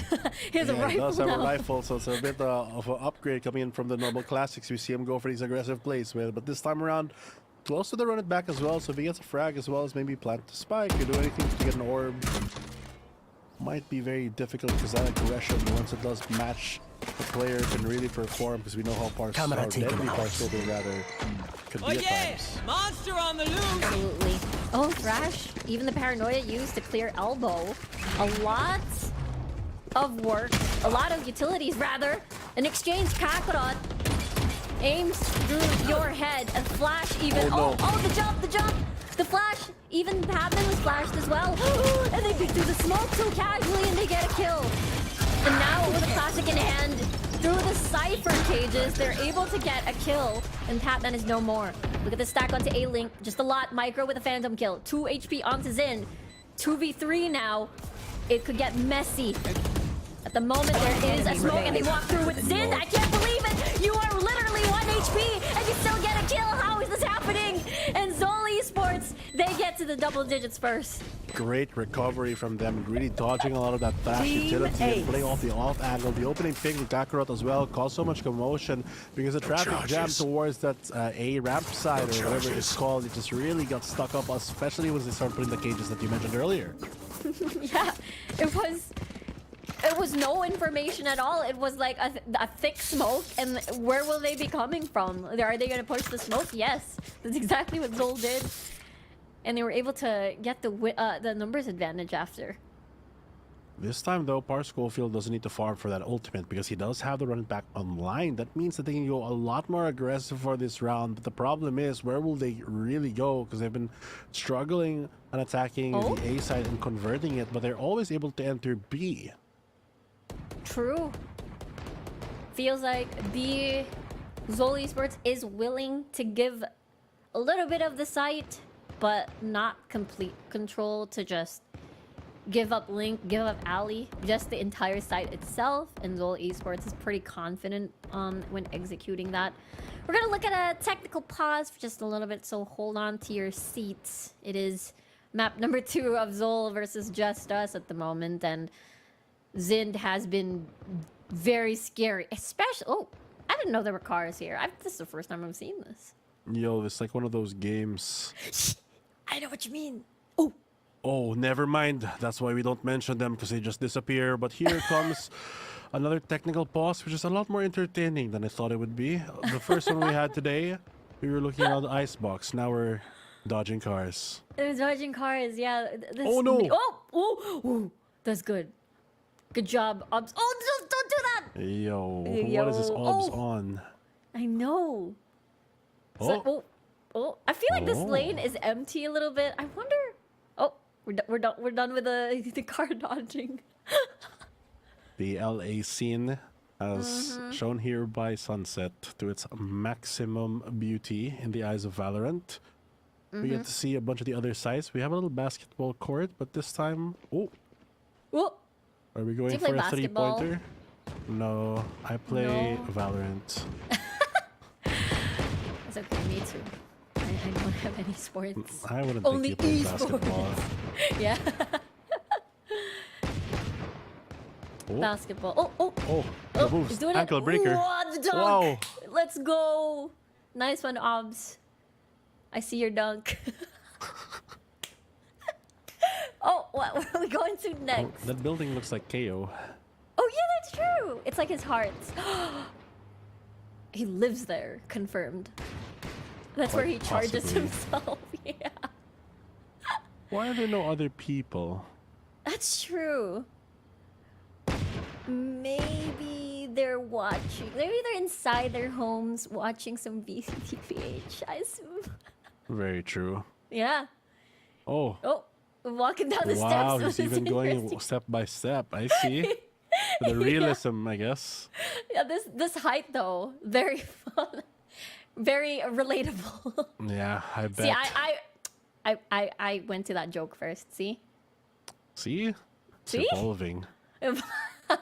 They say an old dog can't learn new tricks. Hey. But now, Hey. she has learned something new. This old age. Stop. Anyway, look, drawings. Oh, now we're done. Oh, Oh, tacos! tacos. What kind of Yum. taco is that? Why is it blocks? What is blocks of meat? Oh, Oh, burger. there's a burger. Wow. Damn. Come take a seat. Oh, okay. Guess we're waiting for a date. I know. I'm But we nervous. ordered first. That's rude. Sorry, you were saying? I'm just too excited about the burger. It's a pretty big burger, to be honest. It's like, what is in it? It looks like we are standing up and we're Never done. mind. Who cares? Oh, there's a sandwich as well. Oh! Do you prefer burgers or sandwiches? Is a burger a sandwich? That's a good question. I'm not sure. Oh wait, there's steam. Is that fries? Big fries? I feel like it's a churro. Oh, it's a churro. Okay. I could be wrong though. That's not, I But didn't know. those are weird fries. Or maybe That's they are true, fries, too but why are huge. they a circle though? Yeah, that's fair. It's a different kind. Oh, oh. It's Wait, like there's a galbi. Yeah, it's a Korean Korean restaurant. What? Wow. Striped tiger galbi. Yum. It's lunch. It's dinner time. It's not lunchtime, sorry. It's dinner time, so it's perfect. True. Plus, our official sponsor is Grab. So if you guys want to eat anything, just use the code and as well as other things that we mentioned throughout the stream, especially in the start. Exactly. Very convenient. Again, it's the perfect time to grab some food if you haven't eaten yet. And so far, we're taking a little bit of tour during our little bit of tech pause. Oh, there's a bear. There's no bear with Taco Bell. I had to do it. Part of my checklist is to do an uwu voice at some point in the broadcast.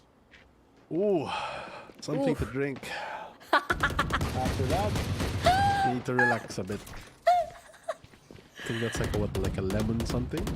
Yeah, it does look like it. That looks. Oh, is that ketchup? Isn't that what it looks like going for soy sauce? Yes. Ketchup and soy sauce. That's I guess. wild. Let's go. Where There have it you is. gone that has ketchup and soy sauce? Oh, hey. Maybe in some restaurants. Yes, there is. But anyway, hold that thought. We are about to get on with the game. Tech pause now done. And here we go. Here we go indeed. Interesting setup here. Diagonal. Diagonal. Oh, come on, let's go. Oh, it actually works. There goes the cage. Oh, Choke dear. is Oh, going over. Another one. quite unfortunate. But they are planted. all still alive. So despite Blind information, it will just stall them for a little bit. They do lose the ultimate for the run it back though, but at least all the defenders are able to really reposition now that they have confirmation on the side. They still have the camera to work with. Great position as well. They spot it out, but that's at least a position smart. True, and that's why Kakarot might be going all in. The flash will not prevent the kill. Zind with another as well. 2v4 now. Psycho with a double. He wants to even it out, and Kakarot said nope. And it's now 11-6 for ZOL. 3 kills on the board. We were looking at what to eat, but then looks like Kakarot's on a feast as he's able to get those 3 kills, get the round, use that showstopper, and even defuse to even get more momentum as we move on to a possible match point on the next one. Nicely done here by ZOL Esports. It's nice. It's really nice to see them regain composure after what happened in Ascent. Their aggressiveness, their confidence feels like it's back in Kakarot here, and alongside Zin are doing a lot of work here onto this map. A lot of work can be done, but still a lot left to go, especially if you're on ZOL, because 2 rounds to close it all. But we know how powerful the comeback of JustUs could be at times. Good utility to clear out a lot of the close angles. Play it very safe. You don't want to risk anything at the moment. They can't fuel their Phoenix right now, so they're gonna go and have to use that one flash to maybe clear some angles, but they're gonna invest the owl drone instead, just to make sure that they get a good pinch on this. But all the players on the backside here, as they're preparing to fight their way out of the situation. Exactly. I like the adjustment as well. They haven't been using the paranoia to clear elbow this time. They do have that second flash. Might use that later. Here comes the double flash, actually, and removes Patman. Psycho over Kevzi, though. Look at him go! He's on a triple kill right now. Second left tries to destroy his momentum. But now with a 1v2, how will Lloydream play this out? ZOL Esports. Now it's a 1v1. They know where Lloydream is, but does Lloydream know where Zind is at the moment? Spike is being guarded by Zind. Look at this, though. He's pushing. Lloydream, will the timing be in his favor? As Zind is slowly creeping outside of elbow. The tripwires are destroyed. The only one left is the one over at the entrance. But will Lloydream go the long way? Doesn't have a long time. 30 seconds on the clock. They just swap positions at this point. There is this tripwire. If he wants to reach it, he will get detected. And this will signal Zin to push. There we go. He has information. 13 seconds on the clock. He's going to let him plant. But Zin's going to keep pushing. And he looks the other way. The 50-50. And there you go. Match point for ZOL. Such a difficult spot to really clear. So many angles that you have to be wary of. I'm surprised he didn't use the camera, even though he's going to go for the plant just because to get the info. Since you're going to give the sound cue away anyway. But ZOL able to push this into a possible map number 3 if they can steal this one away. And they have all the tools to really do so. Hunter's Fury online, as well as every ultimate bar the showstopper on their side. But you can say the same thing about JustUs. Yeah, a lot of ultimates on their pockets, and Lloydream and Zin, they both have that neural theft, and so far Zind again on Sunset. They really have to. JustUs really needs to do something about Zind. I feel like in comparison to the Reyna pick, this Phoenix just not getting as much value because you lose out a lot of this mobility. But still, they're trying to make it work here, trying to get him on the board as he's leading the charge here. Manages to find the first one, trying to get the second, but the Guardian at that range not too strong. And Micro able to get 3 before getting falling to Hunter's Fury. They were trying to create the same chaos as what they did in the previous round. Second love, Lloydream get a double across different parts of the map. Kevzi does have his ult once. Still able to have time to switch his target as he looks towards the opposite side of tiles. He knows that maybe Second Love might be pushing. No way, Jose. The timing of the shroud step. He heard it. So that's why he's looking at the different direction. And there you go. In a 1v2 situation, Kevzi ends this map, and we're going to map 3. Map number 3 secured, and ZOL Esports push it with an amazing play coming in from Kevs to close out the game. The Master of Shadows really teleporting himself out of that sticky situation and converting yet the most important round for them as we move on to our last one. Yeah, that was a very intense last round. But at the end of the day, yeah, ZOL Esports were able to regain composure. And once more, we are going to map number 3, Fluffy! Woo, number 3! But there you go. It is, again, Zin doing a lot, again, on Sunset alongside. Actually, everybody had a lot of triple kill rounds, right, Fluffy, and on this map? Yeah, a lot of back and forth. Sometimes you see a team get like essentially wiped, and you see a player like Zin just sweep it up and try to take more control. Not surprised that he's the MVP for ZOL. Exactly. Again, the constant, especially during the what do you call this? The first half maybe, or the second half was it, where Zind was the only one that usually, once it's a buy round, it felt like he was either on a ghost or maybe on a sheriff, and he would just really maximize that despite, you know, the one that didn't have the rifle. And honestly, again, on Sunset specifically, Zind can get really scary, and they couldn't really like stop that momentum. That momentum is going to be so important, especially as we move on to map number 3, since that's currently what ZOL is going to be carrying after this great win 13-6 here on Sunset. Yep, we're gonna go to bind later, but let's take a look at the highlights here. And again, the first half started off a little bit awkwardly because JustUs was able to get a lot of these, maybe 2 thrifties, at least for the first round. But after that, ZOL felt like they were in control after that. Have to be so careful of what to do. At any moment, you could just really just falter to one person. So both these teams had to play their A game to even get a pretty decent score or match against each other. But look at how many times the refrags just happened towards this game. True. It felt like, you know, one team would have the, you know, the lead, would get 2 kills after that, and then all of a sudden a multi-frag is going to happen on the side of, most of the time, maybe ZOL Esports, and then after that they make it into a 1v2. Again, a lot of these rounds were very close. It felt like it was just about the 1v1s, 1v2s. It felt so rarely that we saw a complete sweep of, like, for example, ZOL Esports winning a round and it's still 5 members still complete. I know, it's like so difficult to come off of a clean round with this one, especially with both these teams packing so much firepower into every round. I feel like it was a bit more difficult for JustUs when they're trying to do this Phoenix pick. Maybe the logic is they just want the extra person to really go in these fights, but without the mobility and lack of an agent that can really carry an operator, it is very difficult. But maybe things can change in map number 3. Yeah, we'll have to see. It is 1-1 now in our current series as we head on over to map 3 after this short break. Whoa, make it roll, yeah, oh yeah. Grab food saver is the one to choose, yeah. Grab food saver meals 99 plus. Food saver 99 plus. Diving meals, if it's a bill, saver meals won't make you go, yeah. All my friends will grab cost saver. The grab cost saver is a lot cheaper. Grab cost saver. Grab cost saver won't make you roll, yeah. Grab car is the one to book, yeah.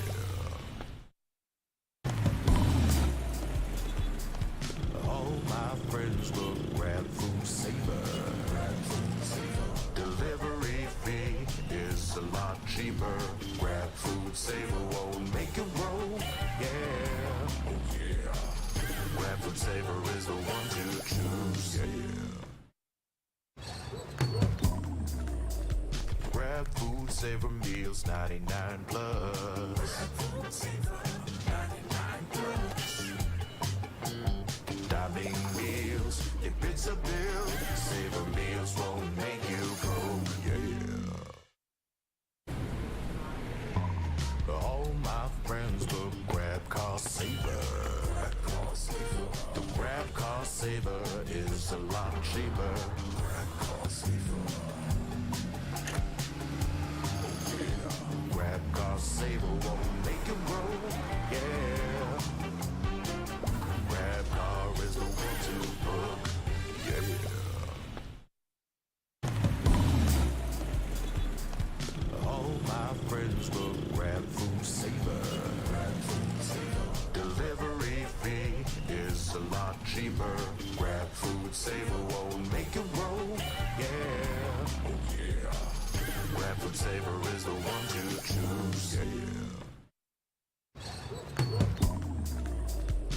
Grab food, savor meals, 99 plus. Dining meals, if it's a bill, savor meals won't make you go, yeah. All my friends will grab car saver. The grab car saver is a lot cheaper.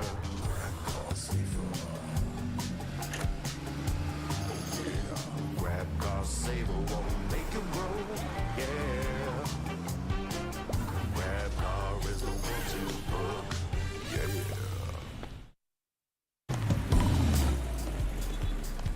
All my friends will grab food saver. Delivery fee is a lot cheaper. Grab food saver won't make you roll, yeah. Oh yeah. Grab food saver is the one to choose, yeah. Grab food saver meals, 99 plus. Dining meals, if it's a bill, saver meals won't make you go, yeah. All my friends will grab car saver. The grab car saver is a lot cheaper.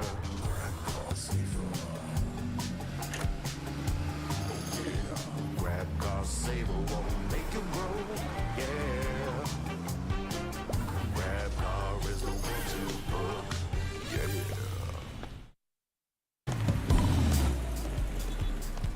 All my friends will grab food saver. Delivery fee is a lot cheaper. Grab food saver won't make you roll, yeah. Oh yeah. Grab food saver is the one to choose, yeah. Grab food saver meals, 99 plus.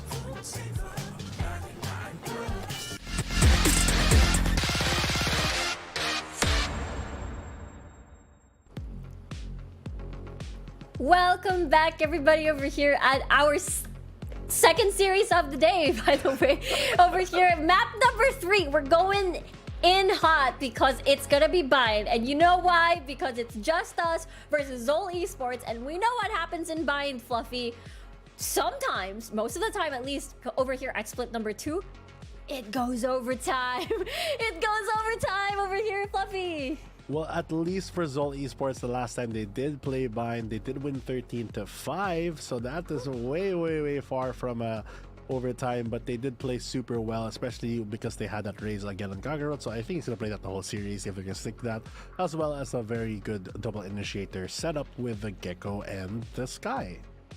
That's true. Very reminiscent of what we saw last year in VCT Pacific. A lot of the teams, or some of the teams rather, really like this, minus the Harbor, I suppose, for the other controller. Minus the Harbor. Minus the Harbor. So, but on JustUs' perspective, though, they were able to take it to extended times over here up against Oasis, I believe, when they went up over at Bind. I believe it was 17-15 on the last score rather. So it should be interesting to see how JustUs tries to prolong this, because I feel like ZOL Esports, when it comes to Bind, they're really consistent with it. I feel like it will depend on how they really step up this game, because like you mentioned in that Oasis game, the 15-17, they were the 15, and they did take it all the way to OT, but after that they play NAOS, and against NAOS they go 4-13, so they're in the complete opposite. They still try to push this Phoenix pick as well as the Jet, which they I feel like haven't found success with. So maybe they're gonna go back on the more traditional raise, as long as with a double initiator, and if they do that, which we'll obviously see later in the Agent Select, that it'll be pretty good for them if they keep that momentum up. That's true. It is going to be one of their important factors, or sort of win condition, because honestly, when we looked back on their victory on Ascent, it was just as you said. Par Schofield was able to find a lot of these picks, try to lurk, as there is another duelist trying to alleviate the pressure off of another point of the map. But with just a single duelist composition, it's like, what can JustUs do with just basically you, Par Schofield, having to be that duelist?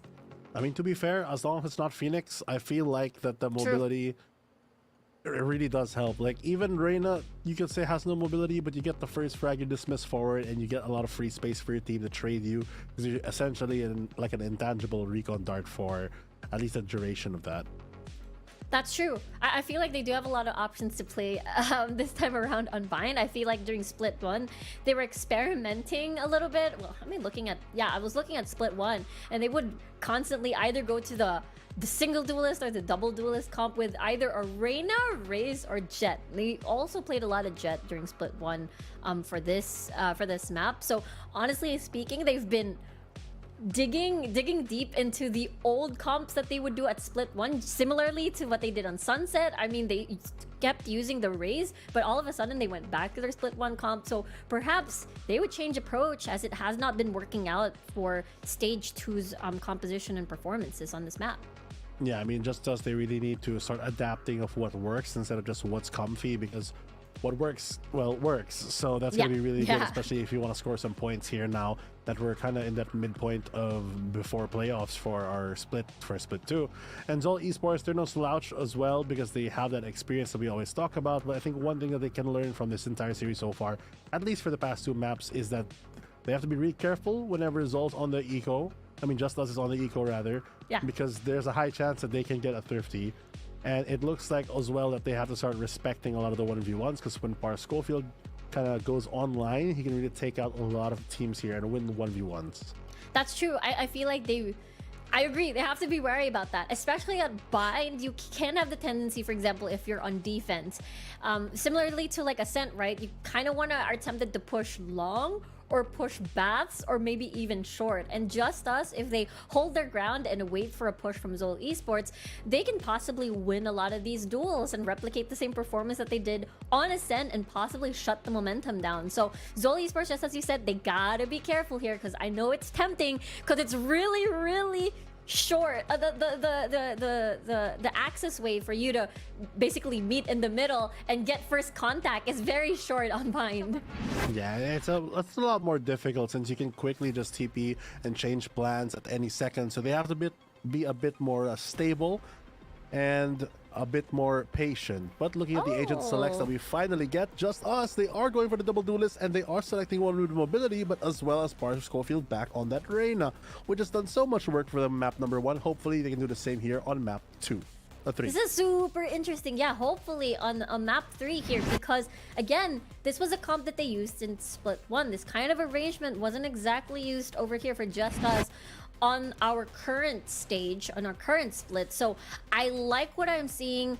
If it hasn't, the comps that they've been trying to do, at least for now, the past few weeks hasn't been working out. So let's dig deep, see what else we can do, learn the lessons from Split 1. But meanwhile, over here at ZOL Esports, you gotta hand it to them. They're playing more on what has been working on their end. And again, Kakarot once more, possibly on this Raze, has been very consistent. Even when they lost Ascent, he has been doing really well still.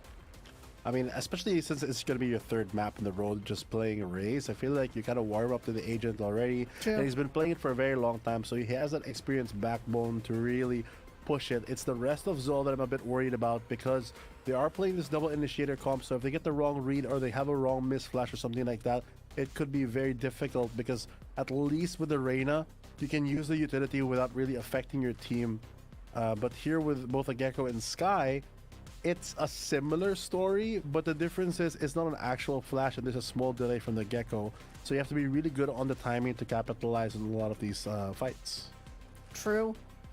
It is going to be exciting to see how because Gecko has been very common onto Bind recently, not even in just our region. So really excited to see a lot of the clutch situations where Wingman adds pressure into either post plant or retake, most especially.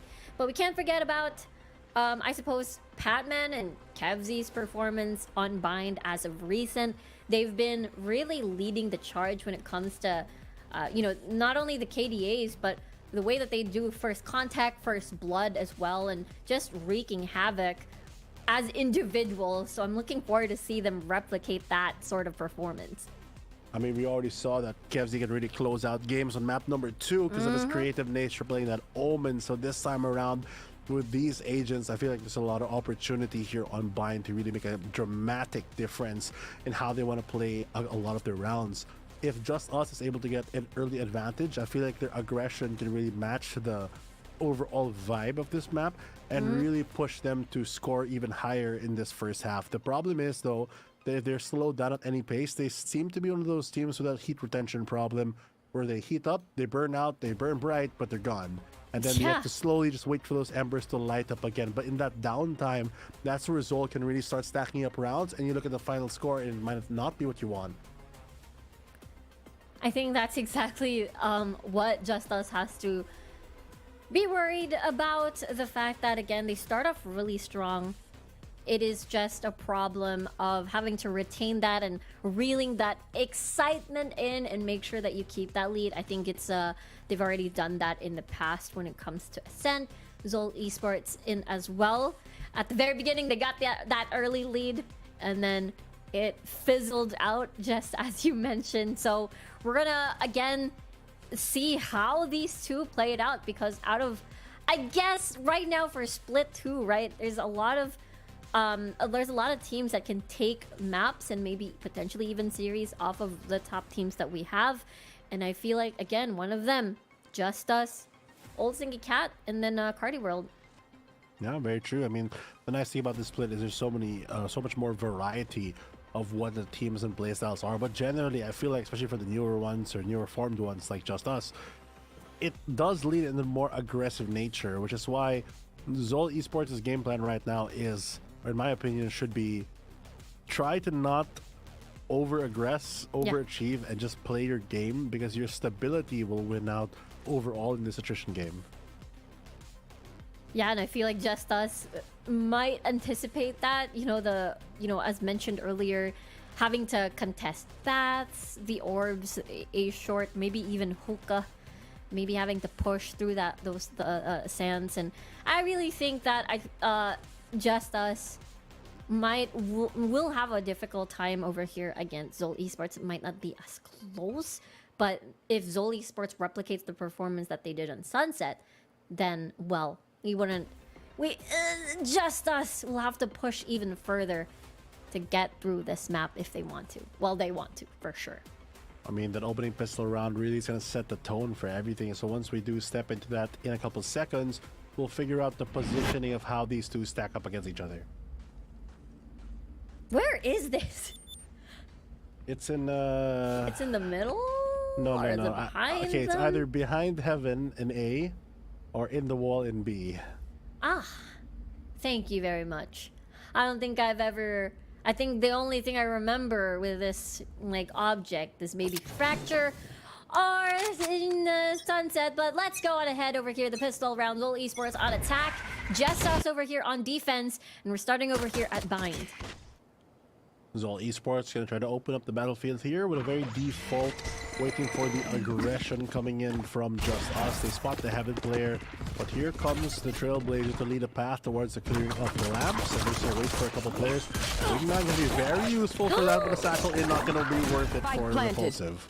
Yeah, they're surrounded basically. Look at this fast flank coming from the side of Car Schofield as well onto Link. Repulsive just trying to fire shots, but it's going to get blinded. Psycho with another kill. Grenade trying to clear up, but the smoke dissipates! And they stare at each other for 1 second, split second rather. 1v2 now. Here comes the tap on the spike. Kevzi, 70 HP. Not a lot of HP to work with, and Bar Schofield ends that one with a shot through the head. And JustUs wins pistol. Unfortunately, Kakarot kind of went for the straight double satchel, but unfortunately gets punished towards the end, not able to land a shot. That gives the Showers players a lot of openings, and like you mentioned, that fast flank really creating the pincer that has pushed them into an awkward situation after reducing it to a 2v1. Exactly, amongst the chaos, even if you're able to spot out that flank over there onto... Wait a minute, the triplet was not destroyed. Did he jump over it? Quite possibly. Yeah.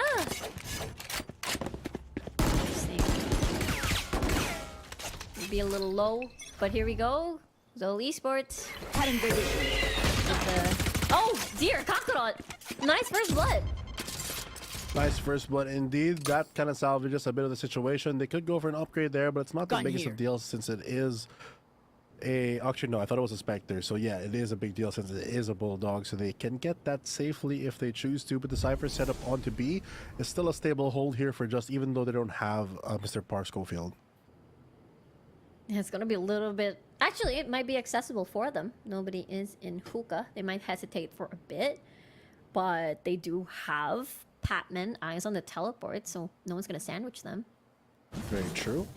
Go for a pincer here. But JustUs gonna be very stable. Hold their positions and wait for ZOL to make any move. Psycho already marking the boost up in case anyone does come through from ZOL. And they're retrieving and kind of walking into the trap that Just is setting with his better buy could prove to be very fatal.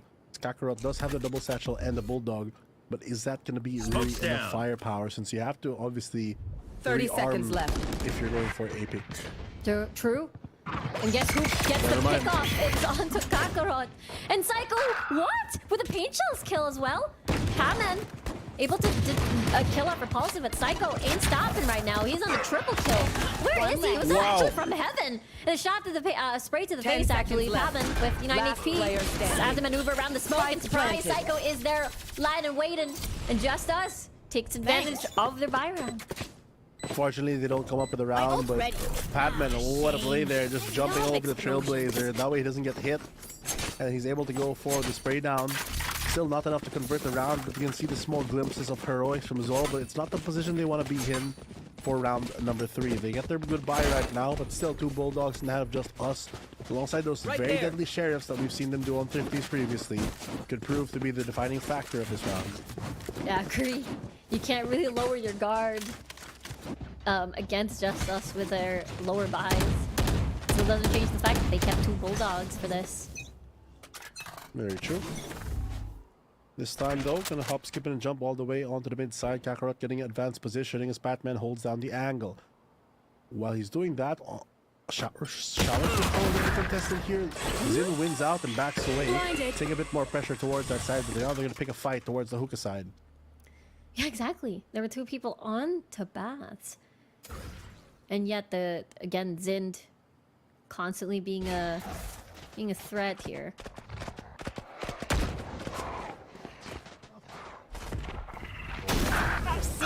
Wow, through the smoke just before it lands. Kakarot spots one quick on the eye. They get flashed by 1, and that's good night or well for a second one. Schofield gonna dismiss out though.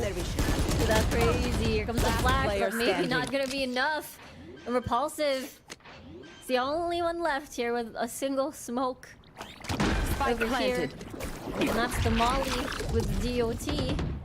Just a lot, and now the mission is, okay, hopefully I get 1, maybe Patman over here onto Elbow. Does he anticipate this? Nope. And Patman, really clean round for ZOL Esports. It's a very textbook round. They lose only 1 player. Kevzi goes down, but they come up with a round here, and 2-1 right now off that buy means that JustUs equalizes with the rifle economy. But still, they do lead quite a bit, so it will take another round to equalize the situation fully. But that shower's control could prove to be a small problem. But what a shot there! Right before the smoke landed, just mistimed a little on the peak info and gets punished instead. True. That was huge coming from Kakarot. Psycho though has the showstopper. It is now their buy round. Let's see how they go. Psycho pushing? Go. Let me through, but looks like the rest of the squad is actually here on so long. Showstopper unavailable now, but at least Lloydream and Schofield are there with a crossfire. Look at this. ZOL Esports wants to push this Batman. And it trades the trade. 44 HP. Flash is just to escape.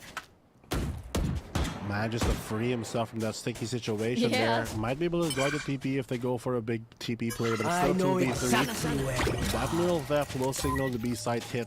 Might be tempted to go for A, but maybe they'll assume that they're going to actually walk into A. They're going to commit the wingman just to get the plant down. Keep the guns in hand alive. Yeah, but they hear it. They have to clear a lot here though. Cut out of utility, good thing. Able to retreat. Cyber cage.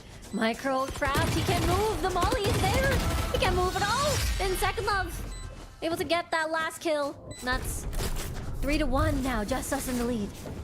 Recovery round for Just Us, able to steal this one away to get that advantage from ZOL gone.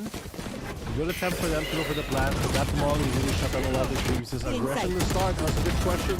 I was questioning a bit, but still it works out for them in their favor, even with saving their own life. The man advantage still very strong for them as to get the 3v2 towards the end to close out the round. And that is indeed a very good round on the side of JustUs. The fact that they still have a showstopper to boot. Look at this. It's another stack on a different side instead. Psycho with a showstopper. Kevzy, I thought he was going to peek. Looks like that's going to be a no. The Molly's going to not stop him. He knows that somebody is there onto Baths, but doesn't find Zind. Only half HP. Oh, they might not have the info. Might have the wrong move, thinking it's clear. Ashley gets eliminated, and Zin strikes from the shadows, and now they're discombobulated, trying to save the situation and find him.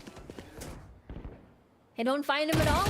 I mean, they try to push this space. Good thing Par Schofield able to get the kill. Zin is doing a lot of, I suppose, like map pressure because of that kill.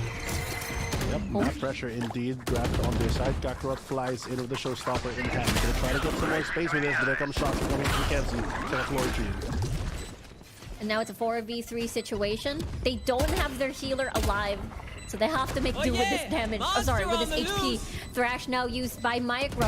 Where is that gonna go? They get Psycho actually, and now Kakarot just tries to hunt. Do I go for this greed? Do I push for it? Do I take advantage of the detain? No, I'll just hold my position and be with my team. Psycho is gonna go down. Repulsive is the only one left. Pushes the grenade, but it won't work at all. Low HP bars from ZOL, but they secure the round. Back and forth so far, and ZOL managed to find one back. Great opening kill there, able to really subvert their expectations by tanking that ultimate coming in from the enemy Raze, and they're just able to find a pick off the Cypher. Good way to really run this game around, but now, finally, JustUs are on that eco yet again with some shotguns in hand this time around. Might be an important kill with Orbital Strike soon for Repulsive. And a lot of ults. Again, the stack. They keep playing with a 3-man stack here, but they decide not to play aggressive this time. Not play aggressive. Be a bit more passive. Just waiting for someone to overpeak and take this orb control because they know it's being funneled every other round. They get the info that there are some presence here for showers for the defensive team.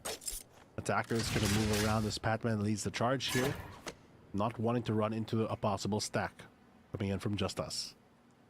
But meanwhile, might be Patman versus Psycho. Really scary. Presence known, so they'll not push there. And instead, Kakarot though with the satchel, going on to lamps. Boombot will scream, and Second Love is down. Kakarot. There's a lot of kills on the scoreboard right now. 3v4. It's a tussle onto lamps, and Par Schofield with a dismiss. The Molly will detain and not push them any further. Even a smoke as a second layer. They're pretty much stuck into A short. Zin though with a kill. Psycho with the Bucky. It's still anyone's game. Another kill onto Zin. Wants that upgrade. Gets that upgrade. And that's why with a Stinger, Sheriff in his hands, and an upgrade again. The real upgrade. Please stand up, and not even needed. A kill, a shot to the head. Psycho saves this round. What an insane play there. They take control of lamps just like that. A quick reaction as well from Par Schofield to dismiss out of that situation and buy a lot of pressure. They're forced to use the brim smoke to really cover out and patch up that hole in the defenses on the post plant. But what an exciting way to really end this round at least. True. Boil down to the 1v1, very reminiscent of what we've seen on Sunset. And I kept saying it's an upgrade, but that's 3 different guns on the hands of Psycho. From a Sheriff to a Stinger and to a Vandal. It was the evolution of literally the guns in Valorant. Playing the gun game right there. To see which one he's going to use, but there comes the gun coming in from Micro as he does shoot some shots and show some presence that they are kind of valuing the Showers side. 3 players still on A with 1 for the rotate. Could stack up as 4 here as Batman tries to get a bit more space on Showers. That's exactly what Patman does. And wow. gets a double, no way! The swift sheriff shots from Patman. We know that this is what he does best. The dog just circled around. Made an entire tour onto A. Oh, a little bit of a fight. We're switching over here onto Long. That's a spray down. And again gets the kill onto second love. And they leave Patman's pressure actually and remains on A. Well, now A's clear for them if they want to go for this, but they don't have to as they have a pincer already, and they're also stuck in the rock hard place. Finally, Patman does fall, but there comes the stun, but he manages to find Micro still. No way. Spike planted. 1v3. Still maybe economic damage, but the round feels secure for ZOL. Unless Repulsive finds the 1v3, gets one kill, and then maybe try to push. He has Orbital Strike, so maybe they just want to save that for later. 56 HP, and he has to jump out of hookah. Looks like to be a no-go on the situation. Just gonna back away and save this for a next round. Save it for a rainy day. ZOL Esports gonna rain on their parade as they're able to get another round after this save. That still doesn't change the fact that they are in the lead, but ZOL closing in. Really nicely done by Patman here. Again, it was because of Patman. He would... Oh, he gets a pick! Yes, truly the economic damage is just there. He's fighting his demons right now. Making sure that no one can enter, even though they know exactly where he is. 4-3 right now, and they do save that. So at least they have a bit more rifles on their side. I think they'll all be able to buy up because of that. Good for them. And on the side of JustUs, not everyone will get to keep their rifles alive. Yeah, a bunch of half shields too. Might be a bit dangerous. And a lot of ults possibly available soon. Padman, 2 orbs, 1 orb for Kakarot as well. So might be a delicate round for JustUs. They gotta be careful. Gotta be careful indeed. That rifle that they saved earlier passed on to Bar Schofield. We know how deadly he can be on this Reyna. Might be able to net them with an additional one. Obviously go for an overkill. Holding the off angle right now before the contact of Kakarot. Do they spot this one out before they fall? Actually, yes! They do, and Micro wins that one still, despite the off angle, and it's gonna get healed up. 99, not 100, but that's already what they needed. Oh! Jump scare! It's the flash! And right now, the plan is done. Just a lot of blind shots onto these smokes. Even the flash, nice timing from the rest of ZOL Esports, and just healing everybody back up. Gotta make sure everyone's healthy, firing shots through the wall with the high vibration weapons. And there comes another one from ZOL Esports, taking a commanding lead on this, the firing squad, to end everything and equalize everything to 4-4. Even now. And again, to be fair, JustUs with a broken buy. Couple of them had their rifles, but the off angle, the attempt. But ZOL feels like they were ready. The slow push was worth it. Very true there. Slow and steady has been the name of the game. It's been working out for ZOL Esports. When they punish a lot of these risky plays, or not even risky, but more like they have to win the 1v1 on JustUs to get some momentum, that's when those trades really matter the most, and they can deny a lot of the potential trades that can happen. Unless maybe it's a dismiss, but otherwise, solid plan so far for ZOL. This is good entry. Oh, you're walking manually. Get a bit of chip damage here. 70 HP. Art Schofield with the first blood. Repulsive follows through. 42. Unable to get the heal done. Not just yet. Needs an additional kill. But what does that even matter if it's Kevzy, the only one left, and all of you still complete 5-1? It's a bit of a difficult spot. You get one at least. Nope. Repulsive is on fire right now with a triple kill finish. Great use of the ultimate coming in from Repulsive, but Orbital Strike really delaying and disjointing the Showers push, allowing them to really have to send Kakarot alone where he can easily get punished, but the rest are trying to help him out, so they're trying to walk through that. The damage just giving Par Schofield enough opportunity really to get the frags that he needs to get going, and now 5-4. Whatever ZOL tried to work so hard for just slips away just like that. JustUs will be happy about that. Maybe B is where ZOL Esports gets the most success. They don't have a lot of rounds left for this first half, so you gotta decide. But they're leading a bit closer onto A again. Flash comes through for the info. Nothing really gained off of that. Very quick start this time around coming in from ZOL and not prioritizing shower as much. They just want to get lamp control. Analysis for what to do right now. Tank the trip as well with the boom bot. So at least they have less to worry about in terms of utility. That's true. They've cleared that, but they haven't cleared a lot in B. That's why they decided to go over here instead, but possible crossfire, they gotta be careful.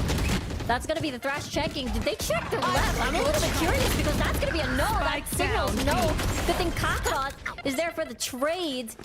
Is able to salvage that possible disastrous moment and they decide to just go A instead as Zind is already there. They do get the advanced position and the foothold towards the A side. They can cut off a rotate if need be, and they're gonna just go flying in. They spotted the enemy camera too, so they know what to destroy. But there goes the Cypher Cage. It's not gonna be the one that they really want. True. Oh, through the Cypher Cage, just as you said, and Kakarot with his off angle. Still has a surplus of utilities to climb through that area. It is getting, Micro still gets kill onto that despite the little bit of damage over there. And the sprays! One enemy The remaining. sprays! Are question marks still working? What? I thought ZOL had that post lane in the bag! Same. I was surprised that Kakarot, like when he went down, just didn't have the... I don't know if he had his gun out after the first player, maybe he had no more bullets. But whatever the case, he just had to dance around for a bit, and his teammate not landing the shots means that it just did not go their way. He's gonna clear on the replay. Spike down. Yeah, it was the numbers advantage on the side of ZOL. It was a clear A that had full control. Last player remaining. Wow. You cannot leave your guard down at all against JustUs, and a possible timeout on the side of ZOL Esports. We talked about how, again, only, what, 2 rounds left, 1 round left, basically, for the next half. Yeah, quite possibly can only hope for 6-6 here for ZOL, and JustUs shooting for that 8-4. Right now, they have all the tools that they need. Empress online as well. ZOL Esports brought low again on the terms of economy. They can buy, I think, 1 more rifle. Okay, well, they can technically drop for both players, and one can have a sheriff, but you're basically all-inning it on this round and going 7-4 if you don't win, and it's basically 8-4. Yeah. Or you can do this like half-buy thing where they buy for 2 rounds, and you hope that you do get a couple kills, because we've already seen that Patman can get doubles with just a sheriff. So it's not, you know, you don't count them out. That's true. We know how much damage Kakarot and Patman can do. Alongside Zind as well, especially on the rifle. Let's see what the approach is going to be. Again, they've been receiving a lot of success onto B. Decide to go back to A. Maybe, just maybe, they might do the same thing. Look at the stack, though, from on B for JustUs. Stack on B for JustUs, but not the read that needs to be done right now. Right there. They have... I'm surprised they're even stacking these guys so much more. They're not really expecting a lot of aggression towards that B long side. Instead, it's going to be the A, but they're already ready to play this pass and with the Cypher setup. Investing a lot of utility just to clear. Understandable. They don't know where JustUs is at. Getting the tap on the spike just to bait out any sort of positioning from ZOL Esports, but it's going to be a 5-man retake. Good position on the judge as well. Kakarot holding the close angle, could even break the Trailblazers, will probably clear it. There it goes. Already broken down. Has to go for the swing here, but the player coming close here as he swings by. There goes the first kill. He's able to get 2 with that, but they equalize on both teams. Yeah, again, look at this. 2v2 now. This is where JustUs can flourish. Now they need to know where the rest is at. Orbital Strike will be the one getting baited out. Cavsy playing far away because of the Molly. Second Love getting the kill onto Baps. And again, the 1v1. It is where JustUs can flourish. Can they do it though? They don't have a lot of time. Kevzy destroys, tries, but Kevzy in the end is gonna win that one. And just as you said, this could be a possible 6-6. Last round before the Great switch. heads-up call there by Kevzy again. Closer for a couple of these rounds. Just making sure that he's playing for time. Not really going for the non-committal. There's a chance there where he goes for the spray down. But that's not a risk he's willing to take. He just wants to make sure that the team gets the round, because at the end of the day, that's all that matters. Very true. If they hadn't succeeded 2 times in a row onto the A site, perhaps the 3rd time is the charm for them. And look at this. A little bit of an awkward buy from JustUs. I mean, they all have rifles, but yield-wise, not best. Bring the Trailblazer, quick play over here, waiting for some early contact. the flashes, the utility, everything. So Oh no, he's in the smoke. Lloydry is inside the smoke. He's not revealing himself just yet. Able to get a lot of kills amongst the chaos. And in an instant, it's a 2v2 again. This is what ZOL and JustUs' fate or whatever destiny. Oh, wow, deep. But at the end of the day, it is still towards A. Very deep indeed, a lot of meaningful, but right now the meaning of this round is who will get that advantage towards the next half. One player gonna push up the missing timing as well. You see the head though, Zind manages to find Repulsive. That's a very, very important pick. Make it a bit harder for JustUs to Camera get taken out. the retake, but since it's the last No more round of the chances half, left. you can't save anything. You just gotta go for it. Second Love, full HP, only has the Cyber Cage available. And the discipline from ZOL, not revealing anything just yet. I'm gonna peek this one. Kevzi again finishing the round, and it is once more even. So after all that we've Switching witnessed so sides. far in the past 10 years of watching map number 1, map number 2, we're back to the final 12 rounds of Valorant. And somebody is gonna win on this half as we equalize the Last situation yet again. A very important round win for the reset, and as we said, Bind can be incredibly long. As always, every time I witness Bind, it's always so close.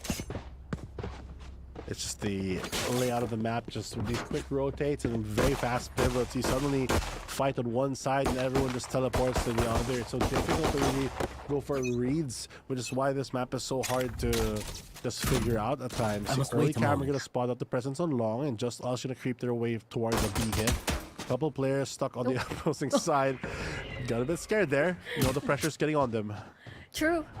It is quite a critical map 3. It has been quite the long series. Where's Schofield? He's the oh no! I mean, still a headshot! What is happening? Psycho with a double kill though. Immediately retaliates. What is happening? Well, they're taking control at least long, planted. and Patman's gonna wait for the smoke to fade. Has a good position here, and the rest of his team gonna come from the CT side. No one's really marking it at the moment. They have the camera to check out some information. They know no one's close now. There comes a shot from mid side, so at least they have info on one. Expecting a flash, gonna go for the anti, but there comes the double swing. Last player standing. 2 of them are in halls. And now here we go. Patman though trying his best here. Loitering spots him out first. And that is another pistol won by JustUs. JustUs honestly are just so good on these pistols and single shot weapons. It feels like their aim is so on point to the head every time. Unfortunately, Schofield does take a lot of damage from those paint shells, but still One it's enough enemy for them to really remaining. deal with that situation and trade them out to get that advantage still on their side. That being said, the last half of the last map of this series today, which is not the last, This is not the last still series. has a lot of things to go for it, as they will fully commit to get a lot of weapons on the board, only keeping Lloyd Dream with the Sheriff. True. What? The trades possibly no. caught on utility. As Kevzi gets the kill on Psycho. Now it's a 2v2. What is happening? This is truly what is happening in front of our eyes. Crocodile's just trying to pull away, but JustUs is gonna take that one out. No need to plan anything. No need to even be in the site. Let's settle it right here. I low-key feel like that's actually not a bad plan, since yeah, you're gonna lose the round most likely unless you go for a thrifty, but at least you don't let them plan. So they are True. it won't affect their current economy, but it will in 1 or 2 rounds when they're like 300 or 400 away from getting like an extra rifle or extra utility. So this time around though, in a decent eco, but I hope that they come for more. But still, they do end up with the full rifles, and they only have 1 Vandal on the opposing team. On the hands of Lloyd Dream as well. But let's see. JustUs has been being, you know, they're very aggressive right away. Shots being traded here as they're prioritizing the orb control, making sure that no one can come through this. They're looking like they're ready to TP, but they're slowly backing away since Second Love hasn't been able to get any space so far. Not just yet. They do have 60 seconds on the clock. Can get Cage a little bit of info. But nothing yet, just exchange of utilities.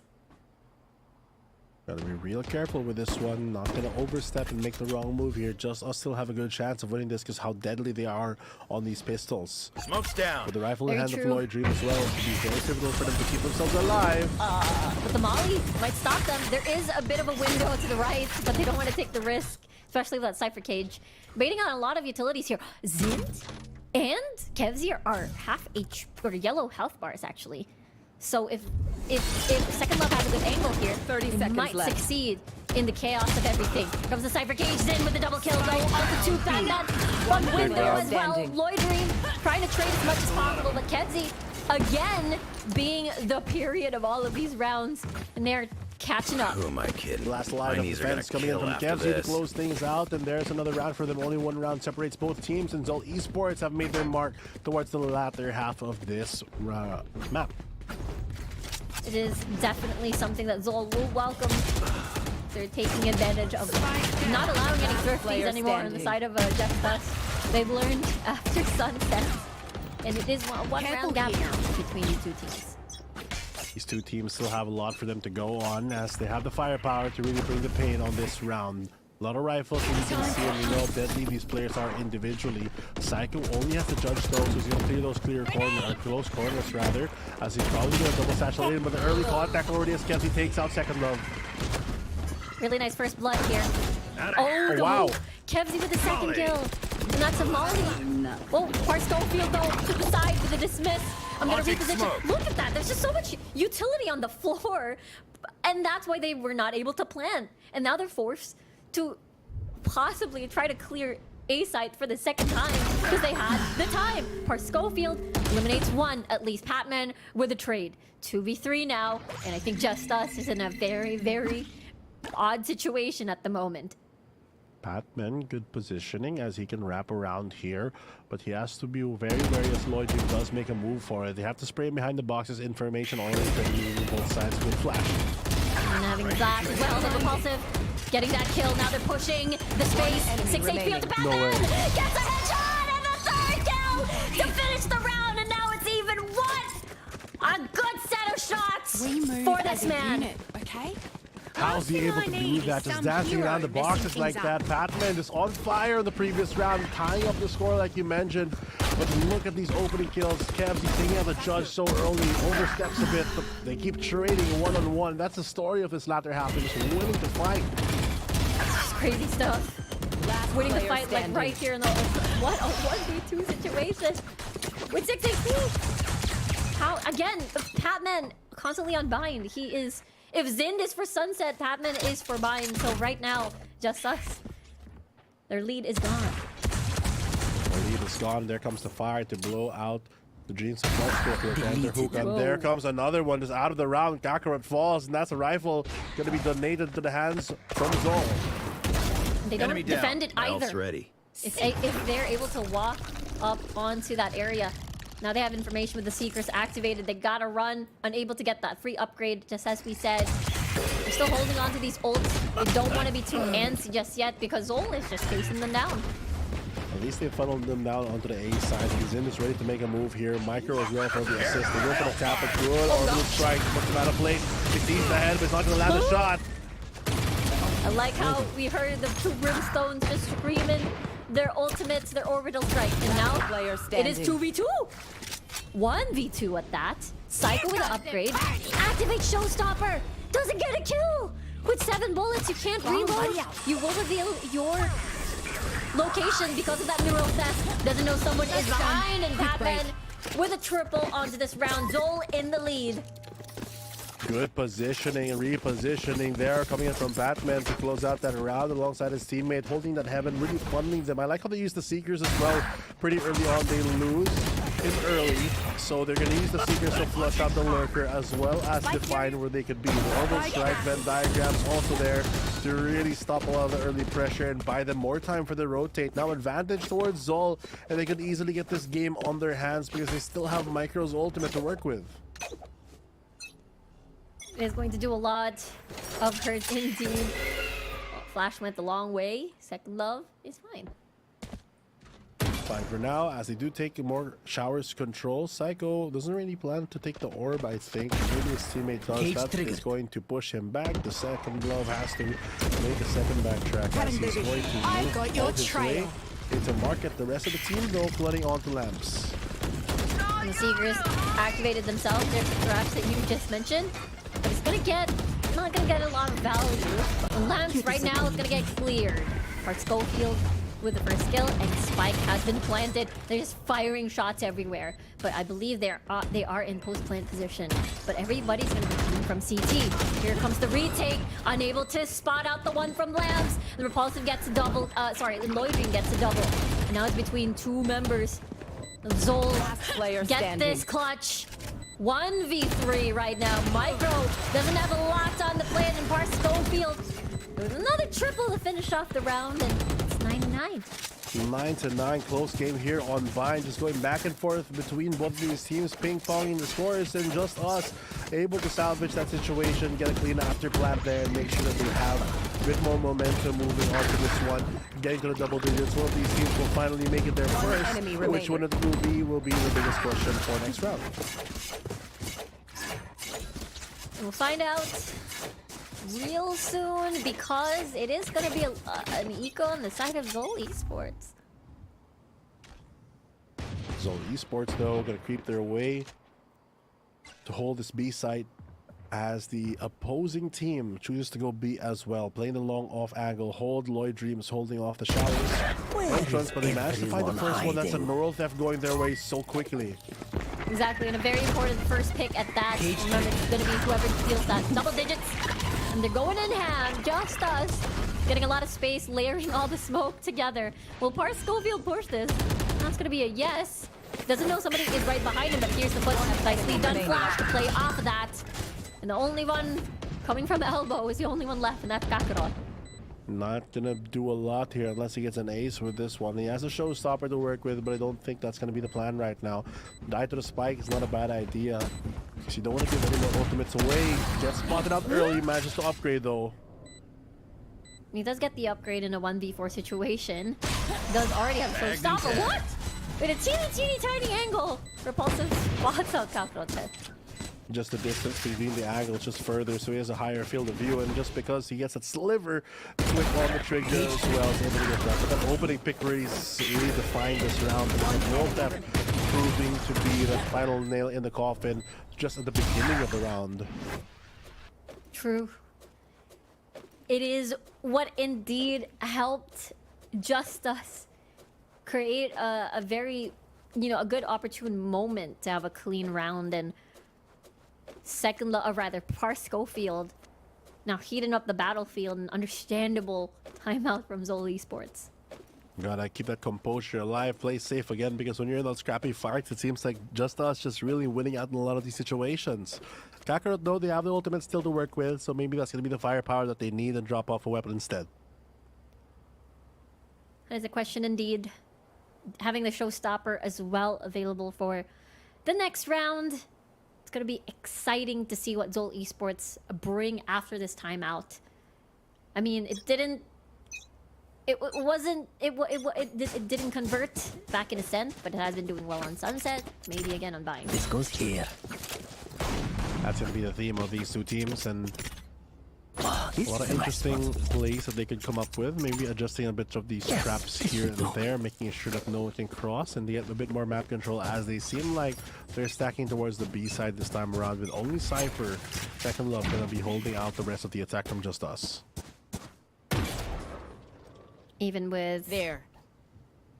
the operator, as mentioned, a little bit on the slow side first. You need to buy their time. It's always that 60 seconds where they decide where to go. Oh, got a bit more careful here. Take the orb instead. Might need that for a future round if we do go the distance. Everything counts at the moment since you have nothing else to do and your presence already known. Is this the one? Oh, here comes the smoke. It is possible here. Gonna be a B hit. They can't find the tripwire. Now they do. There is a second onto the layer.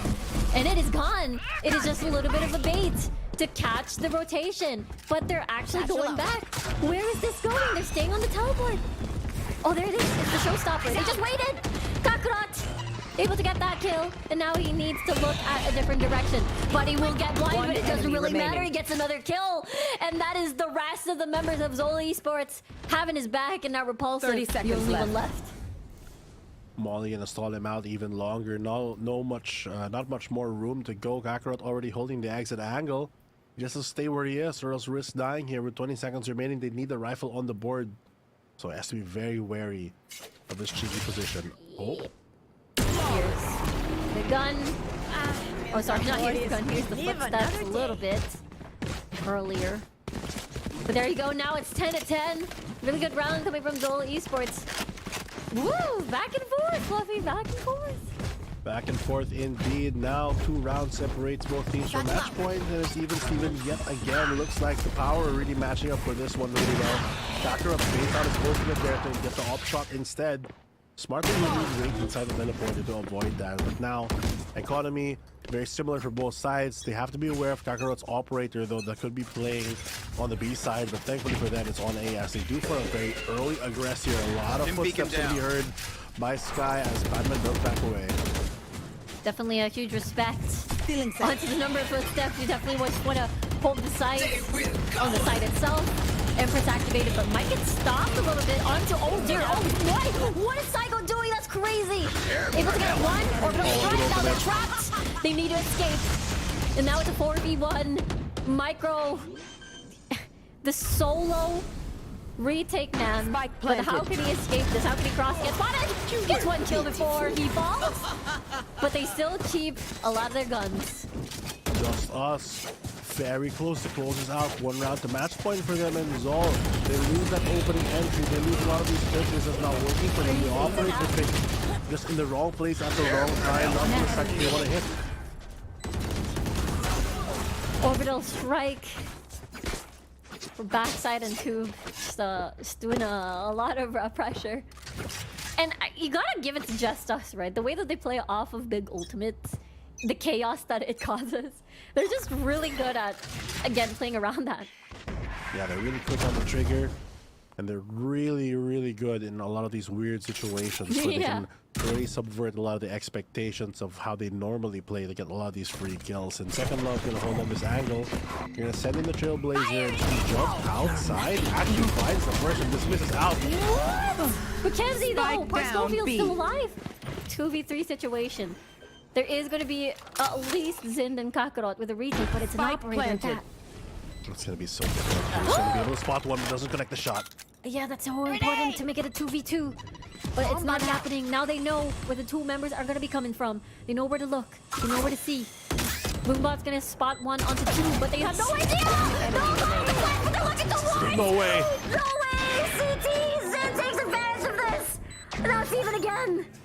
That Boombot lived extra long there. Is able to give him the opportunity to go for that. They had to be wary if anyone's going to come out of CT. And a smart decision to use the operator and Kakarot to really just hold down the possible swing from elbow to cover him. Set started off so well, 3v2. But this shot from Zin, they were so busy. But then at the end, it was just too late. They knew where to look at the very end. But yeah, it was just too late. It's too late and too little at the moment. We'll be at the late game. It's 11-11 right now. Someone's gonna make a wish to end this game. I'm gonna start and I'm gonna volunteer to make that wish. Which team though will win is the big question. But Psycho, he does only have the shotgun to work with. Has to be a bit careful since he's on the attack. Can't just hold these close angles. And he's gonna be the first contact as well. No showstopper in hand. He's gonna have to fly through and make a play. Important. This time it's gonna be a hook to play. There's a flash. There's just so many. Not everything that you can kill. Mackenzie can with a double kill. He gets shut down by Second Love and Patman with a good angle. 1v3. It could be ZOL reaching match point first. With Second Love revealing now his location. Zen finishes off the round in ZOL Esports. Match point, JustUs. Do they have enough money to contest this one into an overtime? Yes, they do. They do have enough to get the rifles on the board, but they don't have the ultimates to work there. The utility is still there, but the armor a bit lacking. ZOL Esports, on the other hand, full buys, full rifles, operator in hand, and they have very strong ults to work with. Not only the neural theft to close that round, but good ones to use mid-round, like the Flash, as well as that orbital strike for the Rimstone of Kevs. This is a nice spot. It'll be important indeed. Yeah, orbital strike, it will be key. And just one orb away for a lot of these key ults from JustUs. They need to get orb control, but they know ZOL Esports pushing a lot of their utility and their presence, including the Thrash. Well, Animal versus Animal, great play. and now you're detained, and now you can get away! Orbital strike to finish you off! Padman pushing the smoke! Oh no! Oh there! Knives out! And guns out for Padman! Still able to get a kill, and they just want to end this! They just want it done! They want to get this victory on Divine, and Neural Theft's activated on the side of JustUs. They have information, but they gotta calm down. I love the play there with the utility to really take out the player, non-committal. Even if Batman doesn't swing there, he burns to the Brimstone ultimate off the detain. But that little over-aggression might cost them as an initiator. But another Thrash is sent their way. Non-detained though. Exactly! No one is detained. Didn't hear anything. The Molly calls it 4 Our HP. spike's down. Loitering is gone, so no heal at all. player standing. Telpo's gonna remove the hookup player! Okay. And Kevzy says, Defenders no win. overtimes for Feeling you. proud. Let's end it here. Let's end it now. And ZOL Esports take the series 2-1. Oh, What a way there, like celebrating after such a grind of 3 maps. Eventually, they go the distance, and congratulations to ZOL Esports for winning map number 3 and taking the second series of today.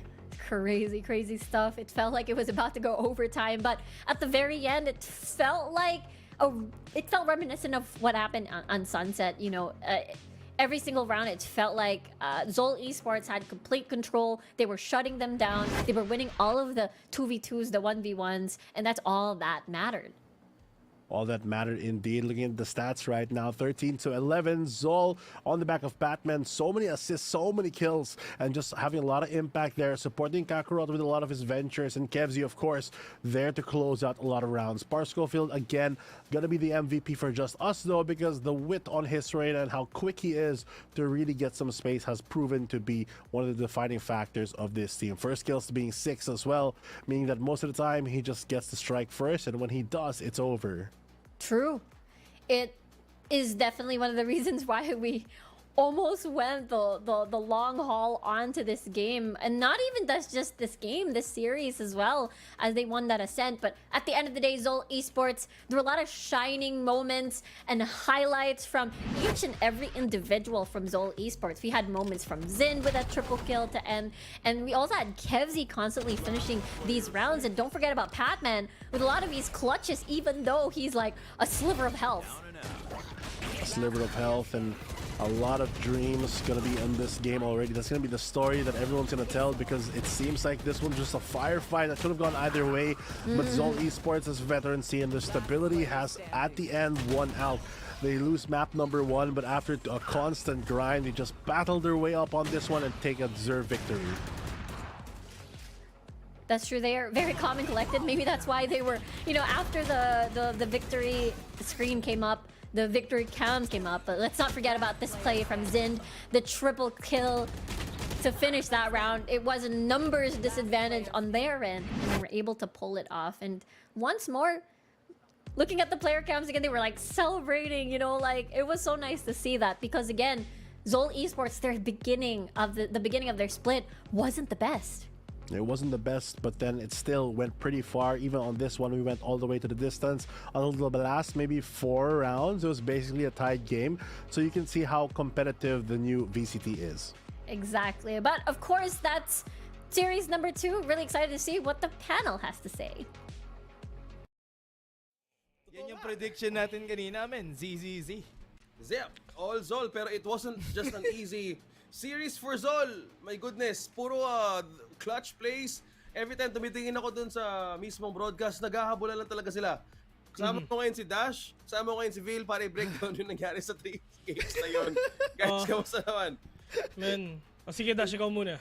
Grabe yung game na yun. Diba? For me lang naman, especially nung first game, kala ko talaga yung momentum nasa side na ng JustUs and probably i-pull through nila hanggang dun sa second game. Pero in the end, ZOL Esports pa rin eh.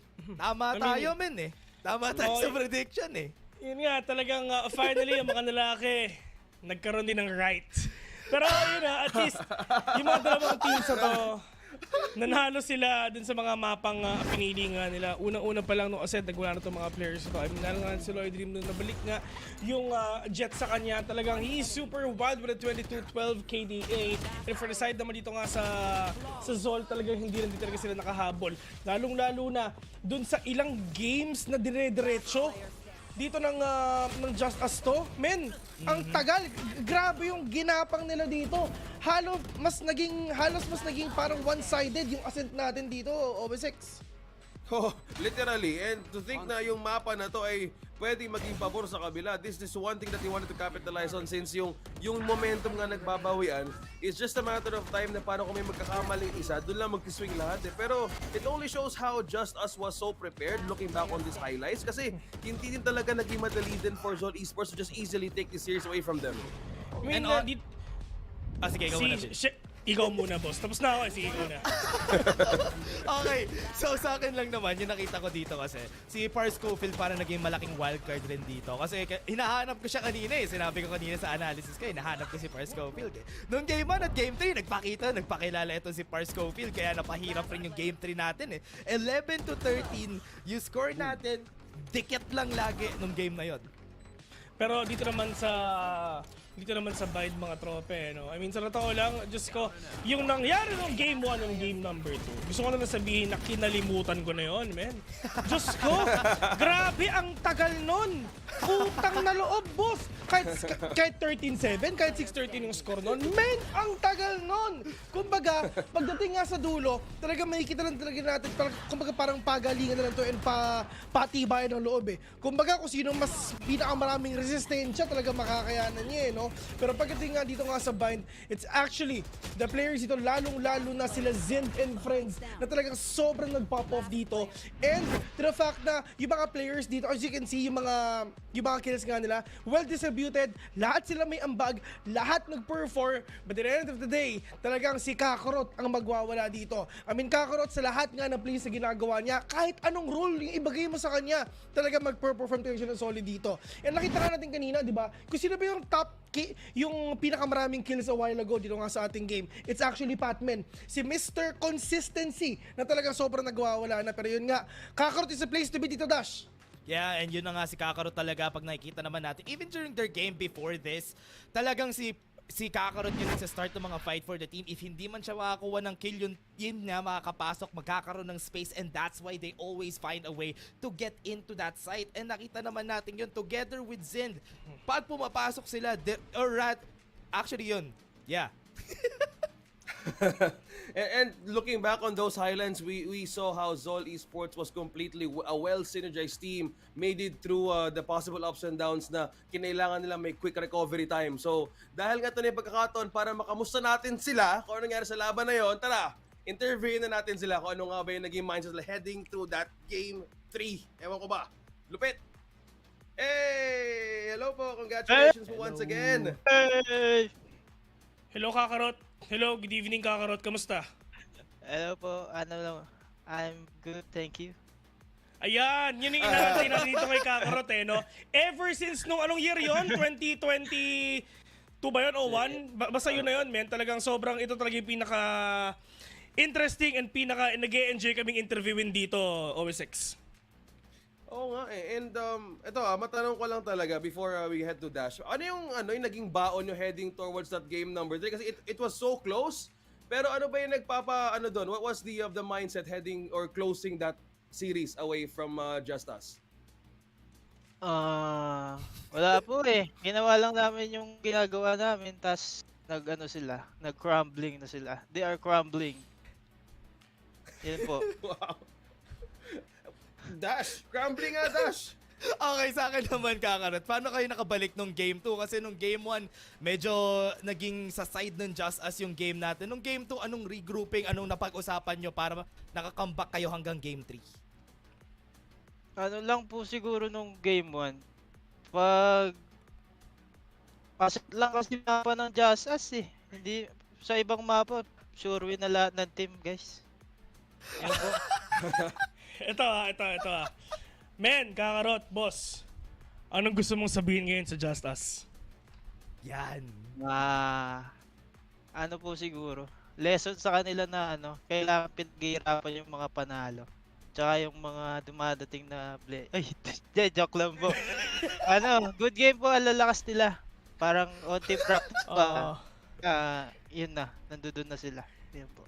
Men, si KFC parang gusto magsalita. Parang si KFC, parang kanina pa nakatingin, parang gusto magsalita. KFC, meron ka gusto sabihin. Wala. Ay, gusto mo wala na. Pero ito, I mean, of course, yung oras nga na meron ka bang gusto i-shoutouts or anything, lahat ng tropa mo, kung yung jowa mo, kung ilan sila, here we go. Shoutout sa nag-iisa kong love of my life, si Celestial. Shoutout sa family ko. Hello sa inyo. Thank you everyone for the support. And sa management ng ZOL. Yon, pahinga na kayo, boss. Kakarot. Yon, thank you so much. Maraming salamat, Kakarot. ZOL Esports, everybody, congratulations. At abangan namin yung susunod ng mga laban dito sa Split 2. Yon, ganda naman ng mga lapag na mga questions natin, Dash and Will. Medyo straightforward lang talaga, no? Yun lang eh. Yeah, I mean, ang tawag kasi dyan, kasi syempre sa VCT mga tropa, talagang meron tayong mga pampainit eh, masolid nga na pampainit dito sa mga team sa to, para syempre, pag mainit, masarap kainin. Tama. At dahil dinner na, at kailangan nyo ng mainit, humigop muna kayo ng sabaw as we head on to a quick break para sa huling serya natin ngayong gabi. Magbabalik kami.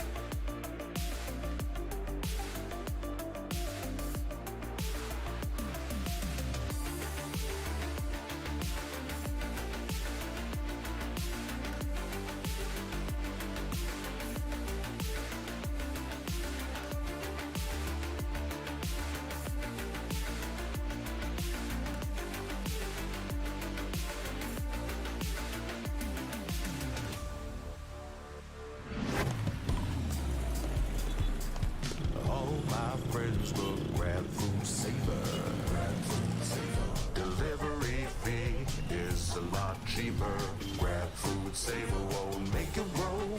Yeah, oh yeah. Grab food saver is the one to choose. Yeah. Grab food saver meals 99 plus.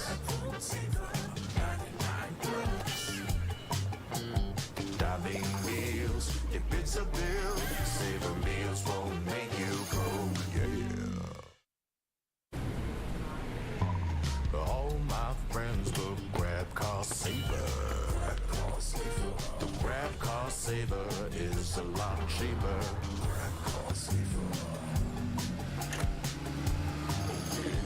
Grab cost saver won't make it roll. Yeah.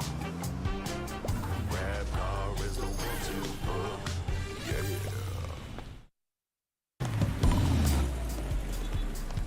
All my friends will grab food saver. Delivery fee is a lot cheaper. Grab food saver won't make it roll. Yeah, oh yeah. Grab food saver is the one to choose. Yeah. Grab food saver meals 99 plus.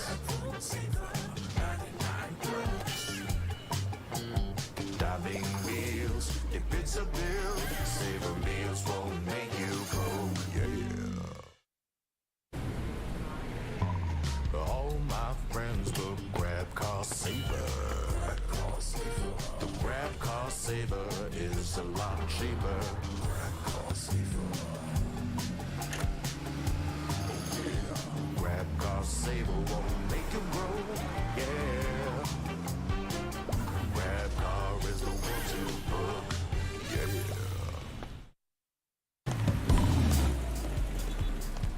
All my friends will grab food saver.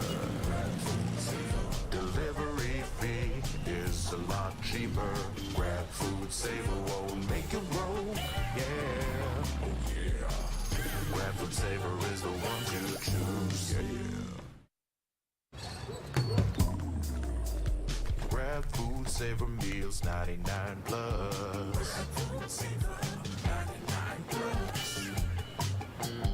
Diving meals, if it's a bill, saver meals won't make you broke. Yeah. All my friends will grab cost saver. The grab cost saver is a lot cheaper. Grab cost saver. Grab cost saver won't make it roll. Yeah. Grab car is the one to book. Yeah.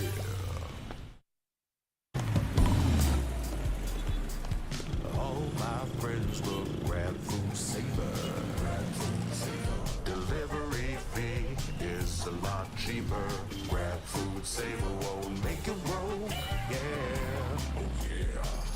Grab food saver is the one to choose. Yeah. Grab food saver meals 99 plus. Diving meals, if it's a bill, saver meals won't make you broke. Yeah. All my friends will grab cost saver. The grab cost saver is a lot cheaper. Grab cost saver. Grab cost saver won't make it roll. Yeah. Grab car is the one to book. Yeah.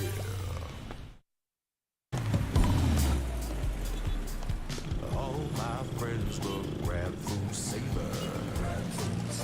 Delivery fee is a lot cheaper. Grab food saver won't make it roll. Yeah, oh yeah. Grab food saver is the one to choose. Yeah. Grab food saver meals 99 plus.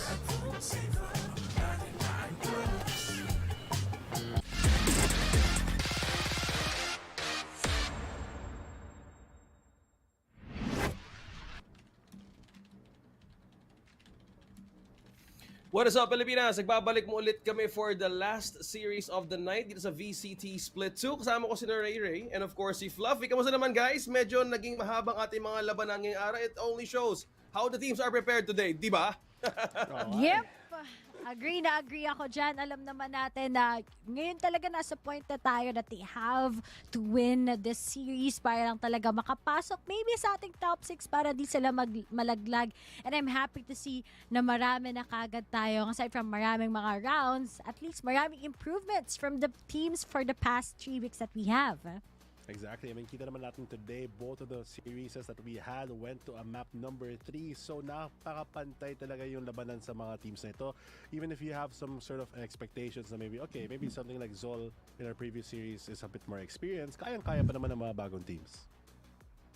And speaking of the teams that you've just discussed, you know, it all went to a 3-game as the first 2 series went. Pero for this specific match, rank Cuties versus NAOS, pwede tayo ma-expect na pwede mag 3 games or pwede maging 2 games na bagong lahat. This is officially organized by Beneski Global, the official tournament partner for the 2024 VALORANT Challengers Philippines, presented by PPGL, the largest multi-game esports league in the country. Also, thanks to our official super app partner, Grab, you can score Grab's lowest prices ever with up to 15% cheaper fares on Grab Car Saver, delivery fees as low as 15 pesos with Grab Food Saver delivery, and thousands of budget-friendly meals as low as 99 pesos with Grab Food Saver meals. And you can actually use the promo code GrabFood60 and you can get up to 60 pesos off with your order with a minimum spend of 550 pesos. Promo runs from 11 a.m. onwards, so may time pa kayo. And last but not the least, this tournament is officially sanctioned by the Games and Amusement Board.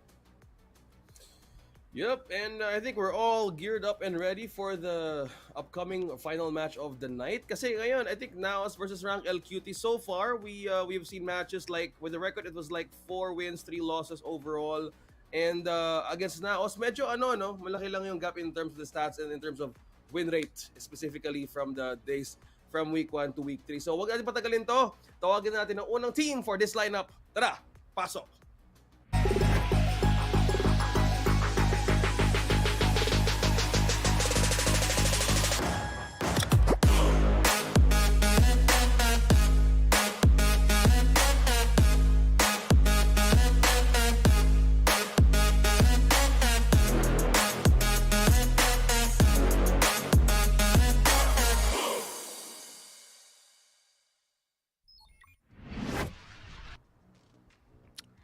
Rank Cuties, so we have here Gabidis, Yort, Groovy, Soban at hindi pa natin na-unlock na character ngayong season na si Jacob. Rank Cuties, one of the teams na nakita natin sa promotion series, pero nga ngayon they have good games, they have bad games, but usually sana ngayon against NAOS, this is going to be big as they want to step ahead pa sa kanilang progress dito. Pero for Rank Cuties, nakita natin may pagka-aggressive team lang sila. Yun naman talaga in-expect natin, almost the same play as how JustUs does it, and I'm happy to see that there's so much growth sa kanila, lalong-lalo na going into this series. I mean, if ever we talk about yung mga grassroots teams natin, this is of course one of them. They came from that qualifier like Ray mentioned, but also they have a lot of returning VCT players just like Gabidis as well as Sovano. So their core still very stable at its core, and like you also mentioned, they have a lot of up and downs. They've taken a lot of the teams that we've even seen today, like Tyrant Esports 2-2-0. So kaya-kaya naman nila sa firepower, but that consistency has been the biggest question between this team full of potential. Oh. So hindi pa pala tapos, no? Kasi in the first 2 series that we actually witnessed, it's always about the teams making the great comeback dahil nga from bottom 4, and then there's a challenge on how to make their synergy in check. So dito pa lang nakakaharapin nila yung NAOS. It could be a big testament din pala, Ray, kung makakuha sa isang punto dito out of the series, no? Yeah, imagine Oasis was able to defeat them, so nawala yung winning streak sa kanila, and this should be going to the hands of NAOS most probably. Well, speaking of NAOS, tara, tignan natin ang kanilang lineup heading to this match. Pasok!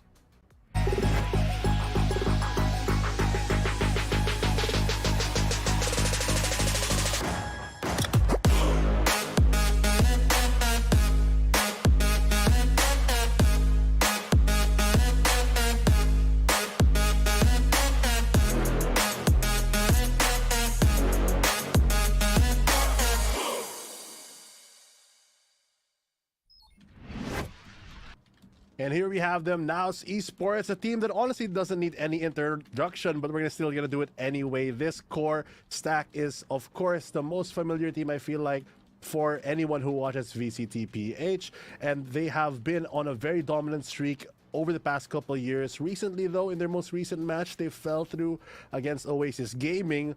Before that, though, they were on a pretty hot streak, so if they want to keep that title alive, they're still gonna have to work for it, especially in this game, now that we're this deep into the tournament na kailangan nila mga puntos para makapasok sa top cut.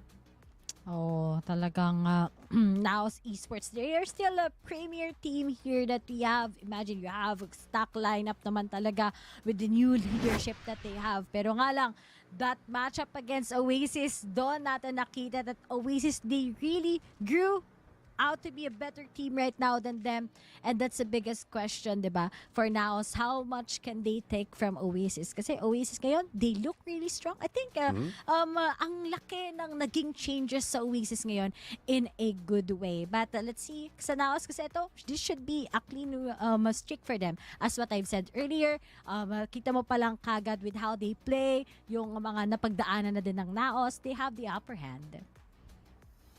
Yeah, speaking of upper hand, good thing na mention mo about yung Oasis Gaming, how we witnessed their match yesterday. I think tayo din nag-host or nag-panel on last week, Ray, na we've seen some inconsistencies with Oasis Gaming as well, kung saan napapako sila at some point or some round na nababawi pa ng kalaban. So I think for this week, for week number 3, I think they're having a better start compared to the other ones. Dahil nga, I think for week number 3, you guys mentioned that this might be the week kung saan na magdidikta ang kanilang points heading to the playoffs. Yeah, exactly. Tsaka going back to the topic na NAOS, I feel like this team especially has a lot of growth on their own. At tsaka yung sinabi nga ni Ray, marami silang lessons na pwede nila parang i-apply sa upcoming series since kailangan nila yung mga points.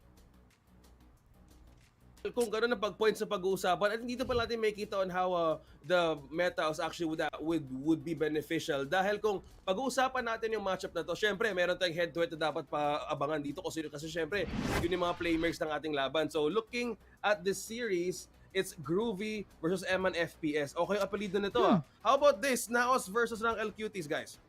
I mean, Groovy and Eman FPS, both of them are dedicated initiators for each group. Nakita natin si Groovy, mas marami siyang collection ng kanyang mga ginagamit as compared to Eman FPS. Pero si Eman, nakita natin na he just makes space for Mojer, for their duelist, and syempre for Ja as well. But as for Groovy talaga, he's leading the team. May mga times that he's been top fragging. The clutches as well. The post plants. Everything is up for him. And kung walang Groovy, sa tingin ko, ang hirap talaga makakuha ng mga actual side takes itong isang team ng Rank Cuties. And I'm happy to see that Groovy has been succeeding a lot of times. That Sova of his is really crazy. But as for Eman, I think I wanna see more of consistency para sa kanya. But ang dami din kasi way sa kanyang shoulders ngayon. He's the IGL as well. So nakita natin yung differences. But now that Eman is here, I think he's a big impact talaga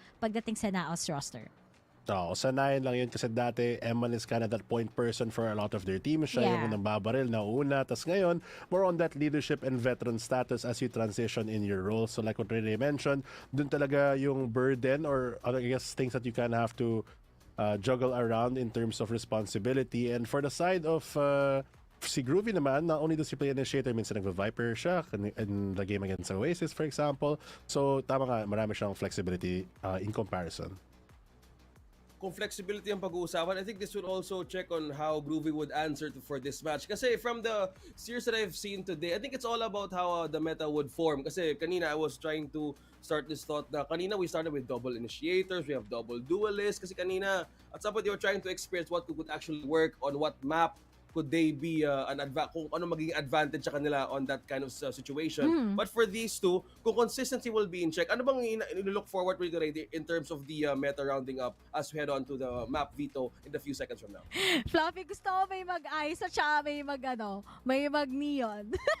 Oo. Hindi pa to yung Pero hindi pa di to pa yung updated Icebox Sayang eh. Kung Oo. nandito lang kagad, we will be able to see. Pero I think we might be skipping it. Tama ba ako, Fluff? Yung I think patch na yan. currently we are on the old patch, so instead of a new meta, we're more like ending the previous one, which has Yeah. kind of settled down into that double initiator that you alluded to earlier. So I feel like it's very important to have two important initiator players na magagaling kagaya nitong dalawa. I think that's the most important thing, no? It's the dynamic duo that we've seen on how to make the initiating plays. Kasi kanina, mostly nakikita ko din some certain teams, someone has to make the play at kailangan din magkaroon ng mismong dynamic on how to work around. So dito pa lang, dahil pinag-usapan ng dalawang teams na to, I'm gonna do it again. Predictions ulit. I'm gonna stay consistent. 2-0, NAOS. I'm gonna agree with you. I'm gonna go 2-0 NAOS. I think they learned their lesson sa Oasis kahapon sa kanilang laban. And I think there was just a little bit amount of NAOS lang talaga na kailangan nila i-improve sa sarili nila. But overall, we can really see the difference between what NAOS has versus what Rank L Cuties. But I will not deny, malay natin may surprising factor ang Rank L Cuties. Totoo, malakas naman yung rank LQT. So for me, if I had to do predictions myself, I would kind of still go for the stats since I'm a nerd. So dun ako sa may NAOS Esports kasi kita natin on their highs and lows that they've been always able to parang bounce back. Okay, so tatlong NAOS Esports for tonight. 2-0. Lahat tama ba? Pero sabi ni Ray, it's good na you're leaving this kind of like chance na pwede mag-game number 3. Kasi kanina, most of us, I think, nagkaroon lang tamang prediction si Taylor kanina nung Series 2 ba yung Series 1. Kaso nga lang, it was the opposing team.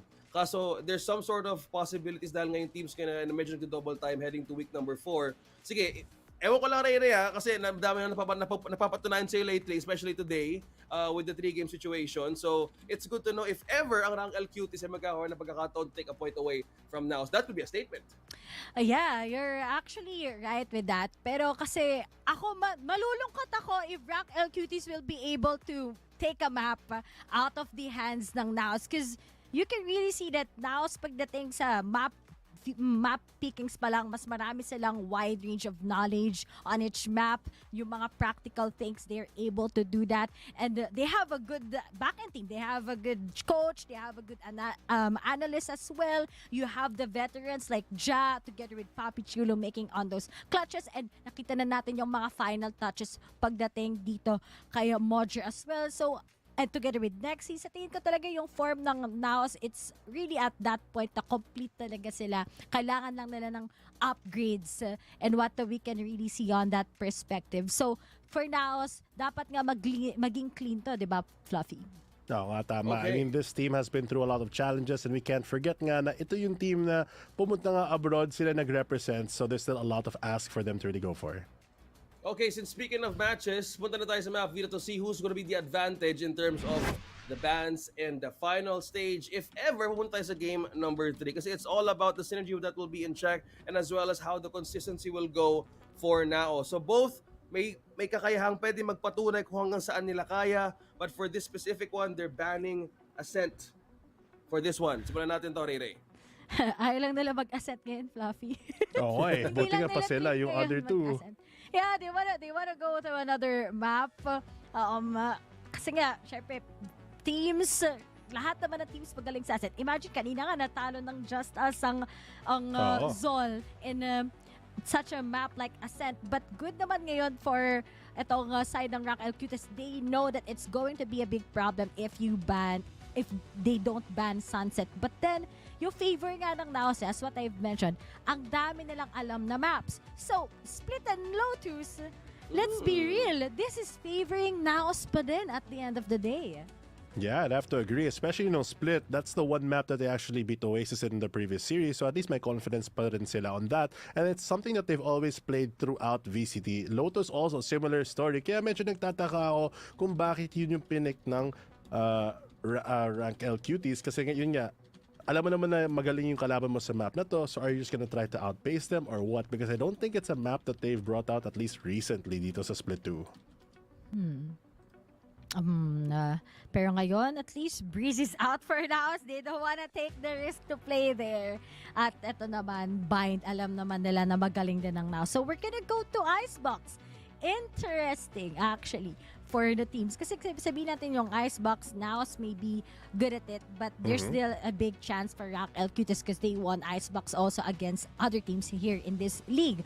But all in all, with NAOS for the first 2 maps, I think, Fluffy, this should be a clean 2-0 para sa NAOS if ever they'll be able to surprise us back again. Here's a split map. Yeah, looking at the whole map, if they go 2-0, it's pretty good kasi since yung starting na lahat ng reasons na minention ni Rere is just sanayan talaga yun ng Naos. But even if they go all the way onto map number 3, Icebox is still a map that they were kind of known for nung unang pagpasok nila sa VCT, and even after a couple of their roster changes, they've always been good. So parang regardless of how it goes, they're always good in at least all of these maps. Wow, so dun pa lang, titingnan pa lang natin on how NAO's strength is in terms of the map pick. So, okay, Rankle Cuties, ito na yung pagkakataon nyo para magpakita ang gila. So, wag natin patagalin pa yung laban na to. The Mods, take it away.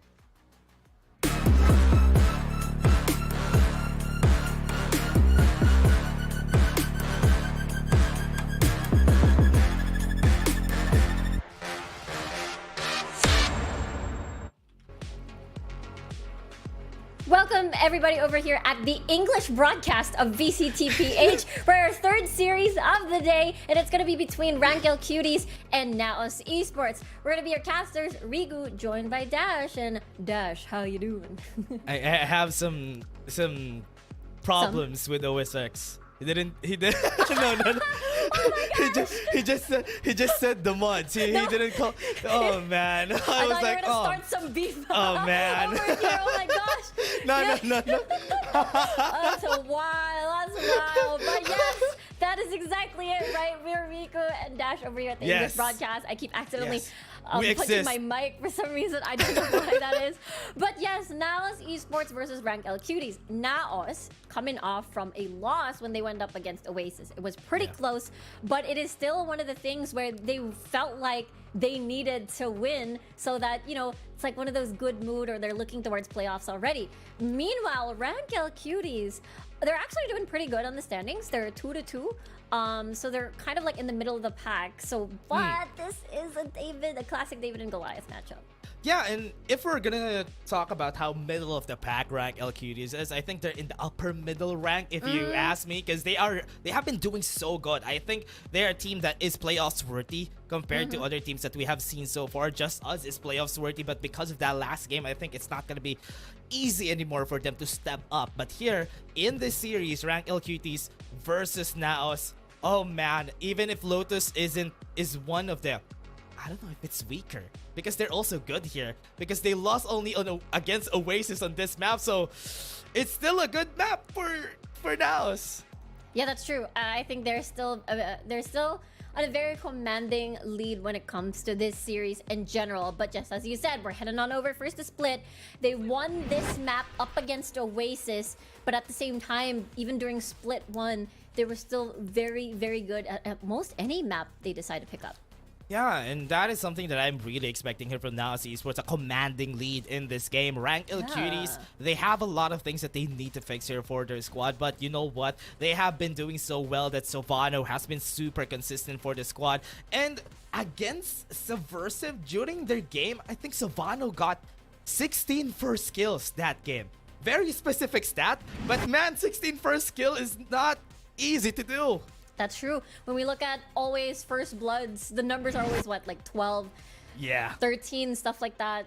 Usually on the early ends of the double digits, and him being what, 50% of basically most of that, or 50% of that, is a very telltale sign that all eyes on Savannah here, especially on this duelist role. Meanwhile, for NAOS Esports, it does, when we look at their track record here over at Split on stage 1, they were 6-1 over here at Split. So that number is nothing to scoff at. You cannot underestimate NAOS over here on this map. So Rank L Cuties must have prepared something against NAOS. The difference is they have a lot of VODs to review. That's the biggest difference from Split 1. So that's something they can bank on. Yeah, as we are talking about NAOS, to add to that, their rankings have shuffled already just because of the last games that we had, the Oasis. Honestly, just because of their win against NAOS and ZOL, I think they're the top 1 team today. And NAOS Esports is going to be staying pretty at the top 2, and ZOL is going to be a top 3 so far just because of how they performed during Split 1, carrying over here on Split 2. So I am really looking forward to how Rank Cuties would tackle a team like this. They lost against Oasis the last time, both of them. The recent match, they both lost against Oasis. So what did they took note from that game? That is what we want to find out in this game. Definitely a lot of lessons to be had. What is that noise? Someone spamming the ropes. The ropes. Yeah. What a way to start, but here we go. Pistol round activated, QT on defense, and NAOS on attack. We'll see. Let's see how they're going to be approaching this now. It's already starting very explosively here. Right there at the top, they're already going in. There's a lot of people down at vents. And they have to go inside the site first. They have to take over. The first one that they are going to be meeting is going to be meeting against Groovy, and Groovy's down, side is taken. I saw immediately the HP bar, so hold that thought. We're gonna be coming from vents into heaven. Unable to land a shot, but Joe, just a little joke there. Papi Chulo gets a double kill. Really nicely done. They have to clear ramps over here. And now finishes off with a triple from Papi Chulo. Not even needing... Actually, they planted a spike, and then they get a lot of kills. Yeah, and Rankle Cuties, honestly, what they did there, trying to stack up mid, 4 people down at mid, because most of the time that is the first move that every team goes for.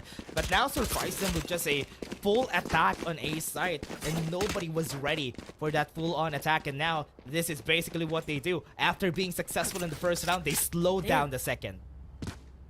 And that's really important, honestly. It started off with a mid stack for Rank L Cuties, so that they can easily rotate. But the problem is, they all came from one direction. They were able to anticipate this. Start this one with up and down, and they're flooding through. Oh, they have the same mindset. Just an exchange of paint shells here. It's yellow HP bars. Dodging the flash.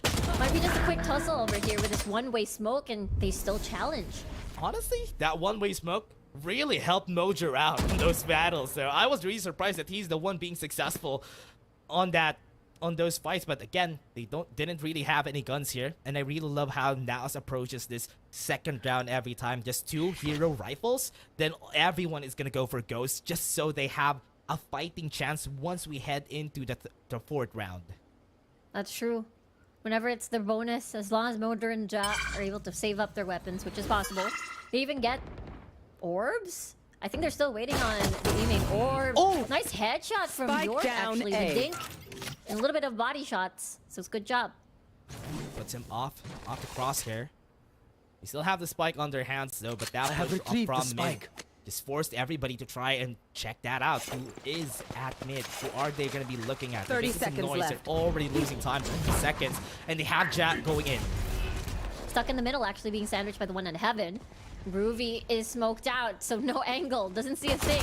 Doesn't hear a thing, actually. Brings the signal. Ja trying to clear that back site with a double kill as well. It even gets the one from heaven. With 12 seconds on the clock, they still have time to plant the spike. And Yort, all the way from B, gets to rotate, but yeah, it's a little bit too late, but it is eco after all. Yeah, Yort is just going to be taking this L this round. And it's normal because they don't really have a lot of guns to work with, but you know what? First kill that they had there, down right at bottom mid, taking down one, was already enough for them. And NAOS, but the problem there is, with this trap that NAOS does, I think it's okay to lose some members because they don't have guns anyway. They still have the eco. It's all good for NAOS overall. Very real. I think that's a lot of value off of that round. They're able to keep the weapons. Then they get a couple of orbs as well.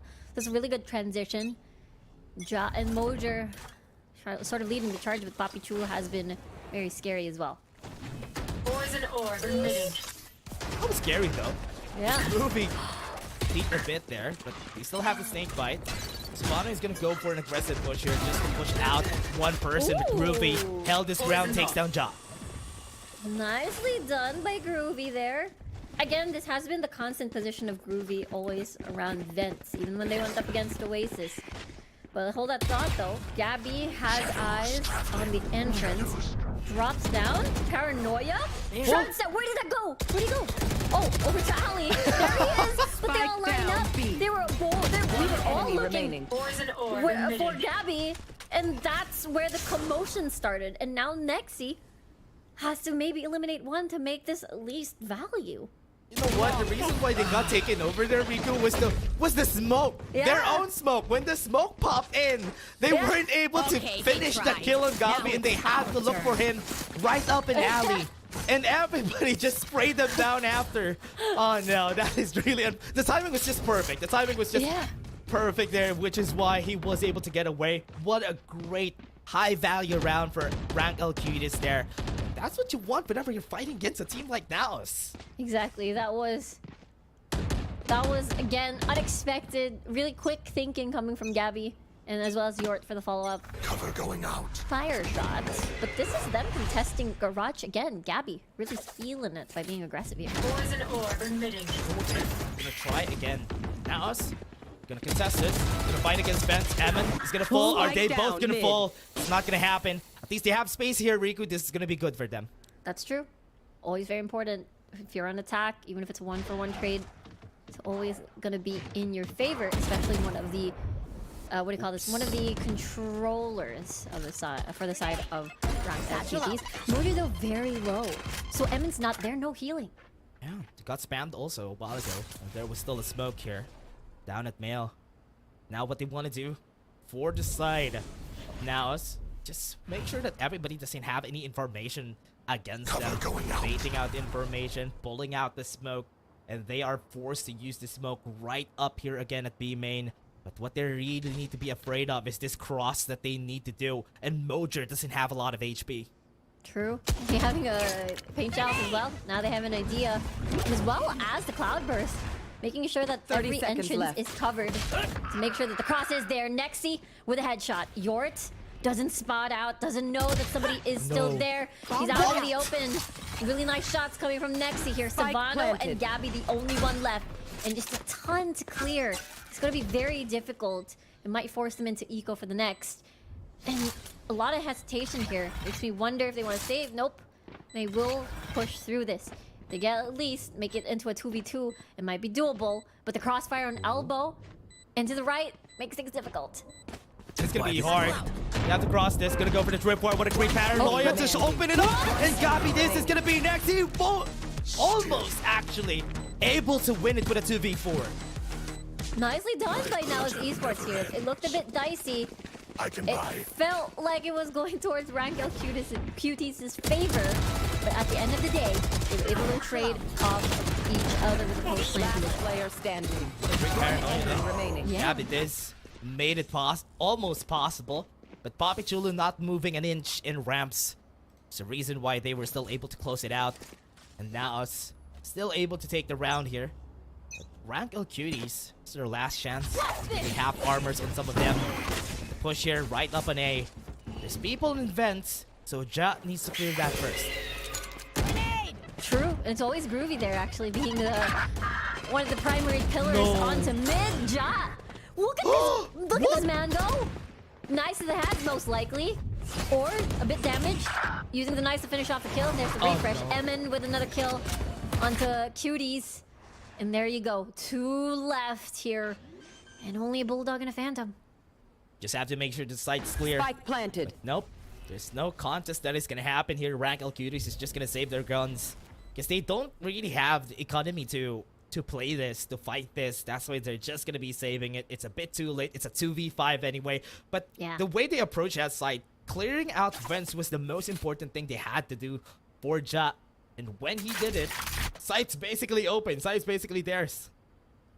True. I feel like they're super unafraid to always contest Groovy there. Like, they are so confident with their aim, their buddy system. Because most likely they think, okay, we've seen them play up against Oasis as well. Groovy's always here. Most of the time, he's always lone. So yeah, I think you can see the preparation being done by Oasis. No way. Done. He wants more. He was chasing Gabi. That was really scary. If Gabi also died there, there's nothing that they can work with here for Rank L Cuties. But at least now they have one gun to work with. But NAOS still got the advantage from these rounds. Remember, this is their map pick, and they are very good at attack here.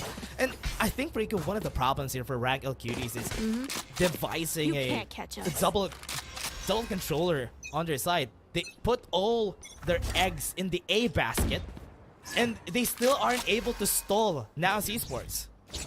That's absolutely out of charge. Such a wild result, you know. Just as you said, investing so much. Ja already in alongside Mojer. A little bit of chip damage, but that's okay. What's scary about this is that there's a lot of people still right here in main. You still have to push through if they go for this. I think Papi Chulo has the good idea here. He has the paranoia. That's perfect. What? Yeah. They all got paranoia. Jacob gets a kill. But at the same time, they're all guarding that really well. York is stuck on reload and Jazz spots him out. That's 5-1. NAOS is in the lead.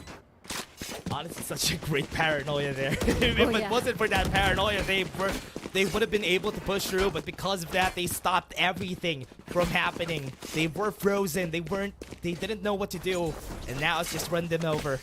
And now this time, at least they have some guns. They have the operator and Sabano. That's very expensive, though. That's a lot of value. He needs to be on the right side to get value out of that operator. True.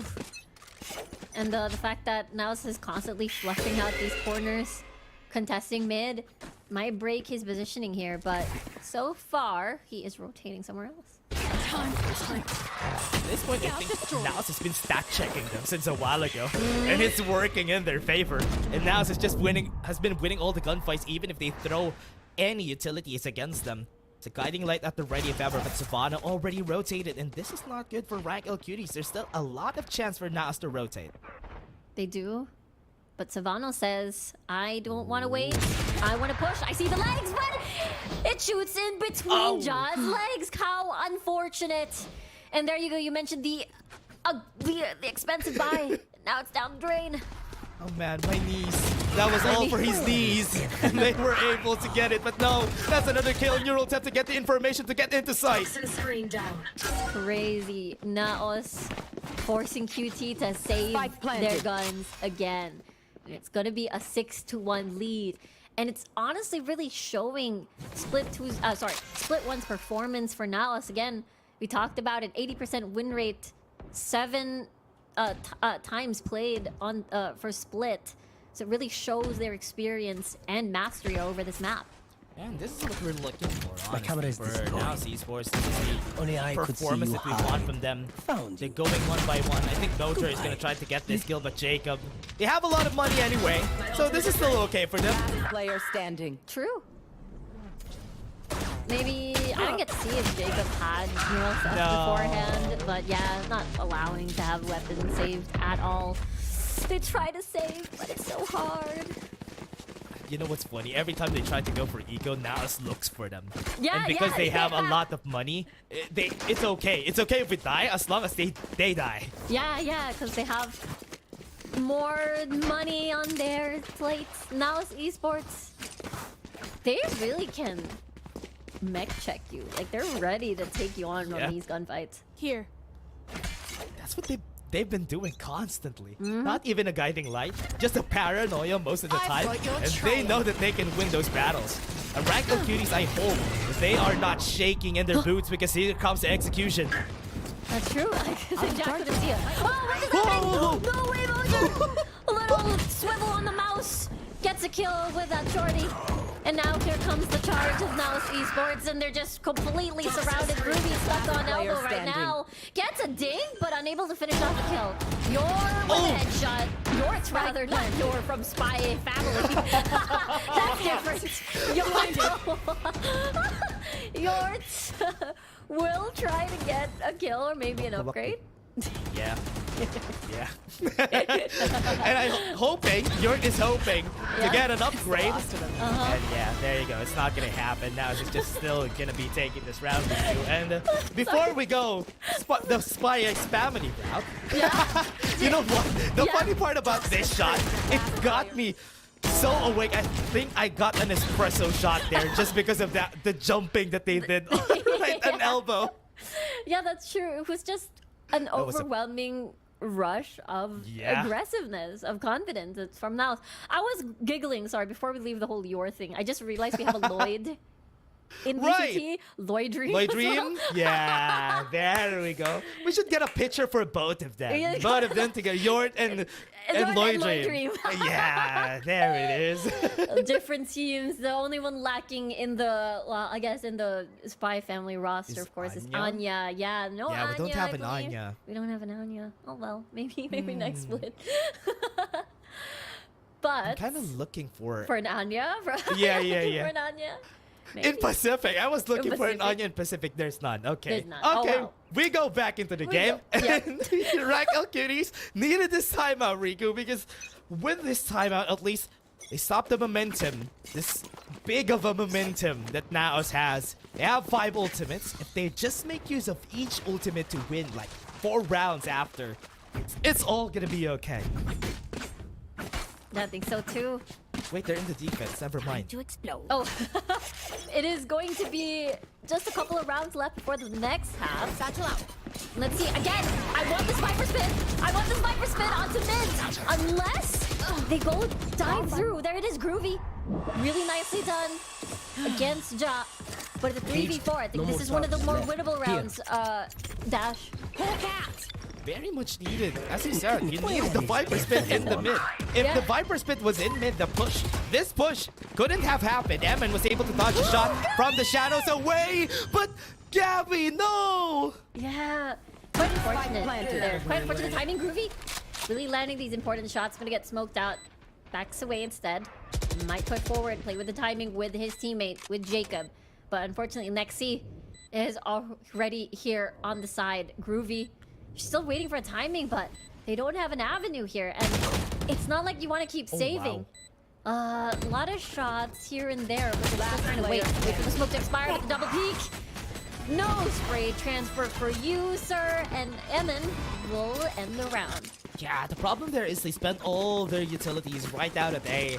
And they didn't have anything to go for the retake there. They had to dry peek everything.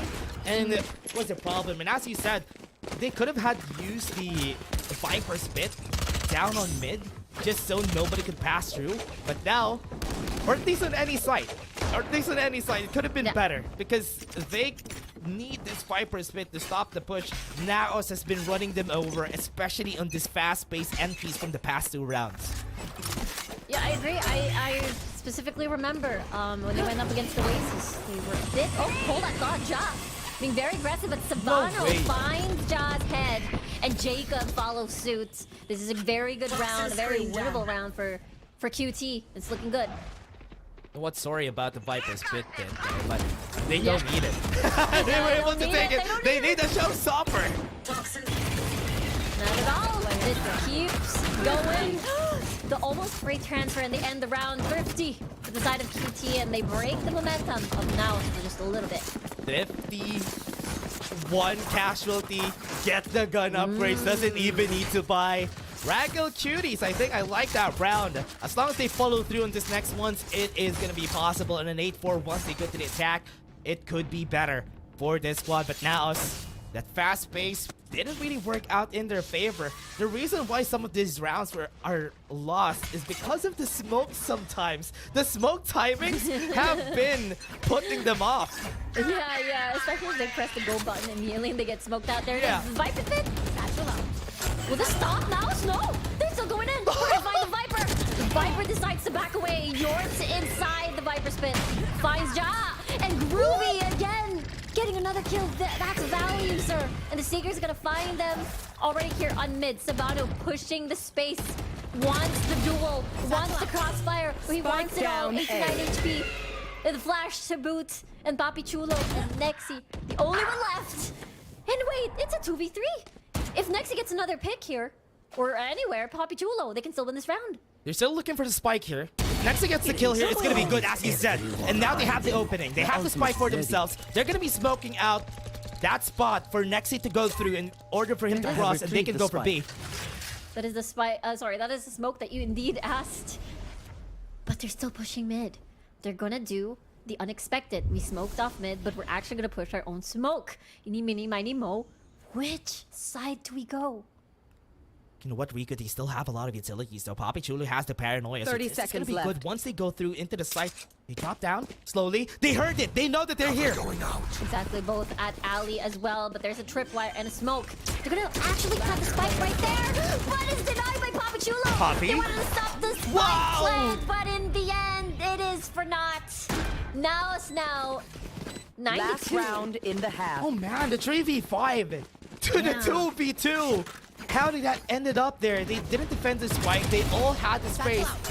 And oh man, too aggressive for them. I mean, it's okay for them to take the space, but the problem there is there was a lot of openings for them that they thought that they might be open at the back, they might be open at spawn, but the spike was in their hands. Could have been better for rank or Cuties there. True.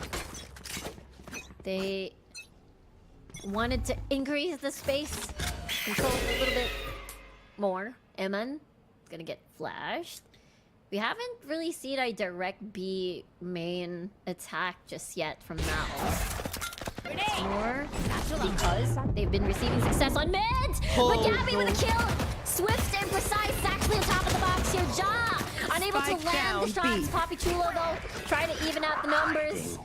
Here is the neural theft activated as well! Groovy has eyes on the flank and it has worked wonders. And a lot of the utility is gonna overwhelm now, and we finish the first half with 9-3. You know what? Switching the first time that they sides. did this, they also lost. The first time that they went in for a full B, that was the third round that they lost. Oh man, that was the reason why they lost again. They went for the full B. They got destroyed on the cross, and that's why they were not able to push through. Nice try for NAOS, but 9-3, still an advantage. Rank Cuties, as always, what we say is they need to win the pistol round. It's gonna be very important for them to jumpstart this game. That's true. If they're able to win, maybe make it into a 5-9, and that'll close that gap a little bit further. But now it's Esports, knowing them, they're very precise with, again, their shots. They're willing to take you on with these fights. But so far, at least Rank Cuties is able to stabilize. Oh my, Papi Chulo, that's gonna be scary. What a paranoia! Huh? But still, Savannah was able to win that. At the end of the day, that's a 1-for-1. Oh yeah. Still gonna be a kill. Eman is gonna be getting a kill for himself. Now they're divided, and they are looking for a place to go to. The Vikings are looking for a place to plunder. But they are not gonna be staying here. They're just gonna be backing away. Maybe they go for B, they take down Eman, then push through B. That could be the plan in mind here. But do they know this off angle is happening, even crouched up as well? Eman gets dinked on! And Savano once more is able to get that heal down. They don't have the healer alive for now. It's side. But look at this, Papachulo, quite close. Lots of layers of smoke. I'm gonna run to Ali. Next, he would have a shot off to Jacob. And the second kill for him as well.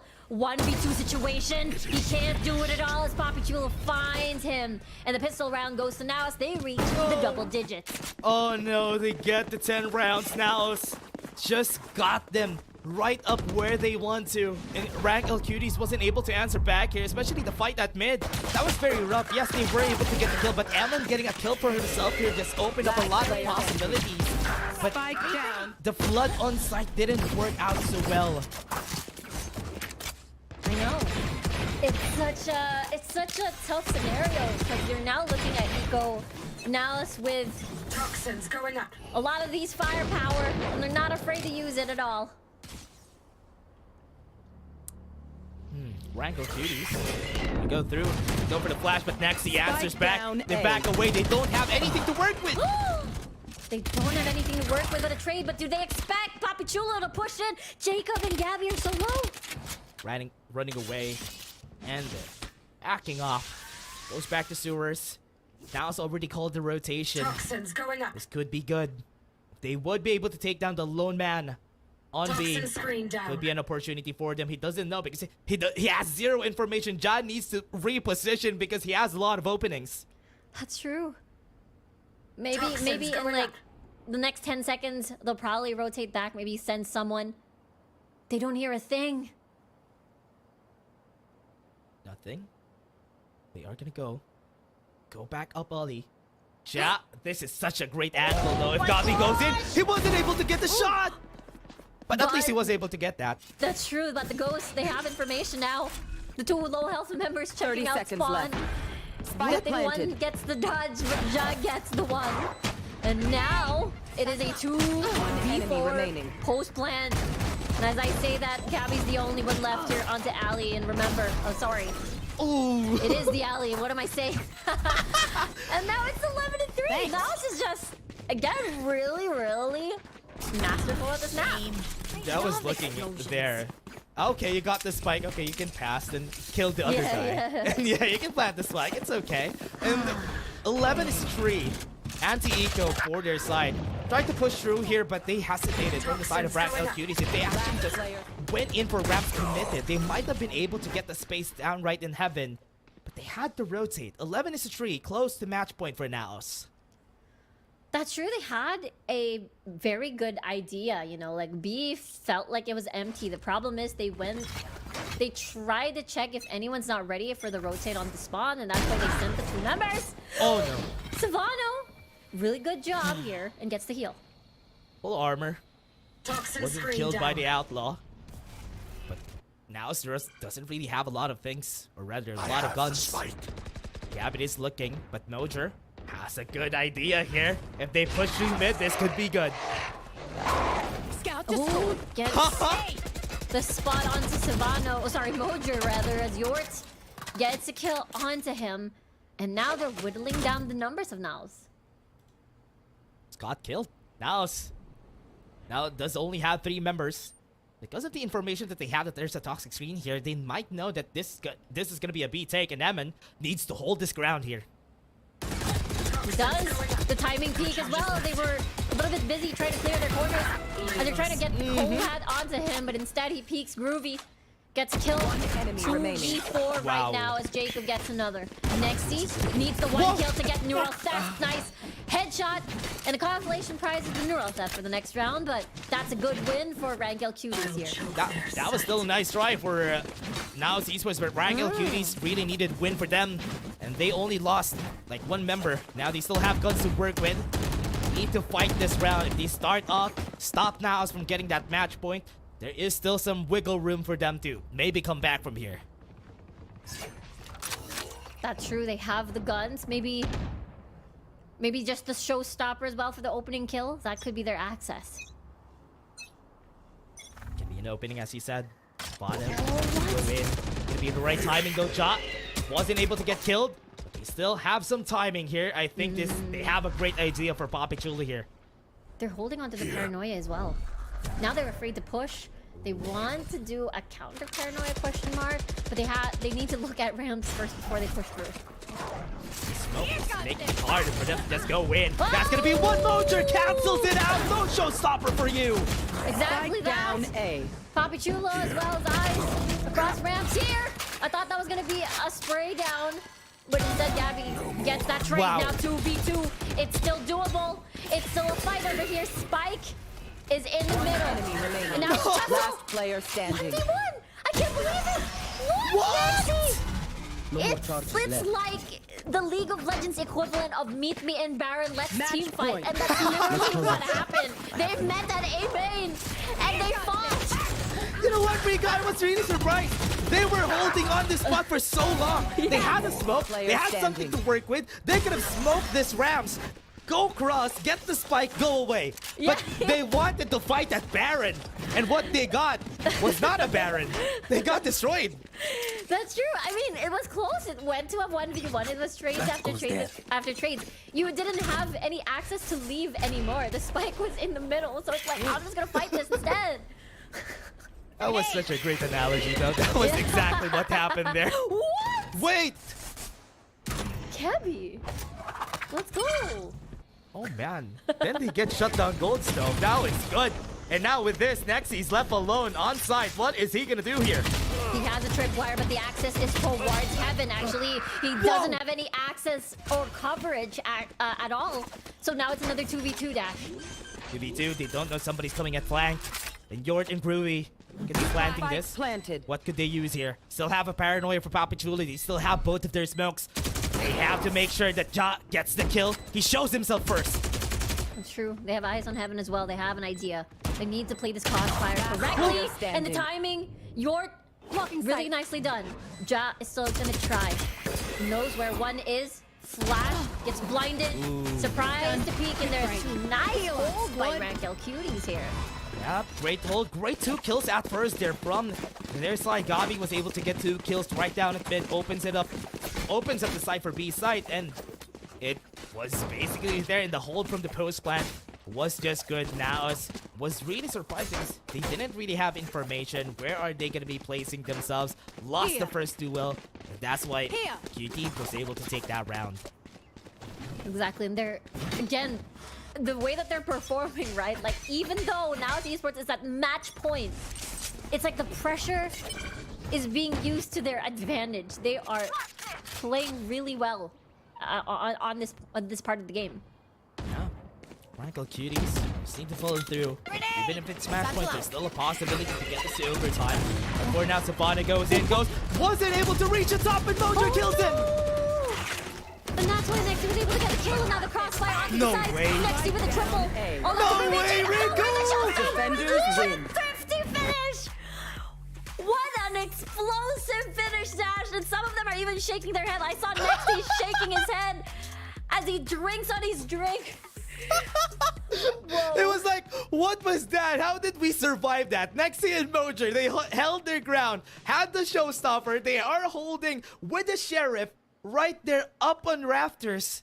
And man, they still win. How is that possible? Thrifty, yeah, exactly. I'm like, yeah, like, okay, they can survive another round. They got this. But wow, the crossfire dash was so good. Yeah, definitely, Riku. Oh man, it is such a... I was really surprised about what happened during that round, but again, still, even if Emin, even if Mojo haven't been getting a lot of kills for the team, they have been giving so much space so that everybody could really go crazy during this game. And Rankel Cuties, they had a good try, especially on the attacker's side, but there's just so much rounds on NAOS' side that it was hard to come back. Yeah, especially if the comeback was starting only during match point of NAOS, it was really going to be, yeah, a battle of I cannot make a mistake, not a single one. I have to win every single thing, get all the first bloods, get the, you know what I mean, right? So it's really, really difficult for Rank to come back. I mean, we've seen comebacks before, something like that, but against NAOS, they're just so dominating. Honestly, really hard to do, especially against a team like this that has been performing this up, thirsty for that top one. Lost against Oasis, lost against ZOL, last split. Now it's just really thirsty for winning this in this whole tournament. That's very true, especially after, you know, their loss against ZOL Esports at Split 1, and especially after their loss against Oasis. So you could really feel the heat over here from NAOS Esports on this match. Woo! And I'm sure they're gonna bring that onto Lotus on the next, as they lost that map against Oasis as well. Honestly, that first game was a really explosive match compared to the last 2 series we had. That was such a fast game from Rankel Cuties versus NAOS, and I was surprised it was really fast. Both of them are just going in, not really stalling for long. They are just rushing through site. Exactly. As soon as the barriers break, they would just go head on in. You can hear the satchels. When the showstopper is there, here comes the party. Like almost immediately. It was really interesting because Rankel Cuties was more approaching more onto the A main, B mains rather than to mid. But of course, we're heading on over to map number 2. But before that, we're gonna head on over to a short break. Grab food, save a roll, make it roll. Yeah. Oh yeah. Grab food saver is the one to choose. Yeah. Grab food saver meals 99 plus. Grab food saver 99 plus. Dining meals, get bits of bill. Saver meals won't make you broke. All my friends look grab car saver. The grab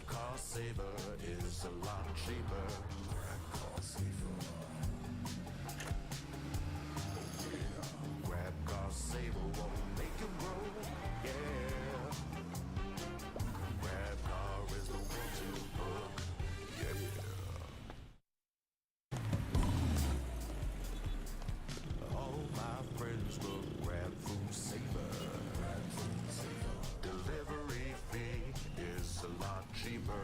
Grab food, saver won't make it roll. Yeah, oh yeah. Grab food saver is the one to choose. Grab food saver meals 99 plus. Grab food saver 99 plus. Diving meals, if it's a bill, saver meals won't make you go. Yeah. All my friends will grab cost saver. The grab cost saver is a lot cheaper. Grab cost saver. Grab cost saver won't make it roll. Yeah. Grab car is the one to book. Yeah.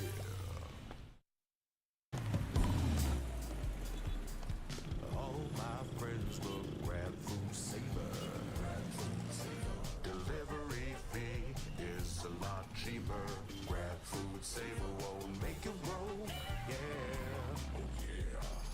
Grab food saver is the one to choose. Yeah. Grab food saver meals 99 plus. Grab food saver 99 plus. Diving meals, if it's a bill, saver meals won't make you go. Yeah. All my friends will grab cost saver. The grab cost saver is a lot cheaper. Grab cost saver. Grab cost saver won't make it roll. Yeah. Grab car is the one to book. Yeah.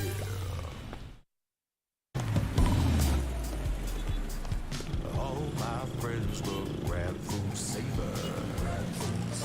Delivery fee is a lot cheaper. Grab food saver won't make it roll. Yeah. Oh yeah.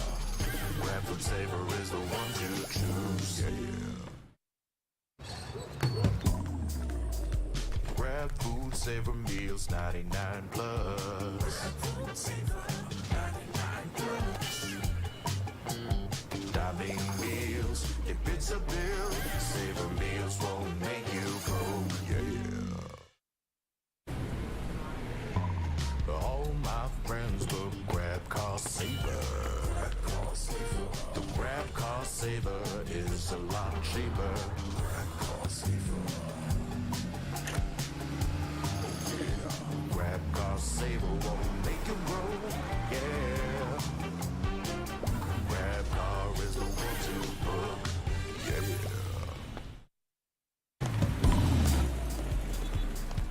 All my friends will grab food saver. Delivery fee is a lot cheaper. Grab food saver won't make it roll. Yeah. Oh yeah. Grab food saver is the one to choose. Yeah. Grab food saver meals 99 plus. Grab food saver 99 plus.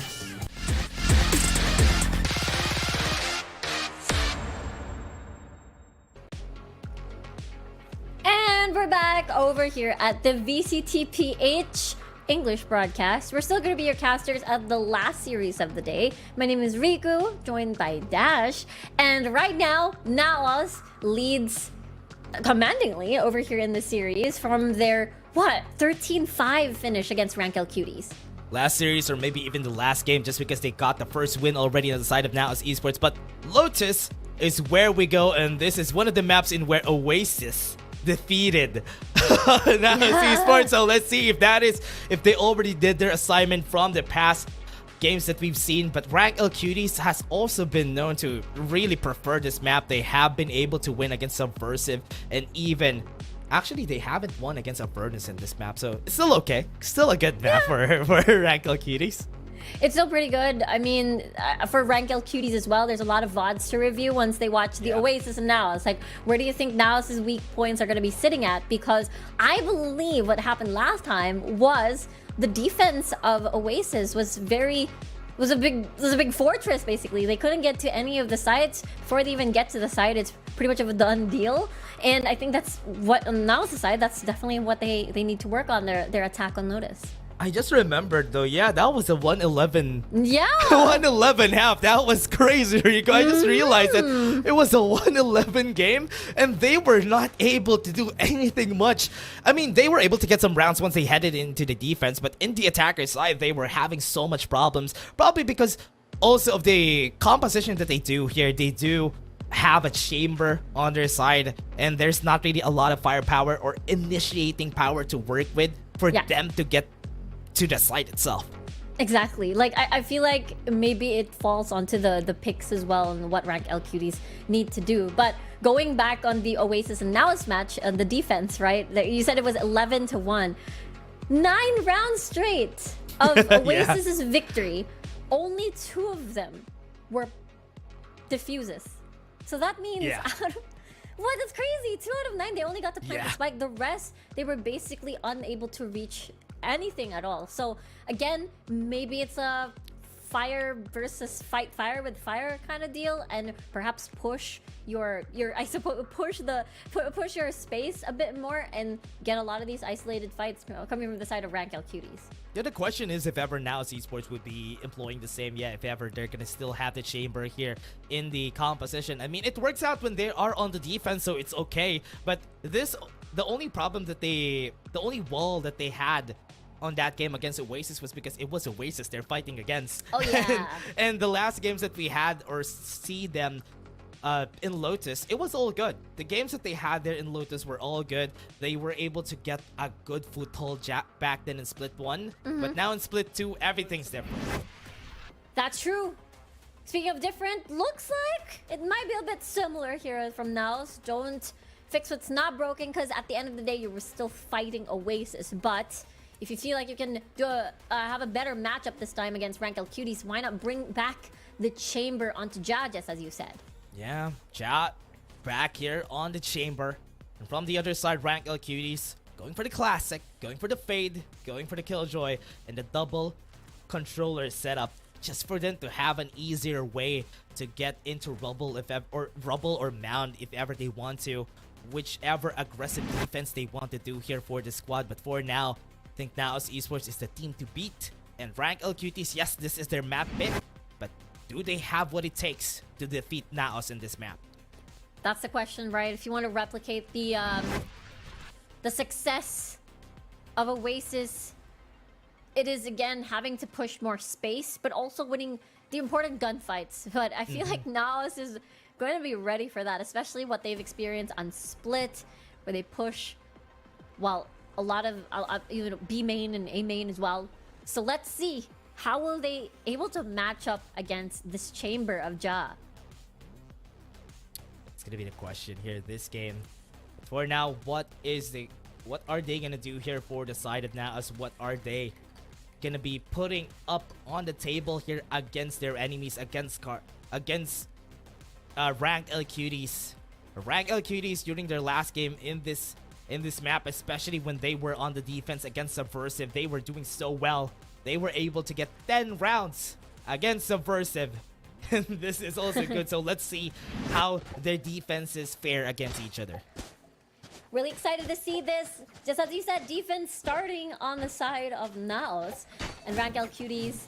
I think they really work well when it's them setting the pace instead of them defending.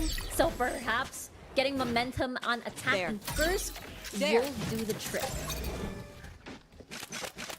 See? Have the fade. Have the Honda at the ready.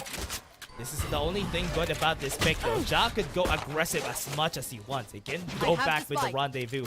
Rendezvous. Your soul is forced into a fight that he's probably not ready for, as he rendezvous with his teammates. Oh my god! Sorry, Silvano gets a kill here. And it might be a little bit of the paranoia as well. Emmons not gonna get blinded, but gonna get bitten on by the Prowler. Papi Chulo down, B. slowly taking down the members of Cuties.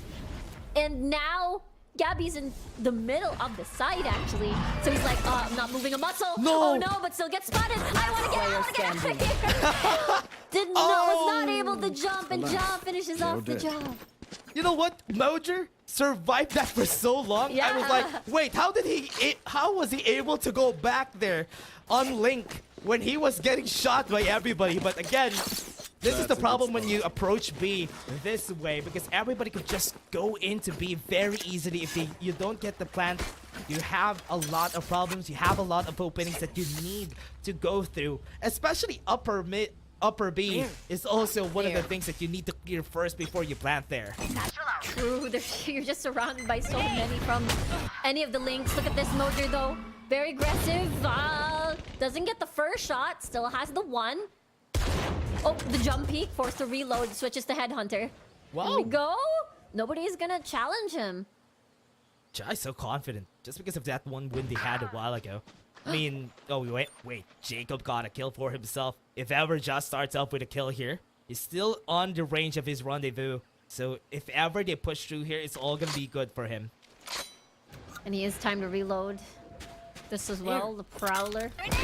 Seeking anything whatsoever, but the bullets are not getting what it needs. Rendezvous forced to be used here, and they back away. Backs away, What? Papachulo. Got the lurker, got Jacob. Now they are needing to push on C because they don't have any information. They don't know if Papachulo actually pushed through, so they needed somebody, Mojer, Sovano, to actually check it out. That's true, and they need their duelist to break the space. Maybe it's all up to Gabby, maybe to Yort. He has been one of the 30 seconds impactful left. members here, actually, as they try to go in. They're trying to take position now, but the Molly's going to stop them in their tracks. 20 seconds on the clock. They don't have a lot of time. If they need to move, they got to do it now. They already have HP, and they're trying to destroy the Haunts. And look at this Nexi switching targets, switching sights. And it is a clean round from NAOS. Yeah, because they used the satchel a while ago from Savano, he doesn't really have a lot of ways to go in. That's why he wanted to go for the lurk. But when he left everybody by their lonesome, the 3 people there, they were in the crosshairs of Ja the whole time.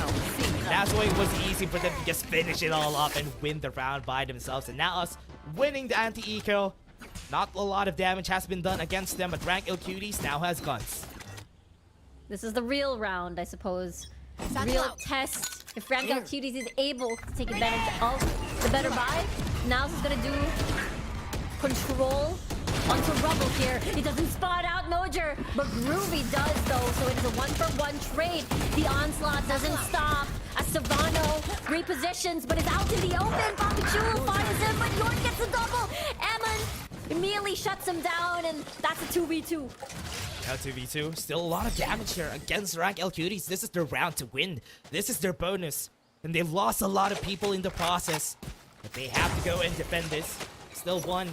Ja was able to see what's happening around. And he needs to push through. Ja doesn't really have a good gun to push here. He has an outlaw though. So if he tries to go for the peak, Groovy can wait for the cross. He sees one though. That's for the scouting for sure. Haunt. What? Don't think spots anyone at all. Now he does have the Headhunter. Door now open. Wide swings, gets a kill. He has a second, switches to Headhunter with headshots. Didn't even need Eamon. He just needed Eamon to open the door to make a sound. So they're like, oh. They had to look at their backs though. Yeah. Wait, it's 9 p.m. Oh wait, what's that? What's the door? Yeah, exactly. That's literally what happened.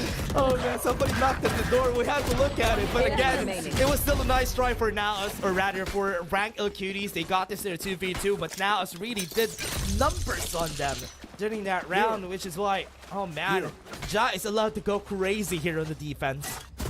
I know he's 6-0-1, almost on his ult right now, and it's just he is flourishing. Let's see though, Mojer, aggressive satchel. Finds people, but doesn't find a shot. Sword gets the damage, not the finish though. But Sheriff, all on the hands of Rank Cuties. And if they don't have guns, they default back to B side. Let's see how they approach this the second time around.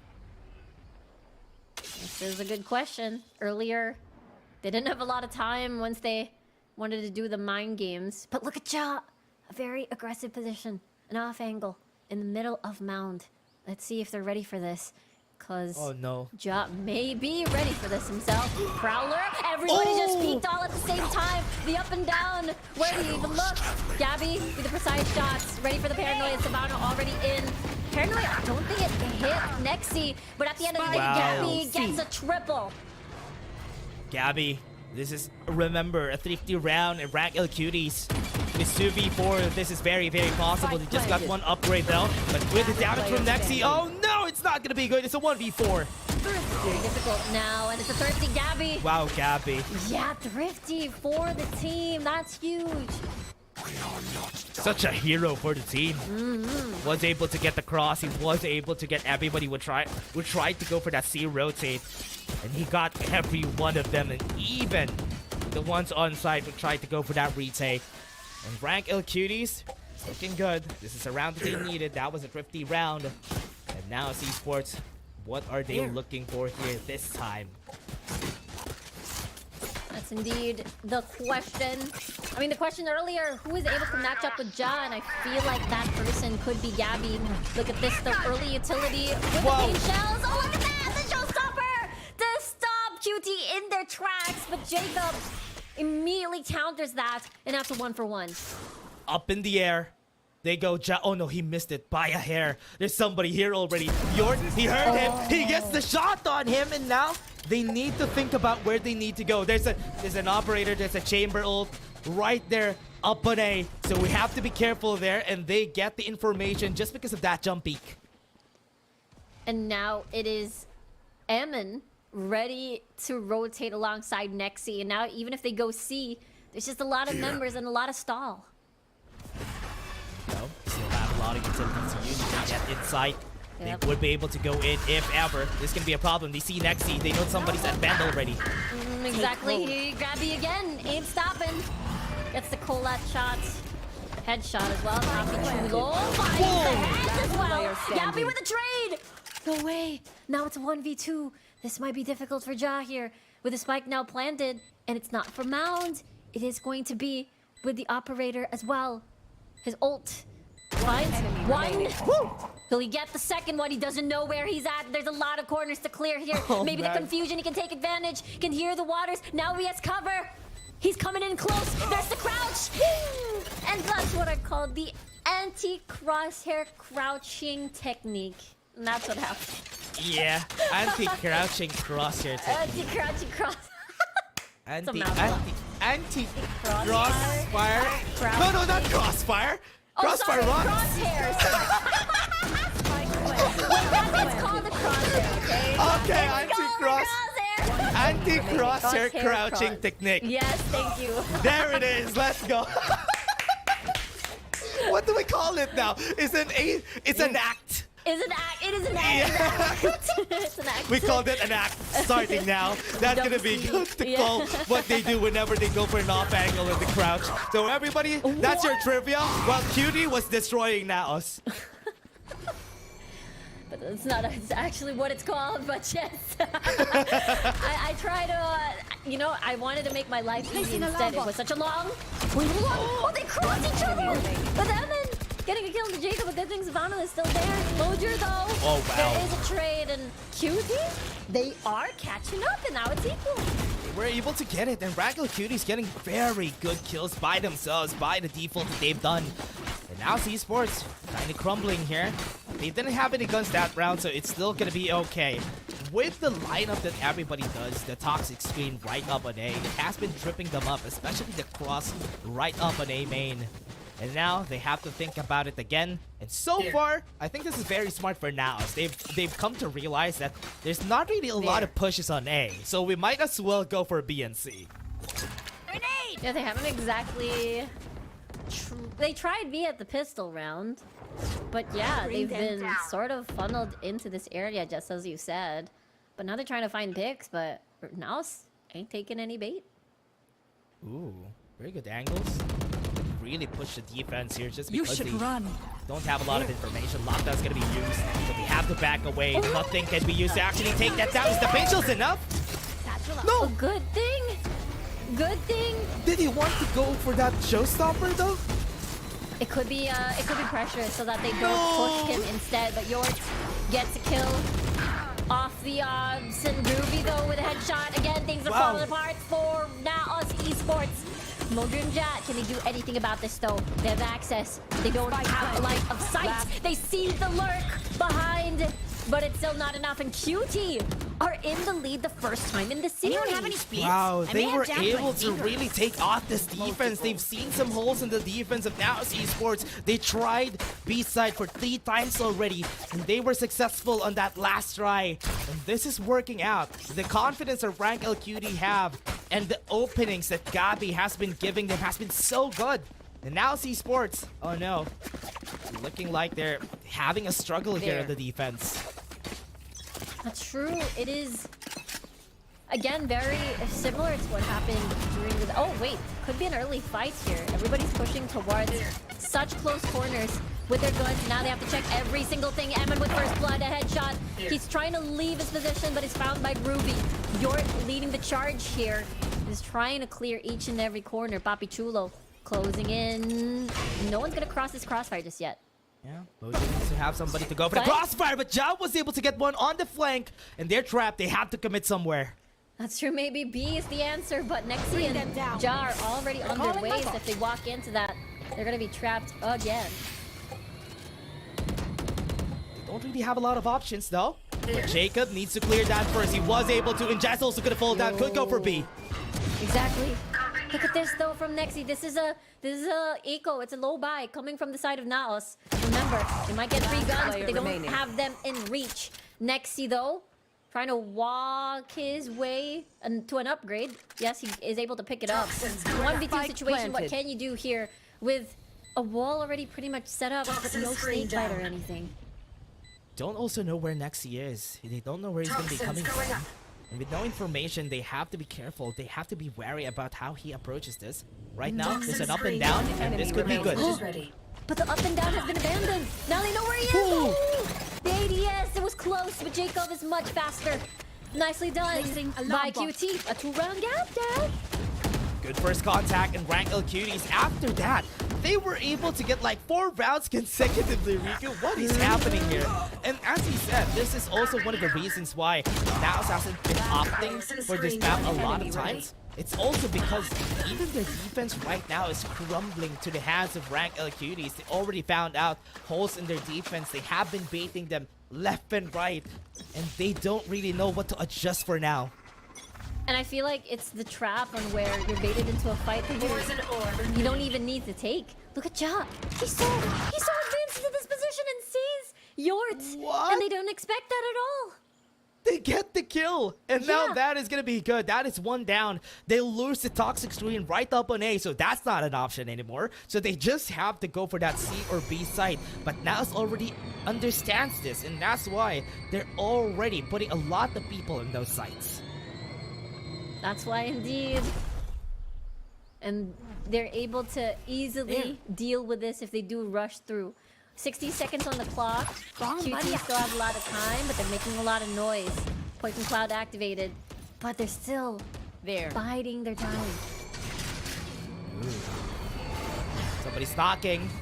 Nightfall is ready. No sound fuse is gonna be here, so they have to make use of everything they have. Exactly, but the paranoia as well for the counter. Somebody's trying to flank. Or joke. That is Jacob flanking his own teammate. That is him, don't worry. But anyway, that's gonna be a wall as well. And a seize. But it doesn't stop Jacob from getting that kill. Gabby with this little bit of aggressive off angle. You do not expect that, but good thing Nexi is there for the catch. 3v2 with Viper Spit onto Nexi. I don't think he has access to use that at all. Does Jacob expect a second player onto the main? Yes, he does. With 10 seconds, they just need to prevent the spike down or get the kill. And Ja tried his best, but that's a 4K for Jacob.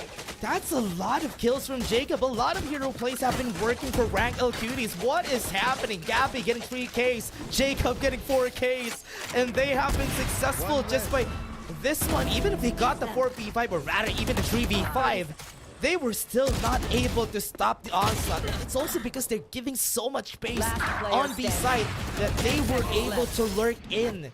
And they had really off angles here against NAOS Esports. True. They got that one pick off screen earlier, and they weren't able to, what do you call this, convert that into the numbers advantage. It was all stacked onto C. Maybe let's do a 5-man or 4-man retake onto B. But Jacob and Gabby have been amazing at this defense so far. Yeah, they have been realizing here for Rankel Cuties that with the lack of a killjoy on NAOS Esports side, they really need to commit on those battles, right? They need to commit, they need to peek, they need to wait for crosses. That is what NAOS has been doing here for their side, and it is looking not good for them because they have to commit and they have been losing their fights. Rankel Cuties is just happy with the openings that they've been giving.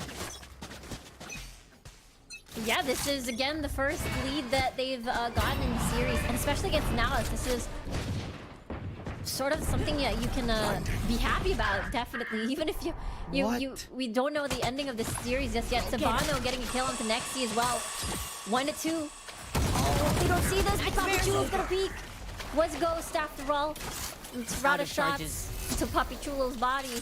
Spike's still outside, but that's okay. They still have control of the site.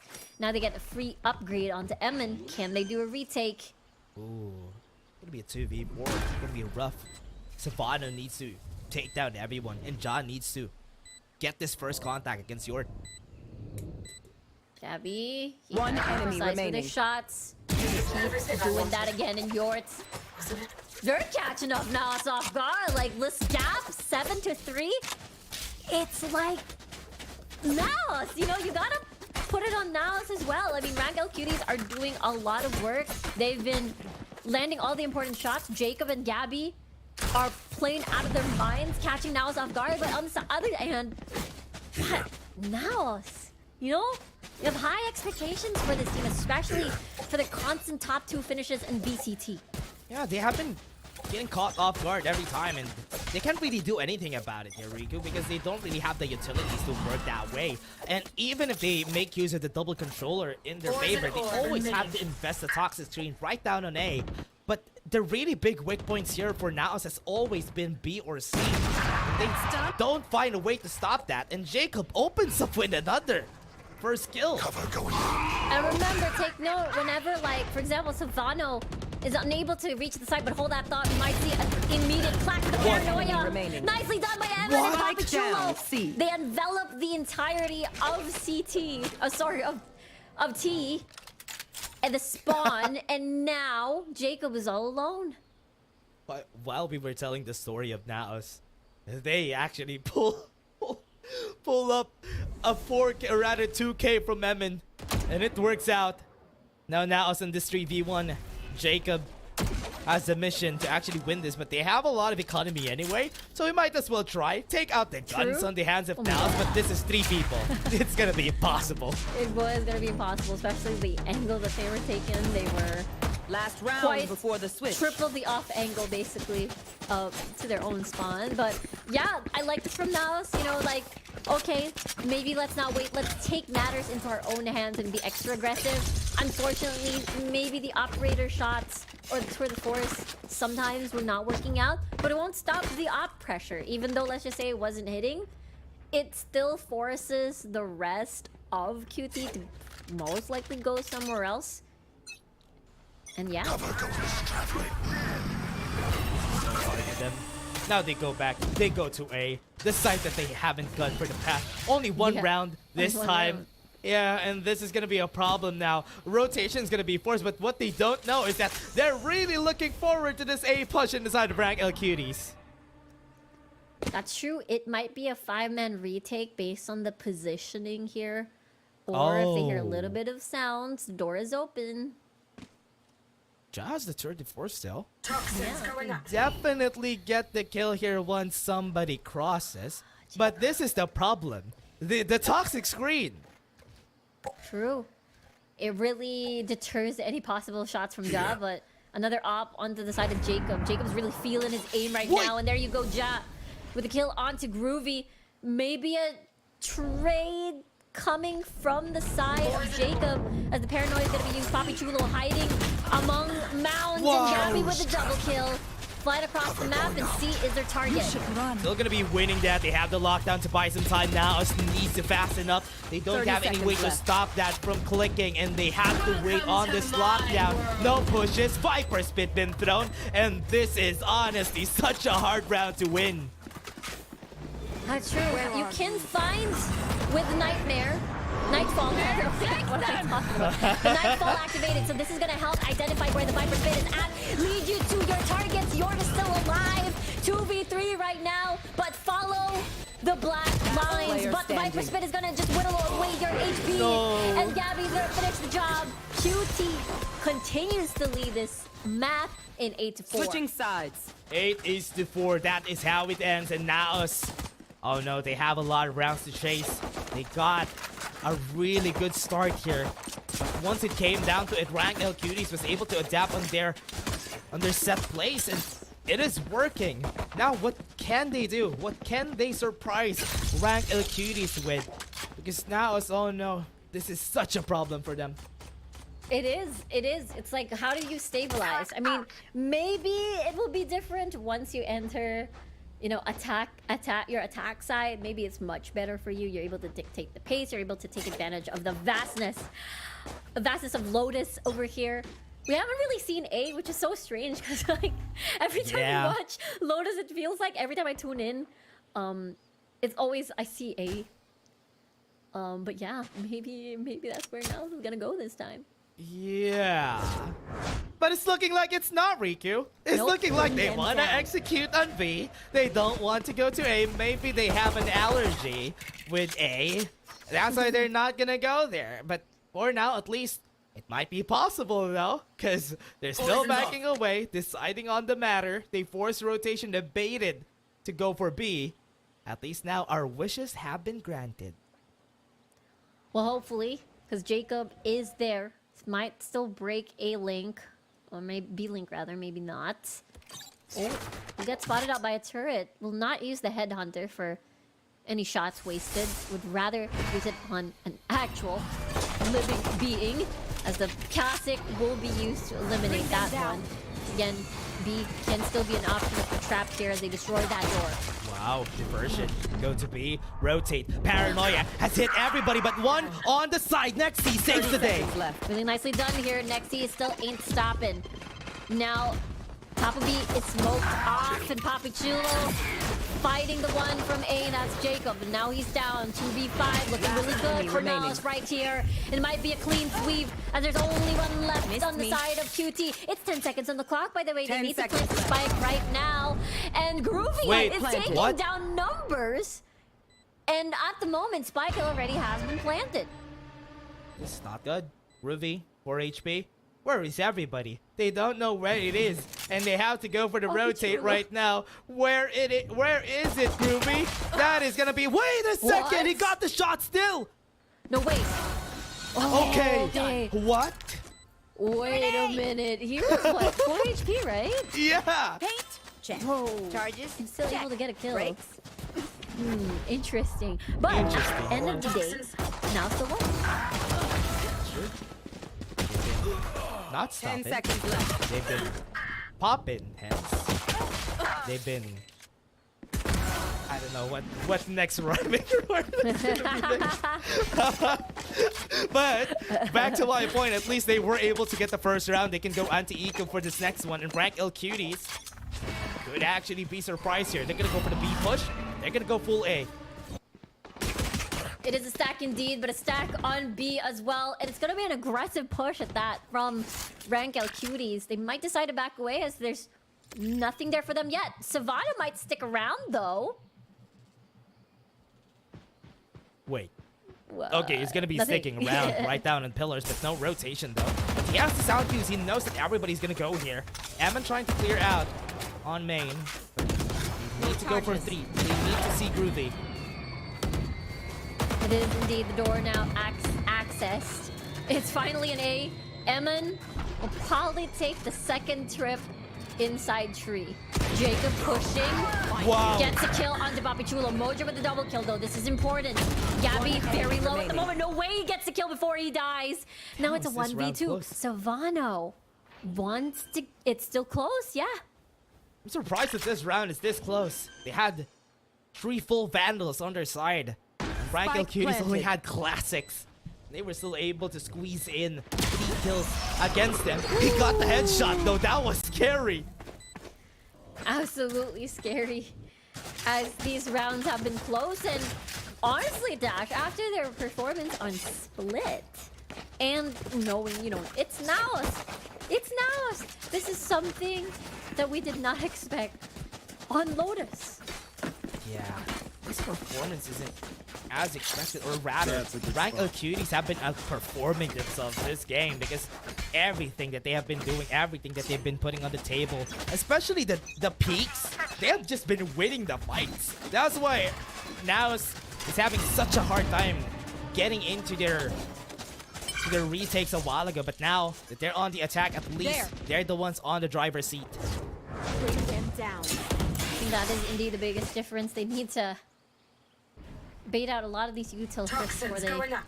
commit to a site. They open the door, they're making a lot of sounds. They force them to move. What? I think that's a bonus. That kill onto Yort with a smoke. I don't think they expected that. Yeah, now they are out of toxic screens. A could be a possibility. They still have some setups right up on C. They still have the turret, but they have the alarm bot on B, so they have to weigh their choices here if they want to go to what side. They have full guns on the side of Rank Cuties, but for now, they're taking time, doing distractions. They're making sure that Rank Cuties is not a full team once they hit C. Toxins going up. And it is indeed just the Whoa. two. Nexi, the Why? timing of that headshot. Beautiful. Gabby just wanted to take a peek and is punished immediately. Ruby 30 seconds left. trying to get information for the team. player Papachulo with a triple. Absolutely insane work. No, Savano, the only one left, maybe, just maybe is able to pull Wow. something, but no. Mojo says denied. You say something? Pretty good kill Sorry. also from Here's Nexi the there. ringing. Did a whack-a-mole against Gabby. And the push right there up on C really kept Rank Cuties very antsy just because of the door being used a lot of times. Where are they gonna go? Are they gonna go B? Are we gonna put all our people right down on C? But the kills that they've had here for NAOS Esports has been very effective. But now that they have Vandals again and Rank Cuties eco again, Satchel out. bigger chance to go for A. Exactly, but there's just so many people just right there. John Moja getting a lot of these kills. It feels like they turned on the switch and they're like, okay, you're in the lead. We're gonna shut that down. Moja having the showstopper. This could be the equalizing factor. Yeah, they're back. They're alive. They can keep up. That's gonna be fighting against Jacob here. And they got their Groove E back. On the side of Groove NAOS. I know. Fun. It's Do you think they had fun? yeah, the groovy bag. The groove is back. Why did you repeat it a lot of times? I'm embarrassed now. You're good. And ow. Remaining.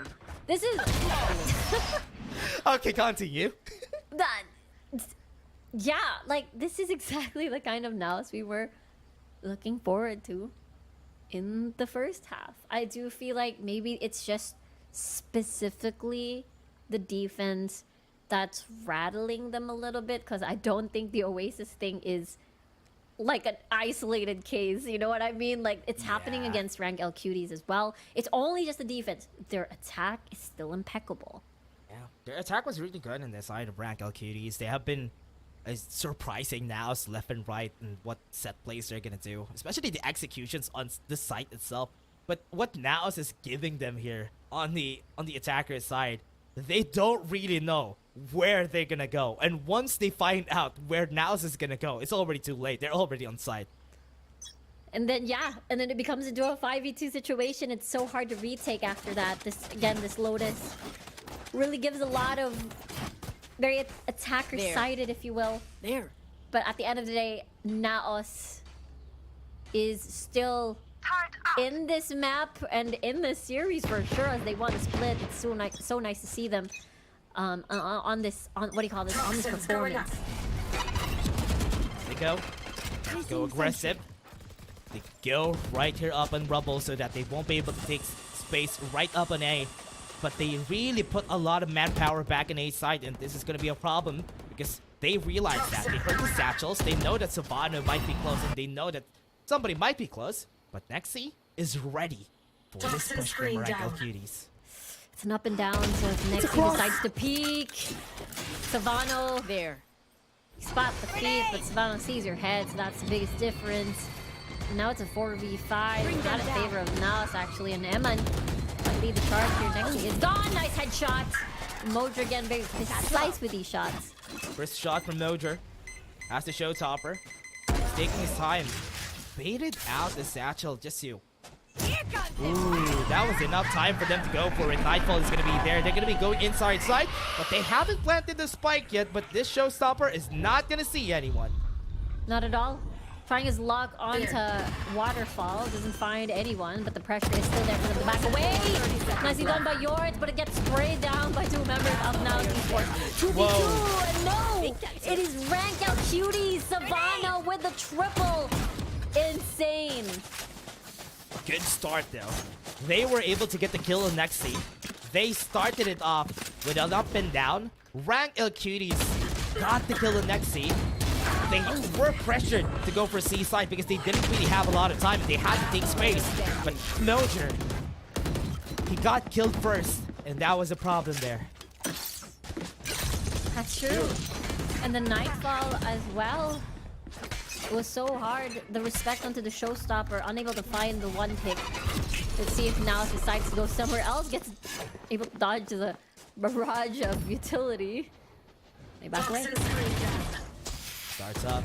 Rank L Cuties does the same thing. It worked out during the past round. Are they going to be able to do it this time around? But it's looking really close. NAOS has been putting out some noise right up on B and even on C. But they have to find a way to get inside smoothly. Teleport's ready. That's indeed the question. Because so far, it has been quite the... At first, it felt really good, but after the timeout, Rank L Cuties have been able to stabilize. And again, it's making sure you take care of your life after they attack C. So much time. I have the spike. Now they already made a lot of noise down at C. And they know that this could be the same round that they used the doors a lot of times before they headed into it. And they are going to be putting a lot of people. But Gabby, be confident in this take because he knows. Everybody knows because Gabby is pushed through really far away. 30 seconds they left. don't need to worry about anything because as long as they don't push, we are very well aware that NAOS is going to go for a B site. Here we go. Here comes the party. Showstopper activated. It's Gabby immediately down, and Nexi finding an important pick. If it's not Savannah, if it's not Gabby, it is him now. Eman, look at him go. He's 1 HP practically, but he's done the damage, and now up to Savannah. The up and down will prevent any sort of comeback, and it is close. -9. One of my stuff has malfunctioned. That's a close round. NAOS was able to follow through, getting an equalizer. After losing that round a while ago, they were able to get consecutive rounds before we headed here onto that 8-8. Now we're back to 9-9. NAOS and Rank L Cuties this series. Didn't expect it to go like this, but you know what? Happy to be here. True. It is definitely one of those things where it's a plot twist in the making.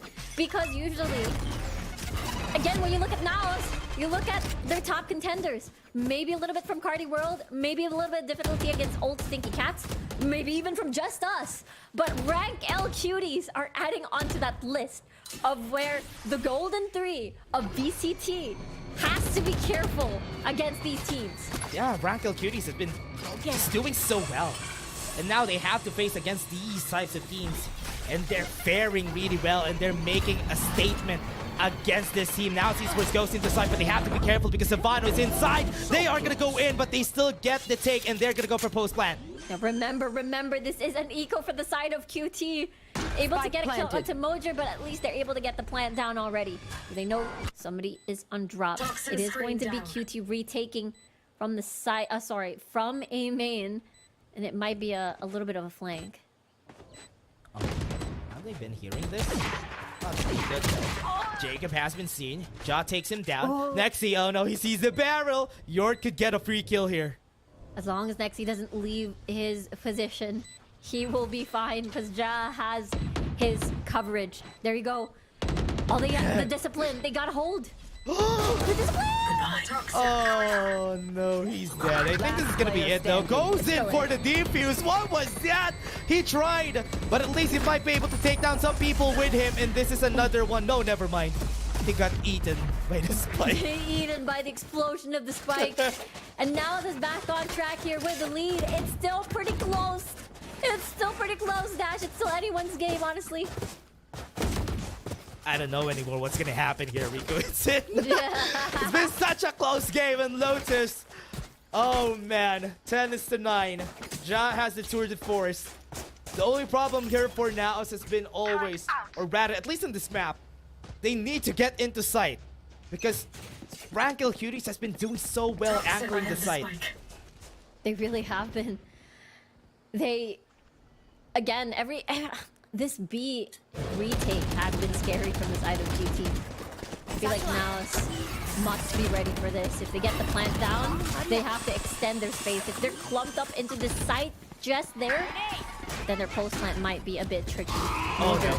Trying to push the space, as we said, but the Viper Spit might actually do it, might deter QTs to be a bit more aggressive. They don't have Nightfall for this. Bring them down. Viper Spit is needed to be left out, and they have to go inside the site. The Mojo is trapped by himself, but a Paranoia saves him? Never Yeah, mind. Paranoia saves him. Jacob gets a kill as well. The detain and the Viper Spit is gone as you're forced to actually leave. Paranoia covering a lot of ground here as Ja gets a kill. They're just trying to buy time. The postman is actually at the entrance. They're trying to tap the spike. Savannah with a kill. Gabby finishes it off, and they're even again. Gets it in a 10-10. They bought enough time, but 4 more seconds could have been a win for them. But it was still a 3v4. They just threw every utility just for them to make it easier for themselves. And now we're back to square one, Riku. We're still in an equalizer. We're still in 10-10. And the 3 players that actually everybody from Ragdoll Cuties. I think looking at the KDA, everybody has their moments. I feel like Yort is really good when it comes to the post plants, or sorry, the retakes. Gabby is the multi-fragger alongside Jacob as well, and Savano being a constant threat at the later moments of the rounds. It's so hard, Dash. They don't have this option of going on the C side. There's still a lot of utilities already invested on this place, and when they go to B, it has been rough for the team. So they have to find a way somewhere else. And they're being forced to go for that A side push. But you know what? Gabby is waiting for all of them. Exactly, over here on Rubble, alongside Savano, the deadliest throw of Ragdoll Cuties. They gotta be careful here. Gabby's holding the cross. They have to hunt. They have to be careful. That's gonna be a hunt used for themselves, but toxic screen, they don't know where Gabby is. Exactly, nicely done. And Jazz well with the second kill. Gabby, just as you said, they don't know, but it's spotted by Nexi. It is a 3v2 situation with NAOS with the man advantage. And Ja finds the lurk. And there we go. 30 they have the seconds lead. left. Ruby 1v3. Holds onto the door. He has to fight against 3. Ja really wanted to take this fight. He has to be careful about his left side because Nexi is there. Nexi Let us see what they have planned for us again, this they time. had each other's backs. The fact that Ja and as well as Mojer got their opening kills. Gabby holding on to the trigger, making sure he doesn't reveal himself just yet. But good thing Nexi was there to catch the uncleared area. What do they have to do here for Rankle Cuties? We don't have the economy for this next round. It's looking like... Bonne chance, mes amis. You know what? It's looking like if ever they lose this match point for NAOS, then there's their last chance. the last chance for the buy as well. Here. I mean, honestly, QT have won Thrifties before, but we'll see. Possible. NAOS, they can let them. Big question. Whether it works. But for now, let's see how they approach this. There's still a lot of people already push up your taking space here. This is gonna be good for them for the flank, but the flank watch Jan needs to be successful. This flank watch, if he loses this, it's not gonna be good. They have to push. They have to push right now in A. Exactly, good trade there from Papi Chulo. Able to spot the one from C trying to push their ground. No spike plant just yet. They are unable to cross and clear. Didn't see the pixel there. And Gabby, already looking, jiggling. Is he gonna push? Has to see it. If he actually pushes this, it's gonna be bad, but he is aware that somebody might be there. Pushes through the smoke. This is gonna be good. Mojer has an angle on him. What's he gonna smoke? B? He's facing towards the direction. 30 seconds left. Oh, it is a C. Yeah. Opens the door. Let's see, Mojer destroying the link door as they head on towards B. Instead, they might be surrounded. They have to clear Gabby. Oh, the timing! Whoa, the timing! Ooh, a little bit close there. 4v3 situation. Remember, it is Eco on the side of rank L Cuties, so them damaging the the economics there. Their money is the most important thing. Jacob gets that upgrade earlier from John Body, I believe. And Savano tries his best. Mojer with a double kill. Jacob has that upgrade, as we said. And now it's a matter of trying to get a pick. It's a up and down and up. Up and down the side. And he gives up that angle to cover more ground. They were right on the money for this one, but it's better to be safe than sorry. And it's an extra up. Mojer with a triple, and NAOS with a match point. That was a triple setup. That was scary. But they are very well aware of where Jacob is gonna come from. But with this, it is around match points, more confidence for NAOS Esports, but still a close one. Right at that, rank L Cuties have been posing as a threat against this squad for the whole time. This is gonna be their last rodeo, last dance, because if they lose this, they are gonna go for an eco or at least a broken bye on that last 12-11 round. Good thing they do have, you know, the money-saving agent. Chamber, I suppose, really helps. I mean, looking at the money as well, I do feel like they have enough for the next round. I think the only one that doesn't have as much is Ja, but he's good to go. He is a Chamber. But the rest have a lot of surplus. One, of course, rank L Cuties, this is their, well, last chance in the series. With this buy round, because or else, well, it's over. So we'll have to see what the plan is in mind for them. Yeah, and it's also good that they called the timeout here on the perfect time, on their last chance, just to think about how they are going to be approaching this, because based on the pings that I'm seeing from NAOS, I think they want to go for a B push and maybe get some space first on A or C, get a pick off with the operator, then go and push for B. That's true. Having the Ja is an operator, and yeah, he does have that operator. Very important for himself. And let's see. I mean, I think he's just saving it in case it might be 11 to 12, and then he has to tour the force for the next round. Ooh. What's really gonna surprise them is the smoke here, and also that Jan needs to commit a lot more of this space. But nobody's gonna be here. Nobody is placed on A. Nobody's ready for this push, and they already called rotations after that. But A could be a good answer here, but because they have some alarm bots and turrets on A, it's all gonna be good. I like the discipline from rank L Cuties to not reveal themselves, not to push anything. It's like, this is a critical round. The pressure is actually, well, for both of us, but we've seen games where they're able to come back. I mean, they've held at 12 for so long during split, so this is the reason why they're playing a bit more safer. Up, down? Up, Ooh, down, Savannah's now down. And they have people right up on bend. And nobody's giving any signs. He's putting out information baits left and right. They're still deciding on where to go. They still have a Nightfall. Eman shouldn't peek this. He has a Nightfall though. It's gonna be scary if he dies here. Yeah, that's gonna be so important. Oh, which is... So, wait, they're getting pings over here onto B instead. And the Poison Cloud, that's just 2 layers of it, by the way. Bring them down. gonna be good. As a Nightfall, they also have the Showstopper. Could be a good start for them. Oh, but gets paranoid! Gets a kill all to Groovy, and Gabby gets a double as well! He is going insane at the moment, and the B It's looking good. stall is 10 seconds immense. And now no time. And now they gotta look at 12-11. They had to go for the ban A there. That's why they tried to beat again. And now Giants just gonna be taking down one. They have a lot of credits. 12 is to 11. That was a worth timeout for Rank L Cuties. Because if not for that, oh man, they kept their ground. They stayed at C. And they knew that there might be a push at B. That's why they rotated one person from C to B. Now, last chance for both squads. Rank L Cuties could get this to overtime. NAOS could win this. True. Over, what do you call this? The read coming from Rank L Cuties are really good. And the fact that they got a free upgrade, which on the operator, which they could not afford, I believe, if the drop didn't happen onto Ja. So imagine, now they have to think about the operator threat from Savano.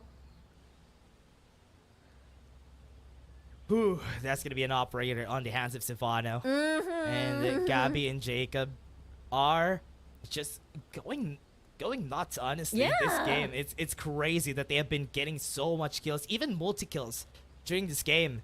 Timeout for NAOS. They need to regroup. They need to think about where they want to go. Because right now, it's looking like Rank L Cuties would want to go for that A push, or rather A defense, bolstering that defense, have the aggressive push there, and maybe get a pick off first. Where will the pick go? It might be, I thought it was going to be an operator towards Force versus for the Force. Yeah. But based on where they're at, it might be just a C up and the chamber over here onto A main.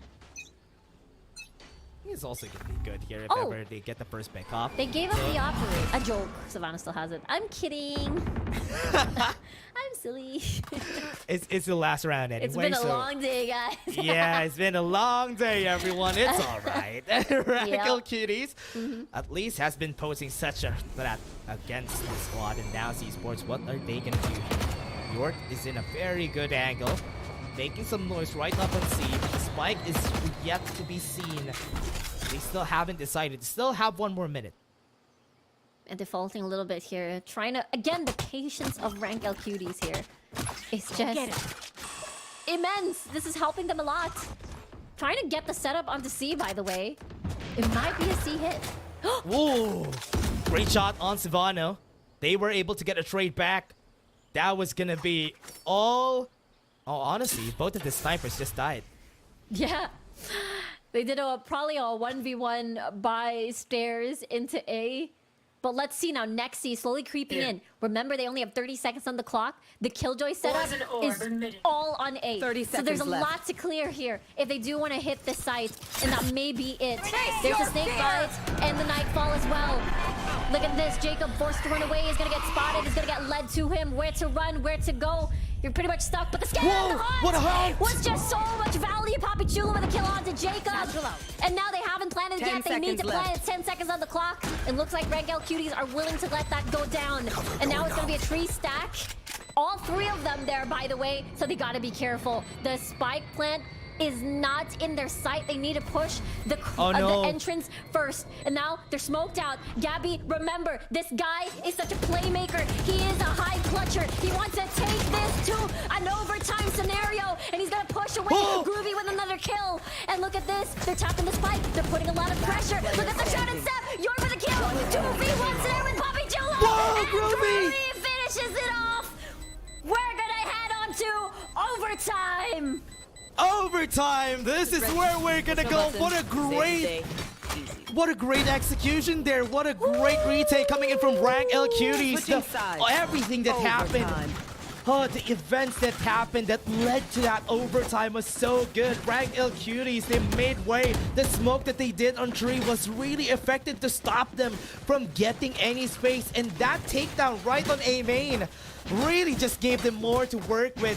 And because of that, the information has been called. 2 people in tree. We just have to look here. We'll have to see again. This is insane. Again, wow. Rank L Cuties. pushing NAOS Esports to their limits here. And remember what we said earlier before the series started. NAOS Esports really wants to win this badly after their loss against Oasis. And now it's on the same map where they struggled against that team. Now let's take up the possibility of having economy problems here from both squads. Overtime. And oh man, this is as close as it can get. And now struggled on the defense a while ago. And because they don't really have a lot of things or a lot of information that can be given because of their composition, they have to commit the fights. They have to take it. They have to try and go for the peaks. Exactly, no room for mistakes over here. Look at this, Cutie. Gonna get stopped by the snake bite, so it's only going to be Savano getting in here alongside Gabby. Onto the box we go, and it is clear. 2 people indoors. Rather 3 people indoors. Poppy Julius starts off with 1. They get 2 kills. Ja as well with the second. And now it's 2v4 situation. Ja and Emin are so low at the moment. But they're surrounded. QT is surrounded right now. What a shot. Savano, yes, finds the isolated fights that he needs. Emin, literally a body shot. All it takes to knock him down, but he said no. Takes down Groovy. 1v2 situation. Savano with 19 HP. He is seized. He has nowhere to go. He is stuck. He can't hear. On the floor and can't hear. And there you go. Oh, it is no. NAOS leading this overtime. NAOS gets the first bout, gets the first win. And this is rank L Cuties. We don't have to make any mistakes anymore. It could lead to them losing. But you know what? What they did here during this whole game has already been so great. It has really put NAOS on the edge. They have to think twice. Do we get another overtime here, Riku? That is a good question here. And a timeout first before anything else to like sort of settle down a little bit from NAOS.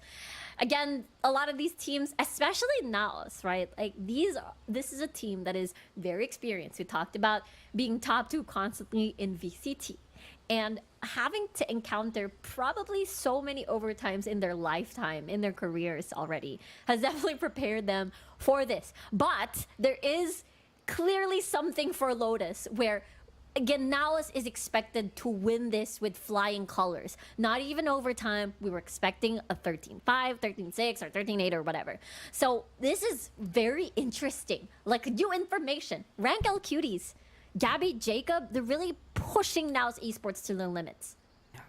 NAOS has been having such a hard time here because of what they have right now, but they have to work with it, right? But from rank L Cuties aside, their defense, honestly, the last part of their defense was just so good. Even if NAOS Esports gets the site, it's not going to be a problem for them. They can go for the retake. They're confident that they can go for the retake. And even just leaving one person right up on A site, it's all going to be okay for them. And that's why they were incredibly confident to give away the site, just as you said. And now NAOS is like, okay, let's stop waiting. Let's just keep going. I'm going to skip the snake bite. I'm just going to run through this site. None of that 60 seconds like we did, or both of us did earlier. We're just going in. Savano got some damage on him. They'll have the boom bot. Are they going to be planting the spike? They're taking their time though. Seize is going to be there and Ammon has to back away. He can't plant on where he wants to be. And this is such a safer plant, but they have to commit a lot of people here. Yeah, it's not going to be a mound plant. Forced to actually plant close and into the side. Tulin Moser with the succeeding kills. Look at him go. Jacob still has a different plan in mind. Still wants to make this winnable for the team. Groovy. It's a little bit of that dual ship. The Haunt immediately destroyed. How do you get through this? How do you spot this out? How do you entry? There's nothing much you can do with 2 members unless get the isolated fights. Now the only one left in the overtime is over. NAOS with a 2-0 on this series. Close, but they still pulled it off in the end. Look at the faces here from NAOS Esports. They had to breathe after that. That was such a crazy play from them. They didn't have to wait. They didn't have to go for the default. They just wanted to get on the site. And they got the site. Yeah, it's so different, right? I feel like it's one of their strats. I feel like they have a book of, okay, if it's round 4, it's like this. If it's round 2, it's like this. But if it's overtime, we do it like this. And we've never seen that, at least during this this map against Rank L Cuties, where they just press the W button, press the go button, and not wait for any moment for Rank L Cuties to think. They had to adjust on the fly, and they were not prepared for it. It's like the mind conditioning. We're gonna play it slow for the rest of the match, but when it's overtime, we're just gonna pull fast one. Oh yeah, it is such a great map to see. Rank L Cuties really made it hard for NAOS Esports, especially when they started this round all off with Rank L Cuties just getting the advantage, ending it on an 8-4. Oh man, that was an attacker's side too on their side, but they were able to get 8 rounds out of NAOS Esports. But it's a good thing here for NAOS Esports that they were able to get some rounds back after. Yeah, that's true. I think, again, the reason why this prolonged for so long was Gabby and as well as Jacob. These two players from Rank L Cuties are such like really good players on this team. They're such a menace, and NAOS Esports were again pushed to their limits as I stated. Yeah, they had to make sure that they would be able to take it down in the end there, Rico. But it was such a great game to see. Rank L Cuties tried their best, but you know what? It's gonna go down to history that they made it hard for NAOS Esports and Lotus. Yeah, exactly. Lotus, right. sorry. It's just such a big what do you call this? I feel like it's also not, maybe the defense of NAOS is not as stellar in like compared to Split 1, but maybe it's also a combination of the Jacob, right? It's definitely, you know, the Jacob combo as well. I think it's just a lot of pressure being put on the NAOS. The multi-frags, right? The multi-frags, everything basically. It's just really good on the side of Rank L Cuties. But even though this is a loss, this should give Rank L Cuties a little bit of confidence that they can take on one of the top teams in the region. But that is it for me and Dash. We're gonna send it over to the panel. At still, NAOS getting that sweep. Lumabas si Taylor Swift. Magandang ipo sa inyo lahat. Ito po si Ray Ray at also si Fluffy. Kamusta naman ang mga upuan natin ngayon, guys? Actually, yung series na yun, sobrang nakakagulat. Great performance pa rin naman from NAOS, but unbelievable talaga yung makita nating performance din naman galing sa side ng Rank L Cuties. They were just really explosive sa Lotus. This is favorable towards the side of NAOS, but this galing ng advantage nila sa first map. It seems like here, Fluffy, pagdating sa Lotus, hindi nila kayang magawa ng paraan yung first half nila. Oo nga. I mean, in the first panel, yung pinag-usapan natin yung consistency ng Rank L Cuties, and napakaiba talaga yung nakita natin yung teams from map number 1 to map number 2. 13-5 yung split. But when we go to Lotus, nag-OT pa nga sila, and buti tama yung sinabi din ni Vil na ang galing talaga nila mag-shutdown ng mga ibang plays like for Ja at that long range.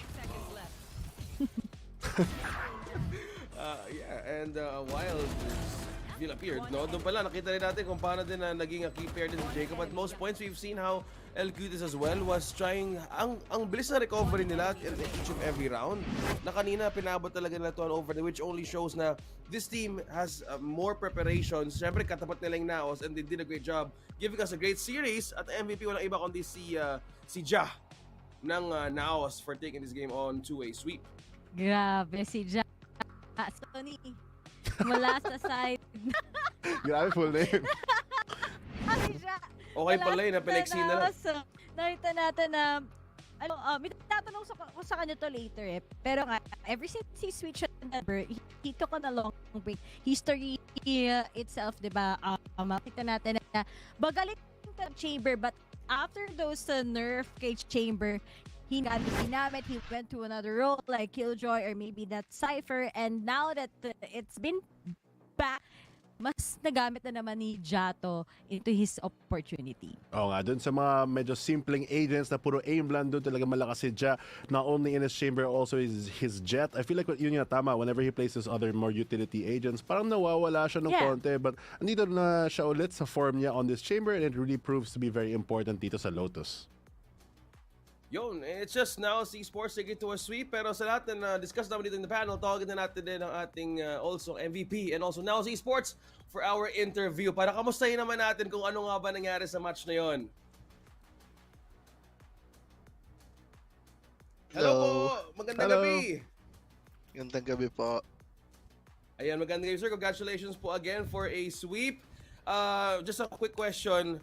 Ano ba, what went wrong na talagang nahirapan din kayo to end this with a sweep? Kasi kanina naghahabulan kayo with Rankle Cuties. Ano po ba nangyari?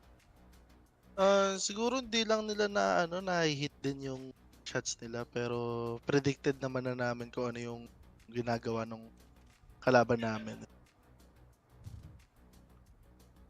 Yes, and we saw how you guys were actually trying to have great recovery each and every round. So congratulations po. Ray, Fluffy, questions po natin for our winning team now, Esports. Uy, congratulations once again sa lean 2-0 na naman muli against Rankle Cuties. I have questions. So, usually kasi dito sa Lotus in history, di ba, ginagamit mong agent. So, bakit mo na ulit favor? Kasi alam namin na kilala ka namin sa chamber. Sila lang din nag-suggest na try daw gamitin yung chamber since nga yung yung agent ko before pa. So, yun, nagagamit naman ng tama. Yan. MVP nga no? At one thing din naman, ano pa yung gusto nyo sigurong i-improve sa Lotus since yesterday nga, the great loss against Oasis sa gaming on Lotus. Tapos ngayon, paano you guys were able despite your overtime? Siguro yung mga pwede namin i-improve is yung siguro sa mga situational. Kasi medyo doon kami nagkukulang sa ngayon sa Lotus Yeah. Ayun. Thank you. Thank you so much, Ja. Pero I think despite pinaka-important sa map pa rin 14-12. Thank you, and congrats. Yan. Yung sa akin naman, Ja, sobrang dali lang na tanong, natakot ba kayo sa map 2 na baka matalo kayo? Kasi sobrang iba yung itsura sa map number 1. So may kaba ba kayo ng konti? Or sure naman kayo na kahit nag-OT yan or ano na kayo pa rin yung mananalo? Wala. Bale, pa rin kami. Kalmado pa lang din kami. Then, yung mga kung ano yung napag-usapan lang namin sa mga rounds, ay lang isusundin namin. Bala na kami mag-react sa isa't isa. So doon talaga kayo nahirapan sa mga, yung sinabi mo sa tanong ni Ray na doon sa, parang hindi sa plan pero sa execution, bale? Yes. Bale doon lang. Kaya yun lang yung kailangan namin i-improve ngayon. Okay. Thank you. Thank you so much, Ja, our MVP and also now Esports. Before we end, any shoutouts bago tayo matapos? Shoutout sa boss namin dito sa NAOS Esports and staff and sa mga sponsor namin and sa asawa ko na lagi nanonood ng susupport sa akin. Noel and you. I love you, babe. Grabe! Hey, guys, gusto ko lang naman i-congrats. Advance Happy Father's Day na din kay Ja as well. So, thank you. Pero in-advance ko na din at the same time. Congratulations po ulit, Ja, and also now si Esports. Happy Father's Day po ulit in advance. See you po, Alex, sa susunod na laban. Thank you po. Thank you po.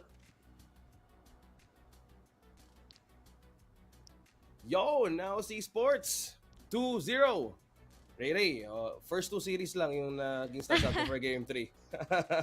so bago lahat, tingnan natin ang standings for the day. It was a very long matches, pero sino nga ba ngayon na naig sa taas?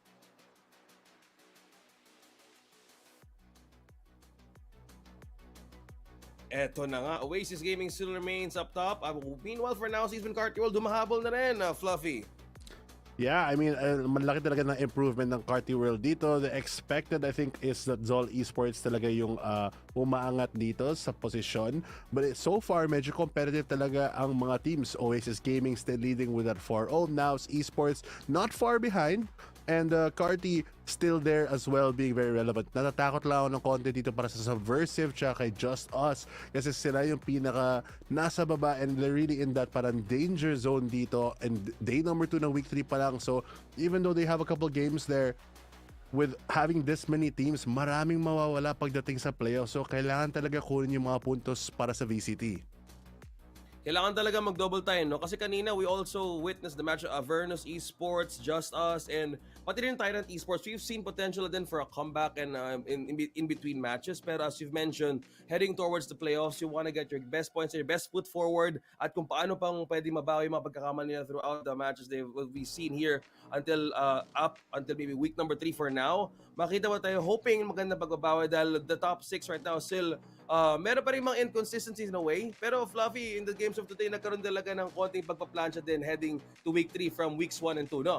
Oo nga, I mean, marami nag-ayos. Kita nga natin sa series natin today, series number 1 and 2, all the way to map 3, especially nung series number 2, since ano yun nga, hanggang I think the 4th round bago matapos yung game, pantay pa rin ang score. So ang daming teams talaga na nag-improve so far in these past 3 weeks of VCT pa lang. So moving forward, marami pang naman silang chance na umakyat pa rin yung potential at gumaling lalo pa sa mga susunod nilang mga laban. Yeah, and we can't wait to see how these teams would actually rise up to the challenge dahil nga we still have more days to go back and also recover dahil madami din tayong paghahanda din heading towards the playoffs. Ayan. So it's a testament. Bakit kasama namin si Ray Ray pala ngayon? At so far, it's good thing to know, nakangiti pa rin siya, Fluffy. Kahit na, ayan. Ito po yung tinig ni Ray Ray. Na naririnig nyo ngayon. Kung naririnig nyo man. Ayan. So, grabe din yung mga naging labanan natin today and we're hoping more of the teams na hoping tomorrow ay meron pa yung pagkakataon para makaba. But for that, we'd also like to thank Mereski Global is being the official tournament organizer for 2024 VALORANT Challengers Philippines, presented by PPGL, the largest multi-game esports league in the country. And also, we would like to say thank you to our official super app partner, Grab. Score Grab's lowest prices ever with up to 15% cheaper fares on Grab Car Saver. Delivery fees for as low as 15 pesos with Grab Food Saver Delivery. And thousands of budget-friendly meals for as low as 99 pesos with Grab Food Saver Meals. You can also use the promo code GRABFOOD60 and get up to 60 pesos off for your minimum order spend of 550 pesos. The promo runs from 11 a.m. onwards. But not just that, last but not the least, this tournament is officially sanctioned by the Games and Amusement Board.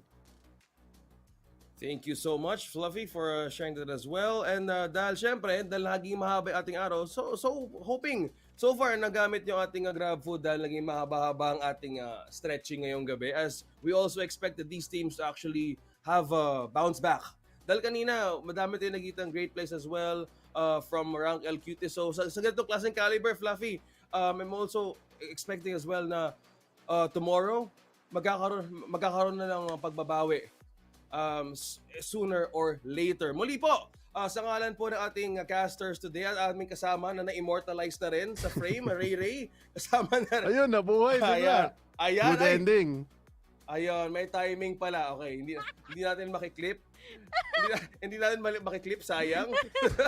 Sa ngalan po din ng ating English desk, kasama rin kaya si Fluffy, si Rico, and si Dash. I apologize as well for not mentioning them earlier dahil we're also having an English broadcast for our English audience as well. So subaybayan din ng mga laban heading towards the regular season. So English desk din, shoutout din sa inyo. And also ating casters na wala pa rin samang sumuporta bigay kahit na straight possible 9 games. Ray Ray, Taylor, andiyan ka na ba talaga? Nandito na ako. Ayan. Kasama na rin si Fluffy, guys. Clutch, final thoughts heading tomorrow. Good luck sa mga teams. Sana yung mga gusto makapasok pa, dedicate nila yung oras and time nila into studying sa mga kalaban nila. Ramdam ko yung giggle and hopefully makapasok nga yung gustong makapasok papunta sa ating playoffs. Yeah, same thoughts, same sentiments, especially dun sa mga parang good luck bukas kasi yun talaga yung parang almost close to dun sa may seeding, especially I think tomorrow ata yung Carty versus ZOL.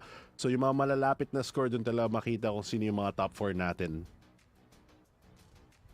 Exciting times ahead. Sino nga bang bukas ang babawi at syempre hahabol din sa ating standings. Muli pa ako po si OSX, kasama si Taylor, si Ray Ray, pareho kayong Ray Ray at si Fluffy. Magbabalik po ulit ang VCT PH bukas. See you.